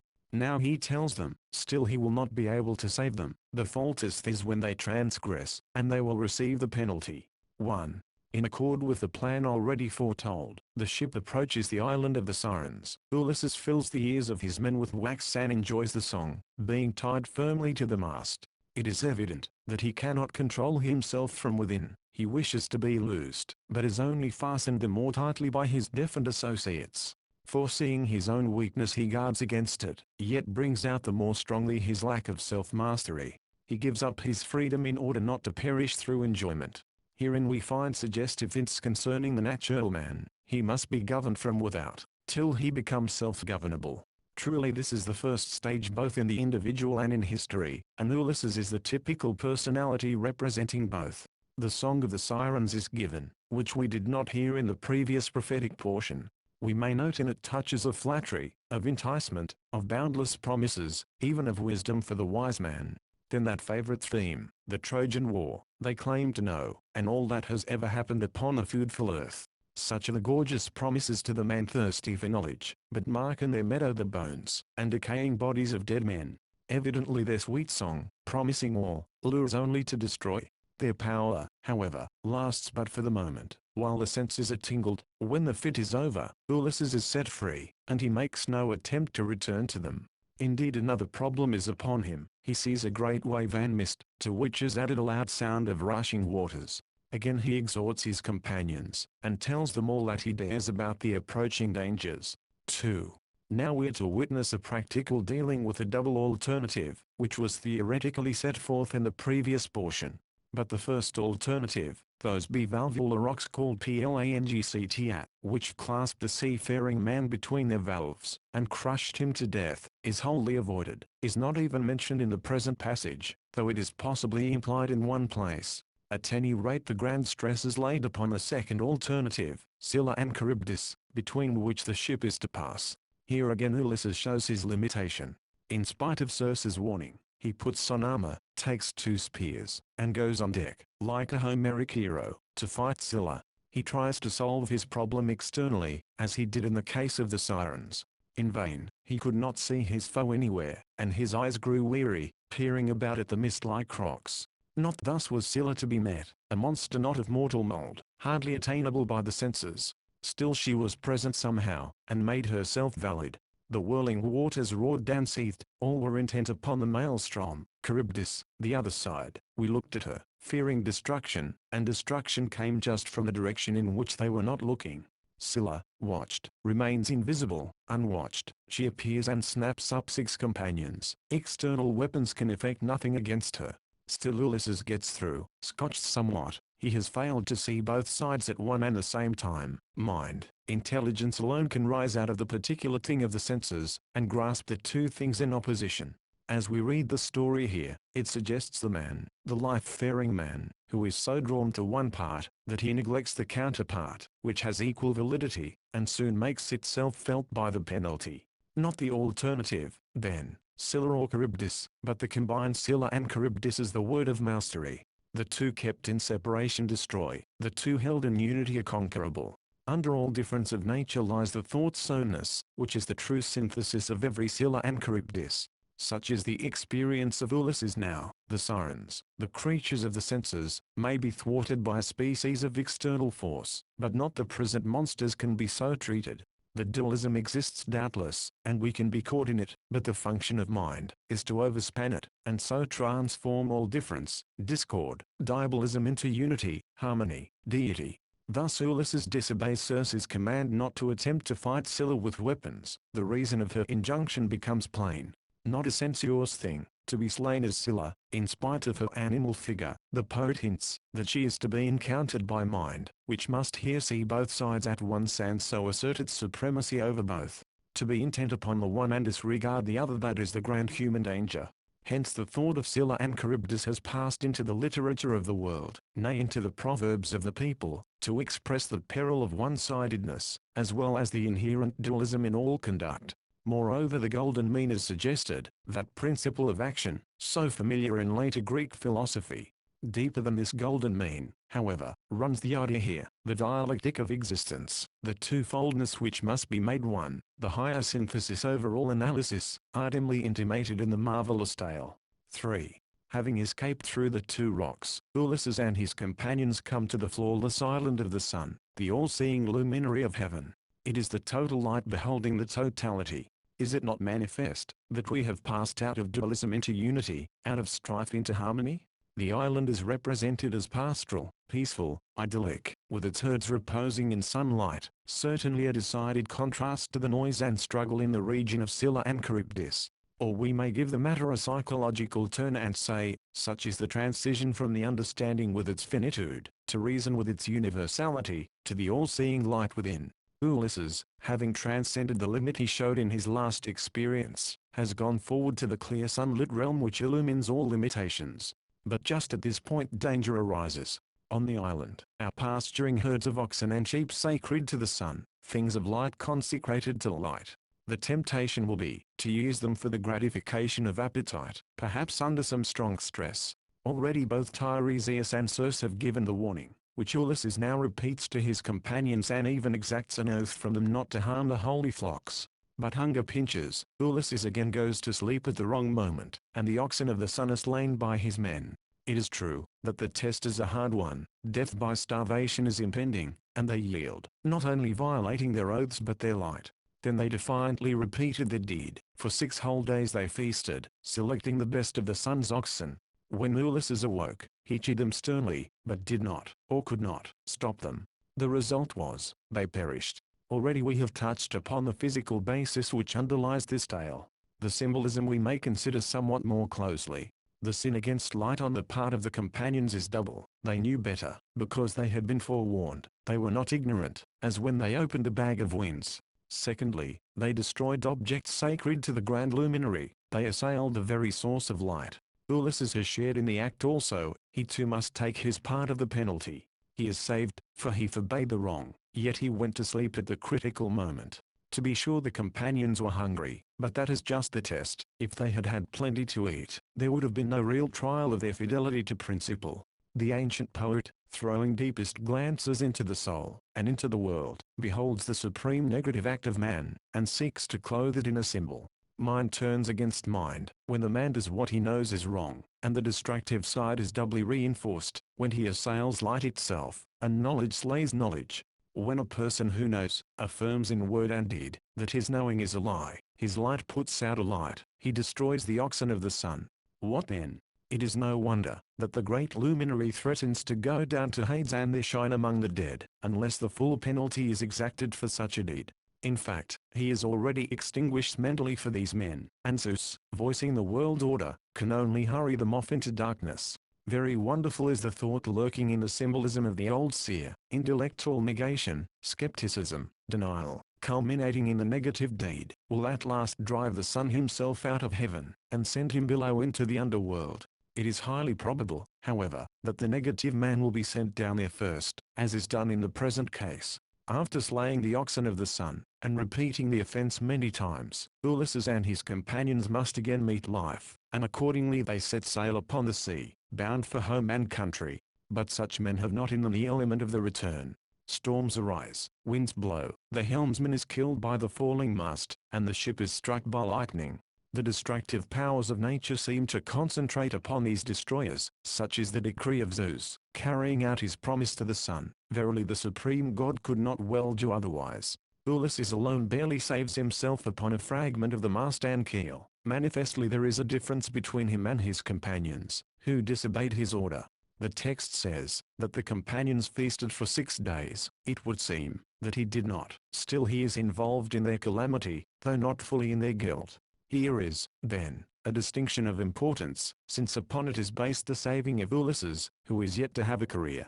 While Ulysses may not have personally participated in the guilty deed, he was not active against it. He did not apparently seem to restrain the repetitions of it. He was paralyzed in energy.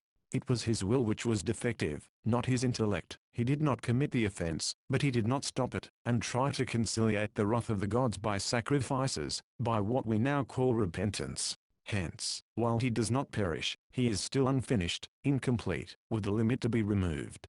A training of the will is to be gone through next, till it be able to do what reason commands. A new discipline therefore is in store for the hero after the loss of his ship and his companions. What will this discipline be? To a degree his entire career must be worked over again from the beginning.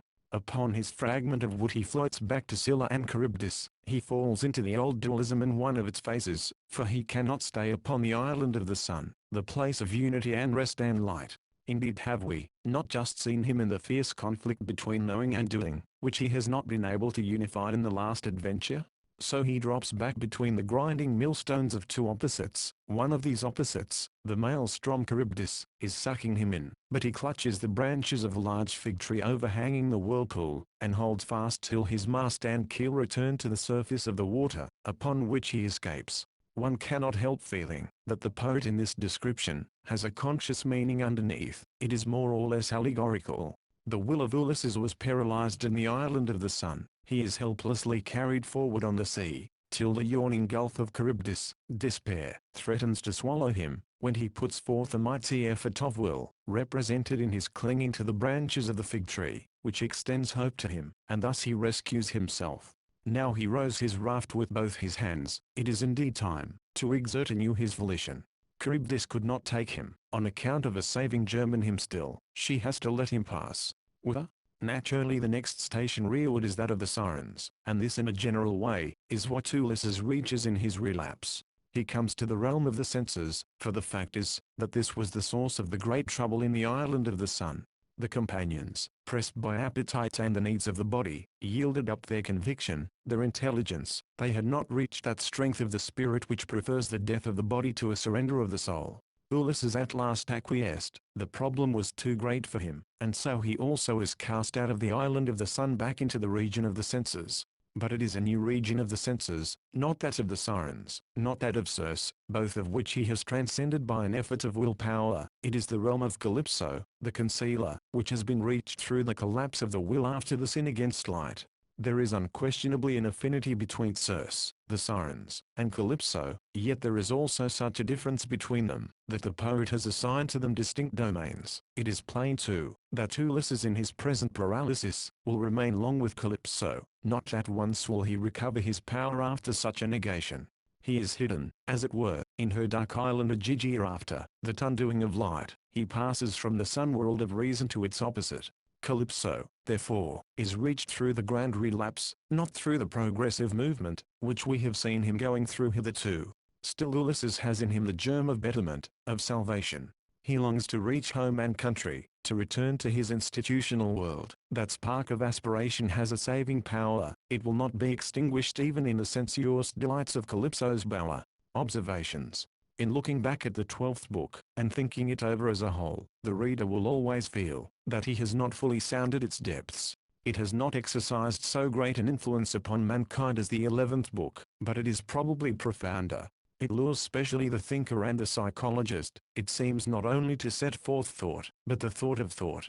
Very difficult is the poetic problem in such a case. The imaginative form really is driven to its utmost limit, in order to express the content. The first thing to be fully grasped, and thoroughly studied, is the structure of the book. For structure is the primordial fact of any work, and especially of any great work. Structure has always its own meaning and far-reaching suggestiveness, and it points directly to what the book signifies, being its inner vital organism. In the 12th book we shall ponder a little the three essential facts of its structure. 1. There is the twofold division of the book, while the other books of Fableland have distinctly threefold division. Herewith is coupled the duplication of its content. The second part repeats what is contained in the first part, or the first part tells, in advance what is to be done in the second part. Thus the structure images dualism, thought, and action, word, and deed, idea, and reality, prophecy, and fulfillment. Yet it also hints the onus in the dualism. 2. The next point in structure is the threefold subdivision of each of the two parts. That is, now the structural principle falls back into that of the preceding books of Fableland. Each part has its three main adventures with their respective environments and shapes, quite as each book of the two has had. What does this suggest to the reader? This duplication of the threefold form of the book. 3. Finally comes the very peculiar structure of the second adventure, which we have above called the double alternative. The dualism of the book, we may say, is now doubled, and transformed into the middle one of the three grand trials, or exploits which the hero has to pass through. The monster Scylla is here to be noted, with its 6 necks and heads, 3 on each side of the body, wherein again the triple is duplicated, though the body is certainly one. It was this monster which did most harm to Ulysses, snapping up 6 of his companions in the passage. Such are the main points in the structure of the present book, assuredly as great a marvel as anything recorded in the same, when it is once fully beheld. That it is intimately connected with the thought of the book, is indeed the very form and mould thereof, is felt by every careful reader. But what is this thought? Here the difference begins, and the conflict of opinion ranges over, and into fields diverse and far apart. Second, it may be said, that the interpretation suggested by these three adventures with the Sirens, with Scylla and Charybdis, and with the oxen of the sun belong to two extremes, those of nature and of mind. Readers and commentators of different character and training will differ. One set will lean to the physical view, the other to the spiritual. It is our opinion that both views can find justification in the poem. We may first look at the physical interpretation. All these monsters have been supposed to represent perils of navigation, especially in the Italian seas, which were frequented by the early Greek navigator. They have also been located geographically, to be sure, in a variety of places. The Sirens dwelt on 3 dangerous rocks near the island of Capra, according to ancient authorities, or they were found on the promontory between Paestum and Elli, or even down at Cape Ilorum in Sicily. Why should they not be indeed everywhere? Then they have been supposed to personify the secret dangers of a calm sea, and their song is the music of splashing waters. Undoubtedly a physical substrate must be granted in the case of the Sirens, and in the mythos generally. Still they are truly everywhere, not only in the Italian Sea, but also in the Sea of Life, and they appear not only to the professional sailor, but to every human navigator. Are literal rocks passed, by putting wax into the ears of the crew, and by tying the captain to the mast? Surely some other peril is suggested. In the second adventure, the Plangct, the Claspers, not the Wanderers, as some translations give it, have been located at the Lipari Islands in the Sicilian Sea, where there is strong volcanic action. The well-known Symplegades of the Argonautic expedition, which were placed at the entrance of the Euxine, were probably patterned after this Homeric conception, and transferred to the northeast. The 2 terrors, Scylla and Charybdis, lie in the Straits of Messina, according to the accepted view, the former on the Italian side, the latter on the Sicilian. A town named Scylla still exists in those regions, and an eddy in the Straits of Messina is still called Chirilla, from Charybdis doubtless. Etymologically Scylla means a bitch, Charybdis is allied with chaos, from a Greek word meaning to yawn. Later legend gave to Scylla a great variety of forms, which were reproduced in art and poetry. One story represents her as having been a beautiful maiden who was loved by Glaucus, and who was turned into her present monstrous shape by Circe through jealousy, for the enchantress loved Glaucus too. The sucking in of the waters by Charybdis, and her disgorging of them has been connected with the ebb and flow of the tides. It may also be added, that the Plangct, in the sense of wandering or floating islands, have been supposed to refer to icebergs, some report of which may have reached the Homeric world through the Phoenician sailor, who must have passed outside of the Straits of Gibraltar, into the Atlantic. Third, Such are some of the physical explanations which this book has suggested. We may now consider it in relation to certain mental phenomena. Already we have unfolded the ethical meaning which especially lies in these shapes, and the heroes struggle with them.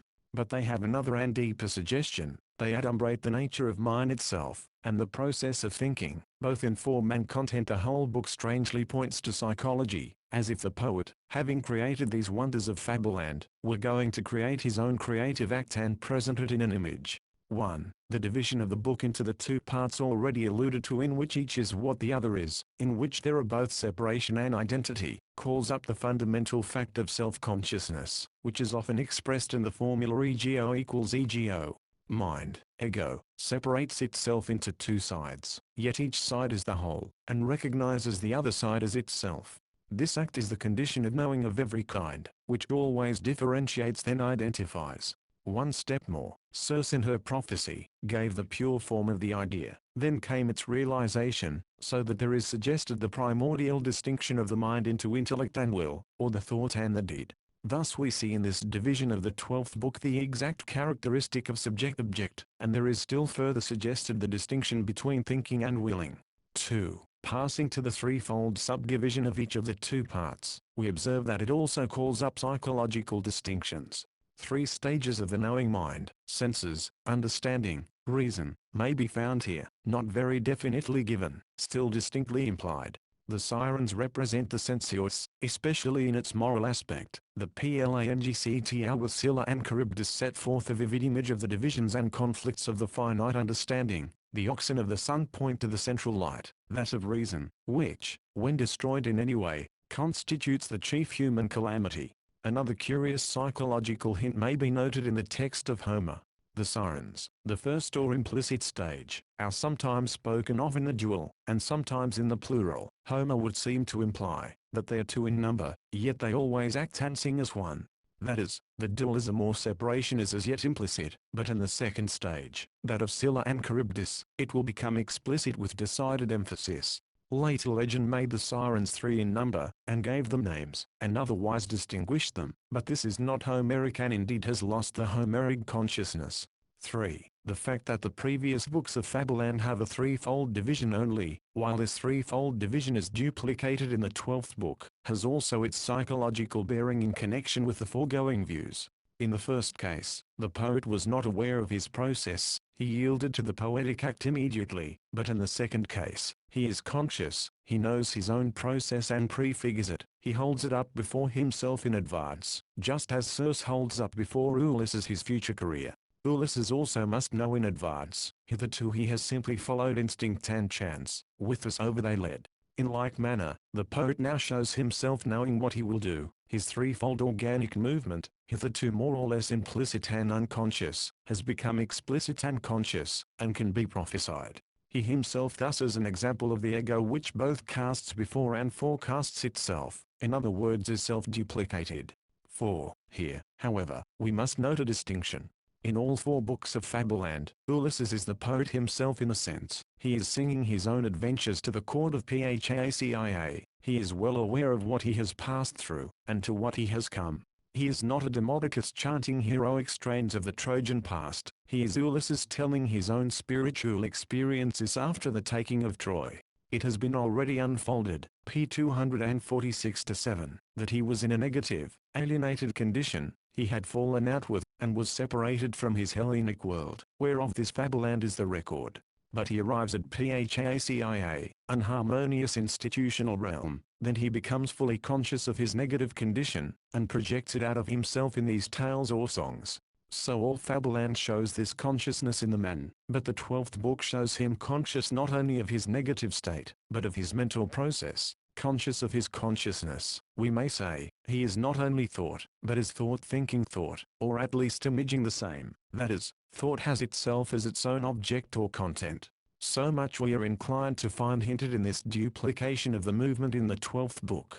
At this point we hear the cry of dissent. You make Homer too introspective, you make him a self-introverted, self-torturing 19th century man, whereas he is the most unreflective, unconscious of poets. Very natural is such a protest, my good reader. This sort of thing may be carried too far, and become fantastic. Still, it is a great mistake to think that Homer never takes a glance at his own mind and its workings. He must have looked within, in order to see his world. Where else was it to be found in any such completeness? He has built it, and he must have taken some interest in the architect, and in his processes. Homer himself is a greater wonder than any wonder he has created, and he probably knew it. It is by no means the purpose, to affirm in the preceding remarks, that Homer intended to make an allegorical psychology. He simply had a mind, and the essence of mind, is to be able to look at mind. So Homer saw himself, and his own process, and set it forth in an imaginative form. Very similar is the plan of Shakespeare in The Tempest. Prospero is the poet, not only as poet, but the poet making his drama in the drama. There is also a significant duplication both of structure and character. Prospero is at one time magician, that is, poet, and commands the element and the spirits, especially Ariel. At another time he assumes his ordinary relations as parent and as king, and is as limited as other mortals. Shakespeare made many dramas, then he saw himself making dramas, then he put into a drama himself making dramas. That is, he in the end, Tempest is usually held to be the last of Shakespeare's plays, took up his own poetic process into a poem, and thus completed the arch of his great career. So much for the psychological aspect of these books of Fableland. It must be stated again that abstract terms, so necessary for an exact science of mind, had not been elaborated to any extent in Homer's day. Reflective language is a later product of Greek spirit. Still, the philosopher is anticipated and prophesied in the poet, and it certainly cannot be amiss to trace vague premonitions and promises of the coming Plato and Aristotle in the old poet. Homer has in him the germ of the whole Greek world, and for that matter, much of the modern world also. The best commentary upon him is the 2500 years since his time.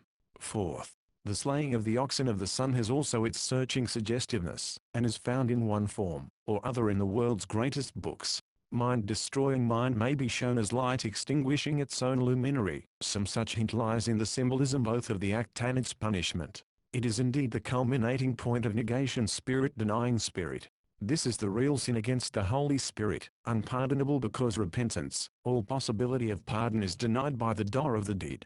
As I understand him, this is the essence of the sin of Dante against Beatrice, with which she reproaches him in the last part of the Purgatorio. Suggestions of the same kind of guilt may be found in the characters of Shakespeare's Hamlet and Banquo, in whose cases the violation brings on a tragic fate. Indeed, every true tragedy has some touches of the light-denying or light-defying deed and its penalty.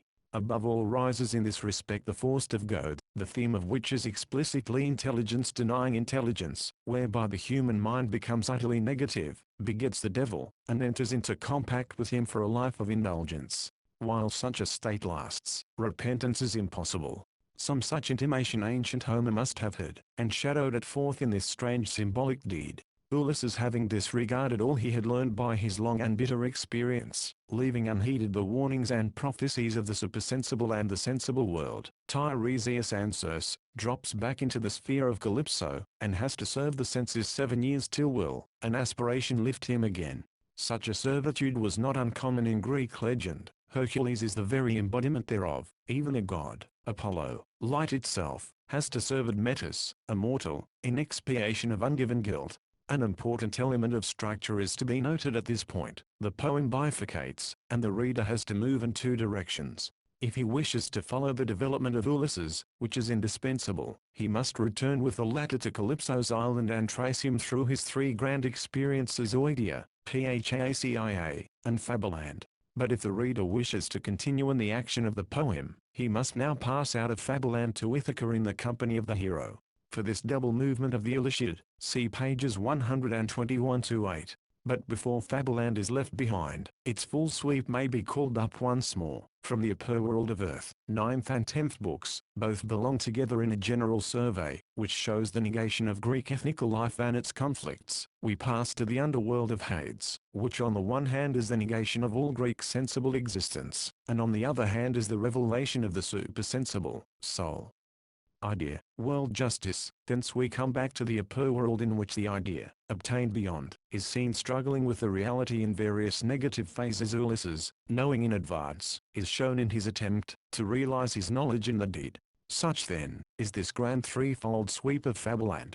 One more retrospect. Let us glance back at the whole 12 books. This first half of the Odyssey, composed of the telemachia and the Ulysses. Both are parts of one whole. Father and son acquire each his special discipline for the coming deed. Both are brought to a recognition of the divine order, the son mainly through tradition, the father mainly through experience.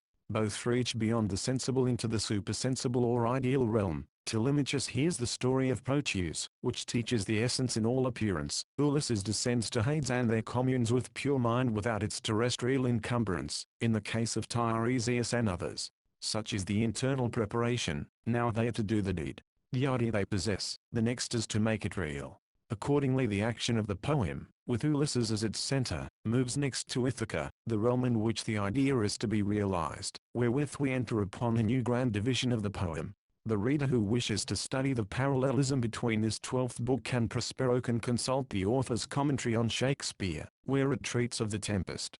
In fact, the entire play, which is also a kind of fairy tale, has many correspondences with Homer's Fableland. Ithaciad. Such is the designation which we have concluded to give to the last 12 books of the Odyssey, inasmuch as a name is needed for this portion corresponding to the telemachia and the Ulysses. The scene is laid wholly in Ithaca, the characters of the poem are all brought together, and the main conflict takes place.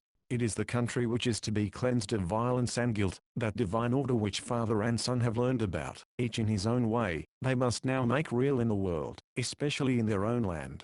Manifestly Ithaca represents the realm of wrong, of hostility to the social system of men. The Swedes defy law, family, state, gods. But Ulysses, before he can reform his country, has had to reform himself.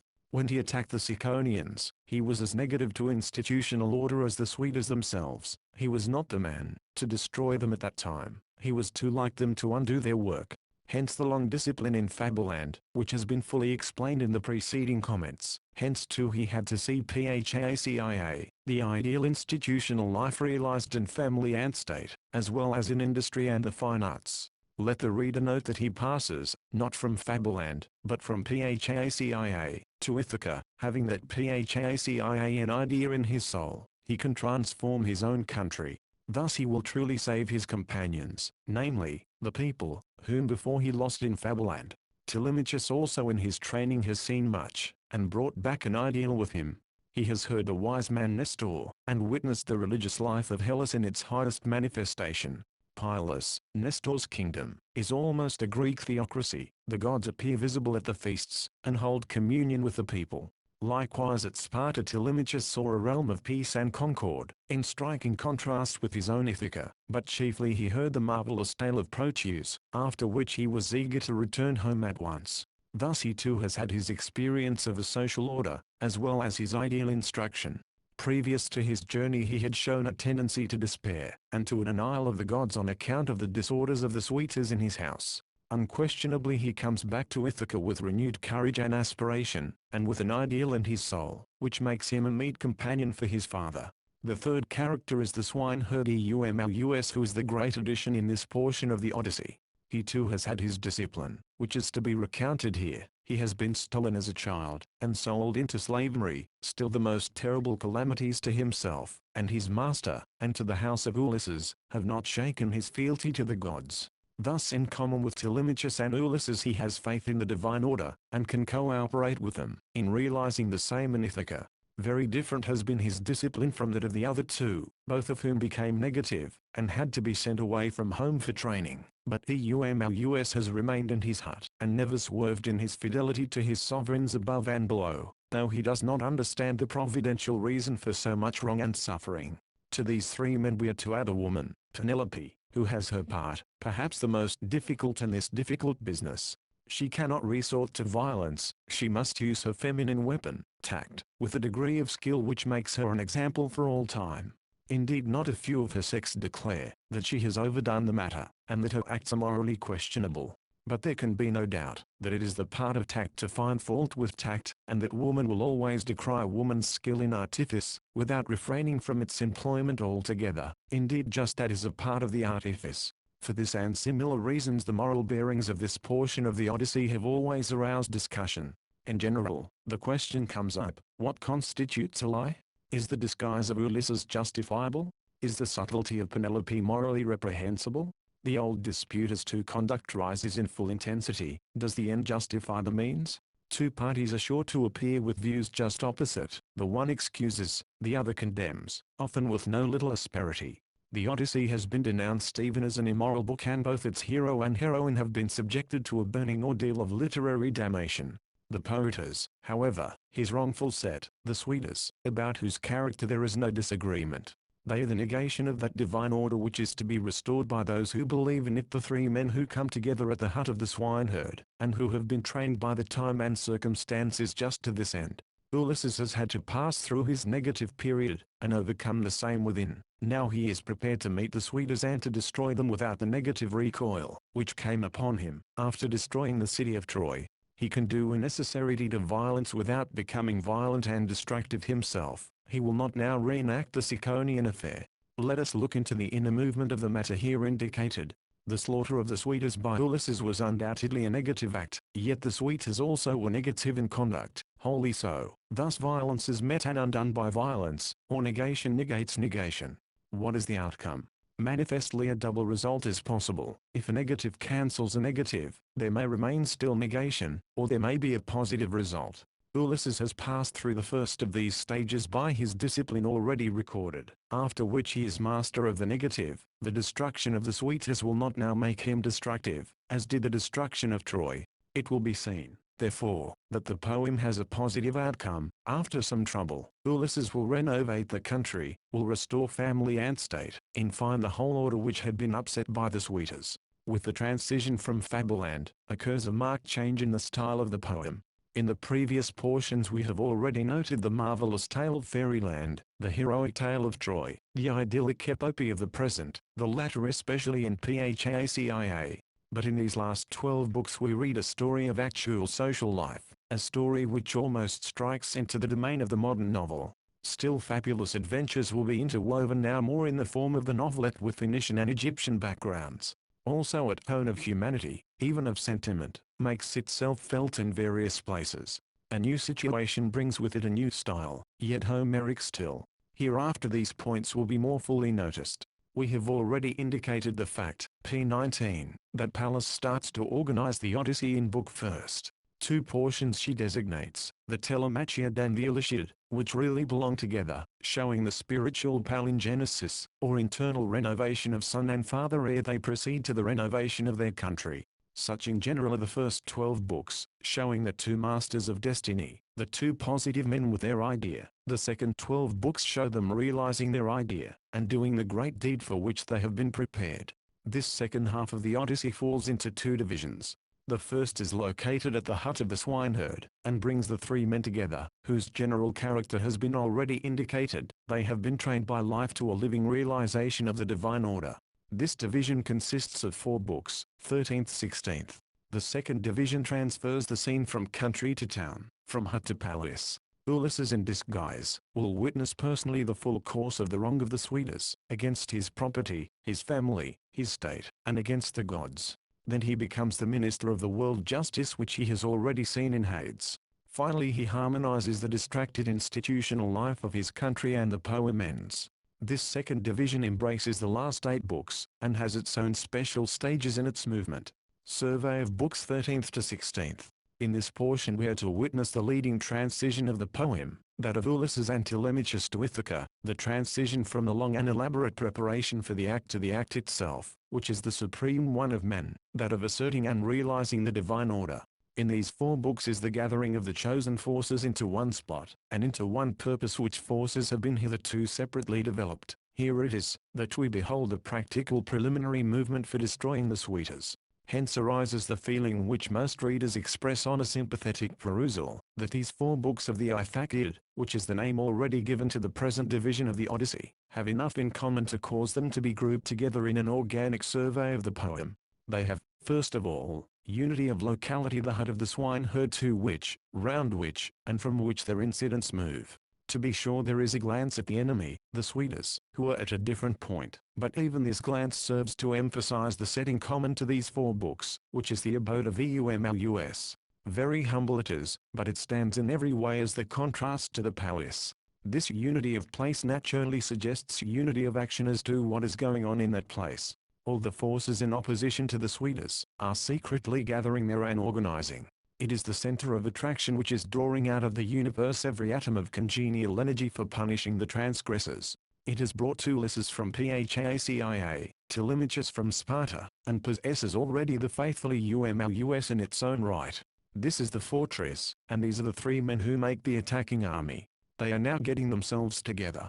All three have passed through a grand discipline, just for the present end, which is to be the great deed of deliverance. Moreover, the place has a character of its own, a peculiar atmosphere in sympathy with its purpose. Its strength we feel, its adamantine fidelity to the house of Ulysses. It is a secluded spot in contrast to the palace, its occupant is a slave in contrast to the kings who are Suidas, his business is to be the companion of swine in contrast to the regal entertainment at court.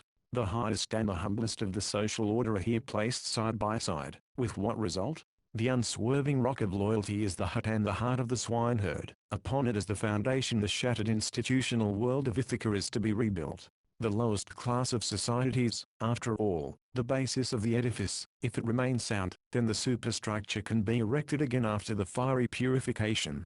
But if it be utterly rotten, what then? Such, however, is not the case in Ithaca, as long as there exists a man like the swineherd. From his rock, then, and, still more, from his spirit, is to issue the energy which is to transform that perverted land of Ithaca. Still, here too Ulysses is the pivot, the central character, the hero both in thought and action, for whom Eumolpus furnishes a spatial and spiritual environment. The hut of the swineherd is but a phase, one landing place in the career of Ulysses. An idyllic spot and forever beautiful. Who but Homer has ever gotten so much poetry out of a pigsty? We witness the transfiguration of what is the very lowest of human existence into what is the very highest, veritably the godlike on earth. Ulysses, however, has to remain in disguise even to his most faithful servant, not out of distrust we must think, but out of prudence. Knowing his master, the swineherd would be a different person in the presence of the Suidas. He has an open, sincere, transparent heart, and he would probably let the secret be seen which lay therein. The gift of disguise he possesses not, as Ulysses has clearly observed in his conversation. In this respect he is the contrast to the hero himself. But Telemachus will get the secret, for he has craft, is the true son of his father. Has he not just shown the paternal trait in cunningly thwarting the suitors who are lying in wait for him, by the help of Pallas, of course? In these 4 books, accordingly, we behold one stage of the great preparation for the deed which is the culmination of the poem. Not now the disciplinary, but the practical preparation it is, when one is ready and resolved internally, and is seeking the method and means. Both Ulysses and Telemachus have had their training, now it must pass into action. We behold, first, Ulysses making the transition from Phacia to Ithaca, and thence to the fortress of loyalty, from which the movement is to be made. Secondly, we see all the instruments getting together, and being prepared for the work, particularly the 3 heroes of the attack. Finally we observe Ulysses inquiring, and learning all about the situation in Ithaca. He obtains everything that information at second hand can give. But hearsay is not enough, he must see at first hand. Thus we pass to the palace, and out of the first series of 4 books, which we are next to consider separately. Book 13th. In general, we have in this book the grand transition from Phacia to Ithaca, in both of its phases, physical and spiritual. The sea is crossed from land, to land in a ship, the idyllic realm is left behind, and the real world with its terrible problem is encountered. Phacia was quite without conflict. Ithaca is just in the condition of conflict and discord. Phacia, moreover, was a land of looking back at the past, of reminiscence and retrospection. Ithaca is the land of looking directly into the face of the future, with a deed to follow at once. It is the field for action and not contemplation. Not only spatially, but also in thought we must regard this transition. Ulysses has both these worlds in him. He is the man of thought and the man of action. Hitherto in his career the stress has been upon the former, henceforth it is to be upon the latter. In this book, which is the overture marking the change in the keynote of the poem, we have 3 distinct facts brought out prominently, and through them, we can grasp the general structure. There is, first, the departure of Ulysses from Phacia and arrival at Ithaca. Secondly, when this is finished, there is the glance backward, on the part of the poet, to the miraculous voyage, and to Phacia itself, in which glance Neptune plays an important part. Thirdly, there is the glance forward, which occupies most of the book, taking in Ithaca and the future, in which glance Pallas, the goddess of foresight, gives the chief direction, and Ulysses is her mortal counterpart. This is, accordingly, to a large extent a book of divine suggestion. Two deities appear. The upper world plays into the lower world, yet in very different manners. The god of the sea seems to be an obstructionist, a reactionary, with look turned behind, an old divinity of nature, while Pallas always has her look turned forward, and is furthering the great deed of purification, is wholly a divinity of spirit. These three phases of the book we shall note more fully. We have a glimpse of the court at Phacia. Ulysses has ended the long account of his experience. The time of action has arrived. The formal yet hearty farewell is described. The gifts of the host are given, and the guest is sent on his way. Nor must we forget the bard Demodocus, still singing at the banquet, but the theme of his song is not now mentioned. Evidently it was some tale of Troy, as before, and this stage of song has been far transcended by Ulysses. Very eager the hero was to start. Often he turned his head toward the all-shining sun, to see how far away the hour still remained. He wishes to listen to no more lays of the past, sweet though they be, nor does he desire to tell any tales himself. Moreover we hear the great longing of his heart. May I, returning, find at home my blameless wife. In like manner he wishes domestic joy to the king, as this whole Phacian world partakes more of the family than of the state. Of course, he cannot leave without going to the heart and center of the family, namely, arete, wife, mother, and even judge of the people. So we hear from the lips of Ulysses a final salutation to her in her threefold character. Within thy household rejoice in thy children, thy people and thy husband the king. She looks to the domestic part on the ship for Ulysses. She sends servants bearing bread, wine, and garments for the passage. Nausicaa we feel to be present in the last interview, but not a word from her, or from the departing guest to her. Self-suppression is indeed a law for both, for is not Penelope the grand end of this voyage? The ship of the Phacians in which the passage is made, is a miraculous one, and yet prophetic. It is gifted with thought and flies more fleet than a falcon, swiftest of birds. Again the mythical account prefigures the reality, and this little marvelous story of the sea hints, yes, calls for the speed of modern navigation. It is not a matter to be understood. Ulysses, the wise man, knows nothing about it. He is sunk in sleep, while making the passage. But the wise man is to come to knowledge hereafter. He has arrived in Ithaca, and entered a safe port. He, still deep in slumber, is laid on the shore with all his goods and gifts, when the mariners turn back. At this point we have an interesting description of the surroundings, wherein we may observe the poet's employment of nature as a setting for the returned Ulysses.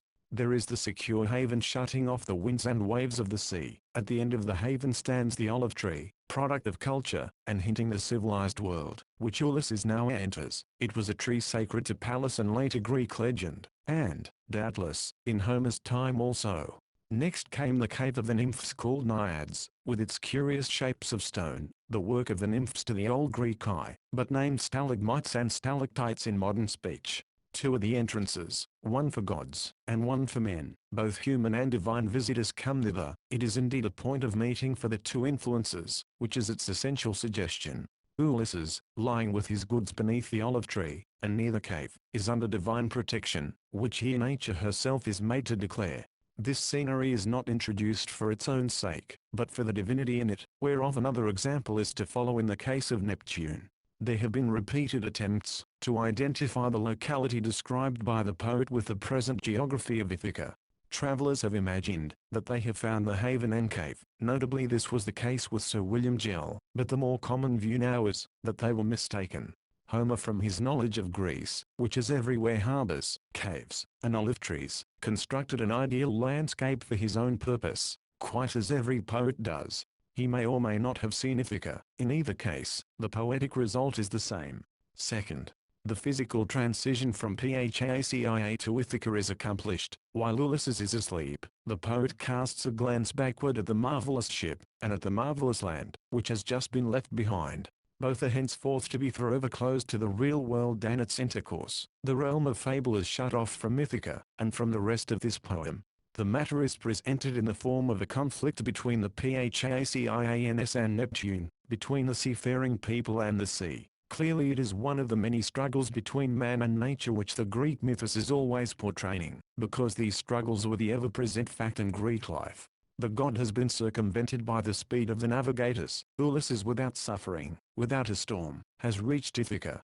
"No more honor for me from mortals or gods," cries Neptune, "if I can be thus defied." He makes his appeal to the highest god, and we hear the decision: turn the ship to a stone and hide the city with a mountain. The first is accomplished in view of the Phacians, the second is possibly prevented by their speedy sacrifices to Neptune, and the new decree of the ruler, which forbids their giving further escort over the sea to strangers. At any rate, Phacia is shut off from the world, and has not been heard of since. There have been no more transitions thence, since that of Ulysses. The marvelous ship and the marvelous city vanish forever by a divine act, even by the will of Zeus. Yet, on the other hand, they eternally remain, crystallized in these verses of Homer, more lasting than the rock of Neptune. Why this interference from above? Wherein is the escort by the Phacians a violation of the divine order as voiced by the supreme god? Note that Ulysses has escaped, which is the will of Zeus. Note too, that the Phacians are punished for helping him escape, which is also the will of Zeus. The sailors bring the wanderer to his home without trouble, but they are smitten by the god while returning. For the primal suggestion of the legend, may we not say that the sea, that enormous force of nature with many reserved energies in its vast bosom, though bestrid and subdued by a ship, at times breaks loose and destroys, in spite of skillful navigation and perfect machinery? Still today the sea has a residue of the uncontrollable, and probably will have for some ages to come. Neptune has not ceased from his wrath against the man of thought, who tries to straddle and ride him, and Zeus still supports at times the sea god's appeal for honor, when his prerogative is violated. Yet not always by any means, for Zeus belongs to the true Olympians, deities of intelligence, who once put down the old gods of nature. Still nature has its right, nay, its law with a penalty. The poet looks upon the sea as a great deity demanding sacrifice and honor. Furthermore, for every conquest made over it, there is the counterstroke, the resistance, which is the vengeance of the god.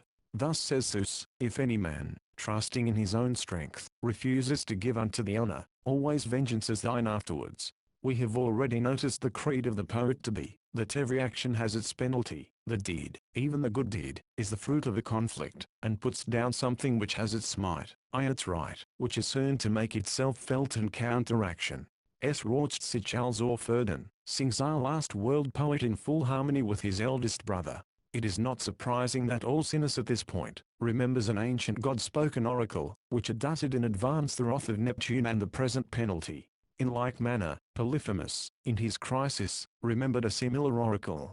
It is indeed the deep suggestion of nature which the sages have heard in all times. The poet takes his thought, and works it into a mythical shape, in which, however, we are to see not merely the story, but the insight into the world order.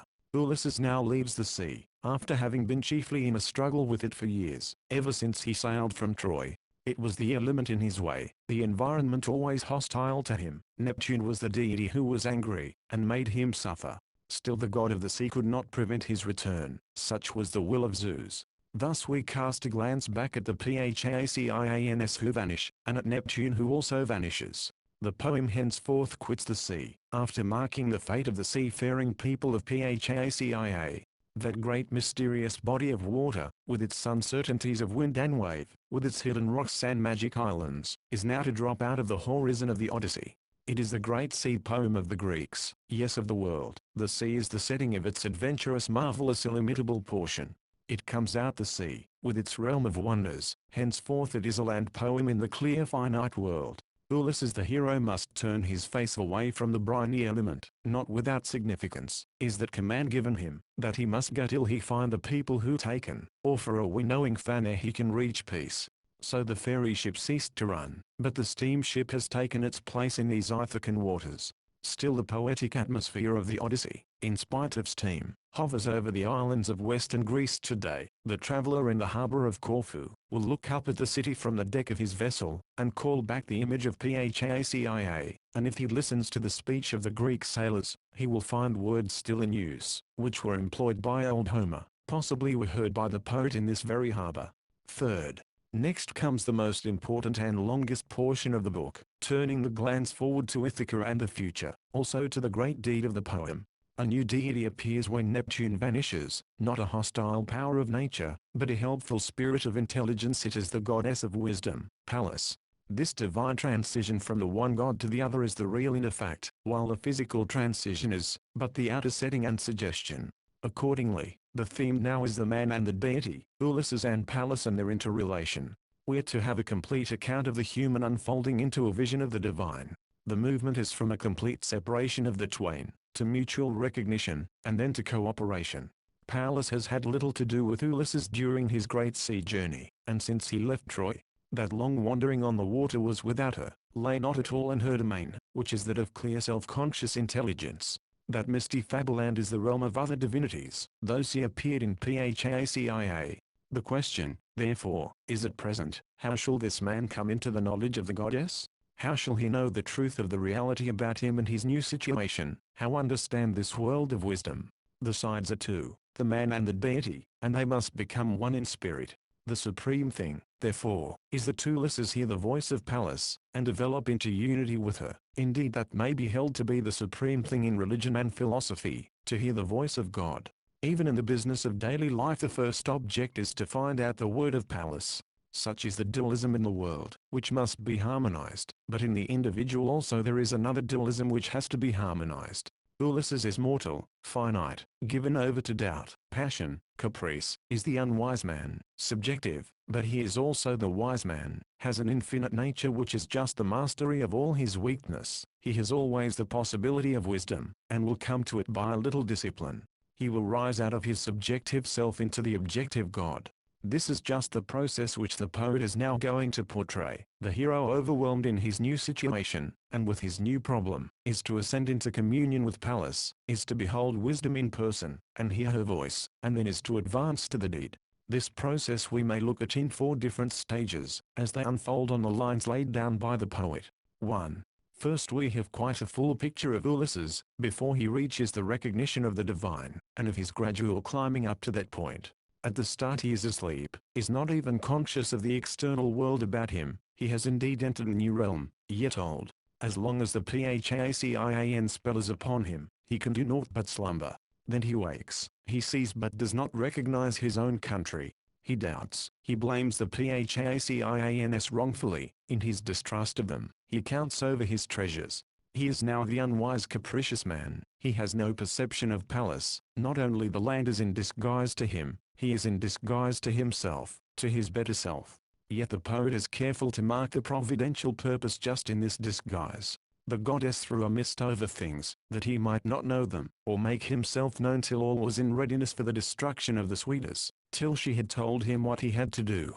Still it is his own act, or state, that he cannot at first hear the voice of the goddess. The next step is, that he recognizes the country. It is described to him, and named by Pallas. But she is in disguise now. She has appeared, but not in her true form. She is not yet wisdom, but simply identifies the land, telling him, this is Ithaca. Thus he recognizes the external landscape, but not the goddess, who is as yet but a simple shepherd describing things. Now what will he do? He also will disguise himself to the shepherd, because he does not recognize who it is. He makes up a fable, to account for his presence, and for his goods. Both are now in disguise, the man and deity, to each other. They are doing the same thing, they are one, with that thin veil of concealment between them. Then comes the mutual recognition. She tears away the veil, laughs at his artifice, and calls out her own designation, Pallas Athena. She had previously named Ithaca, which brings the recognition of the outer world. Now she names herself, which brings the recognition of the divine world. Thus Ulysses has rapidly passed from sleep through a series of non-cognizant states, till he beholds the goddess. 2. Both the deity and mortal have now reached the stage of mutual recognition, and thrown off their mutual disguise, which was a false relation, though it often exists. Does not the man at times conceal himself to the god, by self-deception, self-excuse, by lying to his higher nature? In such cases not the god also hidden, in fact compelled to assume a mask? Thus the poet brings before us the wonderful interplay between the human and divine, till they fully recognize each other. At once Pallas changes, she assumes a new form, the outward plastic shape corresponding to her godhood in the Greek conception, that of a woman beautiful and stately. Nor must we forget, that Ulysses has also changed. The two transformations run parallel, in the spirit of the man, and in the form of the goddess. This unity of character also is stated by Pallas, both of us are skilled in wiles. Thou art the best of mortals in counsel and in words. I am famed among the gods for wisdom and cunning. Hence her argument runs, let us throw off disguise to each other, for we have a great work before us. It is also to be noted by the reader that each, the man and the goddess, ascribes to the other the credit of skill and forethought, especially the credit of coming to Ithaca in disguise, to discover the true situation. Says Pallas, another man would have rushed to see wife and children in his house, but thou wilt first test thy wife. Here the goddess gives the thought to the man. Says Ulysses, surely I would have perished in my own palace, like Agamemnon, if thou, O goddess, hadst not told me everything aright. Here the man gives the thought to the goddess. This is not a contradiction, both are correct, and the insight is to see that both are one, and saying the same thing at bottom. The deity must be in the man, as well as in the world, and the man must hear the deity speaking the truth of the world ere he attain unto wisdom. Even the mist which hung over the landscape at first, has now completely vanished. Ulysses recognizes all the local details: the haven, the olive tree, the grot of the nymphs, and the mountain. All the Ithacan objects of nature come back fully.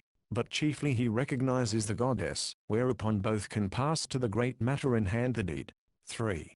This deed has been often mentioned before: the purification of Ithaca, chiefly by the slaughter of the Suitors, the shameless set, who usurp thy house, and woo thy wife. Sitting on the roots of the sacred olive, the two, the man and the deity, plan destruction to the guilty. Verily those double element, the human and the divine, must cooperate if the great action be performed. The eternal principle of right, the moral order of the world, must unite with the free agency of the individual, in bringing about the regeneration of the land.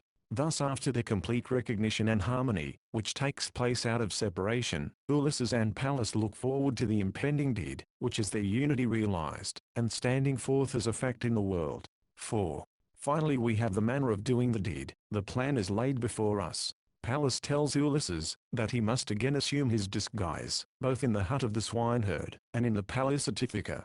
She does not propose to do his work for him, on the contrary it must be his own spontaneous energy. In fact, Pallas is in him making this suggestion, yet outside of him too, speaking the voice of the situation. The scheme shows the structure of these 4 books, 13th-16th, organized of course by Pallas. Ulysses is to go to the swineherd who is loyal, and will give shelter. Telemachus is to be brought to the same place by Pallas, not externally, as we shall see, but through the free act of Telemachus himself. Thus the 3 chosen men are gathered together in their unsuspected fortress. 2 things we must note in regard to these movements: they are wholly voluntary on part of the persons making them, yet they belong in the divine order, and thus are the work of the deity. Free will and providence do not trammel each other, but harmoniously cooperate to the same end. So carefully and completely is this thought elaborated, that we may consider it fundamental in the creed of the poet. In such manner the weak, finite Ulysses is brought into communion with the immortal goddess. Yet he, the poor frail mortal, drops for a moment even here. When Pallas speaks of Telemachus having gone to Sparta, to learn about his father, Ulysses petulantly asks, why did not you, who know all things, tell that to him without the peril of such a journey? The answer of Pallas is clear: I sent him in order, that he might be a man among men, and have the good fame of his action. Telemachus too, must be a free man. That is the education of Pallas. The goddess will help him, only when he helps himself. Divinity is not to sap human volition, but to enforce it. She would unmake Telemachus, if she allowed him to stay at home and do nothing, tied to his mother's apron strings. And here we cannot help noting an observation on Homer's poetry. It must be in the reader ere he can see it in the book. Unless he be ready for its spirit, it will not appear. Certainly it will not speak. There must be a rise into the vision of Homeric poetry on the part of the reader, as there is a rise into the vision of the goddess on the part of Ulysses.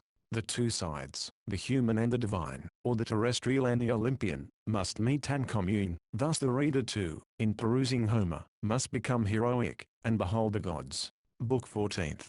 The book begins with another transition in place. Ulysses passes from the seashore, with its haven, grot, and olive tree up into the mountain, to the hut of Eumolus. We have quite a full description of the latter's abode. There is a lodge surrounded by a court and a wall. Within this enclosure are the sties, and the droves of swine over which he is the keeper, with 4 assistants. Nor must we omit the fierce dogs, savage as wild beasts.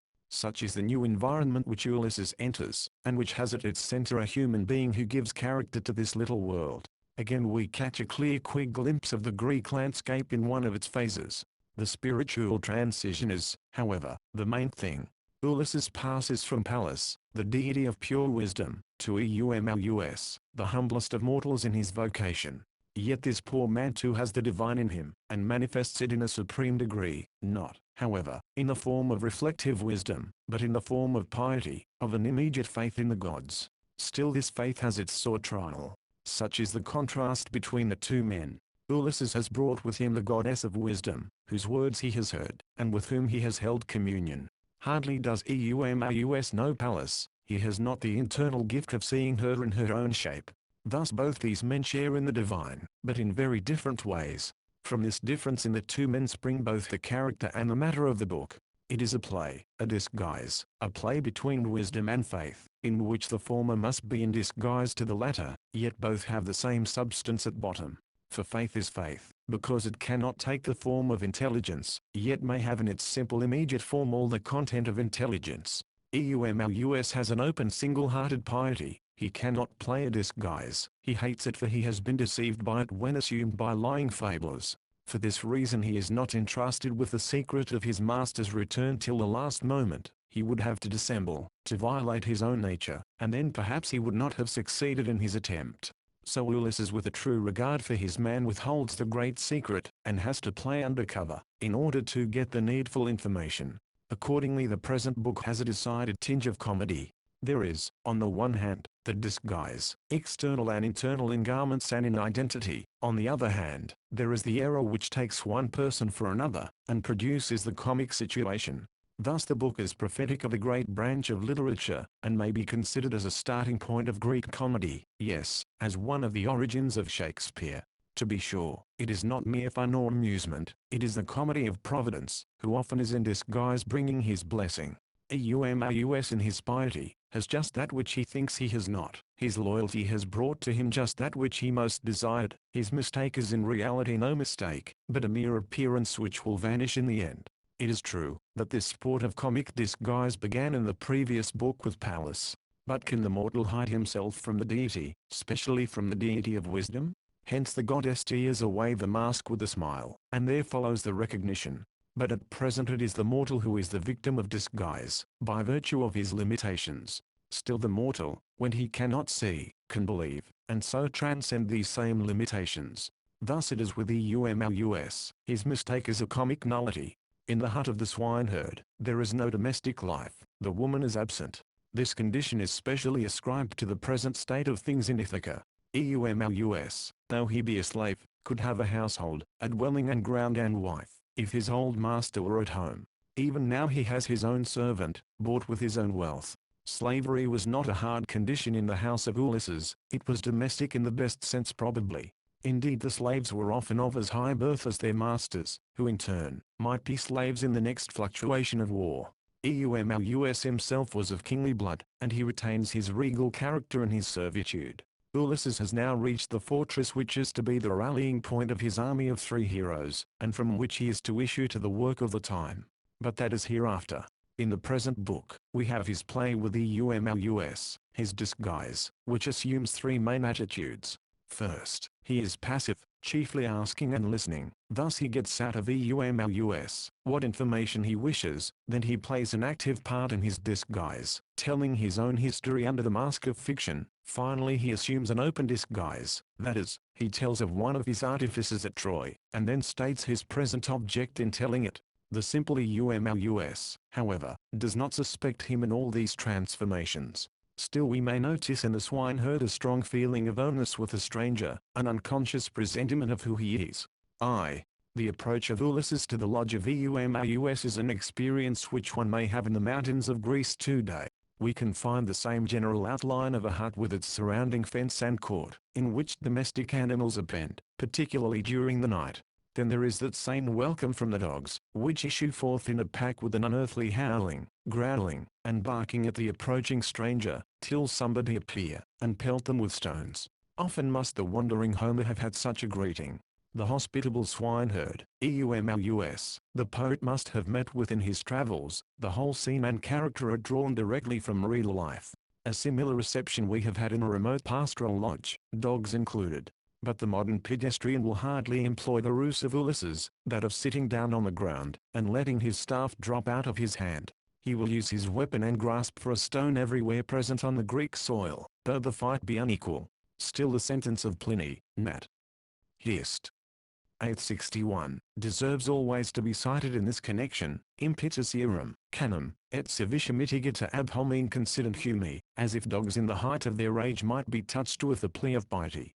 The character of the swineherd straightway shows itself by his conduct toward this poor hungry stranger, a vagabond in appearance. To be sure, hospitality was and is a common virtue in Greece, but Eumaeus saw at once in the wretched-looking man his master wandering among people of a strange tongue, needing food.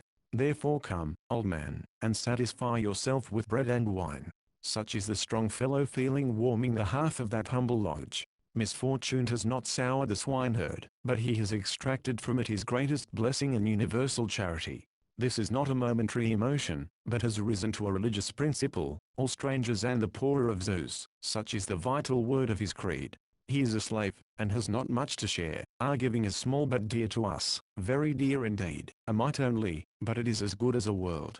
Well may we call him, with the poet, in the best sense of the title, the divine swineherd.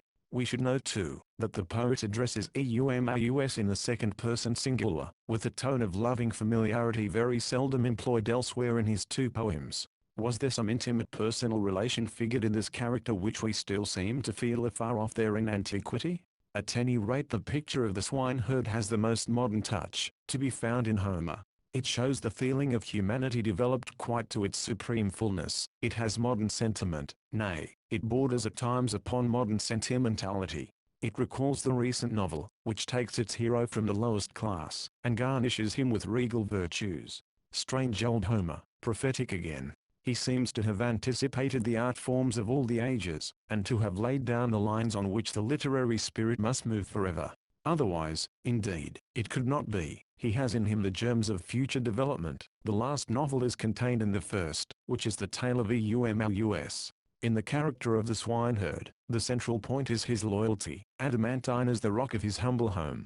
It is loyalty in a double sense, to his divine, and to his human master, to God and to man, Zeus, and Ulysses. The same trait is, in a terrestrial and a celestial manifestation. Both sides of this loyalty are just now under the sorest trial. There is every temptation to fall away from God and man, and become wholly disloyal.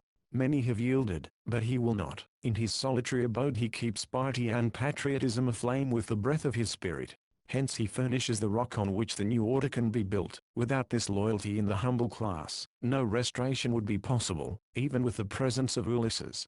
First we may notice, that he is loyal to his human master though he believes, that the latter is dead and cannot return. Still he does not pass over to the side of the Swedes, who are doing, that master and his house the great wrong. Secondly, the swineherd is loyal to Zeus and the divine order of the world.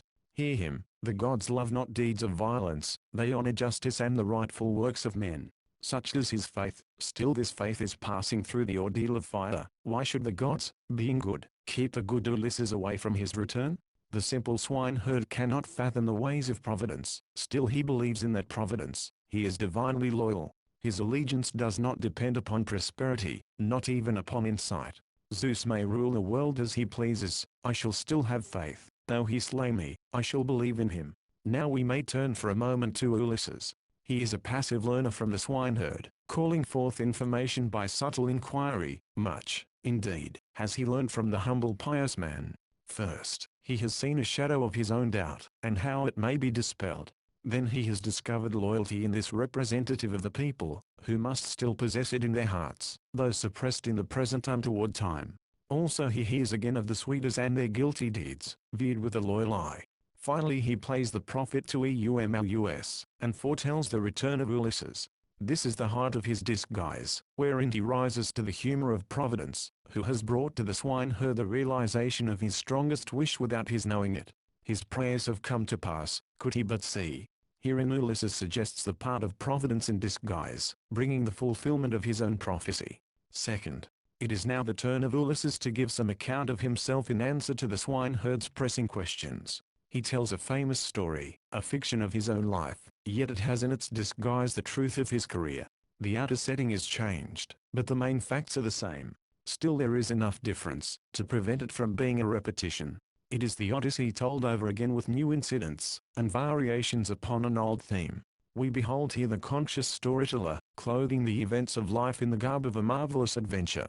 Ulysses had in mind his own experience in this account, and he adapts it to the time and place. The main points of its contact with himself we may note. First, there is the pre-Trojan period, a time of roving and marauding, which is true of that age in general, and may have some touch of Ulysses in particular. Second is the Trojan War, the epoch of heroic conflict to which all had to go, so strong was the public sentiment.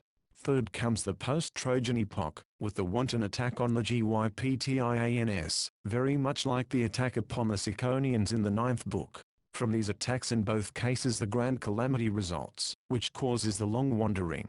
The Phoenician episode, however, has no counterpart in the career of Ulysses. Fourth is the storm at sea, with the clinging to the mast, and the landing upon the coast of the Thesprotians, all of which is a transcript of the experience of Ulysses, and getting to Phacia from Calypso's isle. Fifth is the arrival at Ithaca, which shows the actual fact, with changed circumstances.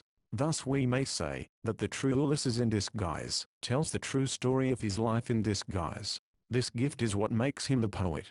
Indeed we are compelled to think, that Homer here suggests his own poetic procedure. What he narrates, is his own experience, in the form of art. His poetry is, and must be his own life, though in disguise.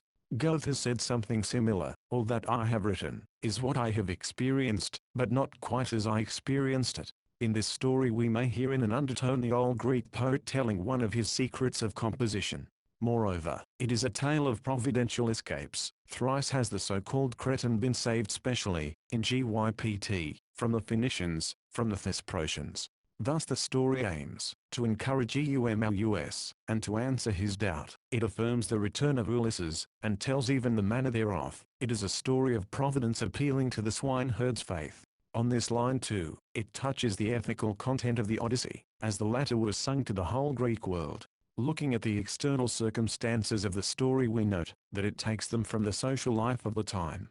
There is universal slavery, with its accompaniment, man-stealing, the pirate and the freebooter are still on the seas, and furnish incidents of adventure, yet commerce has also begun. The perils of navigation turn the voyage into a series of miraculous escapes. It is a time of dawn in which many distinctions, now clear, have not yet been made. We may also see the lines, though they be faint, of the movement of the world's culture in this story. Crete, on the borderland between east and west, is the home of the daring Greek adventurer who attacks Troy on the one hand and Gypt on the other.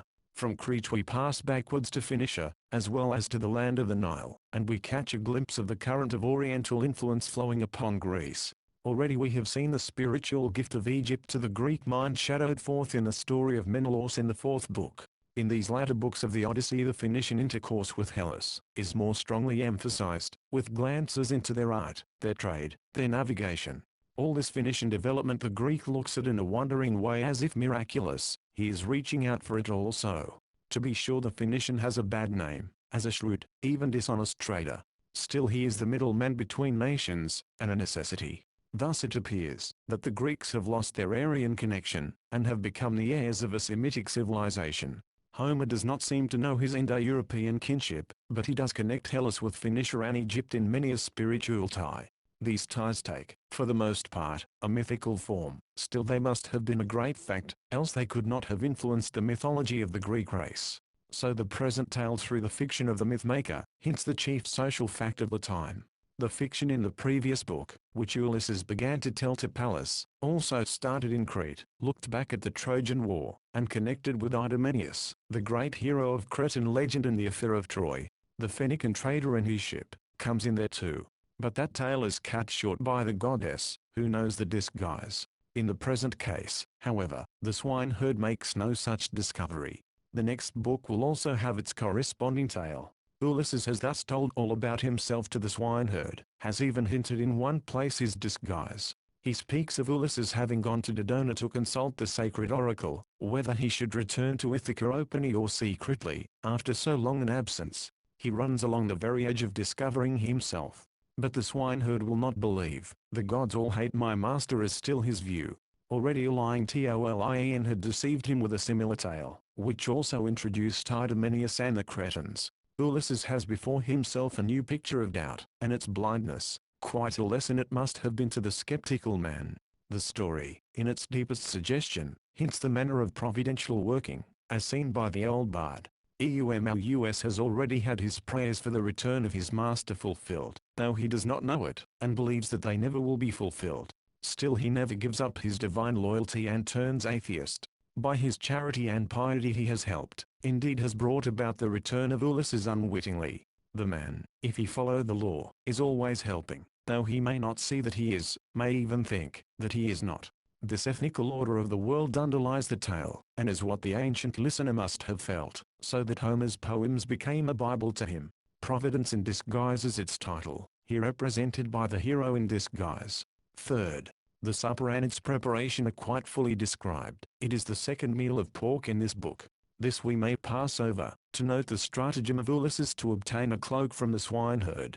The stranger tells his stratagem once upon a time at Troy for the same purpose, whereat the swineherd takes the hint and says, "Thou shalt not lack for a garment or anything else which is befitting a suppliant." Thus Ulysses obtained his cloak, and slept warm by the hearth. But the other hint the swineherd did not take, the hint of the disguise. He sees the artifice of his guest to obtain the cloak, but never thinks in his own mind, "This is Ulysses himself, the man of wiles trying to get the cloak again tonight." Yet Ulysses has gone far toward telling him just that. The swineherd cannot suspect, it is foreign to his nature, this is just his beauty of character and its limitation. But Ulysses has to disguise, in order to do his work. He is in his own land, on his own territory, yet he dares not appear as he is. This is not his fault. His whole object is to get rid of this necessity of disguise, so that he may be himself. The time will not permit candor, hence his call is to correct the time. Violence is met by disguise, as it always is. Fraud destroys itself, the negation negates itself. Such is the process which we are now beholding. Book 15th. In contrast with the previous book, the present book has not so much disguise. Ulysses falls somewhat into the background, and several undisguised characters came forward. Still there are points in common, the most striking of which is the tale of Eumolus, the correspondence of which with the tale of Ulysses in the 14th book, impresses itself upon every careful reader. But the main fact of the present book is the bringing together of the various threads for the grand final enterprise, which is the punishment of the guilty suitors. Ulysses and Eumolus are already on hand. To them now Telemachus is to be added, who comes from Sparta, whither he had gone for the completion of his education. Thus the present book goes back, and connects with the fourth book in which we left Telemachus. Still further, the Ithaciad is linked into, and continues the Telemachiad, the first four books, inasmuch as we now see the purpose of that famous journey of the son to the courts of Nestor and Menelaus. It was the training for a deed, a great deed which required knowledge, skill, and resolution, and which was to show the youth, to be the son of his father. Such is another organic link which binds the whole Odyssey together. The two threads, separately developed hitherto, are now united and interwoven with a third, that of Eumolus. Telemachus has seen two Trojan heroes, and heard their varied history. He has learned about his father whom he is prepared in spirit to support. So the son has his return also, a small one, yet important. He returns to Ithaca after the experience at Pylos and Sparta, and is joined to the great return of his father. But just here with these evident marks of unity in the poem, occurs a slip in chronology, which has given the most solid comfort to those who wish to break up the Odyssey and assign its parts to different authors. In the fourth book, L594, Telemachus proposes to set out at once for home. He will not be detained even by the charm of Menelaus and Helen. That was the 6th day of the poem, whereas we find him here leaving Sparta on 36th day of the poem, according to the usual reckoning. Two inferences have been drawn from this discrepancy, if it be a discrepancy. The Wolfian school cries out in chorus, two different poets for the two different passages. It would have been impossible for old Homer singing without any written copy thus to forget himself, whatever a modern author might do with a manuscript, or printed page before him. The other set of opinions will run just in the opposite direction. The connection between the 4th and the 15th books is perfect. As far as thought, narrative, and incident are concerned, the ancient listener and even the modern reader could pay no attention to the intricate points of chronology in the poem, especially when these points lay more than 10 books or 5,000 lines apart from each other. There is no real sign of discrepant authorship, therefore, but rather a new indication of unity. The general theme of the book is, accordingly, the return of Telemachus, and his uniting with his father and the swineherd, who are still further characterized in their relation.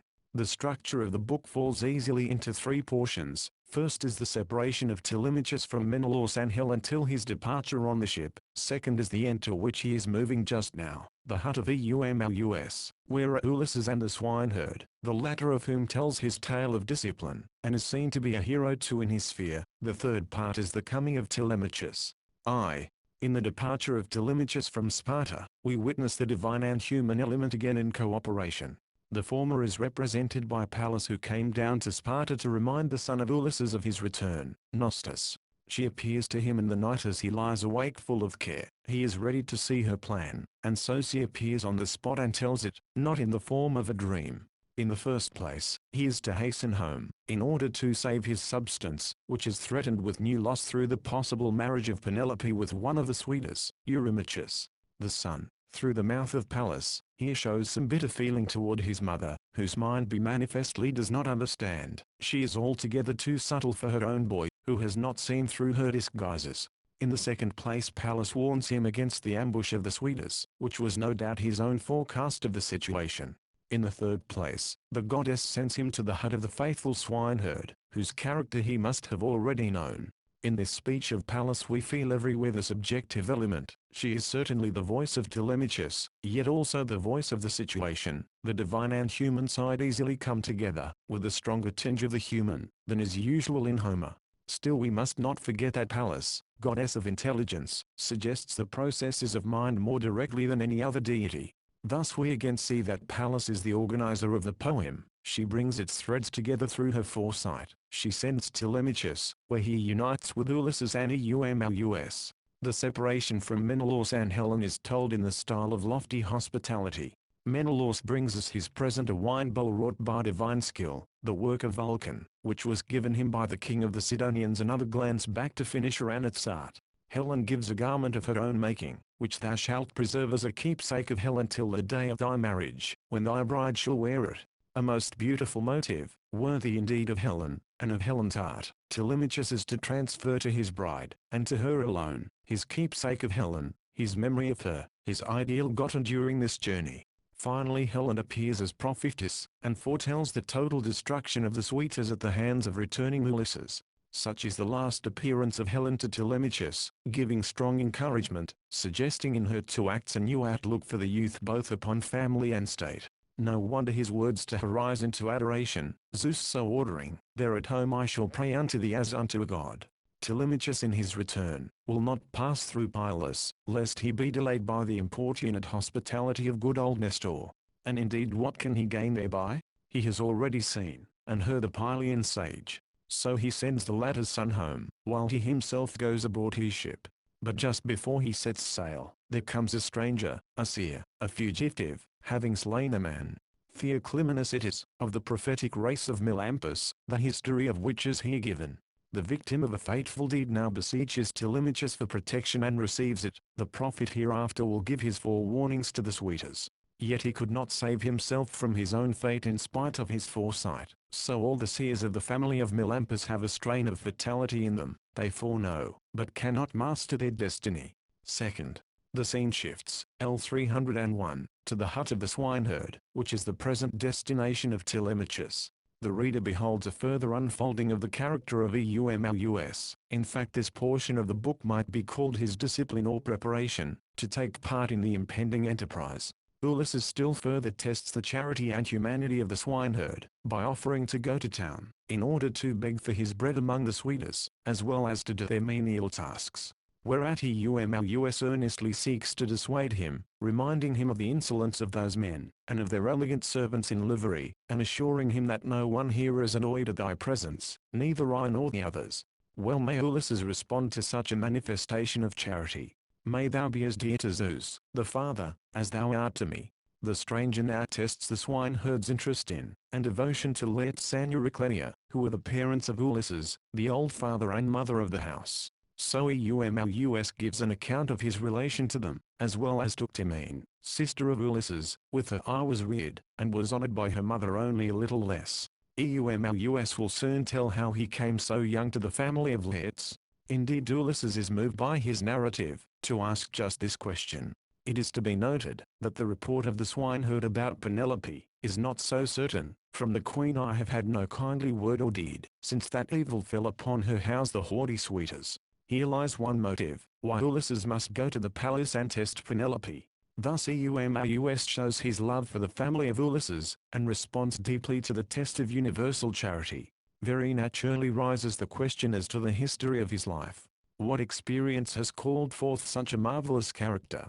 Eumolus now gives his fateful story. The Phoenician background is again employed, with its commerce in merchandise, with its stealing and selling of free highborn people into slavery, with its navigation.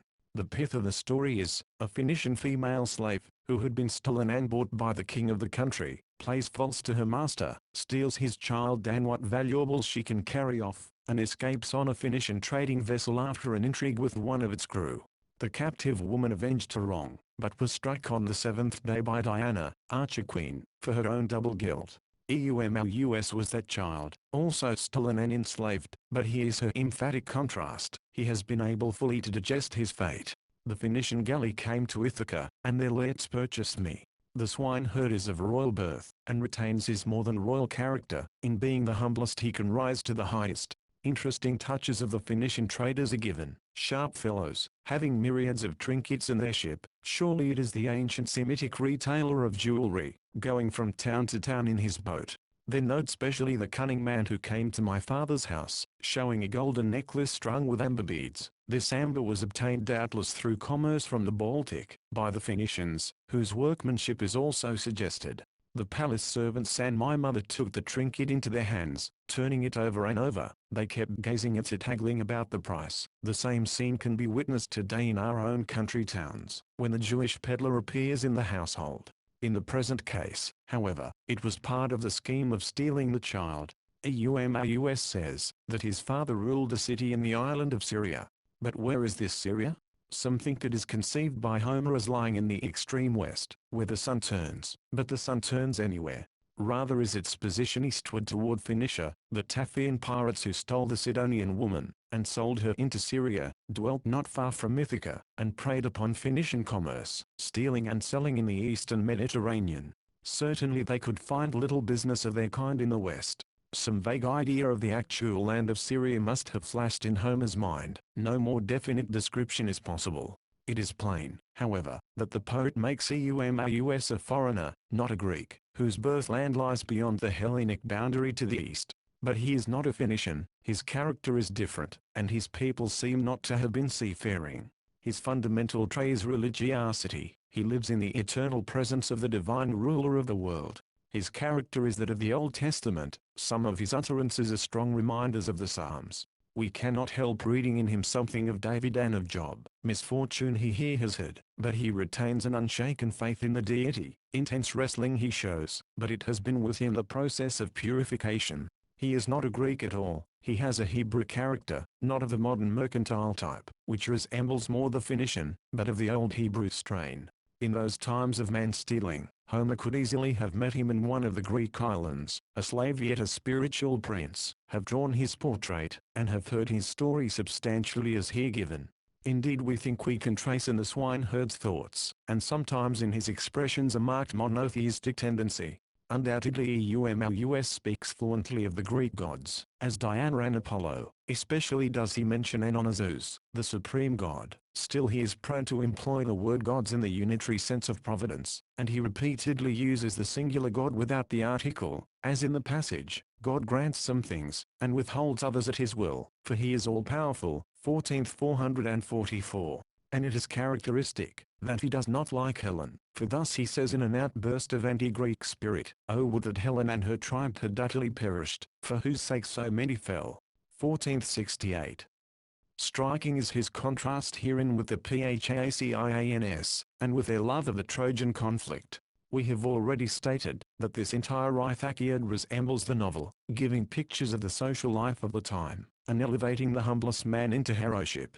In like manner, this story of Eumlus might almost be called a novelette, truly an Homeric novelette interwoven into the greater totality of the novel here presented in the Ithaciad, and finally into the entire Odyssey.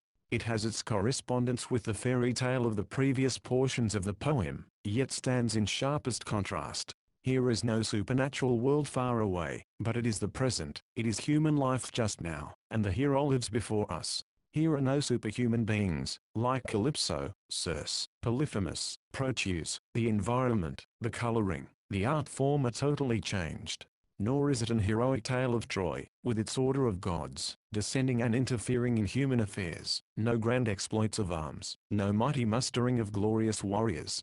Not high and magnificent Achilles in all the pride of his colossal individuality, but humbly Eumlus, a slave and a swineherd, has become the Homeric hero. Surely a new style, and a new worldview, yet surely Homer's, not the work of any other man. It has been already made plain that we have passed from the ideal and heroic epos, and the fairy tale of the first portions of the Odyssey into the social romance, which takes the picture of society as its setting. Every human being can now be made a slave, man stealing, woman stealing, child stealing, give the motives for the strangest turns of destiny. Already Ulysses in his fictitious tale of the previous book has become a maker of the novelette, but Eumlus tells a true tale of his own life. It has no disguise, he knows his past, he is aware of his origin. Thus he is an example, showing how the man is still a fate compeller in such a state of society. Though a slave externally, he can still be a king within. Though struck by the hardest blow of destiny, he can still remain loyal to the divine order, and obtain its blessing. It is interesting to note the significance of this Phoenician background, with its universal commerce. The Phoenician traded already in remote antiquity with the extremes of the Aryan race, from India in the east to Britain in the west, including the whole intervening line of Aryan migration, Persia, Greece, Italy, Gaul.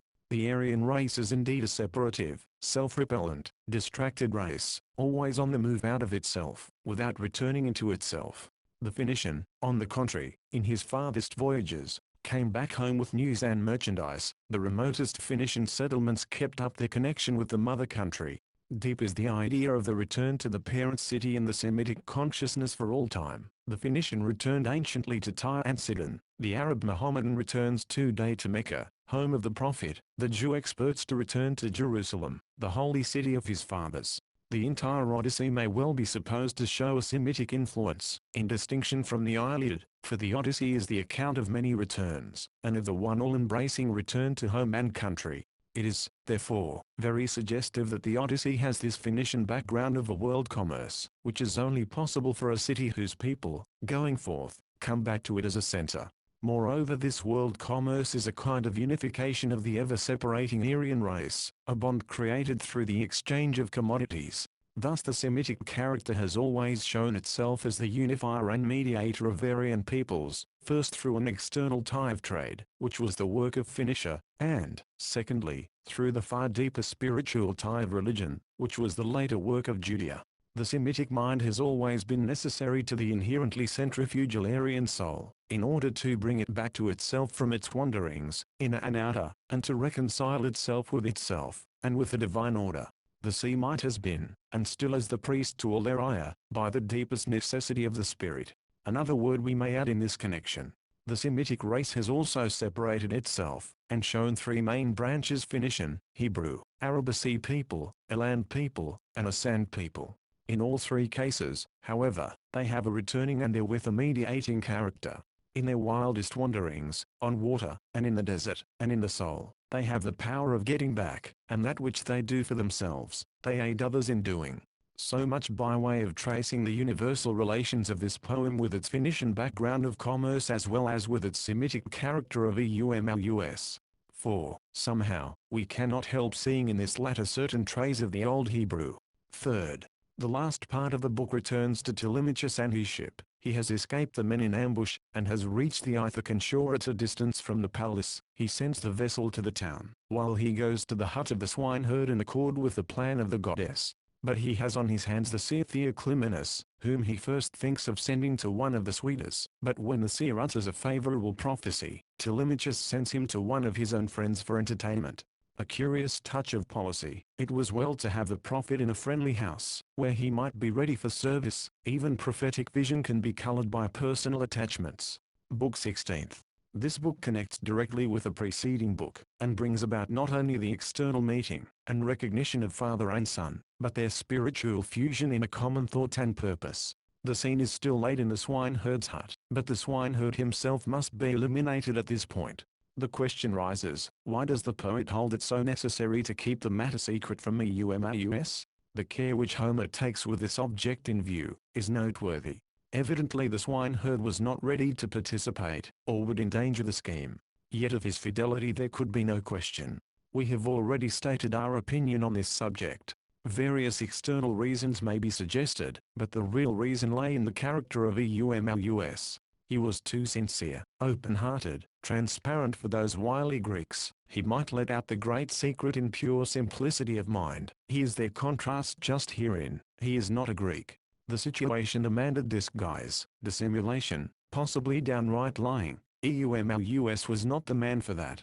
Such is his greatest honor, yet such is also his limit. If Ulysses and Telemachus were such as he, they would have all died nobly in their cause, but the suitors would have triumphed, and the institutional world of Ithaca would have gone to the dogs. At least its rescue could not have taken place through them.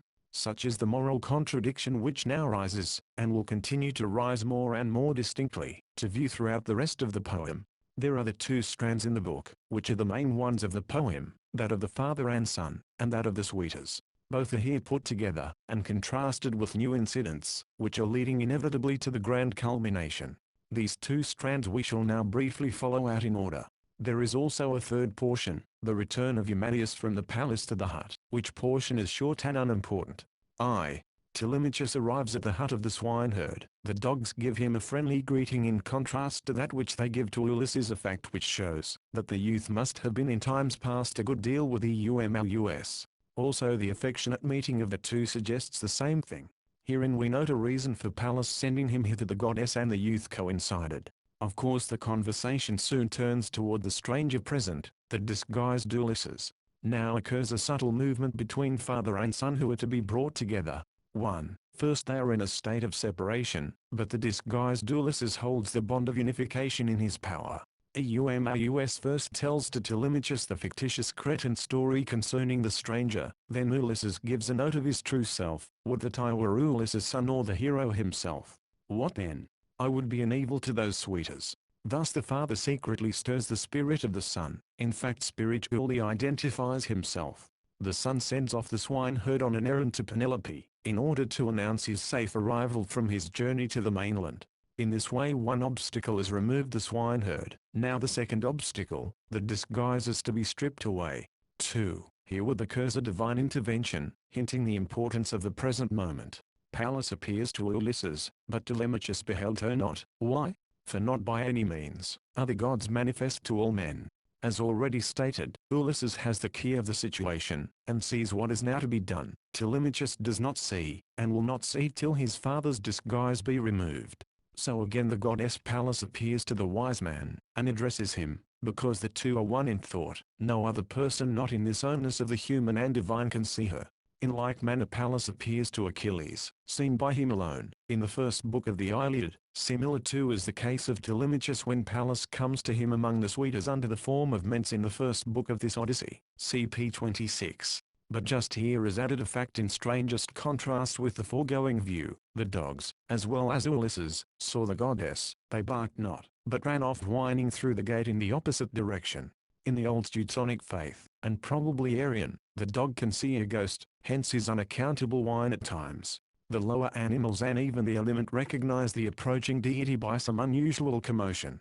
But mark the contrast, the dogs ran in terror from the presence of the goddess. Ulysses, observing her, went out of the house, and stood before her alongside the wall of the court. The rational man, beholding, must commune with the deity present, and not run off like a dog. If he does not see the goddess, as in the case with Telemachus here, he is simply outside of her influence. Pallas gives to Ulysses the strong promise of help, reflecting his own internal condition. She transforms him. He appears a new man, nay a god to his son, some divinity whose home is the broad heaven.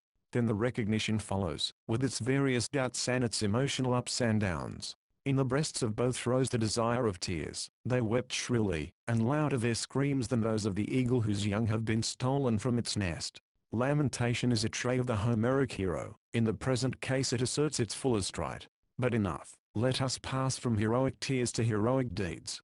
3. Next comes the general plan of action. What have we to encounter? Telemachus gives a catalogue of the suitors. They reach the surprising number of 108 persons plus 10 attendants, including the bard and the herald. We now begin to appreciate the greatness of the task. The Ithacan people are helpless or hostile. The suitors have friends and relatives everywhere, yet they must be punished. They cannot be allowed to escape. But the aid for such an enterprise whence, asks Telemachus, and also the reader. Listen to the answer of Ulysses. I shall tell thee, and thou bear it well in mind. Think were the Pallas with her father Zeus be not sufficient for us, or shall I look about for some other defender? Such a believer has the skeptic become. He now has faith in the gods, and in a world order. It is also a lofty expression of belief in his divine mission. The spirit of Eumolus, which dwells in that humble hut, has entered the heart of the hero. Such are the two allies, Pallas, wisdom, and Zeus, fountain of the world's justice, which had been deeply violated by the suitors. Telemachus in response, assents to his father's words, and acknowledges the supremacy of the gods. He also lays aside his doubt and shows himself in a spiritual harmony with his father, which must be antecedent to the deed. The next part of the plan is that Ulysses in disguise shall go to the palace, and see for himself the wrongs done to his house, and experience some of these wrongs in his own person. Then too he can make preparations on the spot and select the time for striking. Also he wishes to test a little further the wife Penelope. Another period of disguise is necessary, in order to get rid of the necessity of disguise, and vindicate the right. Zeus is with him. He is the bearer of universal justice, which he is to establish anew. But Pallas must also be with him in the act, for it requires all his skill and cunning and forethought. Thus the father and son are united in spirit. The last obstacle, which was the disguise, is removed, and they behold each other as they are in truth. The recognition is not merely an external one of face and form, or even of the tie of kinship and affection. It is in both a recognition of the divine order of the world, which they are now called upon to maintain in their own persons, and to re-establish in their country. Second, the scene passes from the hut of the swineherd to the palace, where the suitors soon hear of the safe return of Telemachus. Antinous also comes back, foiled and evidently angered. He proposes to the suitors that they should slay Telemachus in the fields, or on the highway wherever found, or renounce the suit for Penelope in the palace. Let each one woo her from his own house with gifts. It is clear that such a violent measure as the assassination of the royal heir in his own territory finds small response even among the suitors. Antinous says that the people are no longer friendly. He thinks, when they hear of the recent ambush, that they may rise and drive out the aggressors. Still they do not rise, and probably Antinous tried to frighten the suitors into his drastic method. But he did not succeed, and Phemimus clearly voices their sentiment, and the council dissolves. Soon it is seen that Antinous has lost his cause. Penelope appears and gives him a thorough tongue lashing, in which she also tells his antecedents. Thy father came to us, a fugitive from the people, who were angry at him on account of his piratical misdeeds. They wanted to kill him, and tear out his heart, and pillage his large wealth evidently gotten unlawfully. But Ulysses restrained them. And now this is your gratitude: you waste his property, woo his wife, slay his son, and worry me to death. Antinous is true to his ancestry. He is still a pirate. Strong words are these, which call forth a hypocritical reply from another suitor, Eurymachus, which she probably saw through, for she goes into her upper chamber, where she weeps for her dear spouse Ulysses, till blue-eyed Pallas cast upon her eyelids sweet sleep. The internal weakness of the suitors is exposed. It is manifest that they are divided among themselves. In fact, how can they have any unity? Each wishes to win the fair prize, which can belong only to one. Hence every other man is his rival, whom he tries to thwart. Hence come jealousy and suspicion. The single bond they have in common is their wrongdoing, which they feel cannot much longer continue, with Telemachus so active. Third, on the other hand, we pass to the hut of the swineherd, where the father and son show a complete unity of spirit and purpose. Eumolus returns from his errand, He brings no news specially, except that the suitors who formed the ambush have come back to the town. But he is not yet to be admitted into the grand secret, so Pallas stood again near Ulysses, striking him with her staff. She made him an old man in wretched rags. He resumes his disguise, lest the swineherd might recognize him, and hasten to announce the fact to Penelope, instead of keeping the secret locked in his bosom. So the kind-hearted, sincere Eumolus cannot yet be entrusted with the important secret. Books 17th-24th. The time has arrived for this exposition of the Odyssey to be brought to a close with some degree of rapidity.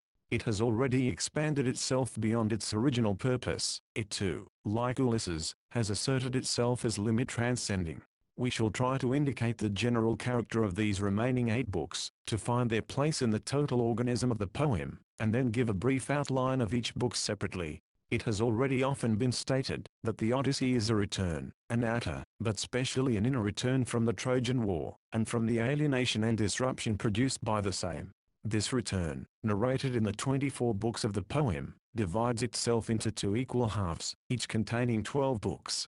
The first half moves about 2 centers, Telemachus and Ulysses. The former is to be trained out of his ignorance, the latter is to be disciplined out of his negative attitude toward institutional life, and thus be prepared to rescue institutional life.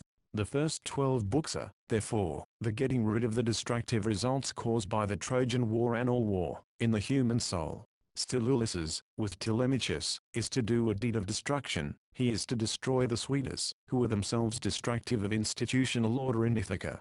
In a general way they are like the Trojans. They are assailing the domestic and political life of the Greek world. They too must be put down at home by the hero, as Troy was put down abroad by him.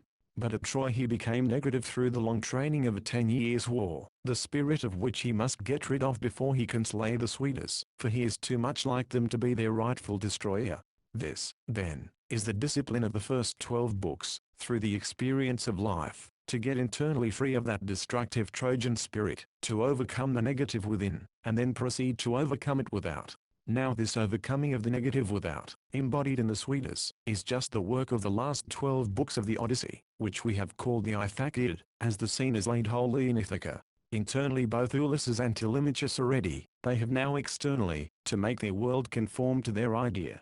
The trend of the poem is henceforth toward the deed, which destroys the outer negation, as hitherto the trend was toward the deed which overcame the inner negation. To be sure, the destruction of the suitors has hovered before the poem from the beginning, but in the second half it is explicit, is the immediate end of the action. This second half divides itself into 2 distinct portions. It being the direct movement toward the deed, shows in the first portion the preparation of the instruments, which takes place at the hut of the swineherd. Ulysses is alone. He must find out upon whose aid he can rely. His helpers must show not only strength of limb, but strength of conviction. 2 persons appear, his son and his swineherd. They believe themselves to be the bearers of a divine order as against the suitors. They are the army of 3 to whom the cowherd is to be hereafter added on manifesting his loyalty. This part of the poem has been unfolded in the preceding 4 books. The second portion of this second half of the poem, consisting of 8 books, we are next to consider. Ulysses has hitherto only heard of the excesses of the suitors. He is now to see them directly, and to experience their violence in his own person. He is in disguise, and gets full possession of the fact, before he proceeds to the deed. The insolent destructive conduct of the suitors is set forth in all fullness, as well as the subtle attempt of the wife to thwart them. Then the blow falls which sweeps them, and their deeds out of existence. Restoration follows after this terrible act of vengeance. Ulysses, having done his great destructive work, is to show himself constructive, not simply the destroyer, but the healer and restorer. How can we best see the sweep of these 8 books and their organic connection with the total Odyssey? No mere formal division will answer, nor any external separation into parts. The inner movement of the thought is to be found and shown as the organizing principle. On the whole the joints of the structure are not so manifest as in the Telemachus and the Ulysses, still they exist. Already it has been often said, that the essential character of the suitors is that of destroyers. Ulysses is the destroyer of these destroyers, but in destroying destruction he is also the restorer. Now just these 3 stages of the movement of the inner thought are the 3 organic divisions of the last 8 books, that is, the thought organizes the poem. Let us look more closely. The first 5 books, 17th-21st, are devoted to revealing the suitors as destroyers to Ulysses in person, though he be disguised. 3 strands are interwoven into the texture, which we may separate for the purpose of an examination. 1. The suitors are destroying what may in general be called the institutional world in its 3 leading forms: 1. Property, 2. Family, 3. State. To these may be added the disregard and even open defiance of the gods, who are the upholders, or rather the personified embodiment of all institutional life. Hence the statement may be made, that the suitors are, as far as their deeds go, the destroyers of the divine order of the world. They are spiritually negative. 2. The second strand is that of Ulysses, to whom Telemachus and the swineherd can be added, who is to behold with his own eyes, to experience in his own person, the character and acts of the suitors. Then he is also, to plan and prepare for their destruction. As he has overcome his own negative condition inwardly, in the spirit, he must be able to overcome the same condition outwardly, in the world. 3. The third strand is that of Penelope, the wife, who is seeking to thwart the attempt of the suitors, to make her marry one of themselves. Thus she is heroically preserving the family. She, with a loyal part of her household, cooperates with Ulysses, though not aware who he is. Between the second and third strands are many interweavings, both being opposed to the suitors.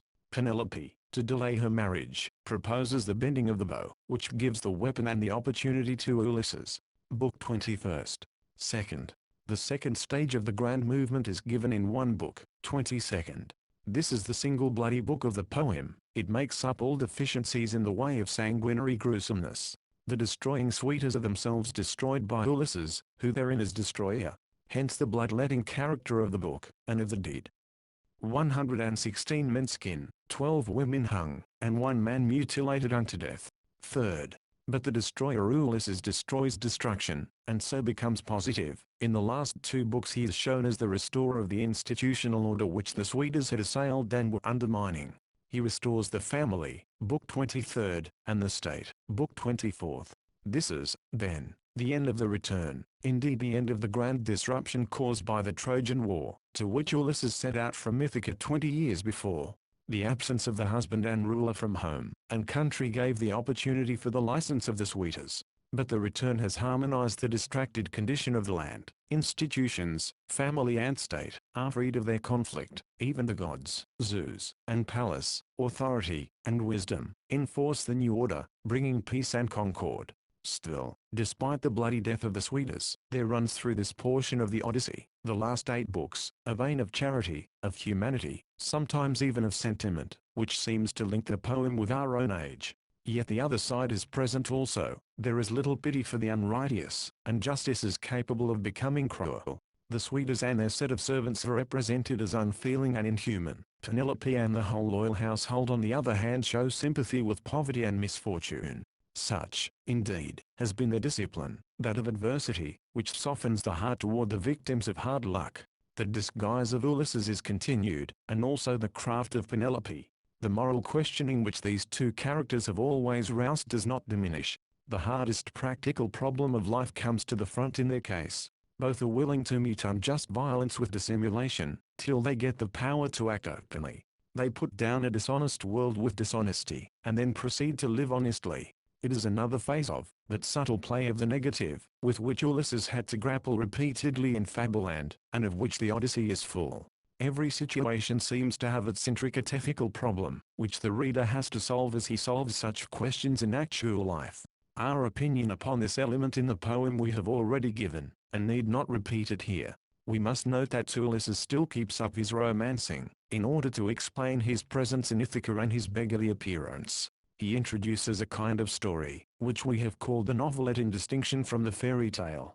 The scene is usually thrown back eastward to Crete. The Trojan War furnishes the background. The famous Cretan hero Idomeneus is usually in some way connected with the stranger who is speaking.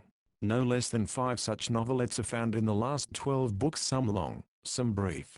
He tells one to Pallas, 13th 256, to Eumolus the longest one, 14th 199, to Antinous a short interrupted one, 17th 425, to Penelope, 19th 172, finally one to his father Laertes, 24th 304, in which the scene seems to be changed to the west from the mention of Sicania.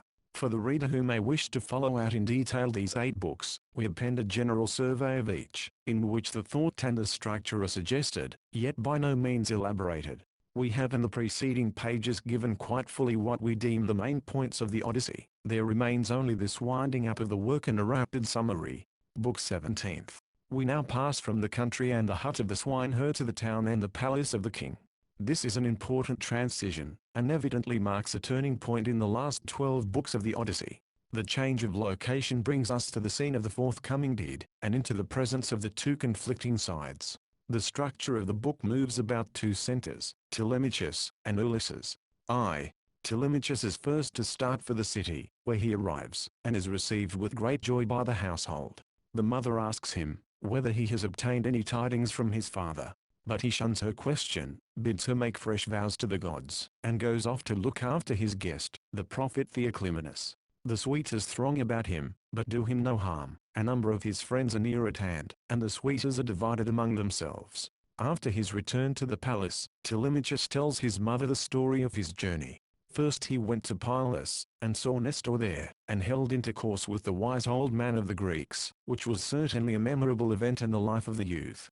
But Nestor could tell him nothing about the present condition or dwelling place of Ulysses, so the son was sent onwards to Sparta, to Menelaus, where I saw Argive Helen, for whose sake the Greeks and Trojans suffered many evils, by will of the gods. Menelaus tells Telemachus the words of Proteus concerning his father Ulysses, gently touching the story of the nymph Calypso, whereat the queen was deeply moved. His news is, that his father cannot return. At this point the prophet comes in with his prophecy.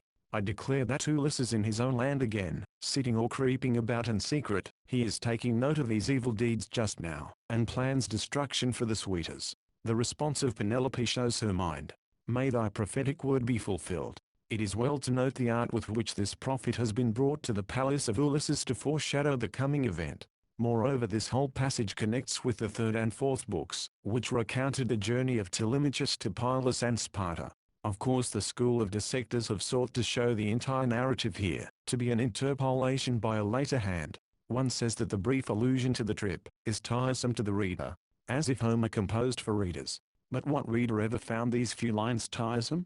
The whole account of the son to the mother is one of the links which bind the Odyssey into unity, hence the wrath against it in certain quarters. Second, the second part of the present book gives the movements of Ulysses, and is more important and more fully elaborated than the preceding part. The hero is in disguise. He is to take his first glimpse of the state of affairs in his palace.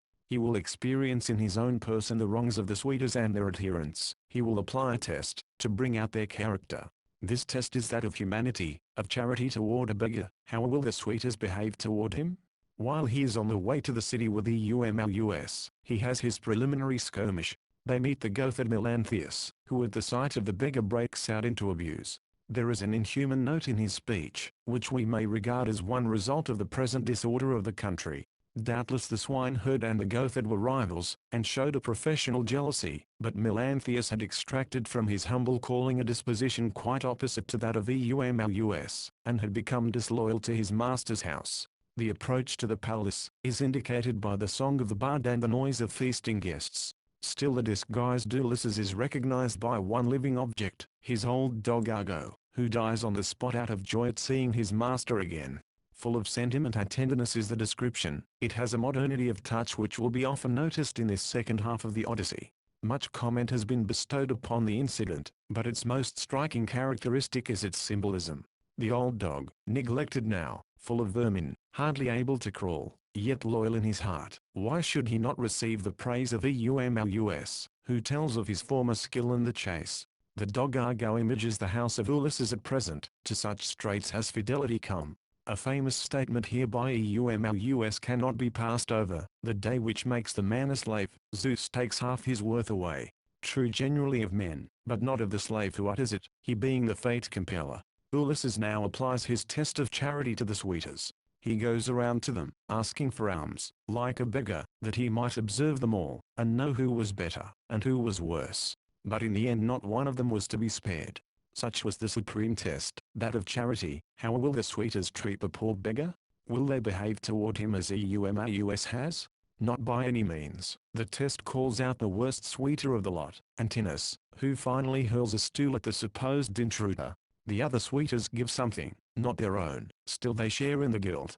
Is this test of charity, selected by the poet here, a true test of such characters? One result of the present violation of law and order is inhumanity, cruelty, disregard of the fellow man.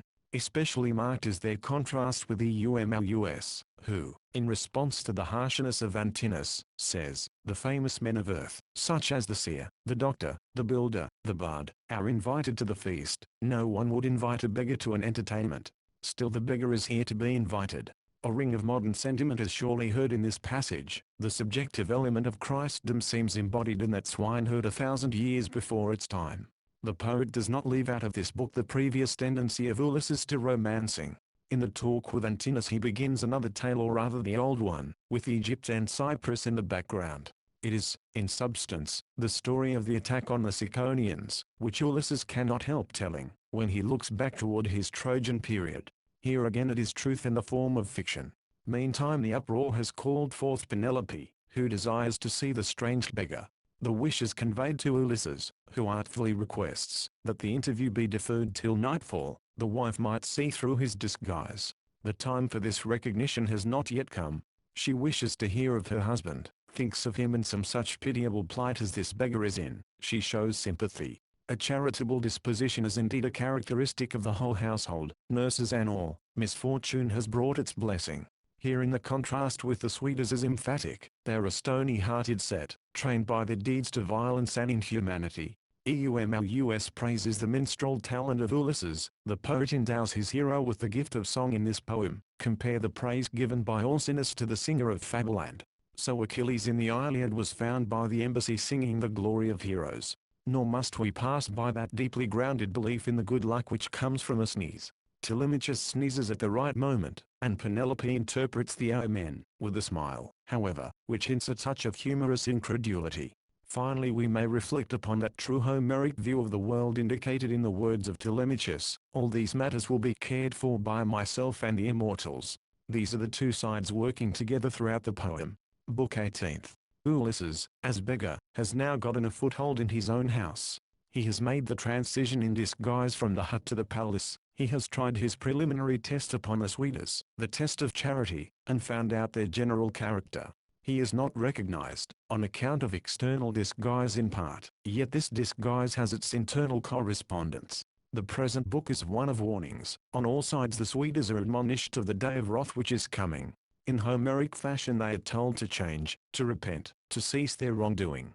We observe three parts. First is the conflict with the beggar Iris, foreshadowing the conflict and outcome with the suitors. Second is the appearance of Penelope, the female Ulysses in craft and in disguise, here hoodwinking the suitors. Third is the male Ulysses, in craft and in disguise, observing, testing, planning fate for the guilty. Ulysses has assumed the part of a beggar, but he finds a real beggar on the ground ready to dispute his right.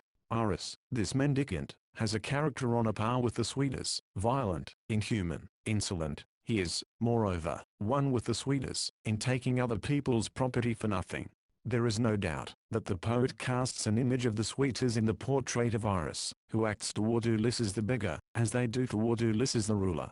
It is manifest by word and deed, that his humble life has not given him the training to charity. The result of the competition between the real and the disguised beggar is a fight, which is urged on by the suitors for the sport of the thing. Antinous is specially active in this business, which is a degraded Olympic contest. Homer too shows his love of the athlete by his warm description of the body and limbs of Ulysses, who showed his large and shapely thighs, his full broad shoulders, his chest and sinewy arms, when he stripped for the contest. There can be only one outcome of such a fight under such circumstances, especially in an heroic poem. But is not Ulysses himself inhuman and uncharitable toward his poor beggar rival?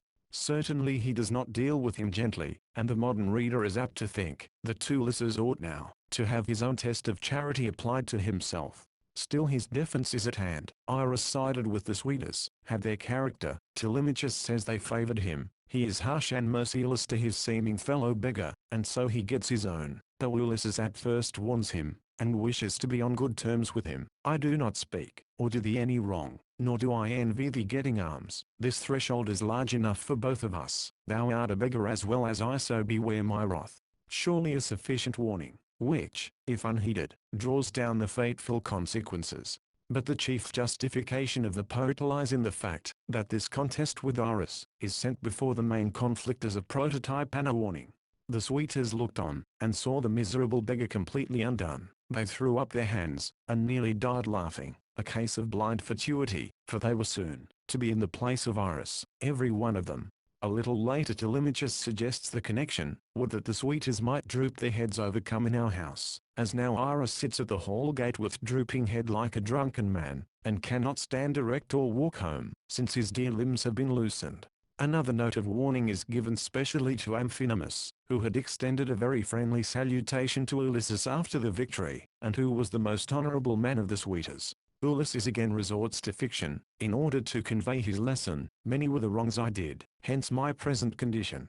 Let no man ever work injustice, such as these suitors are guilty of. The avenger I now declare to be not far away from his friends and his country. Hence the warning: may some god bring thee home at once, for bloody will be the decision. But Amphinomus does not obey. Though his mind foreboded evil, he remained in the fateful company and afterwards fell by the hand of Telemachus. Second, the real person for whose possession this whole contest is waged is now introduced: Penelope. She appears in all her beauty. Pallas interferes divinely, in order to heighten the same, making her more stately in form and fairer than the ivory just carved. She is indeed the embodiment of all that is beautiful and worthy in that Ithacan life: loyalty to husband, love of her child, devotion to family, the strongest institutional feeling she shows, with no small degree of artifice, of course. Just now she reproves her son for having permitted the recent fight: thou hast allowed a stranger guest to be shamefully treated. Thus she shows her secret unconscious sympathy with her husband in disguise. Then she turns her attention to the suitors. She alludes to the parting words of her husband as he set out for Troy: when thou sayest thy son a bearded man, marry whom thou wilt, and leave the house. The time has come when she has to endure this hateful marriage. How the thought weighs upon her heart! But we catch a glimpse of her deeper plan in the following: the custom of suitors in the olden time was not such as yours. They would bring along their own oxen and sheep, and make a feast for the friends of the maiden whom they wooed, and give her splendid gifts. They consumed not other folks' property without recompense. What does all this mean? One result takes place at once. The suitors all hasten to bring her their presents, and thus conform to the good old time, and to her opinion. Great was the hurry. Each dispatched his herald to bring a gift. Does the poet hint through a side glance the real state of the case? Hear him. Ulysses was delighted when he saw her wheedling the suitors out of their gifts, and cajoling their mind with flattering speech, while her heart planned other things. Cunning indeed she has, and boundless artifice. What shall we make of her? As already often said, craft is her sole woman's weapon against man's violence, and she uses it with effect for the defense of her home and her honor. Is she justified? Is such deception allowable under the circumstances? Thus the poem puts the test to the modern reader, and makes him ponder the moral problem of life. One other point we should note in this speech of Penelope to the suitors: she says that their method of wooing was not the accustomed way. They had no right to expect such entertainment for such a body of men. They had the right of suit, but it must be conducted in a lawful manner. Thus they are violating custom, or making it a pretext for doing injustice. But she meets violence with cunning, and rude force with craft. Third, Ulysses now takes note of another phase of the wrong done to his household by the suitors. They debauch the female servants, of whom Melantho is an example. The seeming beggar wishes to stay all night by the fires kindled in the palace, and take care of them, instead of the maids who usually looked after them. This plan of his evidently interferes with an existing arrangement, hence the abusive words of Melantho toward him first, and then the scoffing speech of Eurynomus, her lover, who lets fly at him a footstool which hits the cupbearer. General confusion results, in the midst of which Telemachus commands order, which is seconded by Amphinomus. After a cup of wine, all retire to their homes. But Ulysses has got an inkling of what is transpiring between the suitors and some of the maidservants. Hereafter we shall see that both share in the punishment. Book 19th. This is a strong book of its kind. Penelope is the center. Her difficulties are shown anew. Moreover, they are about to reach their culmination.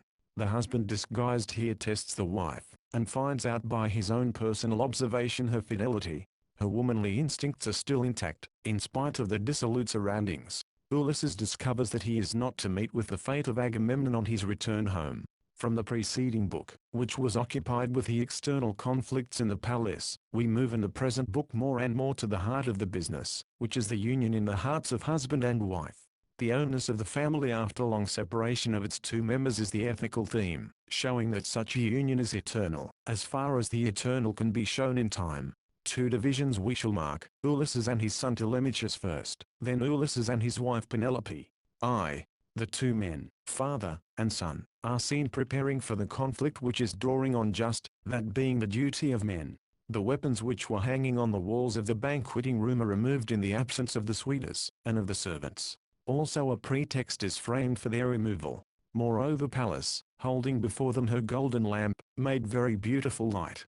Certainly the goddess was there. The scene shows her in every part. Such is the wont of the Olympians, says Ulysses. Divine illumination descends upon a work of this kind. Second, but by far the longest portion of the book is devoted to the interview between Ulysses and Penelope. Telemachus goes off to his chamber to rest for the night. Ulysses is now received by his wife at the hearth. The various turns of this lengthy account we shall throw into 4 divisions. 1. By way of introduction, the faithless handmaid Melantho again shows her character in a harsh speech to Ulysses. "Get out, you beggar. Will you still keep sneaking through the house by night to spy out women?" So she reveals plainly what she is, and even mentions the test which she cannot stand. Ulysses in his reply enforces charity. "I was once rich, but I gave the poor wanderer alms. Beware of the day of reckoning," such is his repeated warning to all these people. Penelope also gives a sharp reproof to the shameless handmaid, and intimates the fate impending. "Thou hast done a deed which thy head shall atone for." It is again to be noted, that the guilty are the inhuman, while the faithful have charity. Penelope specially shows this trait in the present book, though her threat to Melantho is not gentle. Quite as Ulysses served Iris, Penelope is ready to serve Melantho. Both can become uncharitable toward the uncharitable, both can meet evil with evil, and fight the negative with negation. 2. The main purpose of this portion of the interview is to furnish Penelope with hope. She seems on the point of giving up the long contest. She has played her last stratagem against the suitors. Now she must choose one of them. Her parents urge it, her son demands it. There seems no escape, though she hates the marriage like Black Death. In such a frame of mind, the disguised Ulysses is to divert her thoughts with a story, to gain her confidence in his honesty, and to give a strong promise of her husband's speedy return. The manner in which he puts these 3 points in succession is worthy of study. First, he must give some account of himself, of his lineage, and of his connections. Here he employs his old fiction. He feigns a tale, putting the scene into Crete, and allying himself with the famous stock of Minos, as well as with the well-known Cretan hero Idomeneus, so often celebrated in the Iliad, whose brother he claimed to be. There I saw Ulysses and entertained him. This story of his life has an analogy to what he told Deumous, Book 14th 199, and Antinous, Book 17th 425. All 3 differ in details, being adjusted to the person and the occasion. Still all are cast into the same general mold, with the scene placed in the east on the borderland toward Phoenicia, and with the Trojan War in the background.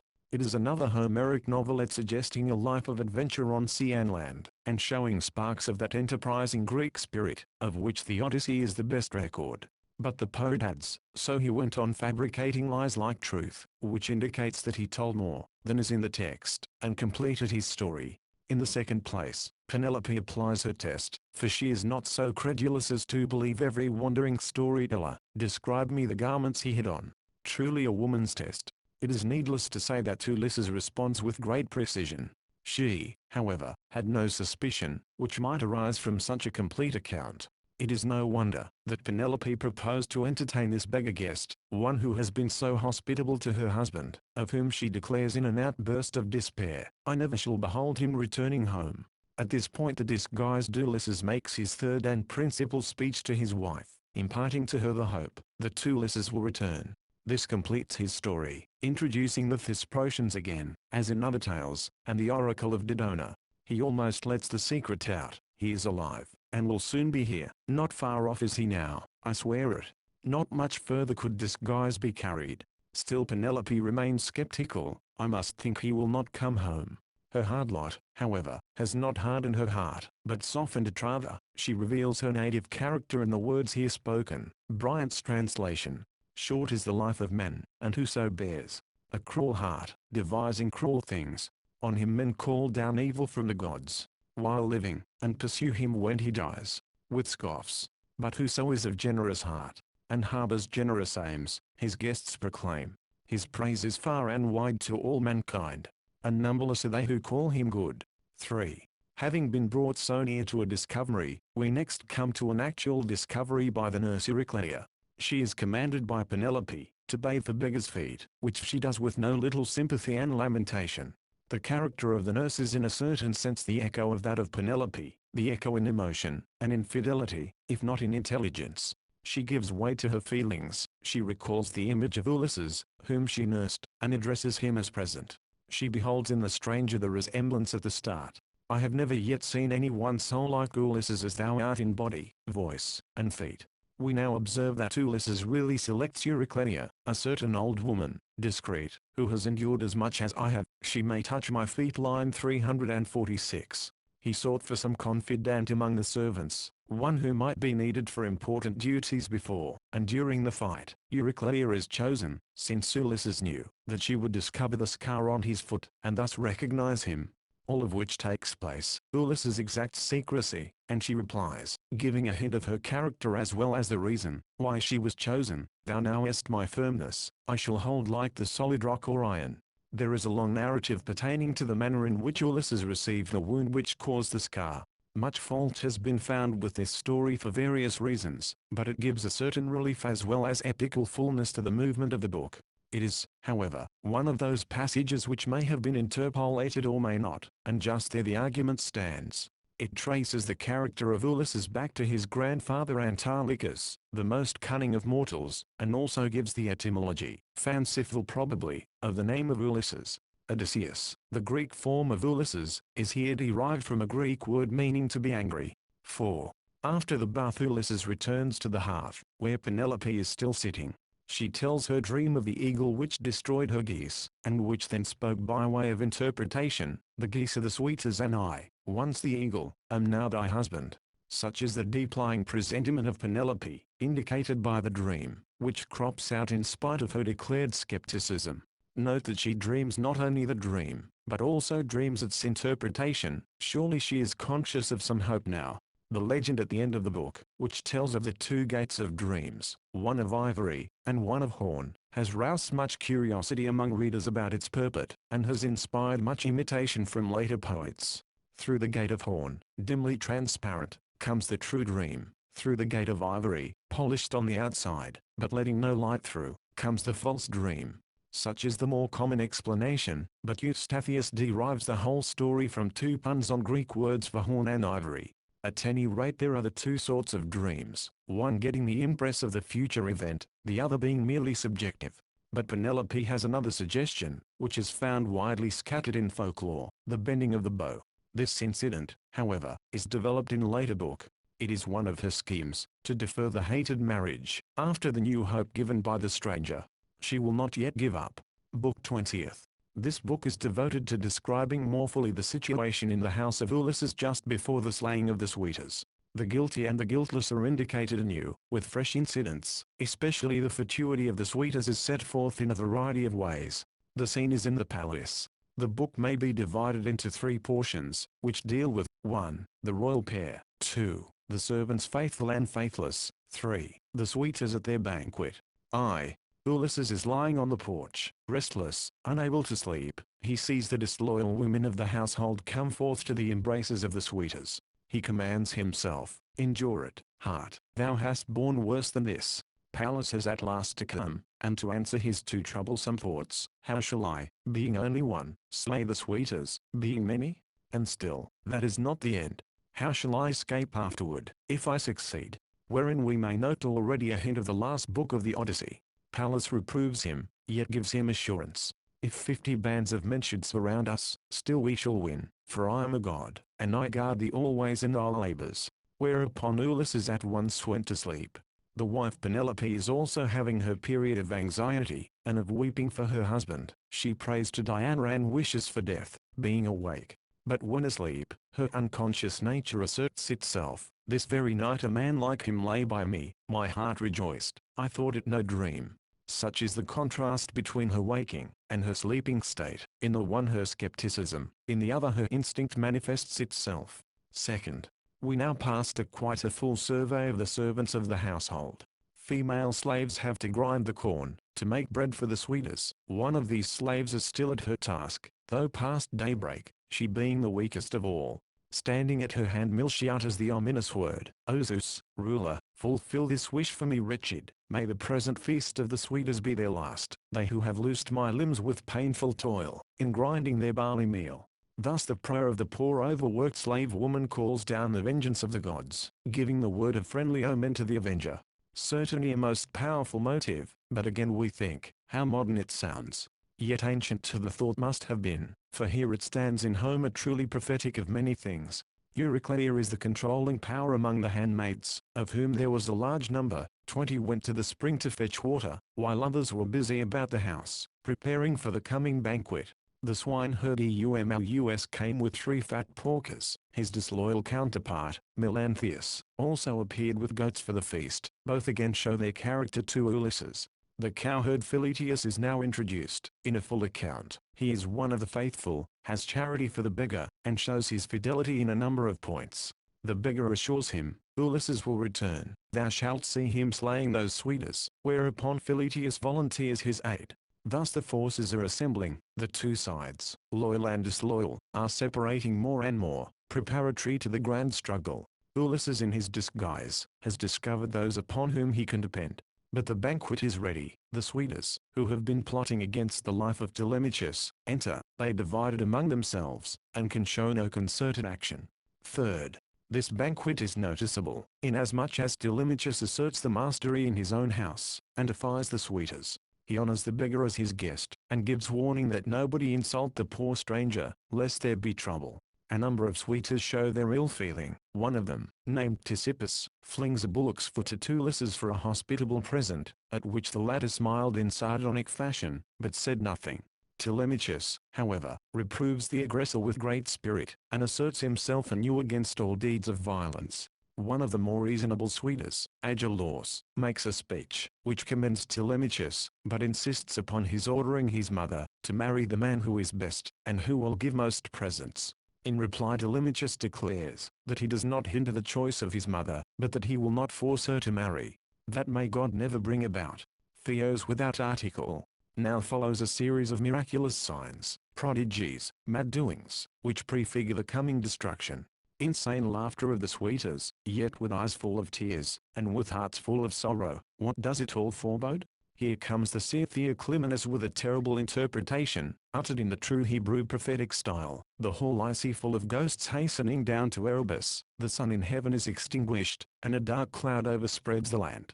The sweeters bemock the prophet, who leaves the company with another fateful vision. I perceive evil coming upon you, from which not one of you sweeters shall escape. More taunts are flung at Telemachus, who now says nothing. He, his father, and his mother, witness the mad banquet, which is a veritable feast of Belshazzar, and which has also its prophet. The Hebrew analogy is striking. Book 21st. The test presented in many a tale is here introduced at the turning point of destiny. The bending of the bow and skill and the use thereof are incidents in the folklore of every people. The theme is naturally derived from a social condition, in which the bow and arrow are the chief weapons of defense and offense, employed against human foes and wild animals. Hence the strong man, the hero, is the one able to bend the strong bow and to use it with dexterity. Such a man uses the chief implement of his time and people with the greatest success, hence he is the greatest man. So we have the test of bending the bow, which simply selects the best man for the time and circumstances. In recent interpretations of mythology, this employment of the bow and arrows has been connected with the sun and its rays. Ulysses is declared to be really a sun god, a form of Apollo, deity of archery. He shoots his arrows which are sunbeams, and destroys the sweeters, who are the clouds obstructing his light, and wooing his spouse, the day or the sky. It is also noteworthy, that on this very day of the slaughter of the sweeters, there is a festival in Ithaca to Apollo, god of light and archery. This is usually regarded as the new moon, Neomedius, festival. Antinous refers to it, L259, and proposes to defer the contest on that account. But Ulysses is made to shoot on the festal day of the sun god. There is no doubt that mythology is closely connected with nature, out of which it develops. In the Vedic hymns we see this connection in the most explicit manner, and threads of the old Aryan mythos can often be picked out in Homer. Still we must recollect that it was the archer man who first projected the archer god out of himself, and it is no explanation of Ulysses to say that he represents the sun god, rather the sun god represents him. Moreover, the ethical purpose of Ulysses in slaying the Suitors is the soul of the poem, which is to find its adequate interpretation in that purpose, and in that alone. The incident of bending the bow is wrought into a grand scheme of indicating the ethical order of the world. The three divisions of the book we shall briefly note, observing how the bow rejects the unfit, and selects the right man. It is Pallas, not Apollo, the archer, who started in the mind of Penelope this scheme of testing the Suitors. Why a goddess here? It is first a chance thought of the woman, but then it becomes an important link in the movement of divine nemesis. Hence the poet, according to this custom, traces the inspiration of the idea to a deity. The history of the famous bow is given with an especial delight in details. Penelope herself goes to the room where the armor of the house was kept, gets the bow, and announces the contest to the Suitors. The man who can bend the bow and send the arrow through the 12 rings is to bear her away as his bride. The trial is made, no Suitor is able to bend the weapon. Interesting is the prophet among the Suitors, Leodes, who tries his hand, yet gives the warning, this bow upon this spot will take from many a prince the breath of life. He foresees and forewarns, but still acts the transgressor. He prophesies death to the Suitors, but remains himself a Suitor, and so perishes in accord with his own prophecy. Second, Ulysses, going to one side with the cowherd and swineherd, Philetius and Eumaeus, whose loyalty has been so conspicuous, now discloses himself to them, and assigns their duties in the approaching conflict. I know that you alone of the servants, men, have desired my return. He will give them wife and property, if he conquers the Suitors, and to me ye shall be as companions and brothers of Telemachus. Deserving to be adopted into the royal house of Ulysses they both are, being of this little army of 4 against more than 100 enemies. Eumaeus is to put the bow into the hands of Ulysses, after the Suitors have tried the test. Philetius is to fasten the gates that none escape. Third, after the Suitors have failed to bend the bow and a delay is proposed, Ulysses, the bigger, comes forward and asks to make the trial. Violent opposition rises on part of the Suitors, but Penelope in 2 speeches insists that he shall try. Here again we must ascribe to her unconscious nature some strong affinity with the ragged man before her. She praises the form of the stranger and notes his noble birth, though she denies the possibility of herself becoming his bride. Still she shows a deep attraction for him, which she cannot suppress.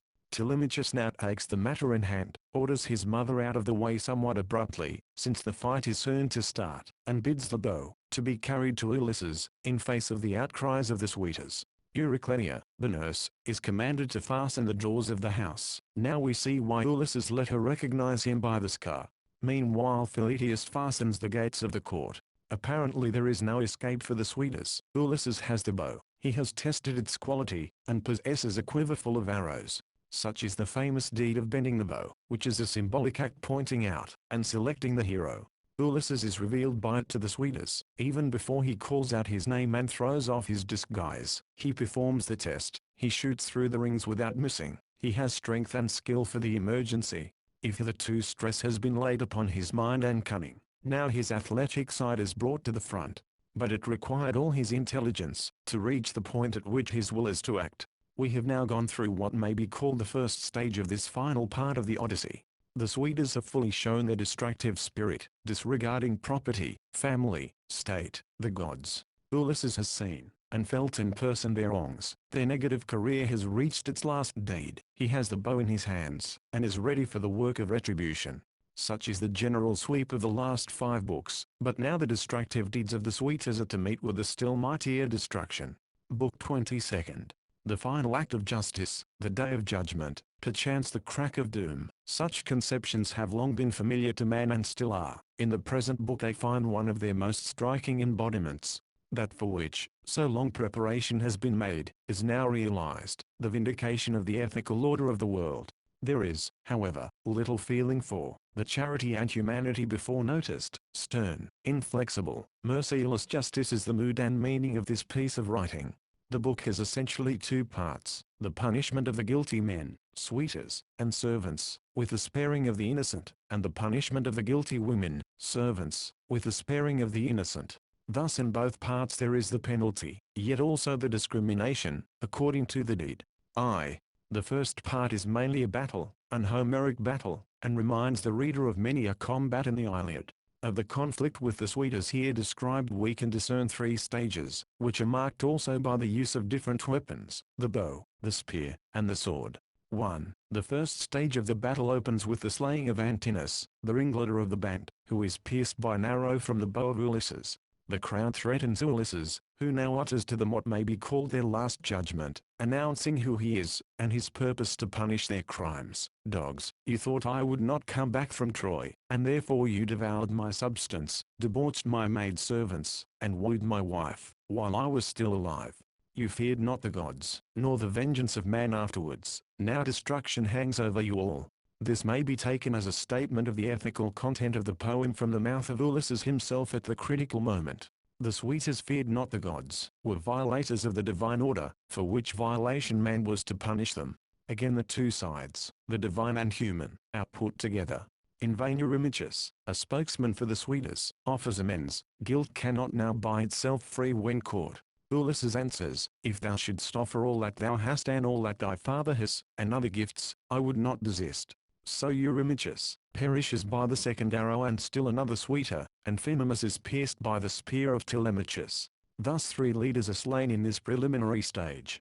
2. The second stage of the conflict begins by Telemachus bringing a shield, 2 spears, and a helmet for his father, whose arrows are not enough for the enemies.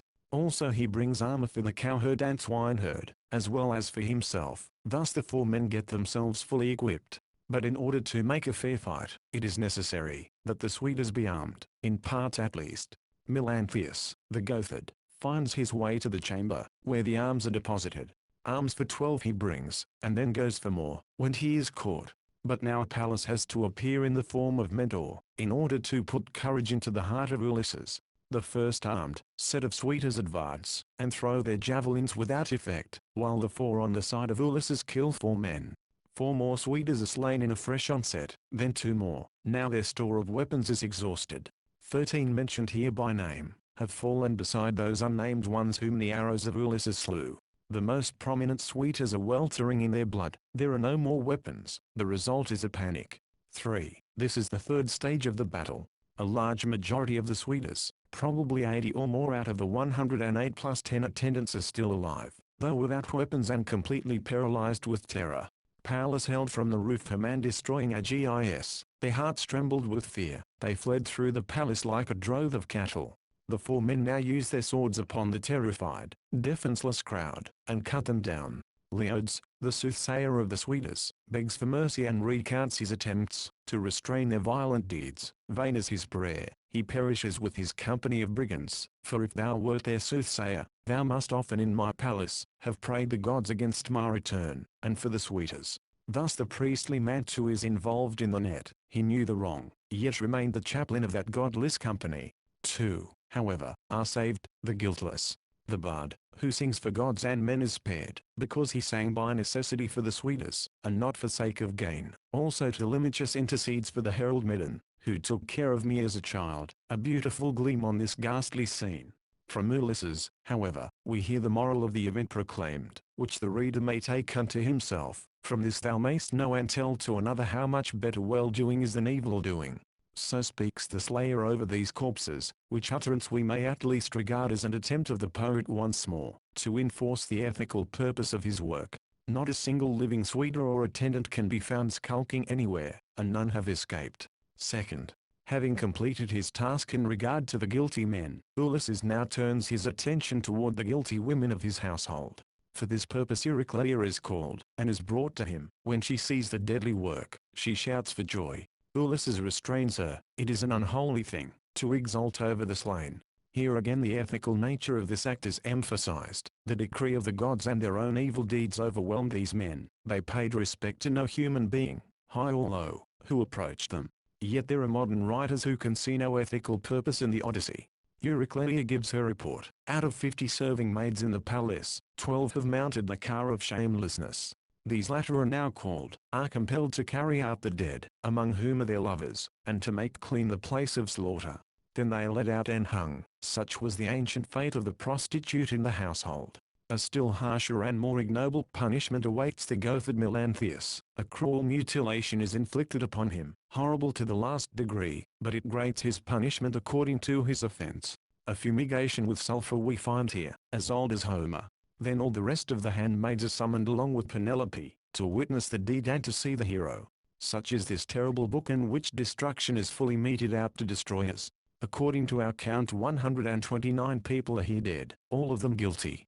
A doomsday spectacle for that household, and for all readers and hearers, since it shows the return of the deed negatively upon the negative dollar. But to Ulysses, the hero sitting amid these corpses, is simply the destroyer, the very picture and embodiment thereof. Is there to be no positive result of such bloody work? Yes, that is the next thing, to be shown forth in the two following books. Ulysses is also the restorer, wherewith his career and this poem will terminate. Book 23. The essential fact of this book is the reunion of husband and wife after 20 years' separation. The eternal nature of the bond of the family is thus asserted as strongly as is possible in the world of time. This is the deep institutional foundation upon which the Odyssey reposes. Still, the wife also has to be conquered, that is, she has to be convinced that the beggar is her husband. All along we have seen the struggle between her instinct and her intellect. Her understanding persists in thinking that Ulysses will not come back, yet she dreams of his restoration, and she feels a strange sympathy with the old man in rags. Thus the two opposing elements of female nature have been in a conflict with each other. Her instinct tries to surge over her intellect, but does not succeed. She demands the complete test of identity, and gets it in the present book. The old nurse, her son, and finally Ulysses himself become impatient with her delay and her circumspection. Still she holds out against them all, though she has too her own inner emotions to combat. The gradual unfolding of this scene to the point of recognition must be pronounced a masterpiece of character evolution. The book may be divided into two portions: before and after the recognition, which culminates when Penelope accepts the test of the secret bed which was once made by Ulysses. The movement up to the recognition shows Penelope undergoing a double pressure, from without and from within. Yet it shows to a corresponding double resistance on her part. First Eurycleia goes to her chamber, and tells her in great glee, that the suitors are slain, and her husband has returned. She can accept the slaughter of the suitors, that could have been done by some god, angry at their injustice, but she will not believe that Ulysses is really in the palace. The nurse cries out, "Truly thou hast ever had a disbelieving mind," and then tells of the scar. Still incredulous, but she goes down to the court, and there sees Ulysses in his rags. No sufficient proof yet, though she has a strange inner struggle not to run up to him, that she might clasp his hands and kiss him.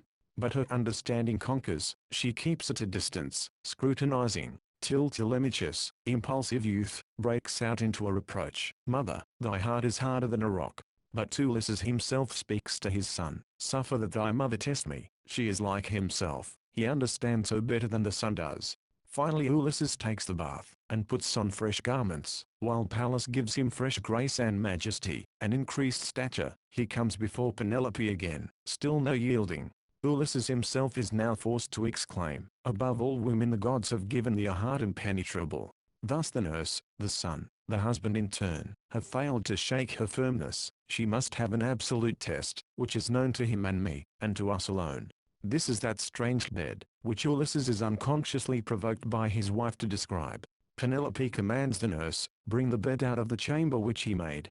But really it could not be removed. It was constructed of the trunk of an olive tree rooted in the soil, and its construction was the secret of himself and wife. Very strong is the symbolism of this bed, and is manifestly intended by the poet. It typified the firm immovable bond of marriage between the two. Their unity could not be broken. Mark the words of Ulysses, "Woman, thou hast spoken a painful word, when she commanded the bed to be removed. Who hath displaced my bed? In it there was built a great sign or mystery. Now I do not know, if my bed be firm in position, or whether some other man has moved it elsewhere, cutting the trunk of the olive tree up by the roots." Such is his intense feeling about that marriage bed, deeply symbolic, truly a sign, as he had designated. Now this is just the test which Penelope wanted, a double test indeed, not only of the head, but also of the heart. He reveals to her, not merely that he knows about the bed, but how strongly he feels in reference to it, and to what it signifies. For he might be the returned Ulysses, and yet not be hers. But now she has yielded, she explains the reason of her hesitation, defends herself by the example of Helen, who was cozened by a stranger. She used her craft to defend the unity and sacredness of the family, against suitors and even against husband. After some talk, the servant lights them to their chamber. They in great joy take their customary place in their ancient bed. Second, with the line just quoted, 296 of the original, the Alexandrian grammarians, Aristarchus and Aristophanes, concluded the Odyssey, and declared the rest to be a post-Homeric edition. Still, this part of the poem must have been in existence, and accepted as Homer's long before their time. Both Aristotle and Plato cite portions of it without any declared suspicion of its genuineness. What reason the old grammarians had for this huge excision is not definitely known. We can see, however, that they wished to end the poem with complete restoration, outer and inner, of the domestic bond between husband and wife.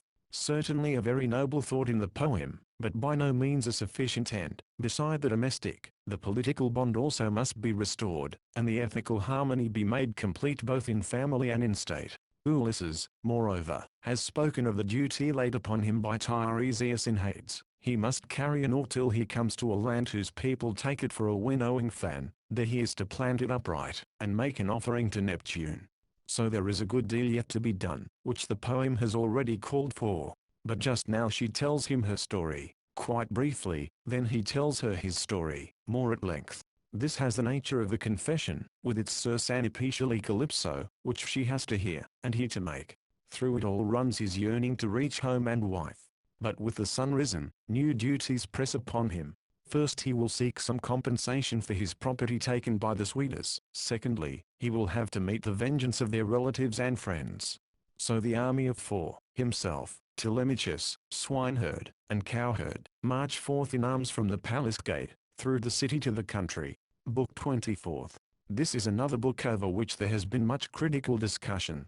It's thought, whatever may be said about its execution, is absolutely necessary to bring the Odyssey to an organic conclusion, and make the poem a well-rounded totality.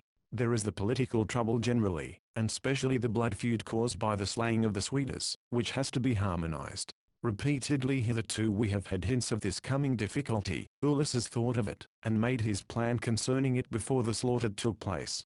20th 41. In fact, the complete restoration of Ulysses is both to family and state, the two great institutions which form the substructure of the Odyssey. His country was quite as deeply distracted and perverted as his household. Both had to undergo the process of purification.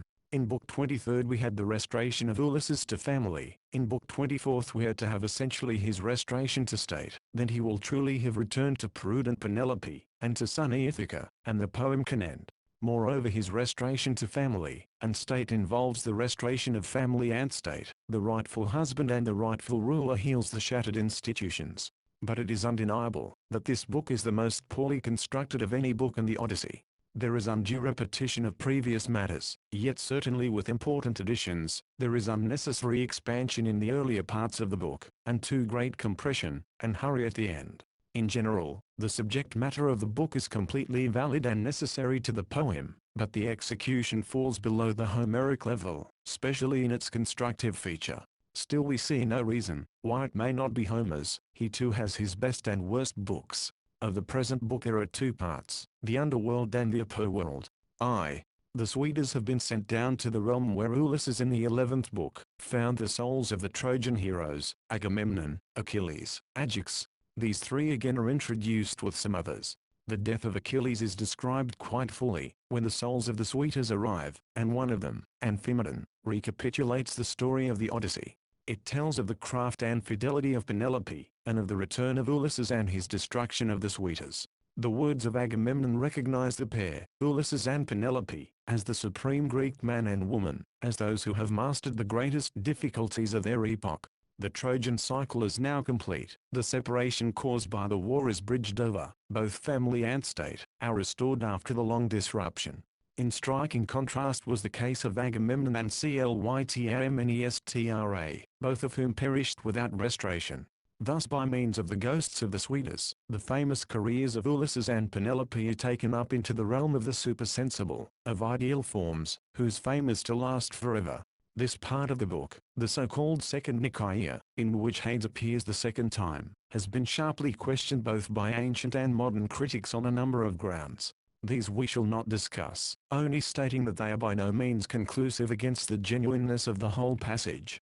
The general idea of it belongs here. The dead suitas represent the grand end of the Trojan movement, and its reception into the Hades of famous deeds done and past, and very significantly Agamemnon voices the praise of Ulysses and Penelope, the great winners in the long struggle. Still the repetitions of previous portions of the Odyssey are to our mind unnecessary and prolix, though the literary skill manifested just herein has been highly lauded by Saint Beuvan language. Second, coming back to the upper world, we find a series of incidents following one another both slowly and hurriedly.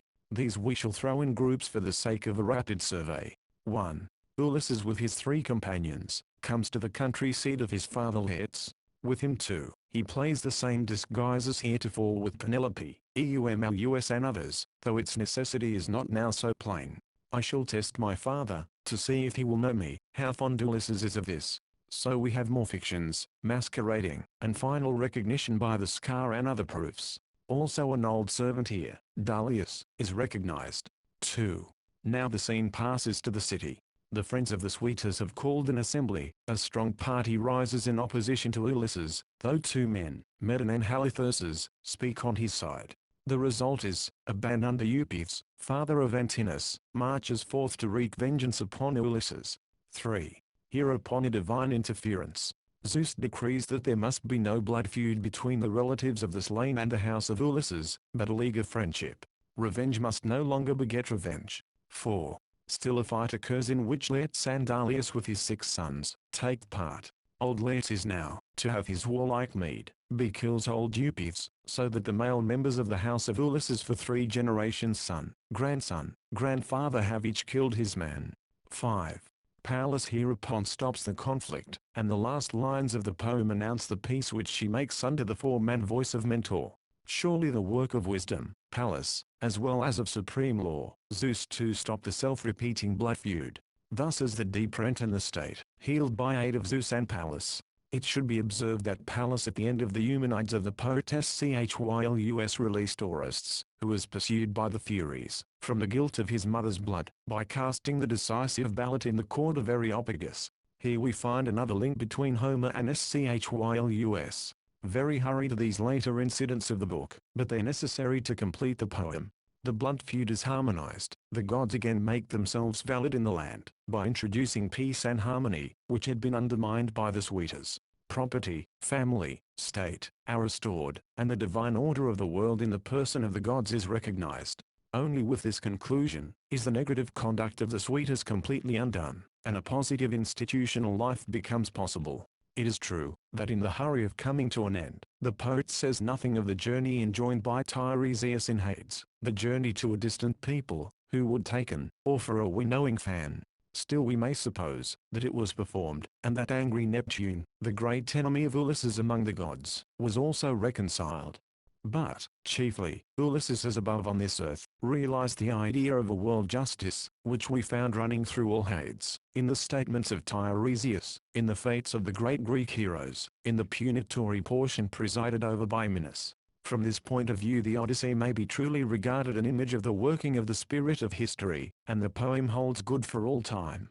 Summary. In concluding these lengthy studies of the Iliad and the Odyssey, we shall try to grasp each of the poems as a whole, and then the two together as one great totality sprung of one people, and of one consciousness. The central fact out of which both poems arise, to which and from which both poems move, is the Trojan War. This war, whether mythical or historical, is certainly the most famous, and probably the most significant, that ever took place on the earth. As to the Odyssey, the first thing to be seized, is the complete career of its hero Ulysses. This career has naturally 2 parts, the going to Troy from Ithaca, and the coming back from Troy to Ithaca. Every Greek hero had a similar career, wholly or in part. Many, of course, never returned.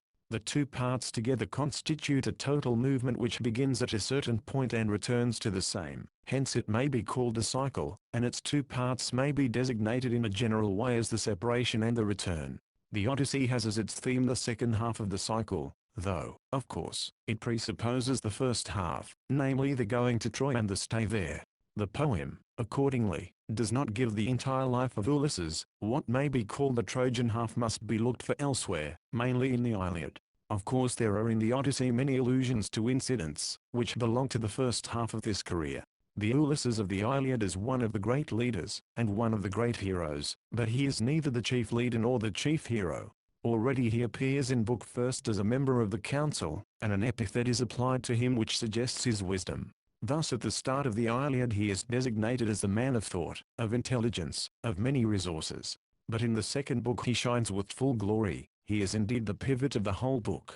On account of a speech made by Agamemnon, their leader, the Greeks start at once for home. They are ready to give up the great enterprise of the restoration of Helen. They act as if they would abandon their cause. It is Ulysses who calls them back to themselves and restores order. He shows himself to be the only man in the whole army who knows what to do in a critical emergency. He suppresses Thersites. He exhorts the chieftains. He uses force on the common people. He finally makes a speech to the entire body of Greeks in the assembly, which recalls the great national purpose of the war, and is the true word for the time. Nestor follows him in a similar vein, and the Greek host again takes its place in line of battle, and prepares for the onset upon Troy. Here we have a typical action of Ulysses, showing his essential character, and revealing the germ out of which the Odyssey may well have sprouted. Other matters may also be noticed. Pallas, the goddess of wisdom, appears to him in the midst of the tumult, and gives him her suggestion. She will remain with him ever afterwards, manifesting herself to him, in like emergencies till the end of the Odyssey. Telemachus is mentioned in this book of the Iliad. The distinction between Ulysses and the aged Nestor is drawn. The latter has appreciative wisdom, that of experience, while Ulysses has creative wisdom, that of immediate divine insight, coming directly from Pallas. This distinction also will show itself in the Odyssey. Ulysses is the real hero of the second book of the Iliad. He appears in other books with the same general character, but never so prominently again. In the post-Iliad, or that portion of the Trojan War which lies between the Iliad and Odyssey, Ulysses will become the chief hero. After the death of Achilles, there will be a contest for the latter's arms between him and Ajax. Ulysses wins. That is, brain not brawn is to control henceforth. Under the lead of intelligence, which is that of Ulysses, Troy falls. The Odyssey, then, deals with the return of Ulysses from the Trojan War, and lasts 10 years, as the account runs. But the poet is not writing a history, not even a biography, in the ordinary sense. He does not follow step by step the hero's wanderings, or state the events in chronological order. We shall see how the poem turns back upon itself, and begins only some 40 days before its close. Still the Odyssey will give not merely the entire return from Troy, but will suggest the whole cycle of its hero's development. The first half of the cycle, the going to Troy and the stay there, lasted 10 years, though some accounts have made it longer. The Iliad, though its action is compressed to a few days, treats generally of the first half of the cycle, and hence it is the grand presupposition of the Odyssey, which takes it for granted everywhere. The Iliad, however, is a unity, and has its own center of action, which is the wrath of Achilles and his reconciliation also. It is in itself a complete cycle of individual experience in the Trojan War. We now begin to get an outline of the unity of Homer. In the first place, the Iliad is a unity from the standpoint of its hero Achilles, who has a completely rounded period of his life portrayed therein, which portrayal, however, gives also a vivid picture of the Trojan War up to date. As an individual experience it is a whole, and this is what makes it a poem, and gives to it special unity. But it is only a fragment of the Trojan cycle, a half or less than a half. It leaves important problems unsolved. Troy is not taken, Achilles is still alive, the new order under the new hero Ulysses has not yet set in, and chiefly there is no return to Greece, which is even more difficult than the taking of Troy. Hence the field of the second poem, the Odyssey, which is also an individual experience, has to be so, in order to be a poem embraces the rest of the Trojan cycle after the Iliad. Thus we may well hold to these unities in Homer, the unity of the Iliad, the unity of the Odyssey, and the unity of the Iliad and the Odyssey. Both together make one grand cycle of human history, and of human consciousness. They portray a complete world in its deed, and in its thought, as well as in manners and institutions. Here is, then, the highest point of view from which to look at these poems. They are really one in two parts, written by one epoch, by one consciousness, and probably by one man. The Iliad as a poem is a complete cycle of individual experience, but as an epoch is only half a cycle. In like manner the Odyssey as a poem is a complete cycle of individual experience, but as an epoch is the second half of the cycle, of which the Iliad is essentially the first. Both together constitute the one great movement you usually call the Trojan War. Much time has been spent in discussing the question, whether the Trojan War was historical or mythical. We make bold to affirm that it was both historical and mythical. It began long before the dawn of history, and it exists to this day. For the Trojan War is the conflict between Orient and Occident, starting in the twilight of time, and not yet concluded by any means. The conflict between Orient and Occident runs through all Greek mythology, is indeed just the deepest tone-giving element thereof. It also runs through all Greek history from the Persian War to the conquests of Alexander, and lurks still in the present struggle between Greek and Turk. The true mythos gives in an image or event the events of all time. It is an ideal symbol which is realized in history. We have above said that the Trojan War was a complete cycle, of which the two poems portray the two halves. Still further can the matter be carried. The Trojan cycle, complete in itself as a phase of Greek consciousness, is but a fragment, a half of a still larger cycle of human development. The Iliad and the Odyssey give the Greek half of the grand world movement of the Trojan epoch. There is also an Oriental half which these poems presuppose, and from which they separate. Thus the grand Homeric cycle, while a unit in itself, is really a separation from the East, a separation which rendered the Occident possible. The woes before Troy were the birth pangs of the newborn child, Europe, now also grown a little old. The reader naturally asks, will there be any return to the Orient after the grand Greek separation, first heralded on the plains of Ilium? It may be answered that Europe has often returned to the East in the course of history. Alexander, Rome, the Crusades. At present Western Europe seems bent on getting to the Far East, but the true return of the Occident to the Orient will be round the globe, by way of America, and that will be complete. The recent war between Japan and China is really a stage of the great new epoch in the world historical return to the Orient. Such is the more external, the historical phase of the Iliad and Odyssey. But they have also a deep internal ethical phase. They show two sides of one grand process of the human soul which has been called self-alienation, the sacrifice of the immediate self, in order to gain true selfhood. The Greeks had to immolate their dearest ties, those of home and country, in order to preserve home and country, which had been assailed to the very heart by the rape of Helen. They had to educate themselves to a life of violence, killing men, women, even children, destroying home and country. For Troy also has family and state, though it be a complete contradiction of family and state by supporting Paris. But when the Greeks had taken Troy, they were trained destroyers of home and country. They were destruction organized and victorious, yet their whole purpose was to save home and country. Thus their self-alienation has deepened into absolute self-contradiction, the complete scission of the soul. Now this is the spiritual condition, of which they are to get rid, out of which they are to return to home and country. As before said, it may be deemed a harder problem than the taking of Troy, which was simply a negative act, the destroying the destroyers of home and country. But the great positive act of the Trojan heroes is the restoration, not merely the outer, but the inner restoration, to home and country. With these considerations before the mind of the reader, he is now ready to grasp the full sweep of the Odyssey, and understand its conflict. It springs from the separation caused by a war, here the Trojan War. The man is removed from his institutional life, and thrown into a world of violence and destruction.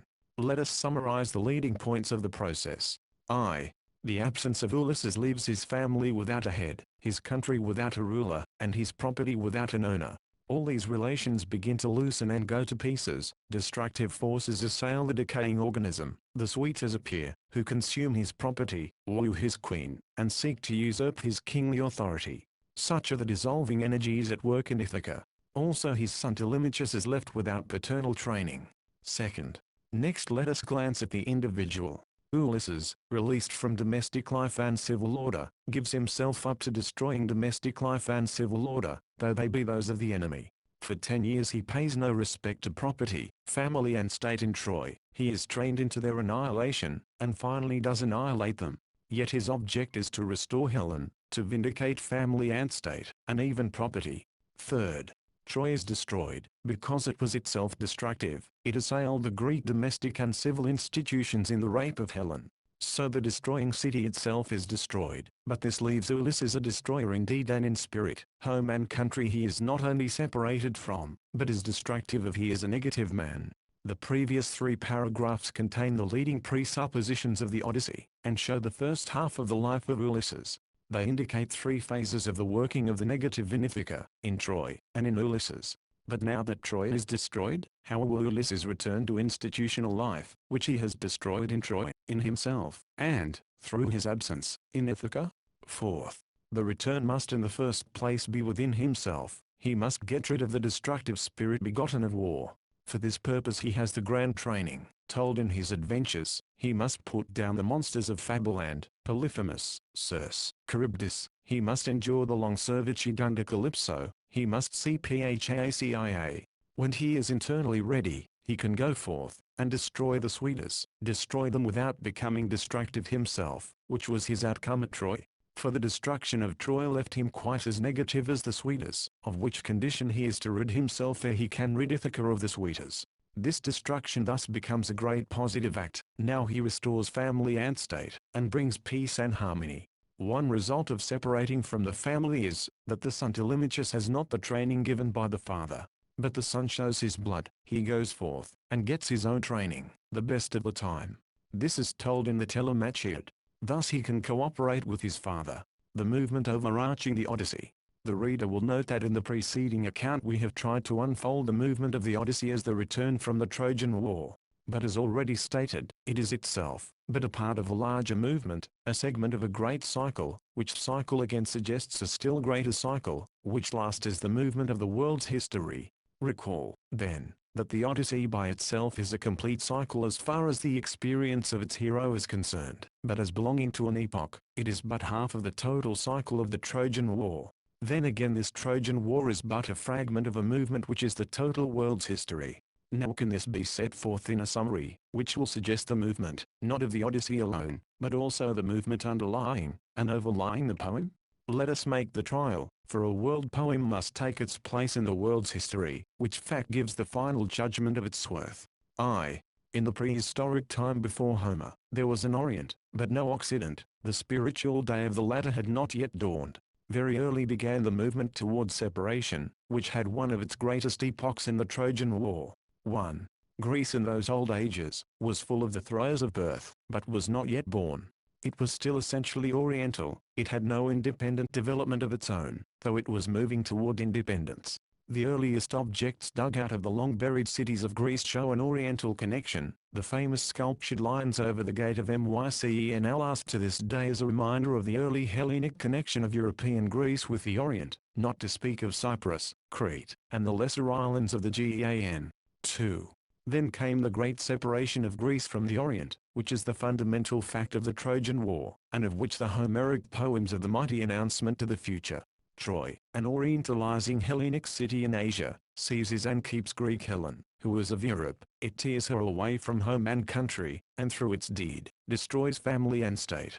Greek Europe restores her, must restore her, if its people be true to their institutional principles. Hence their great word is restoration, first of their ideal Helen, and secondly of themselves.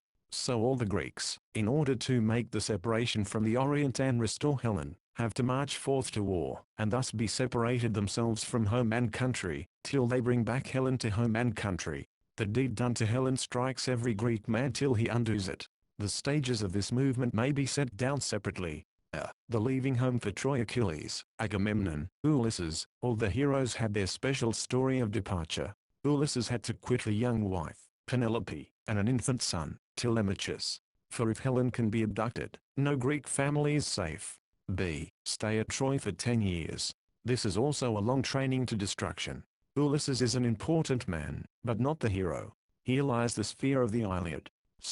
Destruction of the city and the restoration of Helen to her husband, both of which are not told in the Iliad, but are given subordinately in the Odyssey. thus as the separation from the Orient, completed on its negative side, that is, as far as destruction can complete it. 3. The return to Greece of the survivors. The question is, how can they truly get back after so long a period of violence? The Odyssey has this as its theme, and will give an account of all the returns. Here too, we observe various stages. Leaving Troy for home. This means a complete facing about, and a going the other way, not only in geography, but also in conduct. The Greeks must now quit destruction and become constructive. B. It is no wonder that the journey home was very difficult. Quarrels arose at the start. See Nestor's account book 3rd, and that of Menelaus book 4th. Many perished on the way, some were lost in a storm at sea. Agamemnon was slain on the threshold of his own palace. C. Those who reached home, the successful returners, were of 3 main kinds, represented by Nestor, by Menelaus, and by Ulysses. These were restored to home and family, and brought peace and harmony. Such is the positive outcome of the Trojan War, and the completion of its cycle. 2nd. But this rounding off of the Trojan cycle is, on the other hand, a final separation from the Orient. The scission is now unfolded, explicit, quite conscious. When Ulysses comes back to Ithaca, and re-establishes family and state, Greek life is independent, distinct, self-determined. The Hellenic world rises and fulfills its destiny in its own way. It creates the fine arts, literature, science. It is the beginning of the Occident. Still the thought must come up, that the Orient is also a part of the grand movement of the world's history, whose cycle embraces both Occident and Orient. The Odyssey has many glimpses of this high view. The first 12 books move westward, and have their outlook in that direction. The last 12 books have their outlook eastward toward Egypt, Phoenicia, and the Oriental borderland. The earlier fairy tales of Ulysses have their scene in the west, while the later romances or novelettes interwoven in the last 12 books have their scene in the east, with one exception possibly. The main fact, however, of the Trojan cycle is the great separation, deepest in history, between Orient and Occident, through the instrumentality of Greece. The civilization of Europe and the West is the offspring of that separation, which is still going on, is a living fact, and is the source of the vexed Eastern question of European politics. 3rd. We are living today in that separation. Our art, science, education, poetic forms, our secular life largely come from ancient Greece. Oriental art, customs, domestic life, government, we do not as a rule fraternize with. The Greek diremption is in us still. Only in one way, in our religious life, do we keep a connection with an Oriental people. But is this separation never to be overcome? Is there to be no return to the East and completion of the world's cycle? The cycle. We have often used this word, and some may think that we have abused it. Still our object is to restore the Greek conception of these poems, as they were looked at, and spoken of by Hellas herself. The idea of the cycle was fundamental, in grasping the epics which related to the Trojan War, and this war itself was regarded as a cycle of events and deeds, which the poets sang, and put into their poetic cycle. Let us briefly trace this thought of the cycle as developed in Old Greece. In 2 different passages of his Organon, Aristotle calls the epic a cycle and the poetry of Homer a cycle. Now both passages are employed by him to illustrate a defective syllogism, hence are purely incidental. But no instance could better show the prevalence of the idea of a cycle as applied to Homer and epic poetry, for the philosopher evidently draws his illustration from something familiar to everybody. It had become a Greek commonplace 350 BC, and probably long before, that an epic poem, such as the Iliad or Odyssey, is cyclical, and that both together make a cycle. 2nd.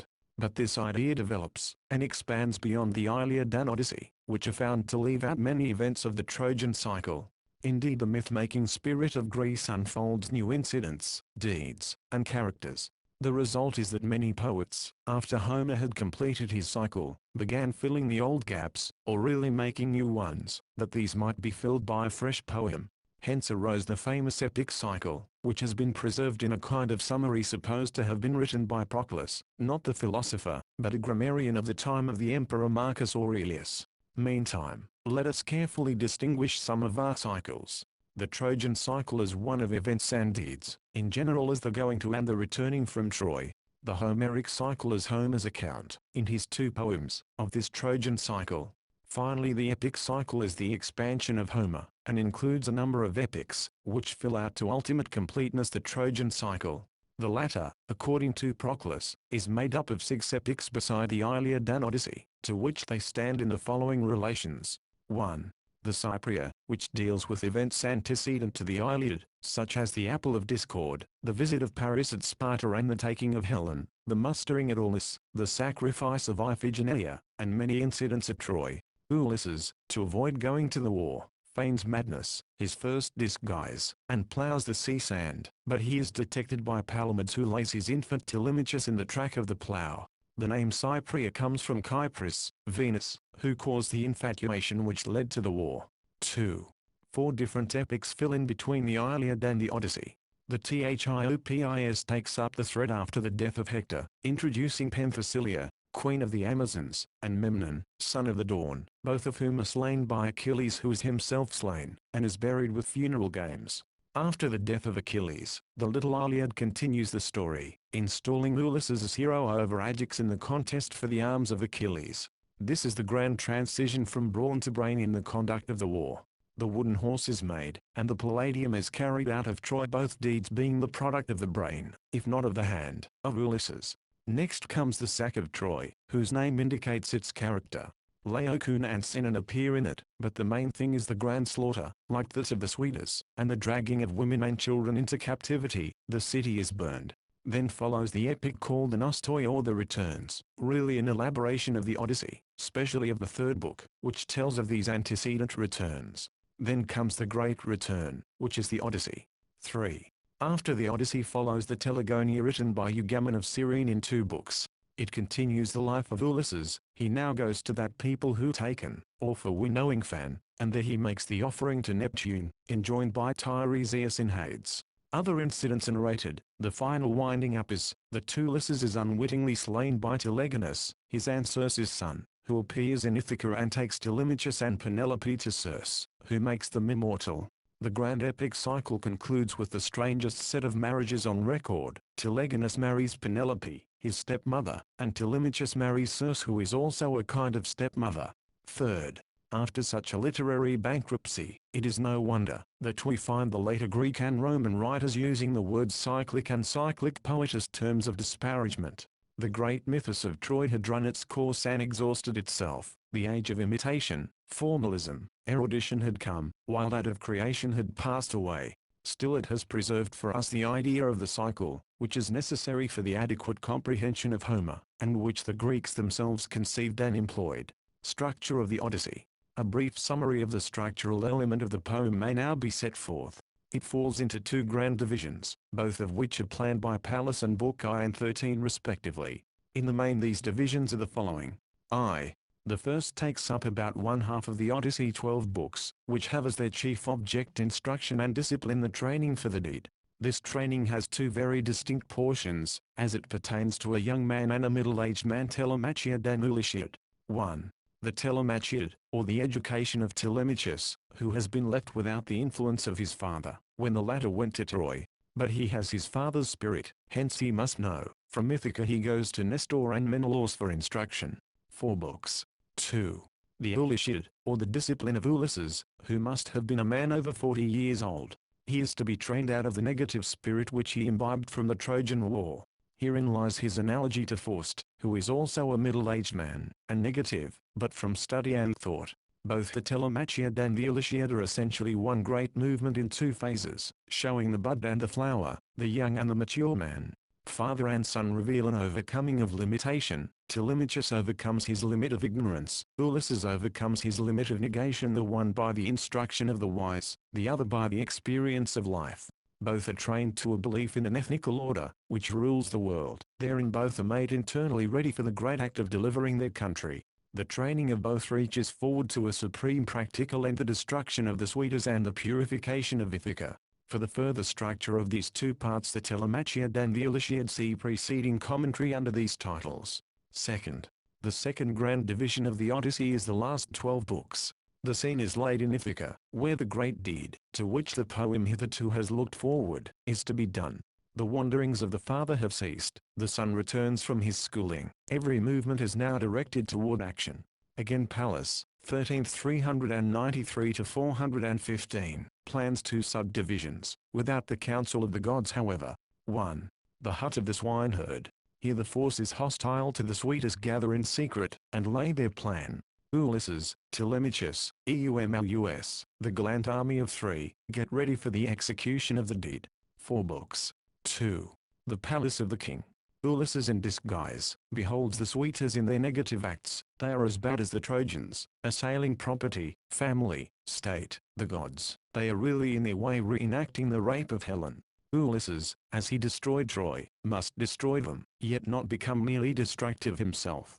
8 books, in which we can discern the following movement. 1. Suitors as destroyers. 5 books. 2. Ulysses as destroyer. 1 book. 3. Ulysses as restorer. 2 books. Thus the outcome is positive. The career of Ulysses is now complete, and with it the Homeric cycle has rounded itself out to fullness. The epic cycle in the Telegonia will expand this conclusion, but will deeply mar its idea.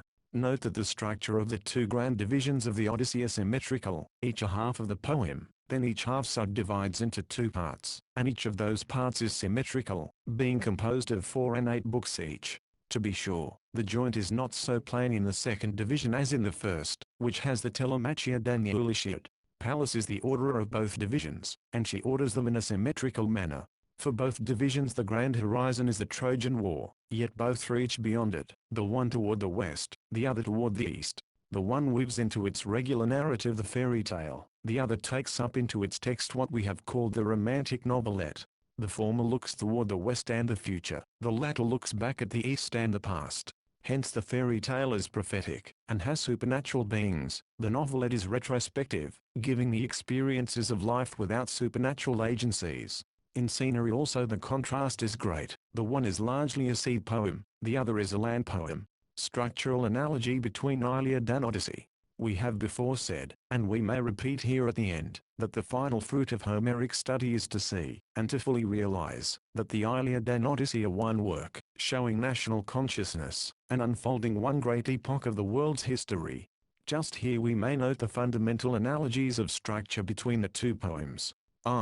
Both poems have the dual division, separating into 2 symmetrical portions. The Iliad has 2 wraths of Achilles, and also 2 reconciliations, thus each division is subdivided. 1. His first attitudinal cycle of conduct toward the Greeks. His wrath both rightful and wrongful. B. His reconciliation with Agamemnon and his own people. 2. His second attitude, or cycle of conduct toward the Trojans. His wrath both rightful and wrongful. B. His reconciliation with Priam and the Trojans. Such is the general organism of the Iliad, which is seen to be perfectly symmetrical within itself. For a fuller account see author's commentary on the Iliad, pages 36-8. Note that the negative attitude of Achilles is that of wrath. In his anger he will destroy his people and his cause. And finally, in the dragging of Hector's corpse, he disregards the gods. Yet he overcomes both these negative attitudes in himself and becomes reconciled. Second, the Odyssey has 2 phases of negation, both of which the heroes, father and son, must overcome. 1. The negative spirit caused by the Trojan War and its overcoming. The ignorance of the son and its overcoming. B. The destructive tendency of the father and its overcoming. 2. The negative spirit abroad in Ithaca, suitors, and its overcoming. The hut of the swineherd, preparation. B. The palace of the king, execution. That is, Ulysses and Telemachus have the double problem, which organizes the Odyssey. They must conquer their own internal negation, then proceed to conquer that of the suitors. Both poems divide alike, both have the same fundamental thought. The individual as hero is to master his own negative spirit and that of the world, and then be reconciled with himself and the world. The Iliad has, essentially but one thread of movement, that of Achilles. The Odyssey has 2 such threads, if not 3: father, son, and perchance wife, making the total family as the unit of movement. Thus the Iliad and Odyssey are one poem fundamentally, showing unity in thought and structure, and portraying one complete cycle of national consciousness, as well as one great phase of the world's history.